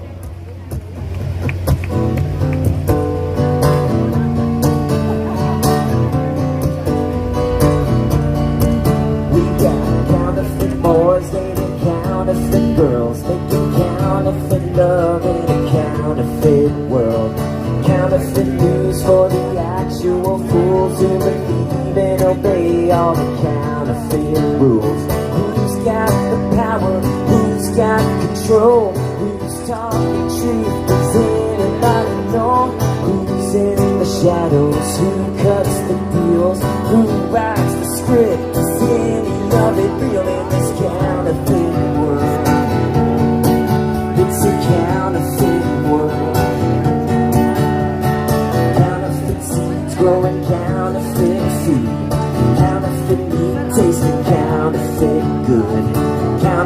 drugs in our actual blood. We don't know what it means, we don't know what it does.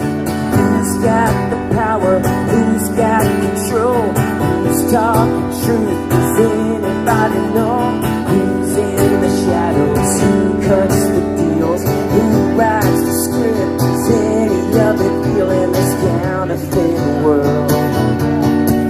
It's a counterfeit world. Alright!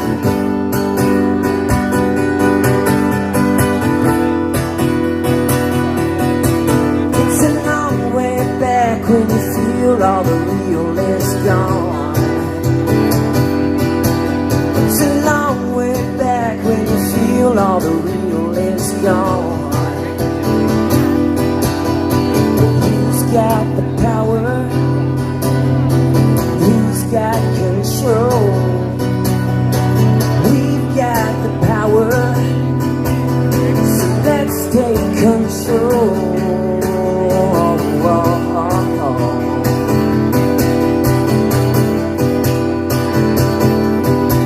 We got counterfeit gods for our counterfeit faith, counterfeit fear for the counterfeit slaves, counterfeit cash spent on actual crap. It's a genuine steal when it don't actually last.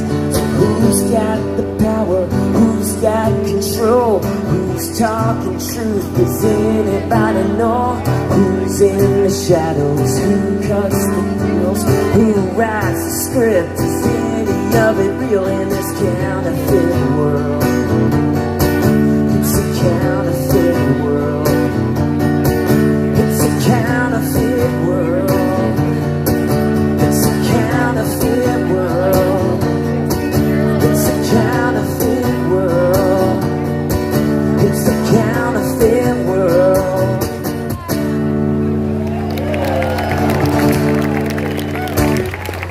Thank you so much. Thank you. It's an honor to be here with you. I've been waiting all day to play for you today. I'm excited to be on stage here. And thanks for hanging out. Thanks for staying strong. So while I have your attention, I'm going to play a song. Yeah, did you know that? That lady was from California. Which one? The one that was standing right here. A song that came out a few years ago that I wrote. And if you haven't heard the name, with us, right? Alexis Lawrence, I want you to look her up online, follow her story, She probably heard me say your name a support bunch her, of times today. and realize that she is one of millions around the globe that have been injured by the medical establishment, and we are ruining an entire generation. And it is time to make America healthy again. If you are a parent, if you know somebody who is injured, not just through vaccines, but through also the big pharma crap, fight for them. This song's called Fight for You. That's because it's not on the news.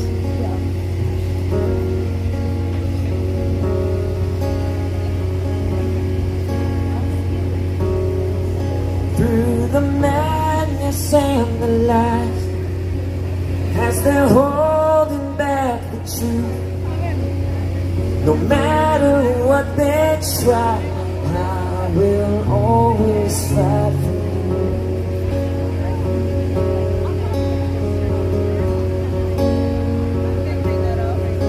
I will save your innocence. They are trying to remove. I am here at your defense, and I will always fight. Texas watching on big screen. Yeah. Yes, I will always fight for you. I will stand here in the way. I will not give up on you. I will shield you from the pain.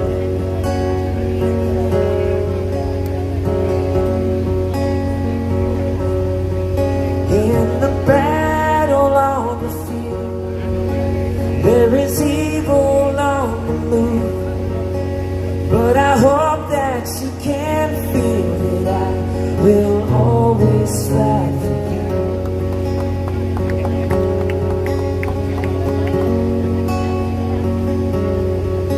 In the darkness of the time, there's a light that shines through.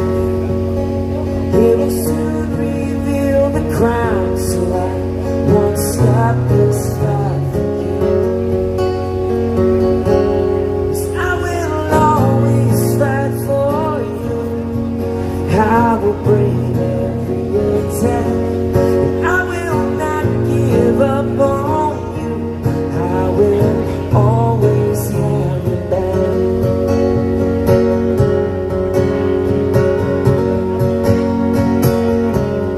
So to every single mother, father, stand up for your sons and daughters. Do not back down, don't let up. You are all they have for honor. So make this a war to win. Look in their eyes and tell them that I will always fight for you. I will stand guard at the gate. I will not give up on you. I will stop each shot you take. 'Cause I will always fight for you. I will always fight for you. So much. Thank you so much. Thank you.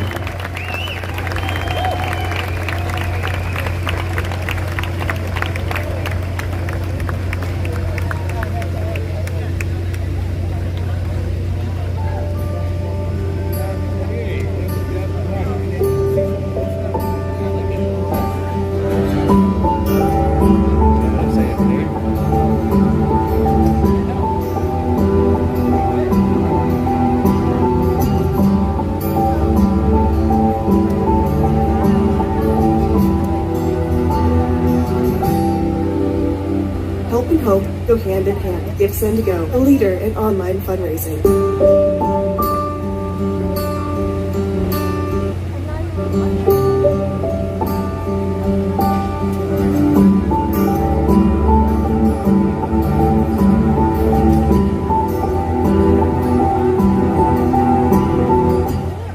All right, folks. Good. Let's bring it on home, baby. We got a little bit more to go. We have a naval intelligence officer. We have some crazy stuff coming up next. But first, I want to introduce Jacob Wells and Heather Wilson. Sorry, I got to read this. Co-founders, by the way, they're siblings of Give, Send, Go, a crowdfunding site that does not censor freedom of speech, folks. Jacob Wells, Heather Wilson. I'm so excited to be a sponsor of this event. Thank you for all your donations to help make this happen. We're thankful Give, Send, Go was the chosen crowdfunding platform for the event, and we hope you choose it too when you need to fundraise. You know, there's a thing that happens at my house is that if you were to come and visit me, I take out something called my Oculus. Do you guys know what an Oculus is? It's like a VR machine. And so it's a fun thing me and my children do. They go, Mom, can we bring the Oculus out and let Uncle Jacob use it? And I said, sure. So they bring it out and he puts it on his face and immediately he's transported into some city and there's cars whizzing by and birds flying over the head and he starts looking around and there's an elevator behind him and everybody has different reactions. They go in the elevator, press the button, they feel like they're actually going up the elevator. I don't know if any of you have done this before, and they get to the top of this building and they see a plank. And this plank goes out across the building, out across the street, and all of a sudden the person there is looking, they can hear the plank creaking, they hear the cars below, and now they need to walk the plank. And over again, we laugh because people are like, I can't move. I can't take that first step. And we're standing there going, yeah, but you're in my living room. Like, ignore what you're seeing and hearing. You're in my living room. Take a step. And we have seen grown adults that can't take a step because of what they're seeing and hearing. They're living in fear based on what they're seeing and hearing.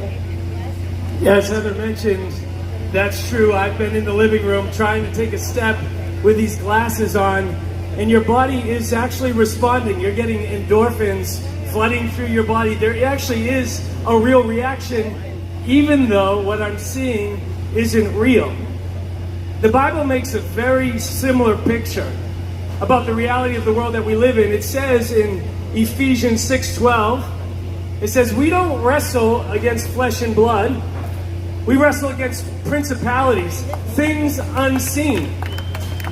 There's a reality beyond what we can see. I think oftentimes we get so pulled into looking into the political, the election happening, all of these natural things that are playing out without realizing that there's actually a deeper reality. You want to talk about deep state?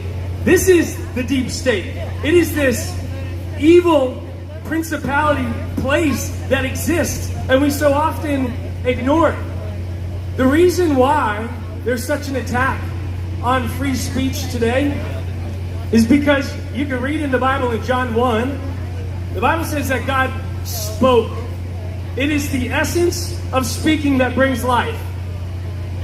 And it's the effort to silence speech because speech brings you to life. And that's what the attack is on, and it also reveals truth. And the truth is not some fact, it's not some medical diagnosis, it's none of that. It's actually a person, and his name's Jesus. In John 14 Jesus says, I am the way, I am truth, and I am the life. That's what it's all about. It is about you coming to know this man, truth himself.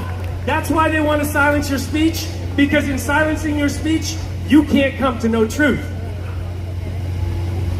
You know, even though I do know truth, sometimes we can get still so caught up in what's going around. Has anybody had those types of days, weeks, or months where you're like, God, why are you picking on me?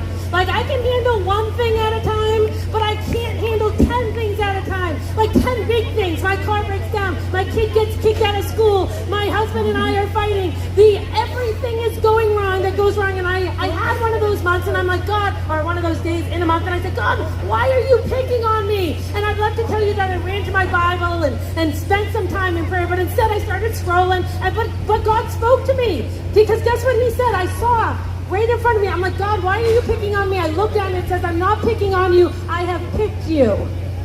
All of a sudden, those glasses came off my eyes, because I was living in a not reality world of seeing things and hearing things that weren't truth, where God is saying, Heather, I put you in these places. These are hard things, but I'm using you. I'm using you in Give, Send, Go. I'm using you with your adopted son. I'm using you in your family. I'm using you in the world. Know that I'm using you, and I've picked you. I want to tell everybody here today, God has picked you. He is not picking on you. He has picked you for this moment in time to do what he's called you to do.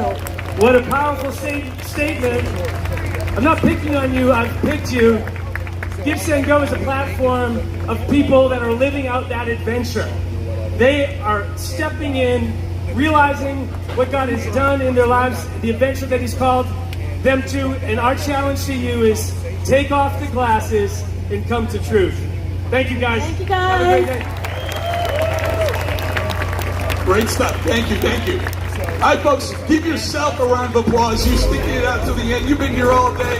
You are troopers. You're true freedom fighters. Thank you for doing that. All right, a couple of best-selling authors up next. One, a former former cyber State Department cyber expert and a former naval intelligence officer. A lot of words, a lot of brains coming out next. A couple of great people, Michael Bentz and Jack Posobiec. Service to our country, and Bobby himself was subject to repeated threats to his safety while being denied protection. And this is a tribute in honor of Bobby. I am announcing tonight that upon my election, I will establish a new independent Presidential Commission on Assassination Attempts. And they will be tasked with releasing all of the remaining documents pertaining to the assassination of President John F. Kennedy,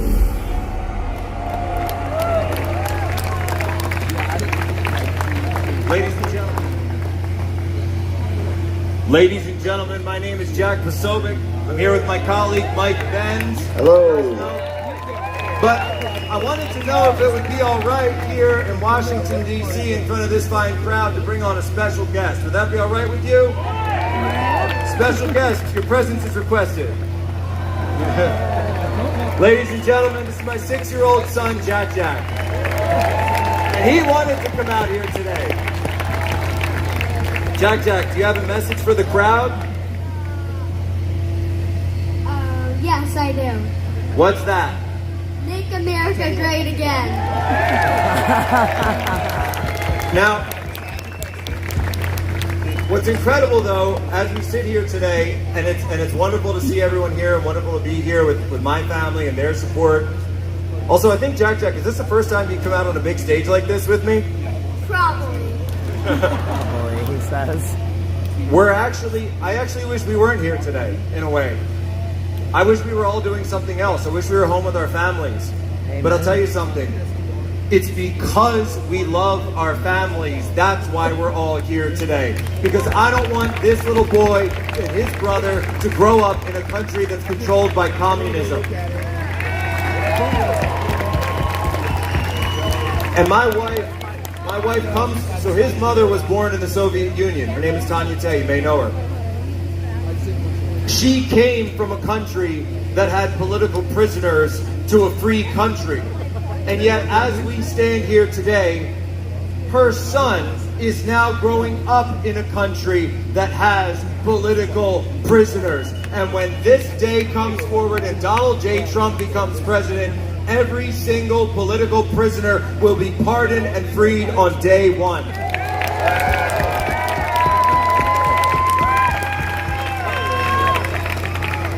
Jack, there's even someone that you know who's in jail right now, isn't there? And do you have a message for him?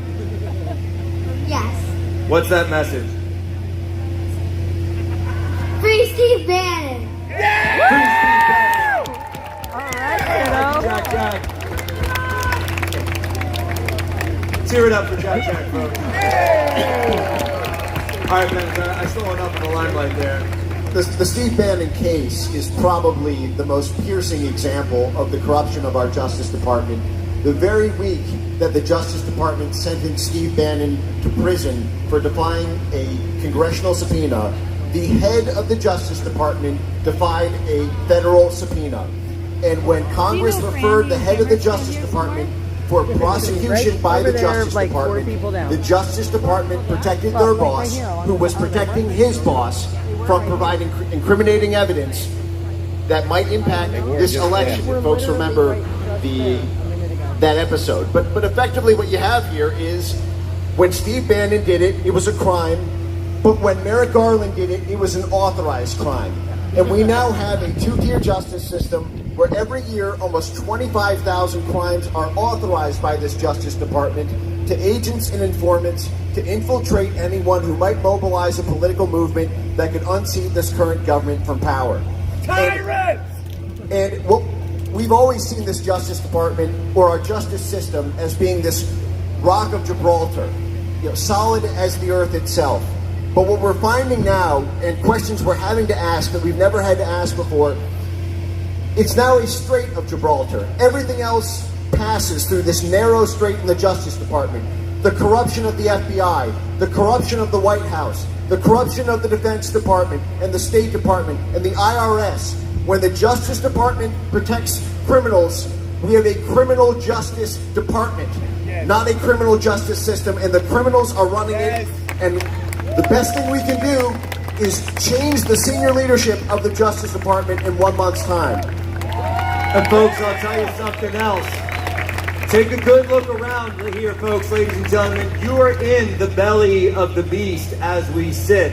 We've got the Department of State right over here in Georgetown, Main Justice, the Department of Justice headquarters, the U.S. Capitol, the Pentagon over there, the White House over here. They call us criminals. They called you a criminal because you supported the freedom truckers like Give, Send, Go was just here doing. They call you a criminal because you refused to be silent. They called you a criminal because you refused to get an experimental untested vaccine. They call you a criminal because you're a Catholic and you wanted to organize. They call you a criminal because you don't want your sons and daughters being taught transgender nonsense in the classroom. Well, ladies and gentlemen, take a look around. We aren't the criminals. We are surrounded by the criminals. They are the criminals. And in 36 days' time, we are going to evict those criminals from office. And we are going to install we the people as the new rightful leadership of the United States of America.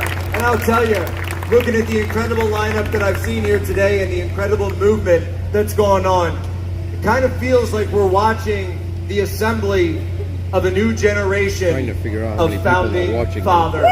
The new founding fathers.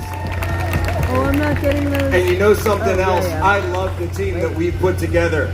Ben, who do they have on their team? Have you seen their team? My goodness. JB. And they're right to be replaced. But we are not defenseless here. Everyone is coming from different parts of this country to this event. And it's amazing that we're all here. But every state right now, and you can go back and tell your state assembly members that they can use malicious prosecution laws. Every state has some form of malicious prosecution laws. When prosecutors go rogue, we now don't have attorney generals or district attorneys. We have prosecution factories out of the state of New York, out of the District of Columbia, and every state's National Assembly can beef up its malicious prosecution laws so that when prosecutors go rogue and they reach into your state to indict you for premeditated jaywalking, you should be able to sue them in state for their rogue activities. And when that gets implemented, if any state assembly, Florida, Texas, Ohio, Tennessee, you name it, the moment they start feeling the same thing that they've been doing to you, I think that little delivery system of empathy through something that I've heard is called rule of law may be able to provide a chilling effect to this, because it's not until they feel it themselves that they will understand that Lady Liberty carries a scale and a sword, and that does cut both ways. This will not stop until it is stopped. We have seen this crime.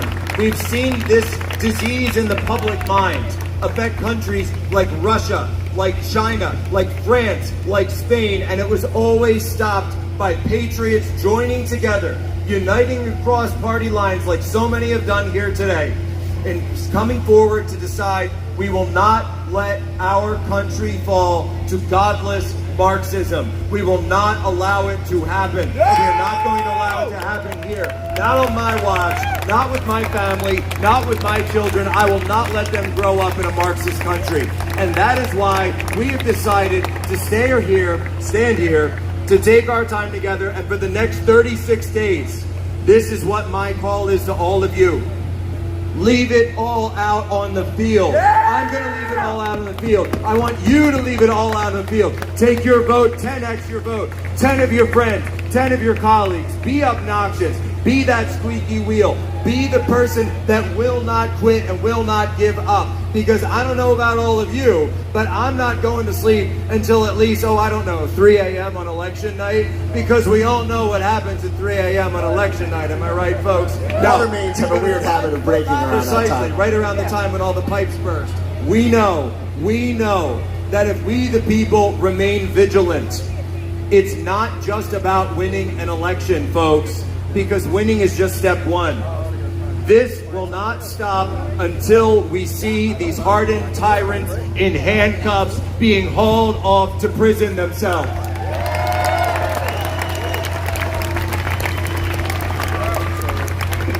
And that is why, and they know there's one man who can stop them. And that is why they tried to censor him. They tried to kick him off the ballot. They tried lawfare against him. And that's why, look, you don't need a degree to understand this. That's why they're trying to kill him, folks. And we're not going to let it happen. We're going to stand up and fight every inch of the way. Our elections are not determined by we, the prosecutors. It's we the people. And they're doing this prosecution because they're losing in the polls. That's why all the indictments came down right after Trump did the announcement, not in any of the years preceding, or frankly in the 250 years of our history. So the harder they work to try to stop us, that means we need to multiply tenfold, as Jack said. But another thing is you gotta have fun and have love in your heart when you do it, because that is what brings people to this message. And that is what makes the persecution so visible to the rest of the world. Come at it with love, fight like holy hell, because heaven and hell is on the line right now. But have the music, have the love in your heart, and be happy warriors, because no matter what happens in November, we have a century of battle ahead, because the rot in this town is so deep. It is going to take so many layers of disinfectant, and they will throw every obstacle at us along the way. So you gotta have that love in your heart, because it's going to be a long fight. Folks, are you going to fight with love in your heart? Are you going to give it all you got? Are you going to take their best punch in the face and get right back up and keep going? And are you going to be here and join me again on January 20th in just a few months' time for the second inauguration of Donald J. Trump? Will you be here? I'll see you here, folks. So will my friends. Thank you. God bless. All right, folks. Very, very important. This is not an easy event to put on. Look at this beautiful stage. Look at these beautiful seats. Look at the cameras. Look at everything. Angela McArdle, Brett Weinstein, Matt Toon. Take it away. Hey, guys. I'm going to make this quick. We got to wrap it up. Here's the thing. This event, all of those speakers, musicians, comedians that you saw, volunteered their time. We're working as volunteers, and the people that we hired to do things haven't been paid yet. I don't want you to shortchange your kids, but if you can at all throw us something to help us pay the bills so we can get even and do this again at another place, at another time, we would be really grateful. If you can help us out, take a look at the QR code and do what you can. If everybody does just a little bit, we'll solve the problem in no time. Many hands make light work. Absolutely. We are here to defend your individual liberties and to heal the great divide and hatred in this country. We love and appreciate you so much, and we'd be so grateful if you can lend us your support for yourselves and for the good of the country. We love you. We are family. Don't forget that. All right. Thanks, guys. And now, give it up, folks, for the organizers of the major event, the best political event of the year in DC. These guys right here. All right, last but certainly not least, Walter Kern, author, co-host with Matt Taibbi of America This Week, if I'm not mistaken, my friend. Also, one of his books has been turned into a major motion picture. Walter Kern, folks.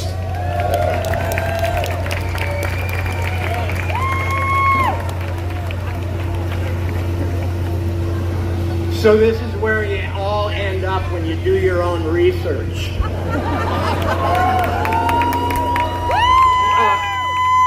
My name is Walter Kern. I'm a novelist. That's the reason you don't know who I am. And I've come here to tell you a little bedtime story. When I was a kid in rural Minnesota, don't fall asleep. The land of the deplorables. Don't fall asleep. In the late 1960s and early 70s, my mother had a little record player. The problem was she only had 5 records, and all of them were protest music. Pete Seeger, The Weavers, Joan Baez, Peter, Paul, and Mary. I used to listen to the records, and I had a favorite song. Maybe you know it. If I Had a Hammer. It was very strange that my mother had these records because she was a young Republican. Anyway, I was 8 years old, and I had no idea what this song meant. It seemed to have something to do with being powerless and dreaming or fantasizing that you had power. If I had a hammer, I'd hammer out justice. I'd hammer out freedom all over this land. I'd hammer out love between the brothers and the sisters. That was my favorite line. because it was so puzzling. Isn't love between brothers and sisters incest? Like I said, I found the song confusing, and the thing that confused me most about the song was, why didn't the singer have a hammer? What had happened? Who'd taken it away?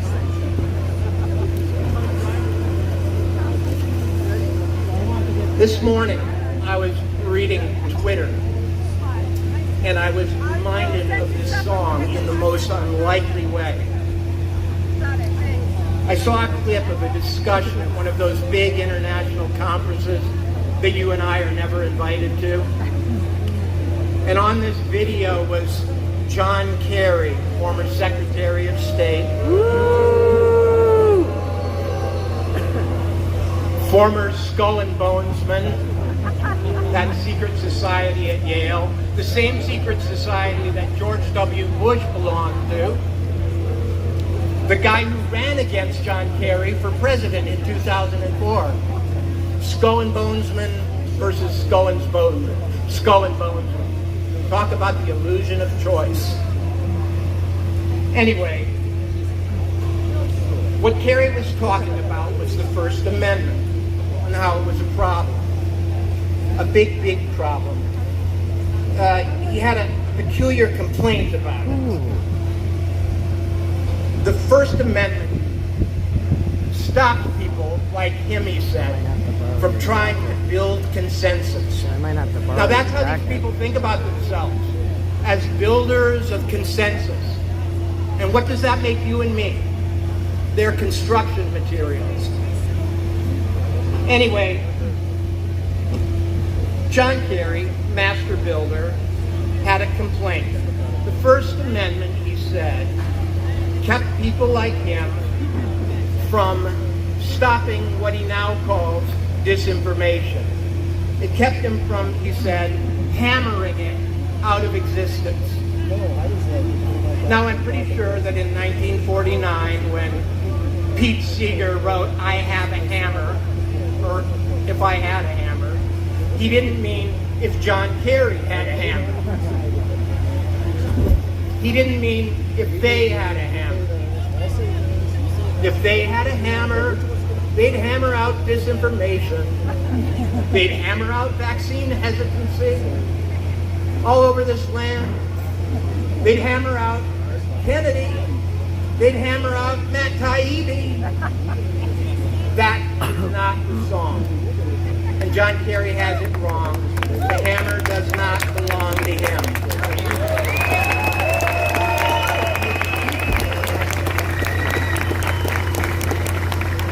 That hammer belongs to us. It's ours. But why don't we have it? That's the mystery. That's the question I've spent a lifetime trying to figure out. And look at this gray hair. It's been a lifetime. Why doesn't the singer have a hammer? Why? Why do we have to dream, to fantasize? Why do we have to wish we had one? Well, I think I've finally answered it. We have it right in front of us. The question is, will we pick it up? The question is, will we use it? So I have a request for you when you go home tonight. When you get home, pick up your hammer. Pick up your hammer and use it. It's time to build.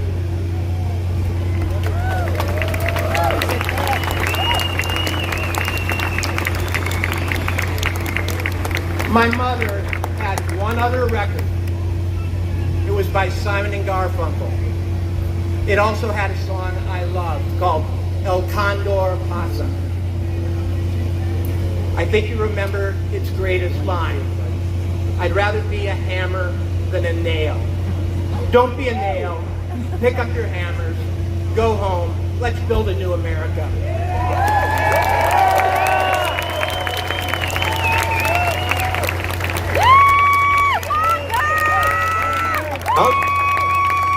Here we go, folks. One more song for Brad. 5 times August. How about it?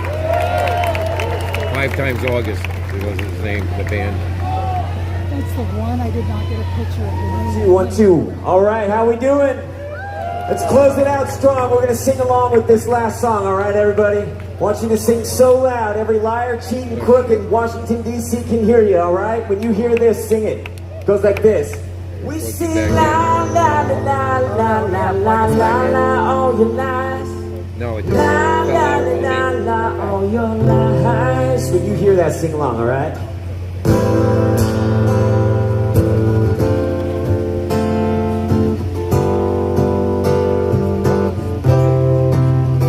You want me scared, you want me weak, you want me blinded and asleep. You want us trapped while you all laugh behind the scenes. You want us sick, you think we're dumb. You want us blinded, you want us stuck. You want us poor while you get more of everything. You don't get to tell me what to think and what to do. No, you don't get to tell me what is true. Change the rules and you burn the books, and so I don't believe a single word you say. You're all liars, fakes and cons. Want you out and we want you gone, so don't believe this time you'll get away. You want us tricked, you want us dumb. You want us scared and you want us stung. You want us shot and you want us barred in every way. You want our minds, you want our time. You want us framed up in your crimes. I hope you know that it's time to go and take your names. You don't get to tell us what to think and what to do. No, you don't get to tell us what is true. You're just liars, cheats and crooks. Change the rules and you burn the books, and so I don't believe a single word you say.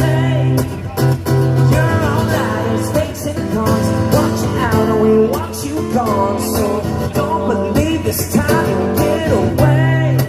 Cause we sing la la la la la la la la all your lies. La la la la all your lies. Let me hear you. La la la la la la la all your lies. La la la la all your lies. One more time, right? La la la la la la la la.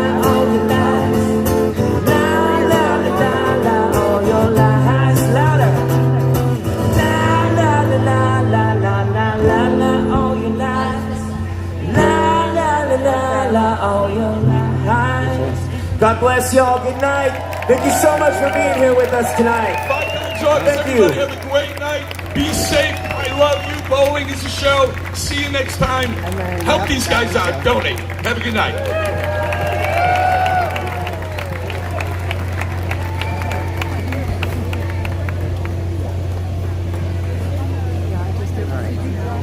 Yeah, no, that's fine.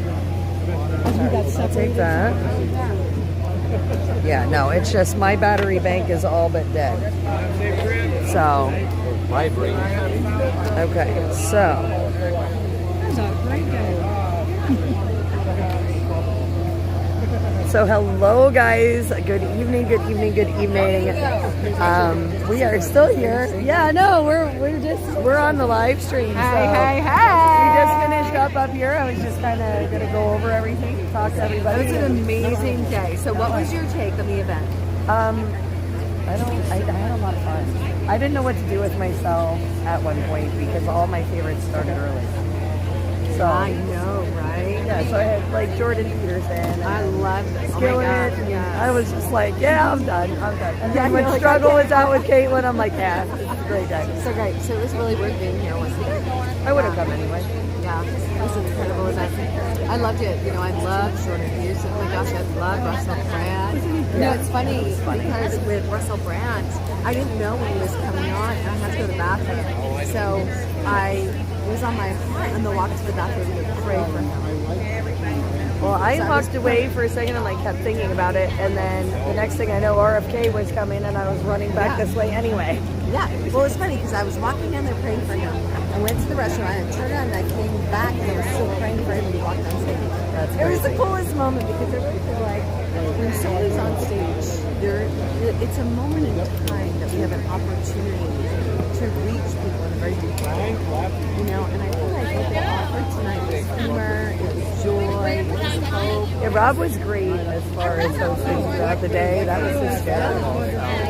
That was awesome. I think Matt Taibbi was the one that surprised me the most. I did not get to hear Matt Taibbi. I'm going to go back and watch it. Yes, definitely. He All right. surprised me. And they were all wonderful. But that was a surprise. For Soup Mama's audience, you guys, and Soup Mama has been streaming for Take Our Border Back, and for her audience, I want to say to her audience, you guys are incredible supporters. She was sharing with me all, like the other night, all the messages coming in. You guys are just rock stars. And for our Take Our Border Back audience, we love you. And the Take Your Power Back show audience, you guys are awesome. You show up, share our stuff, and you guys are in this battle with us. So thank you for all you do. And I think that then everyone should just be ready for our next event together. What do you think? Okay. Another convoy? What do you think? We'll talk about the details of the next convoy. Because details matter. All right, well, I'm going to let you finish your out. I'm going to go do a quick out. And Soup Mama, thank you for just being an incredible support with Take Our Border Back. You make this like more special. Well, you know, it wouldn't have been rock star. You know, I'm 2 for 2 now. Yeah. Let me know when the next one is. So anyway, guys, here all day today, as you know, Rescue the Republic. Behind me right there is the Washington Monument, and I don't even know if I can show you guys the top of it. Look at that. That is the Washington Monument right here behind me in the capital of our nation, Washington, D.C. Yeah, oh, wait. He's trying to jump in there. There's Wayne. He was your alternate cameraman so we could take some time off. My arms are so incredibly tired. Oh, where are you guys going? Please don't leave without... Oh, she's right there. Okay. Don't leave without me. I'm going to be right in, like, this spot. So anyway, guys, we're going to hang out here for just a second, just because this has just been amazing. I wanted to recap a little bit, like, I don't know. I got to tell you guys, I was like a little kid in a candy store today. This was super exciting to see everybody. And, you know, guys, these speakers were amazing. Honestly, there were so many people here that I respect. Just in general, that I've been watching and following and learning from for a long time. People who have really been raising the alarm and trying to make a big difference and educate people and wake them up. And I'm so glad that we were able to spend all this time together today. This has been an insane live stream. We're live for 10.5 hours already today here in the Capitol. This has just been great. Lots of lots of fun, lots of crazy moments. My voice is mostly gone. Now I am going to leave the live run, okay? So we're going to let it run. I'm going to walk through DC with you guys till we get back to the metro station. I'll probably turn it off when we get there. My phone battery is very, very low. But that way you can see a little bit of the Capitol while we're walking around here before it gets too dark. We don't want to hang out too long. DC is not one of my favorite places after dark, so I will just say that. But we are going to be making our way back to the metro, making our way back to the cars, and then I'm going to be making my way home because I have to get back home to my business. And of course, we have to go pick up a Rio in just another day or two with Uncle Stitch and his cousin Stumpy. So this is going to be amazing. I know that they were having a great time together earlier today. So I know Stitch was in the comments. I'm sure you guys saw him there. And keeping us updated on the Pupperoo since we couldn't bring him here for this event. But as you can see, there were just so many people here today. That would not have been the greatest thing. But how amazing to be here in the Capitol. Unbelievable lineup of speakers, and I would have never imagined in a million years that these guys would have all been on one stage together. So this was definitely a really epic event. Guys, for those of you that maybe didn't get a chance to catch all of the footage, just remember, we started this journey on Friday, heading up to Niagara, where Friday night we had worship and prayer with Take Our Border Back. And then in the morning, we had the Take Our Border Back Summit launch with the United States and Canada on the Rainbow Bridge over Niagara Falls, and that was absolutely tremendous and amazing. And from there, we convoyed all the way down here to DC together. just to enjoy this event. Now that lady, for those of you that don't know, on my stream, that lady that was there talking to us, her name is Kim. She is amazing.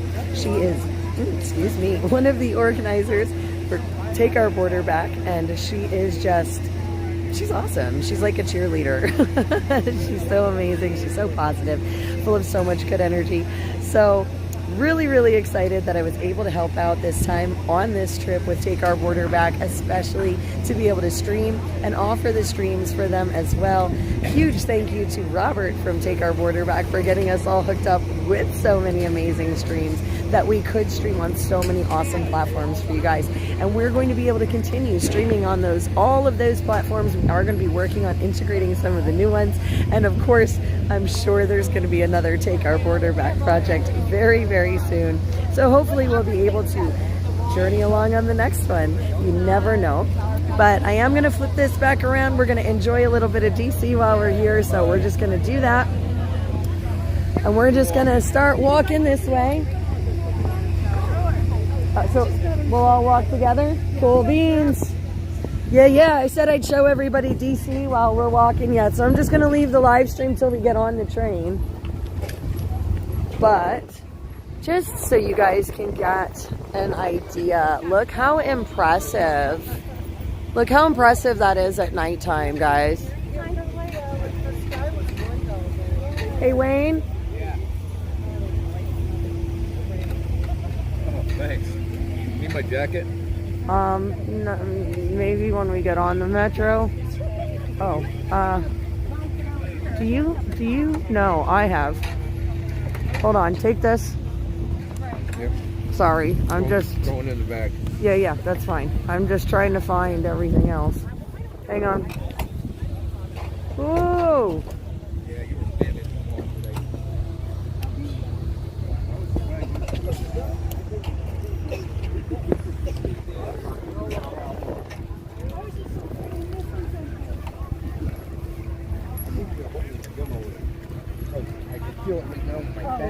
Oh, I can feel it in my back, my shoulders, my arms, my elbows. Right. I'll tell you what, holding a camera for any length of time, guys, whether it's on a gimbal or not, is just crazy. Wow, listen to all this down here. I was really drunk. You hear this? Yeah. There they are tearing down the stage, guys. Look at that.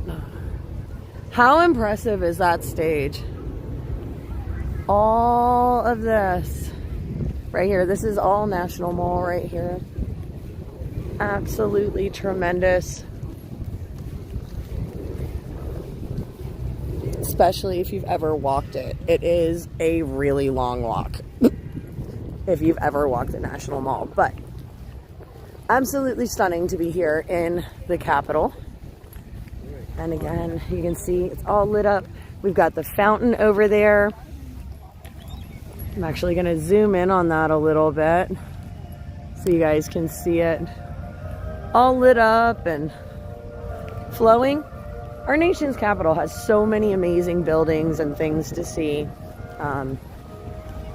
If you ever get the chance to come down here, it is quite impressive. All of these buildings, there's a lot of museums there.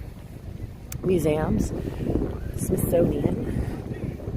Ooh, it is getting chilly out here. Holy mackerel. Hey, look at the rig downtown. Hey, look, there's a rig downtown. That's not something you see every day. Yeah, is that allowed, right? That's a good question. Is that allowed? Look, it's right there, aside of the National Mall. Gotta pick up all that. I know. There's that other fountain over there, guys, all lit up here at nighttime. But yeah, I find it ironic that there's a rig right there. Right there. And the best part is, look, you can see the White House. You see that? There's a truck parked in front of the White House. Wait. I got to take a picture of this, guys. Because it is really ironic that we're here in DC with a truck. Well, the Bullets boys did it, didn't they? What? during the. Oh yeah, they did it, but it's just really kind of funny that there is a rig in front of the White House, and I just needed to show you guys that because, well, just because. Okay, hang on, guys. I need to try and refresh my chat there because I think I lost you guys a little bit. Of course, it is dusk. We can walk down the sidewalk, down Porta John Alley. Sure. Why not, right? Yeah. Underneath the floodlights. Oh, look. There's that food truck. We may have to stop somewhere and get something to eat. Oh, we are. Yeah. Not may. We need to. Yeah. I don't think we've eaten. Well, we really haven't eaten since breakfast, except a couple little snack bags. But again, that is the White House over there, guys. I'm just going to take a second. Just want to zoom in so you guys can see it. There she is. That is the White House right there. Just so you guys get a real good view. Gotta go catch up with everybody because they're leaving without me. No, I don't think 10. Oh, I don't know. I don't know if 10-4 is going on this weekend, or I don't know if it was this weekend or next weekend. So, good question. It is soon though, or there's that Vote Kennedy trailer we saw earlier on our way in. Kind of amazing to see all of this stuff here. Now, this is all the National Mall to the right. That is all the National Mall. And this here actually shows you, this is a map of the National Mall. Just so you can kind of see, right there's the White House, Washington Monument, Jefferson Memorial, Lincoln Memorial, World War II. Sorry guys, they're just not waiting for me. It's okay, we're being pokey. We know where we're going. And I have the car keys. So they can leave, but they're not going anywhere without me. So, they looked back. They realized I wasn't there. They looked back, so that's cool. But again, all right here, just absolutely beautiful. I love the street lights down here too. That one's out, but they're very antique looking. It's just a nice place to kind of come and do the tourist thing. And as an American citizen, I would recommend at least visiting the Capitol once in your lifetime. You know, make a weekend of it or a couple of days. Go visit the museums, they're free. The museums are free. And there's lots of transit, public transit, private transit. Streets of DC at nighttime.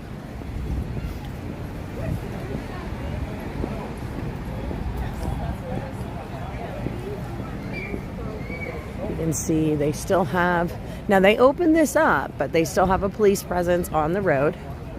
But they did open this block up because earlier there was no traffic running through here. They had this whole block shut down up ahead of us.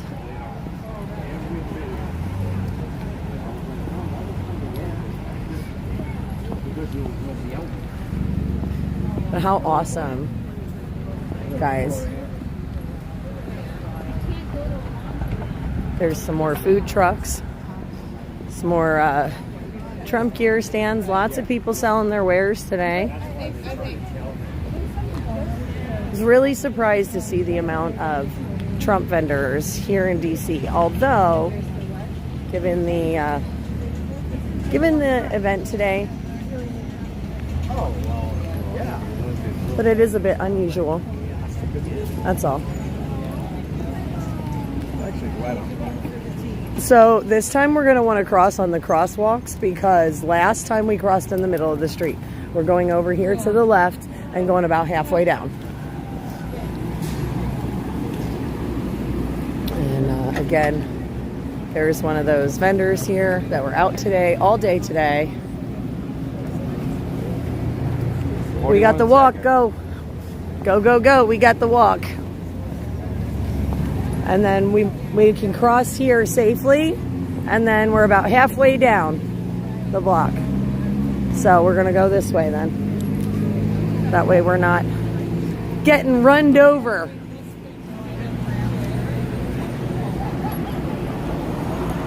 Now there was a vendor over there earlier. He looks like he's packed up, but there's this one here.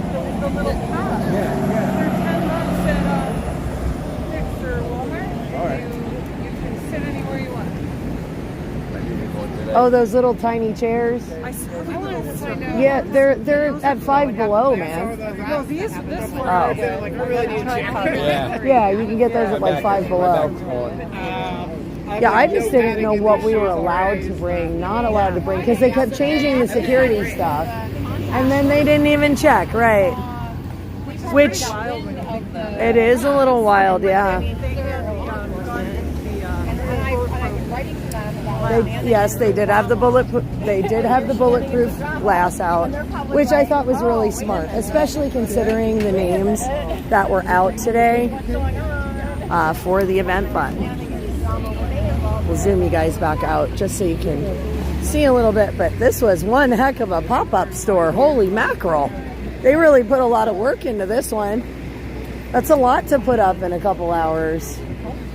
How crazy. Look at all this. We gotta squeak through the sidewalk here. So we gotta go this way. Yeah. Beautiful. Very cool, very cool. 1401 Constitution Avenue. This is the Herbert C. Hoover Building, Department of Commerce. So that's what we're walking past here. And again, we are headed back to the metro station. Streets of DC here at nighttime. How awesome. Just looks so cool. You can see it from anywhere, really. The Washington Monument, you can see from the highway as well when you drive around the Beltway. And you go right around DC here. And last time I was here, they were just building that. So, that's new. But yeah, lots of cool buildings. We got Old Glory there. Looking beautiful as ever.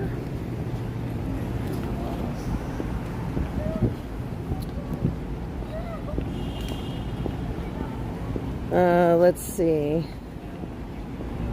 You're having trouble keeping the stream online? I wonder why. You were having that trouble yesterday. I'm sorry, guys. We're going to have to try and work it out a little. Look at that. Metro Police with their little wagon there.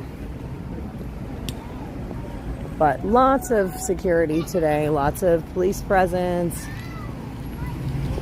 Very nice to see. Since we had quite a large gathering today, guys. But how awesome. So it's Hoover that's vacuuming up all your money. That is it. That is it, String Theory. That was awesome. That's an awesome comment. And here we go. Oh, I guess it was up one more block. My bad. But still, we're on this side of the street, so that's the side we need to be on. Were you trying to get us lost? No. No, I was not. You're the one that knows all this. We depend on you. And you. I know. Look, look, did you recognize the buildings we came out of yet? No. She knows where we're going. We're good. She knows where that bathroom was. Yeah, right? That's yeah, pretty much. It's the Smithsonian over there. Oh my gosh. So in the comments, since you guys are all hanging out with me yet, what was your favorite part of today, guys? Tell me, who was your favorite speaker or entertainer of the day? I'm so curious. Been on, what, 9 hours now? No, 10 hours, 46 minutes and counting. So we have been live all day long, man. All day long, guys. Our entire adventure, whether it was like from the parking lot of the hotel to the metro, all the way in here. This has all been one continuous crazy live stream. So, yeah, everybody's enjoying DC. It was all good until the Porta John scene. Right. Yeah, right. Exactly. Now, over there, that is the Smithsonian. Again, that's where we started earlier today before we made our way over. Yeah. Before we made our way over to the rally. Struggle Jennings and Caitlin. Yes, that was awesome hearing her live. Hearing the both of them live, but I mean, especially those two songs. Of all the songs they could have done, those two songs are some of my favorites, and that was just so cool to hear live. I gotta tell you guys though, I was blown away by Skillet too myself. The speakers were all great. The music, some was good. Yeah, not all, I don't know, not all of the music was up my alley. But you know what I did find nice about the music that they selected was that there was a little bit of everything. You know, there was a little bit of all musical genres. This way, this way. Going back through the tunnel. Well, these all go to the big circle. Remember the big circle in here? Where it had the two layers? That, like, there's a downstairs and then there's where we are. But this is a big circle in here. Is this a hazmat team? No, these guys had... Well, in the other one earlier today, they were loading and unloading pieces of a stage and sound equipment. When we were coming through this morning, because I checked out the trucks. Jimmy Dore, yeah, Jimmy Dore was great. Yeah. Oh my gosh, I love seeing all of these comments here, guys. What? Look at that. Oh, wow. Check it out, guys. That is pretty cool. Nice catch. And there's the columns there. One of those cool street lights in here. These buildings are pretty amazing. And again, we are walking to the metro. Oh, hey! Do you know what this reminds me of? Anybody want to know what that reminds me of? Did you guys see the kitchen equipment? Did you guys notice there's kitchen equipment like coffee urns there? I felt like I was in my kitchen. Like, wait, did somebody transplant it to Washington, D.C. again? Well, I meant the truck kitchen. When I cooked for the truckers, that's kind of what it looked like. So it's kind of funny. It's like, wait, did somebody just set it up for me? And like, is that my cue? Am I supposed to stay here? Oh my gosh, that's funny. The first time I ever met you was in Batavia, and there was food involved. Yeah, that huge kitchen we had put together in Batavia. Yeah, Wayne was there. Yeah. Yeah, Wayne was there. I was there. We had a bunch of friends there. Randy was there. Randy was there helping. Oh, the little lady, Rita or something. Yes, like Rita. Yes, Miss Rita. Told me who you were. She's amazing. I love her. Helveson or something like that. I don't know. I don't think I'm saying it right, but it's something like that. Yeah, it's close. Yeah, it's not right though. Yeah, Rita is amazing. You know how many compliments I got in this shirt today? I like your shirt. It's a great shirt. Wow, you really did that. He's repping the TOBB convoy, man.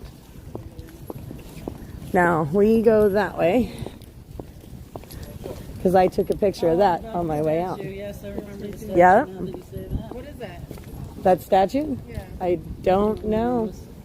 just a random piece of art.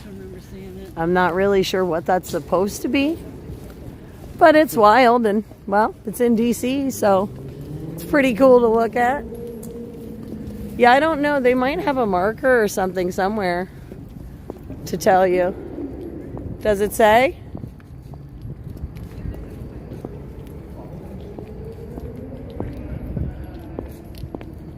Or is it just a plaque?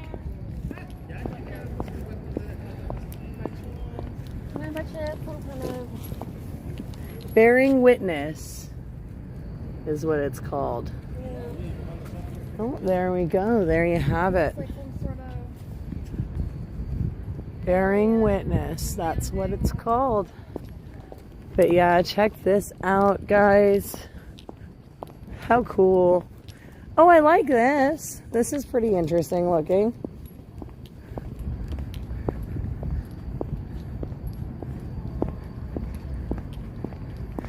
And again,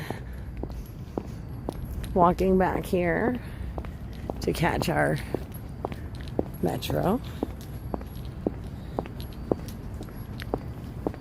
And these are great. We're going to take the metro back to our car.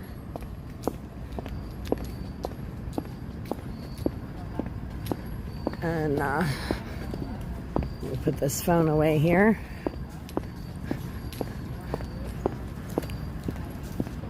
And again, this is where we came out, Federal Triangle. Can't bring my own can opener.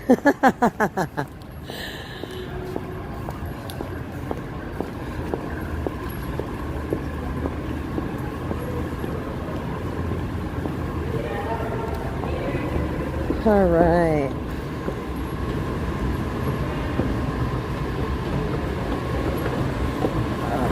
Right, going down into the metro. Whoop.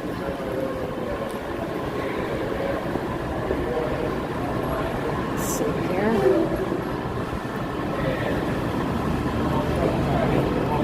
Metro Pass.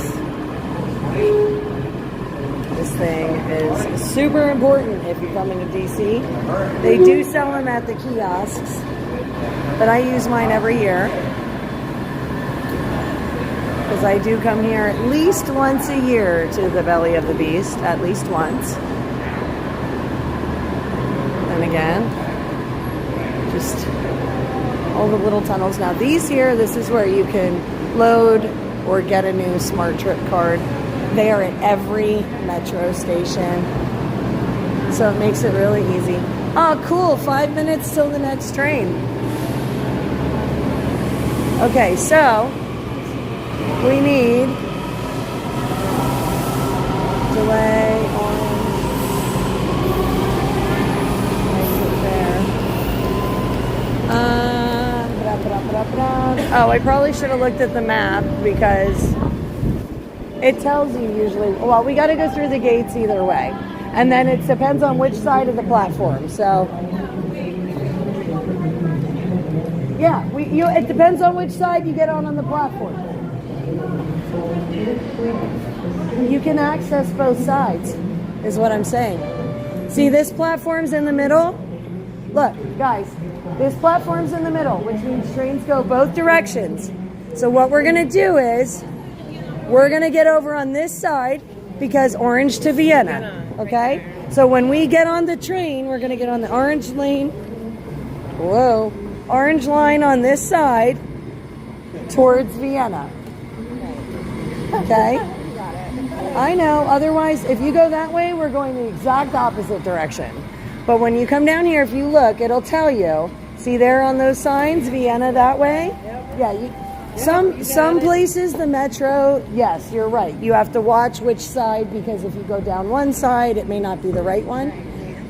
But in this one where the metro is in the middle like this, then you can just come down here and you can take a look at the signs and figure out which way, as long as you remember which line you were on and the beginning or end point of that line. Okay, that's cool. Yep, so the metro station is actually really easy to navigate. Yeah.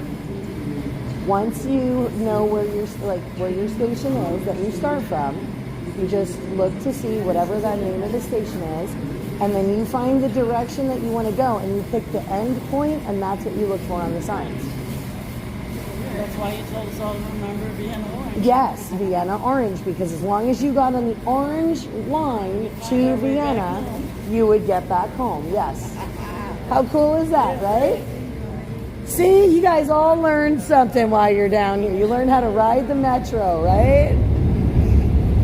And then when the trains come up, you have to just kind of watch, because you also have a blue line train and the silver. So this is the silver. See how it says silver on it? Yep. So this is the silver line. And we're going to skip the silver and wait for the orange. Now, whenever you're looking for your trains, when you look up there, right there, they're boarding. Silver, they're boarding. So that's this one. And then in 2 minutes, we'll have the train to Vienna. Yep, 7 for Franconia if you're taking the blue line.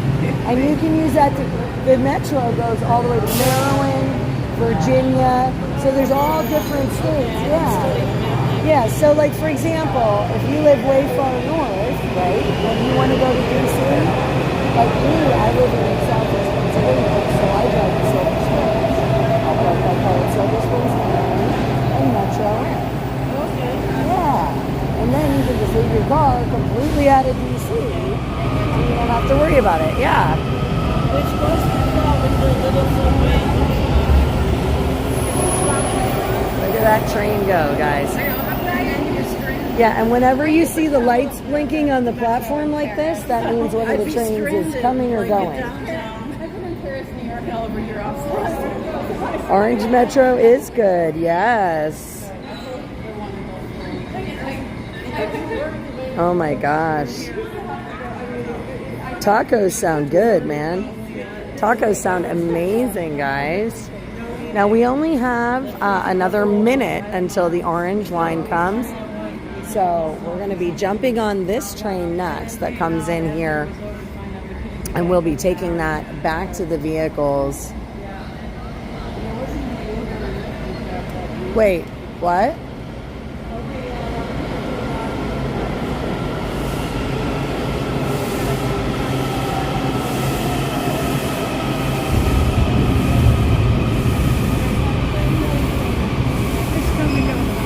Oh, okay. Yeah, because that one's New Carrollton. And here comes the orange towards Vienna. Look at that.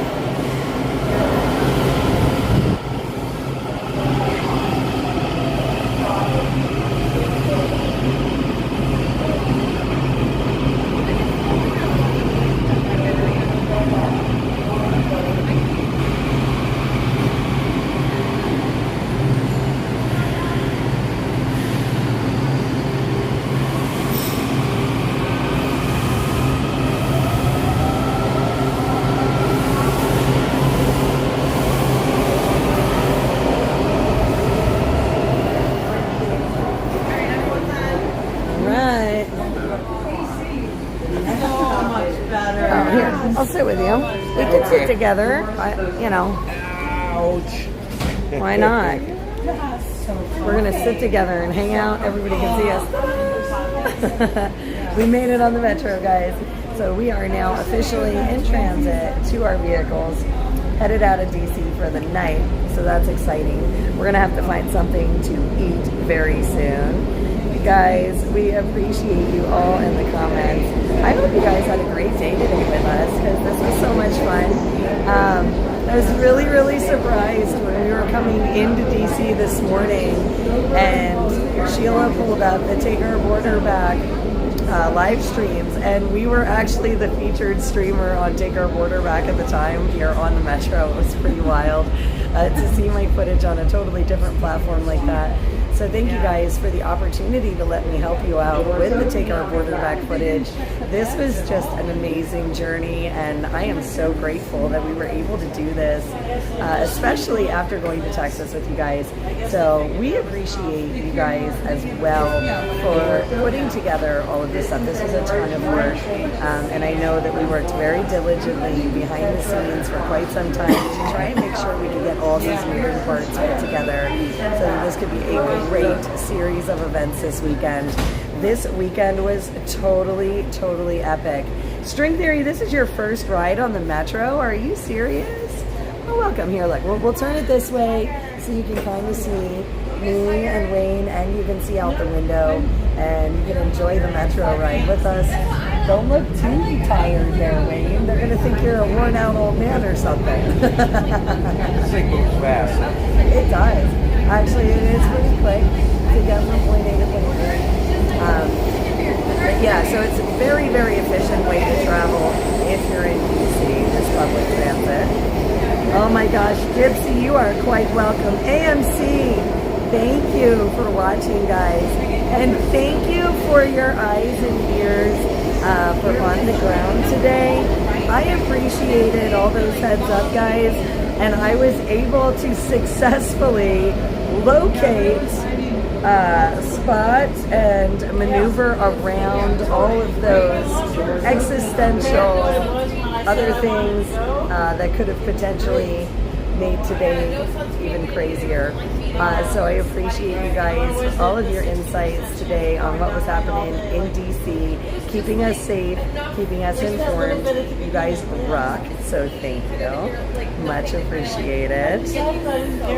Joss, I love you. Check you out. Is this your first ride on the Metro too? Oh my gosh. Harris says it's good to see you, Wayne. Oh, hi. Yeah? Oh my gosh. Good to be seen, to be honest. It was a good trip.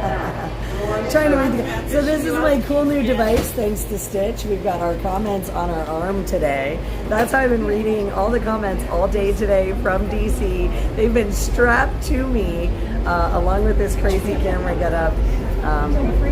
As I have the gimbal with us today. Thank heaven for the gimbal though, because we had to hold the phone regular. I think I would have given up halfway through the day. It was pretty rough. But a huge thank you to Wayne, because he was our alternate cameraman, giving my arms some breaks here and there, because my arms were getting tired, guys. It's a long stream today, but I'm so excited that we were able to do it and pull it off. And can you believe we pulled off almost, look, that's an 11-hour stream so far. That gimbal is so heavy. It's like, all right, when is she coming back? When is she coming back? You know what's crazy is the phone feels heavier when you're holding just the phone. Yeah. Because at least this has the handle, so it's not so hard on your fingers. But yeah, what a great stream today, guys. Like I said, this was an amazing series of events. From the worship, to the bridge, to the convoy. And boy, what a crazy convoy we had, huh? Niagara Falls to DC. I don't know, man. That was pretty wild. Would you do that convoy again? Which one? Texas? No, this one. Oh, this one? I don't have to. So many down. Would you do the next one? If it's something different. Someplace different? Oh, yeah. I know you don't like DC. No. Yeah, I'm just telling them that. Wayne is not a fan of DC, but you know what? He braves it with me because he knows I need a buddy down here, don't you? Yeah. So it's always cool to have him with me. I don't want to meet somebody when I come down. I was really hoping Stitch would be with us, but that didn't work out. Yeah, but you know what? He's puppy sitting, so that did work out. And Rio, from what I understand, is having a great time. So that is good news as well, guys. Our puppy is doing very well with Stitch today. So super cool. Like I said, we're just sharing this Metro ride with you guys as we make our way out of DC. We just had the most amazing Rescue the Republic rally. Did you believe all those speakers? There was a ton of them. It was a lot, right? Yeah. You were asking about what was the best. It was the last singer. I honestly believe. Oh, that guy? Yeah. You liked him a lot? What was that guy's name? Like 15. Five. What was the last band? The last guy. I said it out loud. Five something. I'll have to look it back up. Maybe I like that Tennessee Jet guy. He was pretty cool. Tennessee Jet, he was awesome. Yeah, but I can see a lot of music coming out of all of those people on August. 5 times August. That's it. 5 times August. Okay. All 3 of his songs are great, and I never heard them. Yeah, I like that. Like I said, I really like that Tennessee Jet guy, and I was like, huh. Now that first kid. The first one that was dressed in the velvet, or I forget what his name was, but I had actually heard that song before. Yeah, I don't know where, but I had heard it. The early songs. Oh yeah, listen, Skillet Man was awesome. Come on, that was great. Opening up the day, oh man, just absolutely amazing. We were feeling the beat. Oh yeah, so we were literally at the barricade. Right there at the stage, and you could feel the sound coming out of the speakers all day. I actually feel like I'm half deaf because it was so loud all day long, but so much fun. Totally worth it. Totally worth coming. This was one of those trips. I'm definitely not going to forget this one. And I'm not just talking about one part of it. I'm talking the whole thing. This is great. I didn't buy a shirt. I didn't either. They didn't have one. They did. Well, they you did. can buy a flag. No, they had taken up one of that shirts. I never saw that. Yeah. Okay, look. We'll get all of Kim and we'll get some shipped to us, and we'll send her the money for shipping, and we'll get you a shirt. Yeah, I mean, we'll get you a shirt.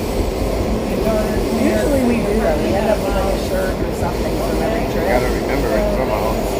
Yeah, we didn't do that this time. That's okay. I think the trek for DC was kind of enough this time. Yeah, but most big events, Wayne is right. Most big events we usually end up with a shirt. Yeah. So we'll have to get one for Wayne for his collection. Well, actually, this is the first time I'm wearing the convoy one. Yeah, look at that one, guys. That one was from Texas. That's Wayne's from Texas. You guys have seen mine from Texas. Mine's a little different. It's a little more plain, and it doesn't have that fancy decal on it. But, man, we really are moving. Did you find Waldo while you were there? Where's... Oh, my gosh. Hang on. I'm going to flip this camera around so you guys can see this. Oh, my gosh. Look at that. She found Waldo today, guys. That's awesome. She found Waldo. Oh my goodness. I found Needle Man. Yeah. Wayne found Needle Man. So we have some wild pictures for you guys. You are going to have to give me some time to go through all of the footage, all of the media outside of the live streaming that we did, because we took tons of pictures. We took some short videos, all kinds of crazy clips from this trip. So we will be putting some of that up as we go. Oh, the kilts, yes. I actually got the backs of some of their shirts, some of the guys that brought the flags out, but I didn't have any of them with the kilts. So yeah, awesome. Well, you are sending me like your photo badge, right? Okay. I know I direct them like, ooh, take a picture of that, like 800 million times. Because I'd had this camera, but not my other, well, I didn't have the other one. I do actually take pictures. I have a phone in my pocket. You can ask Sheila, she's seen me do it a lot. I'll have one phone here like this, and I'm snapping away with another one. So guys, we do have so much content to bring out for you. Super excited. So of course you're gonna want to stay tuned this week while I crank that out. And again, this coming Saturday, right? This coming Saturday is Butler. This coming Saturday is the Trump rally in Butler. I am trying to get out to that, so you guys are going to need to keep your eyes peeled. Stay tuned. That is going to be a crazy event. Butler try number 2 for Trump. So we are going to try and get out to that so you guys can see that as well. So So we're only going to have a couple days to rest, sort of. A little bit of downtime in the travel. But so much amazing content, and I'm so glad you guys are with us. Of course, always on the journeys, always taking time out and spending it with me. I think that is amazing, guys, that you do that, and I appreciate all of that love and support. I hope you guys enjoyed all of the content today. Don't forget to hit the like button. Don't forget to share this out. It was an epic, epic day. There are so many great messages, so many amazing speakers that people should really, really hear what they had to say. So don't forget to share out the videos, guys.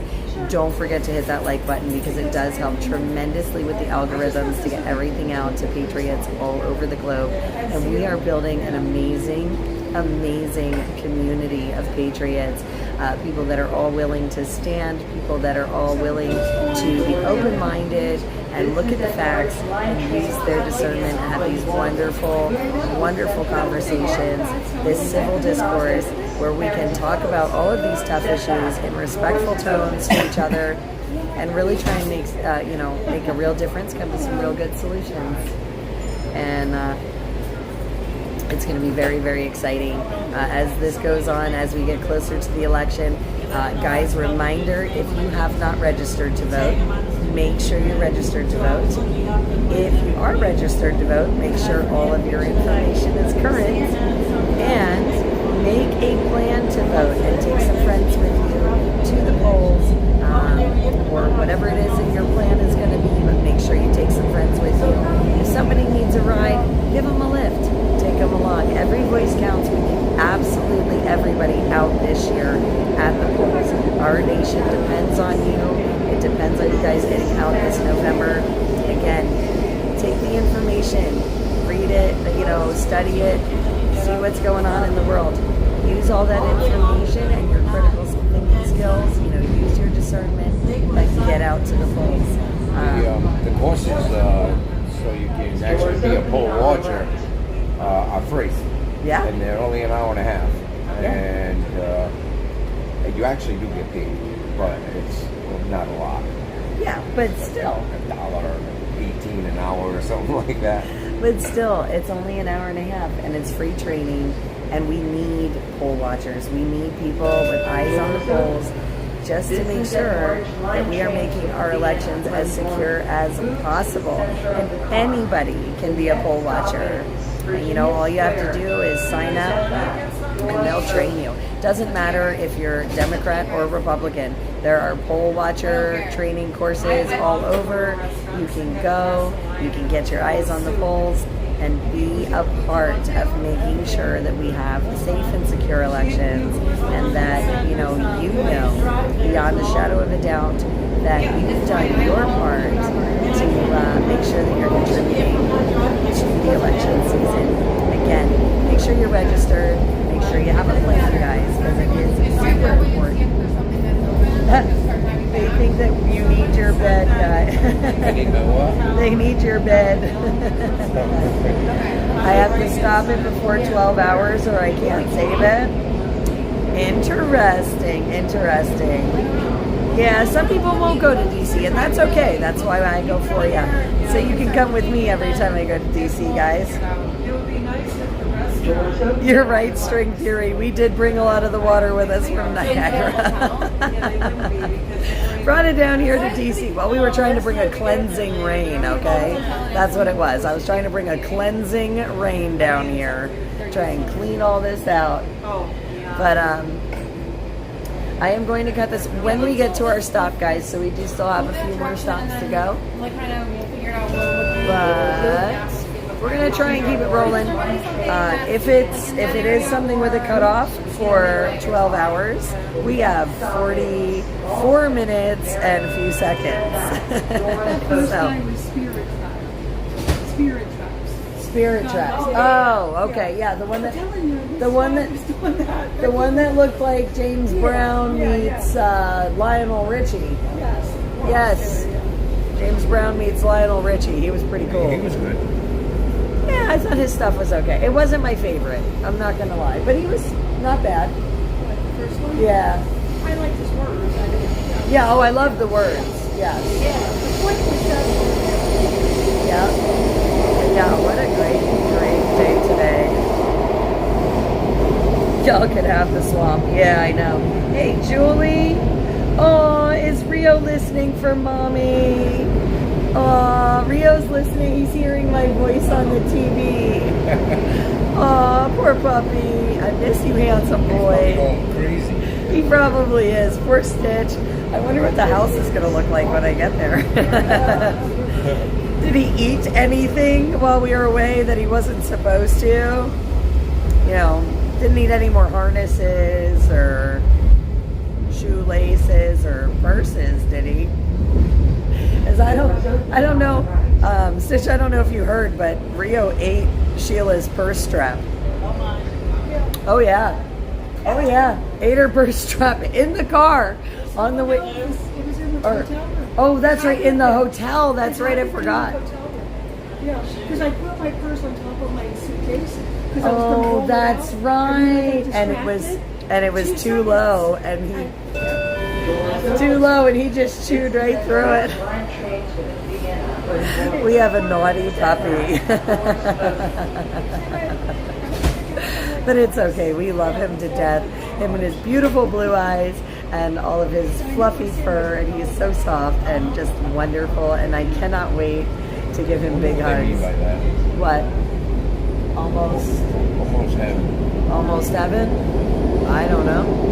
Maybe it goes with the sign that's up there that's the same color. East Falls is next stop. What? East Falls. We're about halfway back to our vehicles already, guys. How cool is that? Yeah, Stitch is probably going to need a couple of cold ones after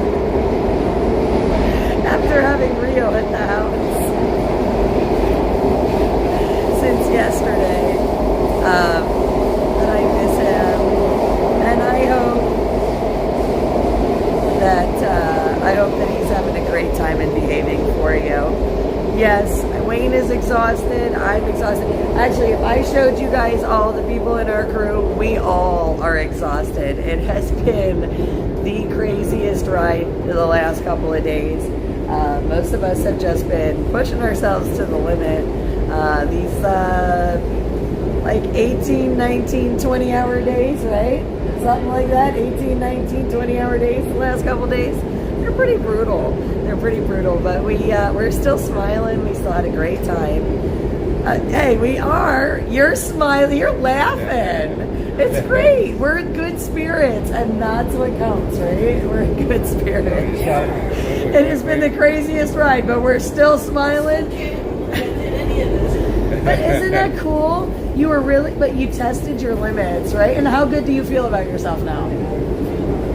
Right? Isn't it amazing? That's because she's so tired. She doesn't know what she's It's like that guy earlier today that was like, do you feel high? This is your body's natural high. I'm like, this is great. What was that all about? All right. So you went with what was the best thing?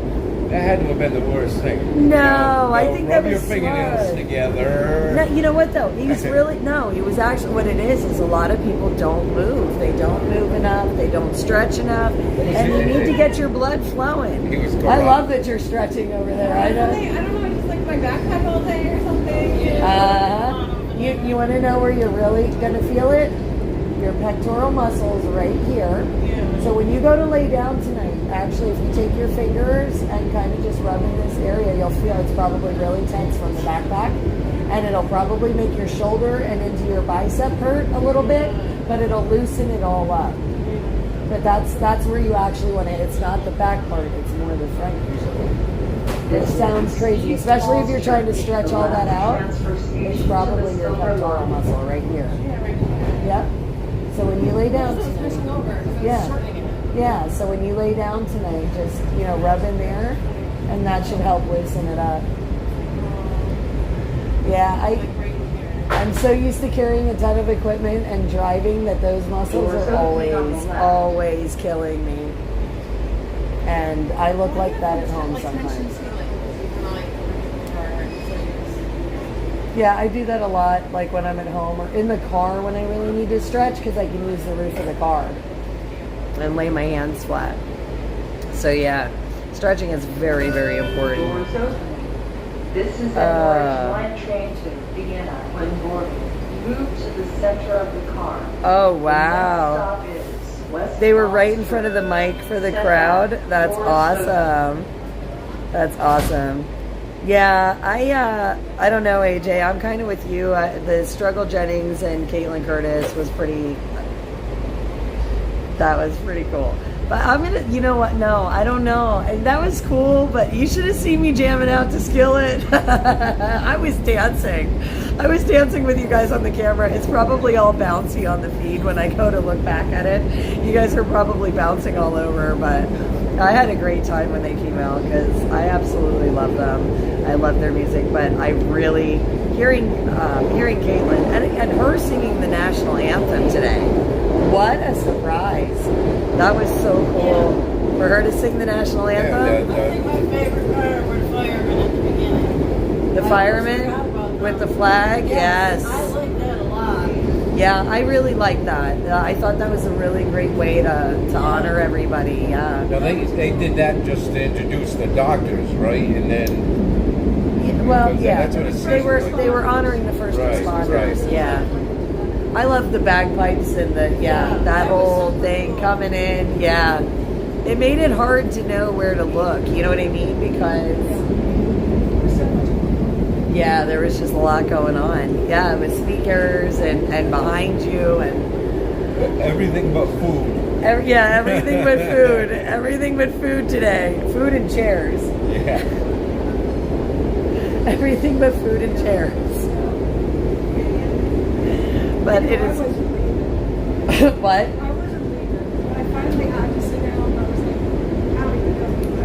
Yeah, I think everybody at all three of us at one point just had to. But when because we were up so close, like everybody was smushed in up there too. It's a lot different. Like when you got out of the crowd, everybody was more spaced out. But where we were standing, everybody wanted to get closer, so there was no real wiggle room. Yeah. So I could actually see that. Well, you saw me when we were standing. I kept grabbing my legs and stretching my legs. I would grab the heel of my boot and tug up just to stretch out my knees. I was afraid to. I thought I was going to fall over. There were a couple times I thought I was going to fall over. That's why I was like, I would tap your shoulder every once in a while because I felt like I was going to just topple. It's a great day today. Absolutely great day. I am so glad you guys came along for this trip. Thanks, Dill. You had me on, Matt, you had me on loudspeaker while doing stuff around the house. That's awesome. You could have gotten a lot done today. Yeah, there's a lot going on.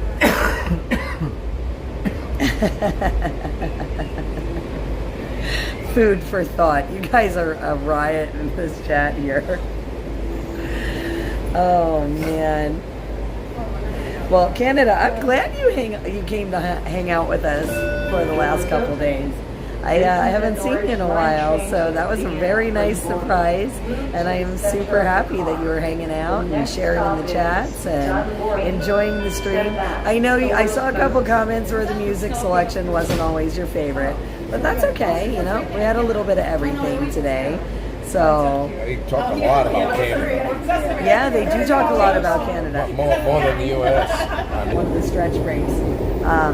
It was just amazing to have all of our friends throughout the crowd. I saw so many familiar faces when they panned the crowd. It was great. And if you guys were looking carefully, you should have seen me in some of those pans of the crowd, because I know I spotted myself once or twice, and it was pretty awesome. So you guys rock. You guys are the ones that make this all worth it. Because again, I'm here. I can see it for myself. I can remember it for myself. But I love bringing you guys along, because the truth is that I want you to be able to enjoy these journeys, enjoy the speakers, hear them, because we won't get to, most times you don't get to hear this stuff unless you're watching a streamer, unless there's somebody there doing it live. And it's all edited. It's just what they want you to see. So I'm glad you were able to see everything from all those speakers and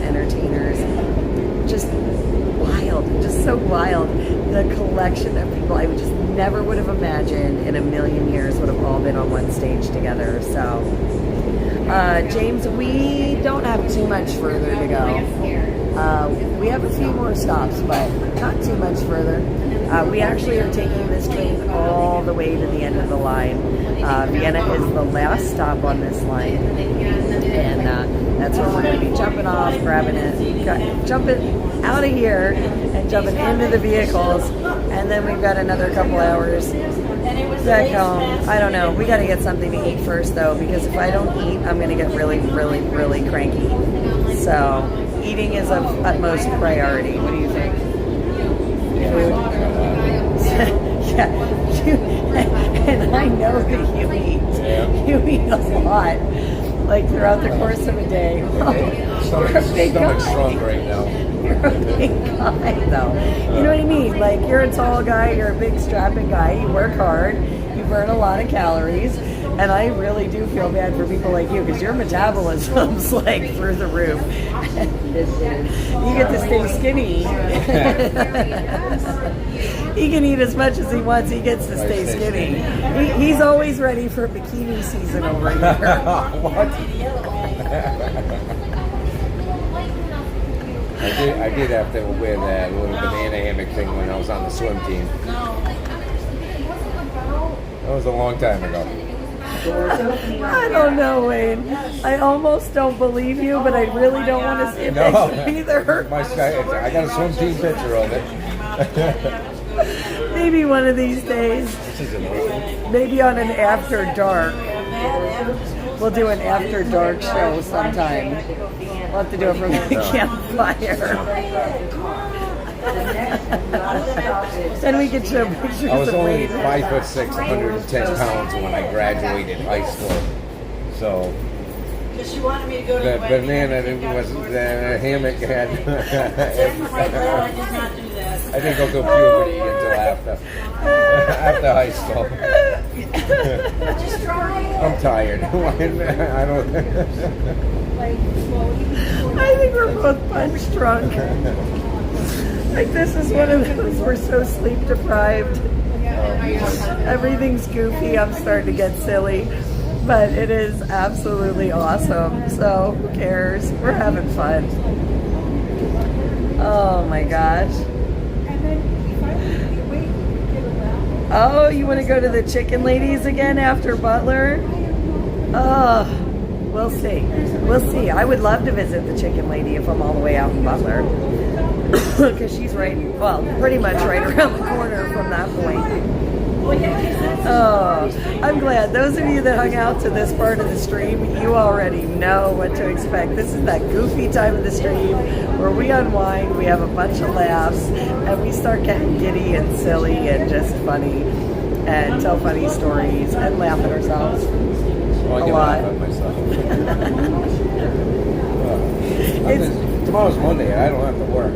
Yeah, I know you're off. How cool is that? He's off work tomorrow. He took off, though, just so he could come pal around with me. You did. Yep. You did. You wanted a new adventure. No, honestly, if you weren't going to Niagara? Niagara, I probably would have met up with the convoy halfway. And then I'm glad you came to Niagara. Because, you know, I think that even just being there, I mean, you saw the signs, how they tried to keep us from going onto the bridge. I mean, that was pretty crazy. You got to see that firsthand. Yeah. You know, and it's... Niagara was never on my bucket list ever. I didn't care. But there was opportunity. So I actually went, I got there 10 or 11 on Friday. So I had plenty of time. I talked him into visiting the falls. Yeah, so I did. I looked at that, and then she went on the bridge, and I was able to see. I actually sent her pictures of her getting off the bridge, or still on the bridge. And you can even see a reel in one of them. Yeah. Yeah. I'm kind of glad I did that. I'm glad you did that. Yeah, that water looks beautiful. I just, it's green, you know, so it's really nice. It's really clean. It is. It is really clean. But the best part about it is the water department, how they're actually using the water downstream from it. that, you know, major structure, and I like that. I like that. I like that kind of stuff. Yes, when I was in Rochester, they used to. I do not want to see Wayne in a bikini. Look. I do not want to see Wayne in a bikini. Top comment. No, it's string theory. Oh, okay. See it? Oh, wait. It just popped off the screen. Hang on. Let me turn the phone so you can read it. Oh, wait. Are we here? We might be here already. Yeah, right here. We just got out of the tunnel. Oh yeah, this stop Vienna. Oh, we're here. All right, well that's a deal. That's a deal, he says. String theory, I think you're safe. I think you're safe. Wow, I can't believe we're here already. That was really fast. I thought it was faster on the way there. Oh, I don't think so. I think it was way. You got this? Okay. I thought it was way faster on the way back. Right. Scoot on out.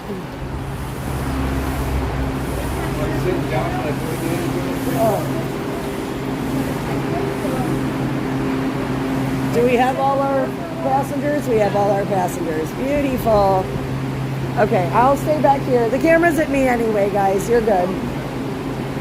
Go ahead. Okay. Oh, yeah. Wow, that escalator's not even there anymore. Yeah, that one's really broken. That is correct. Okay, guys, we're going up these steps here. Oh. So we can all feel like really old people after standing all day trying to get our knees to work. I really would have liked if this escalator would have been working at the end of the night. But it's like one more ha before you leave us. We're going to make you work for it to get out of here. Gotta love it. Oh, I, in some ways, actually can't wait to sit in my car. Even though I just spent the last 2 days pretty much grooving my butt in that seat, you know? All right. Gorgeous. All right, we are through the metro. There she is. We've got everybody. So awesome. So awesome. So this is definitely cool. Now,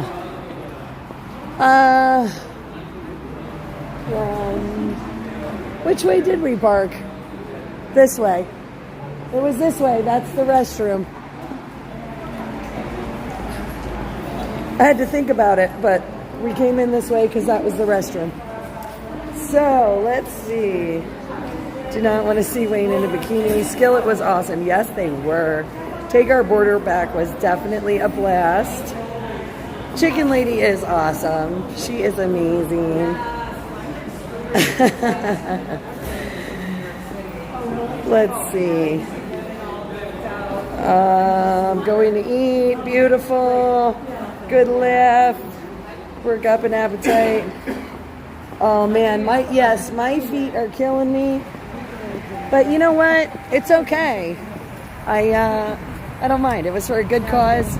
We got to see so many amazing people, so even if my feet are swollen and not happy with me, I have flats in the truck, so it's all good. We're gonna flip out of these boots, put on my flag canvas boat shoes, whatever you want to call them, and toss on a sweatshirt. It's getting a little chilly, but yeah, we're gonna call this a night very, very shortly, but I'm gonna show you when we get back, because see our truck sitting there.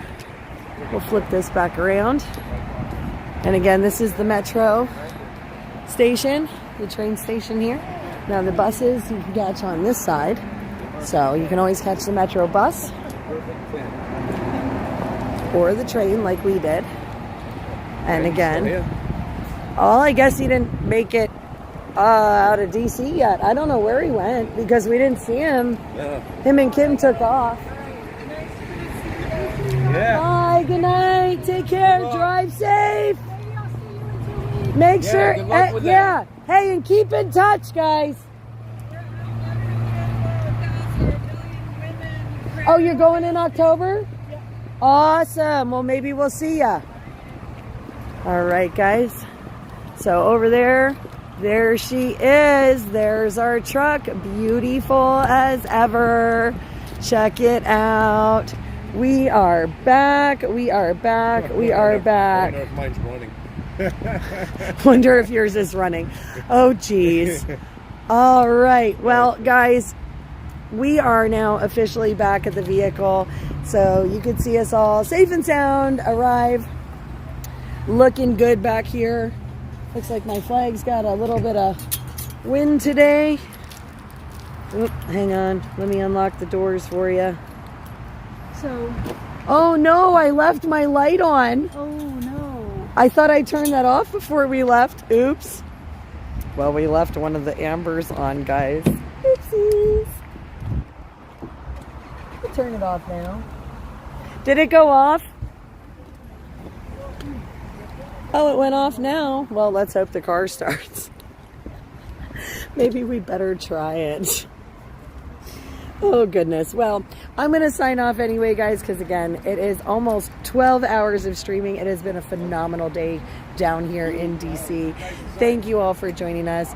We are going to grab something to eat and get going down the road. So I love you guys. I will talk to you all soon. Make sure you're following Soup Mama Official on any one of our platforms. Look for those photos to be coming out very, very soon. Some of the video clips, things like that. Lots of extras that I didn't have a chance to post while we were on this journey. And I love you guys very much. Take care. God bless and have a wonderful night. We love you.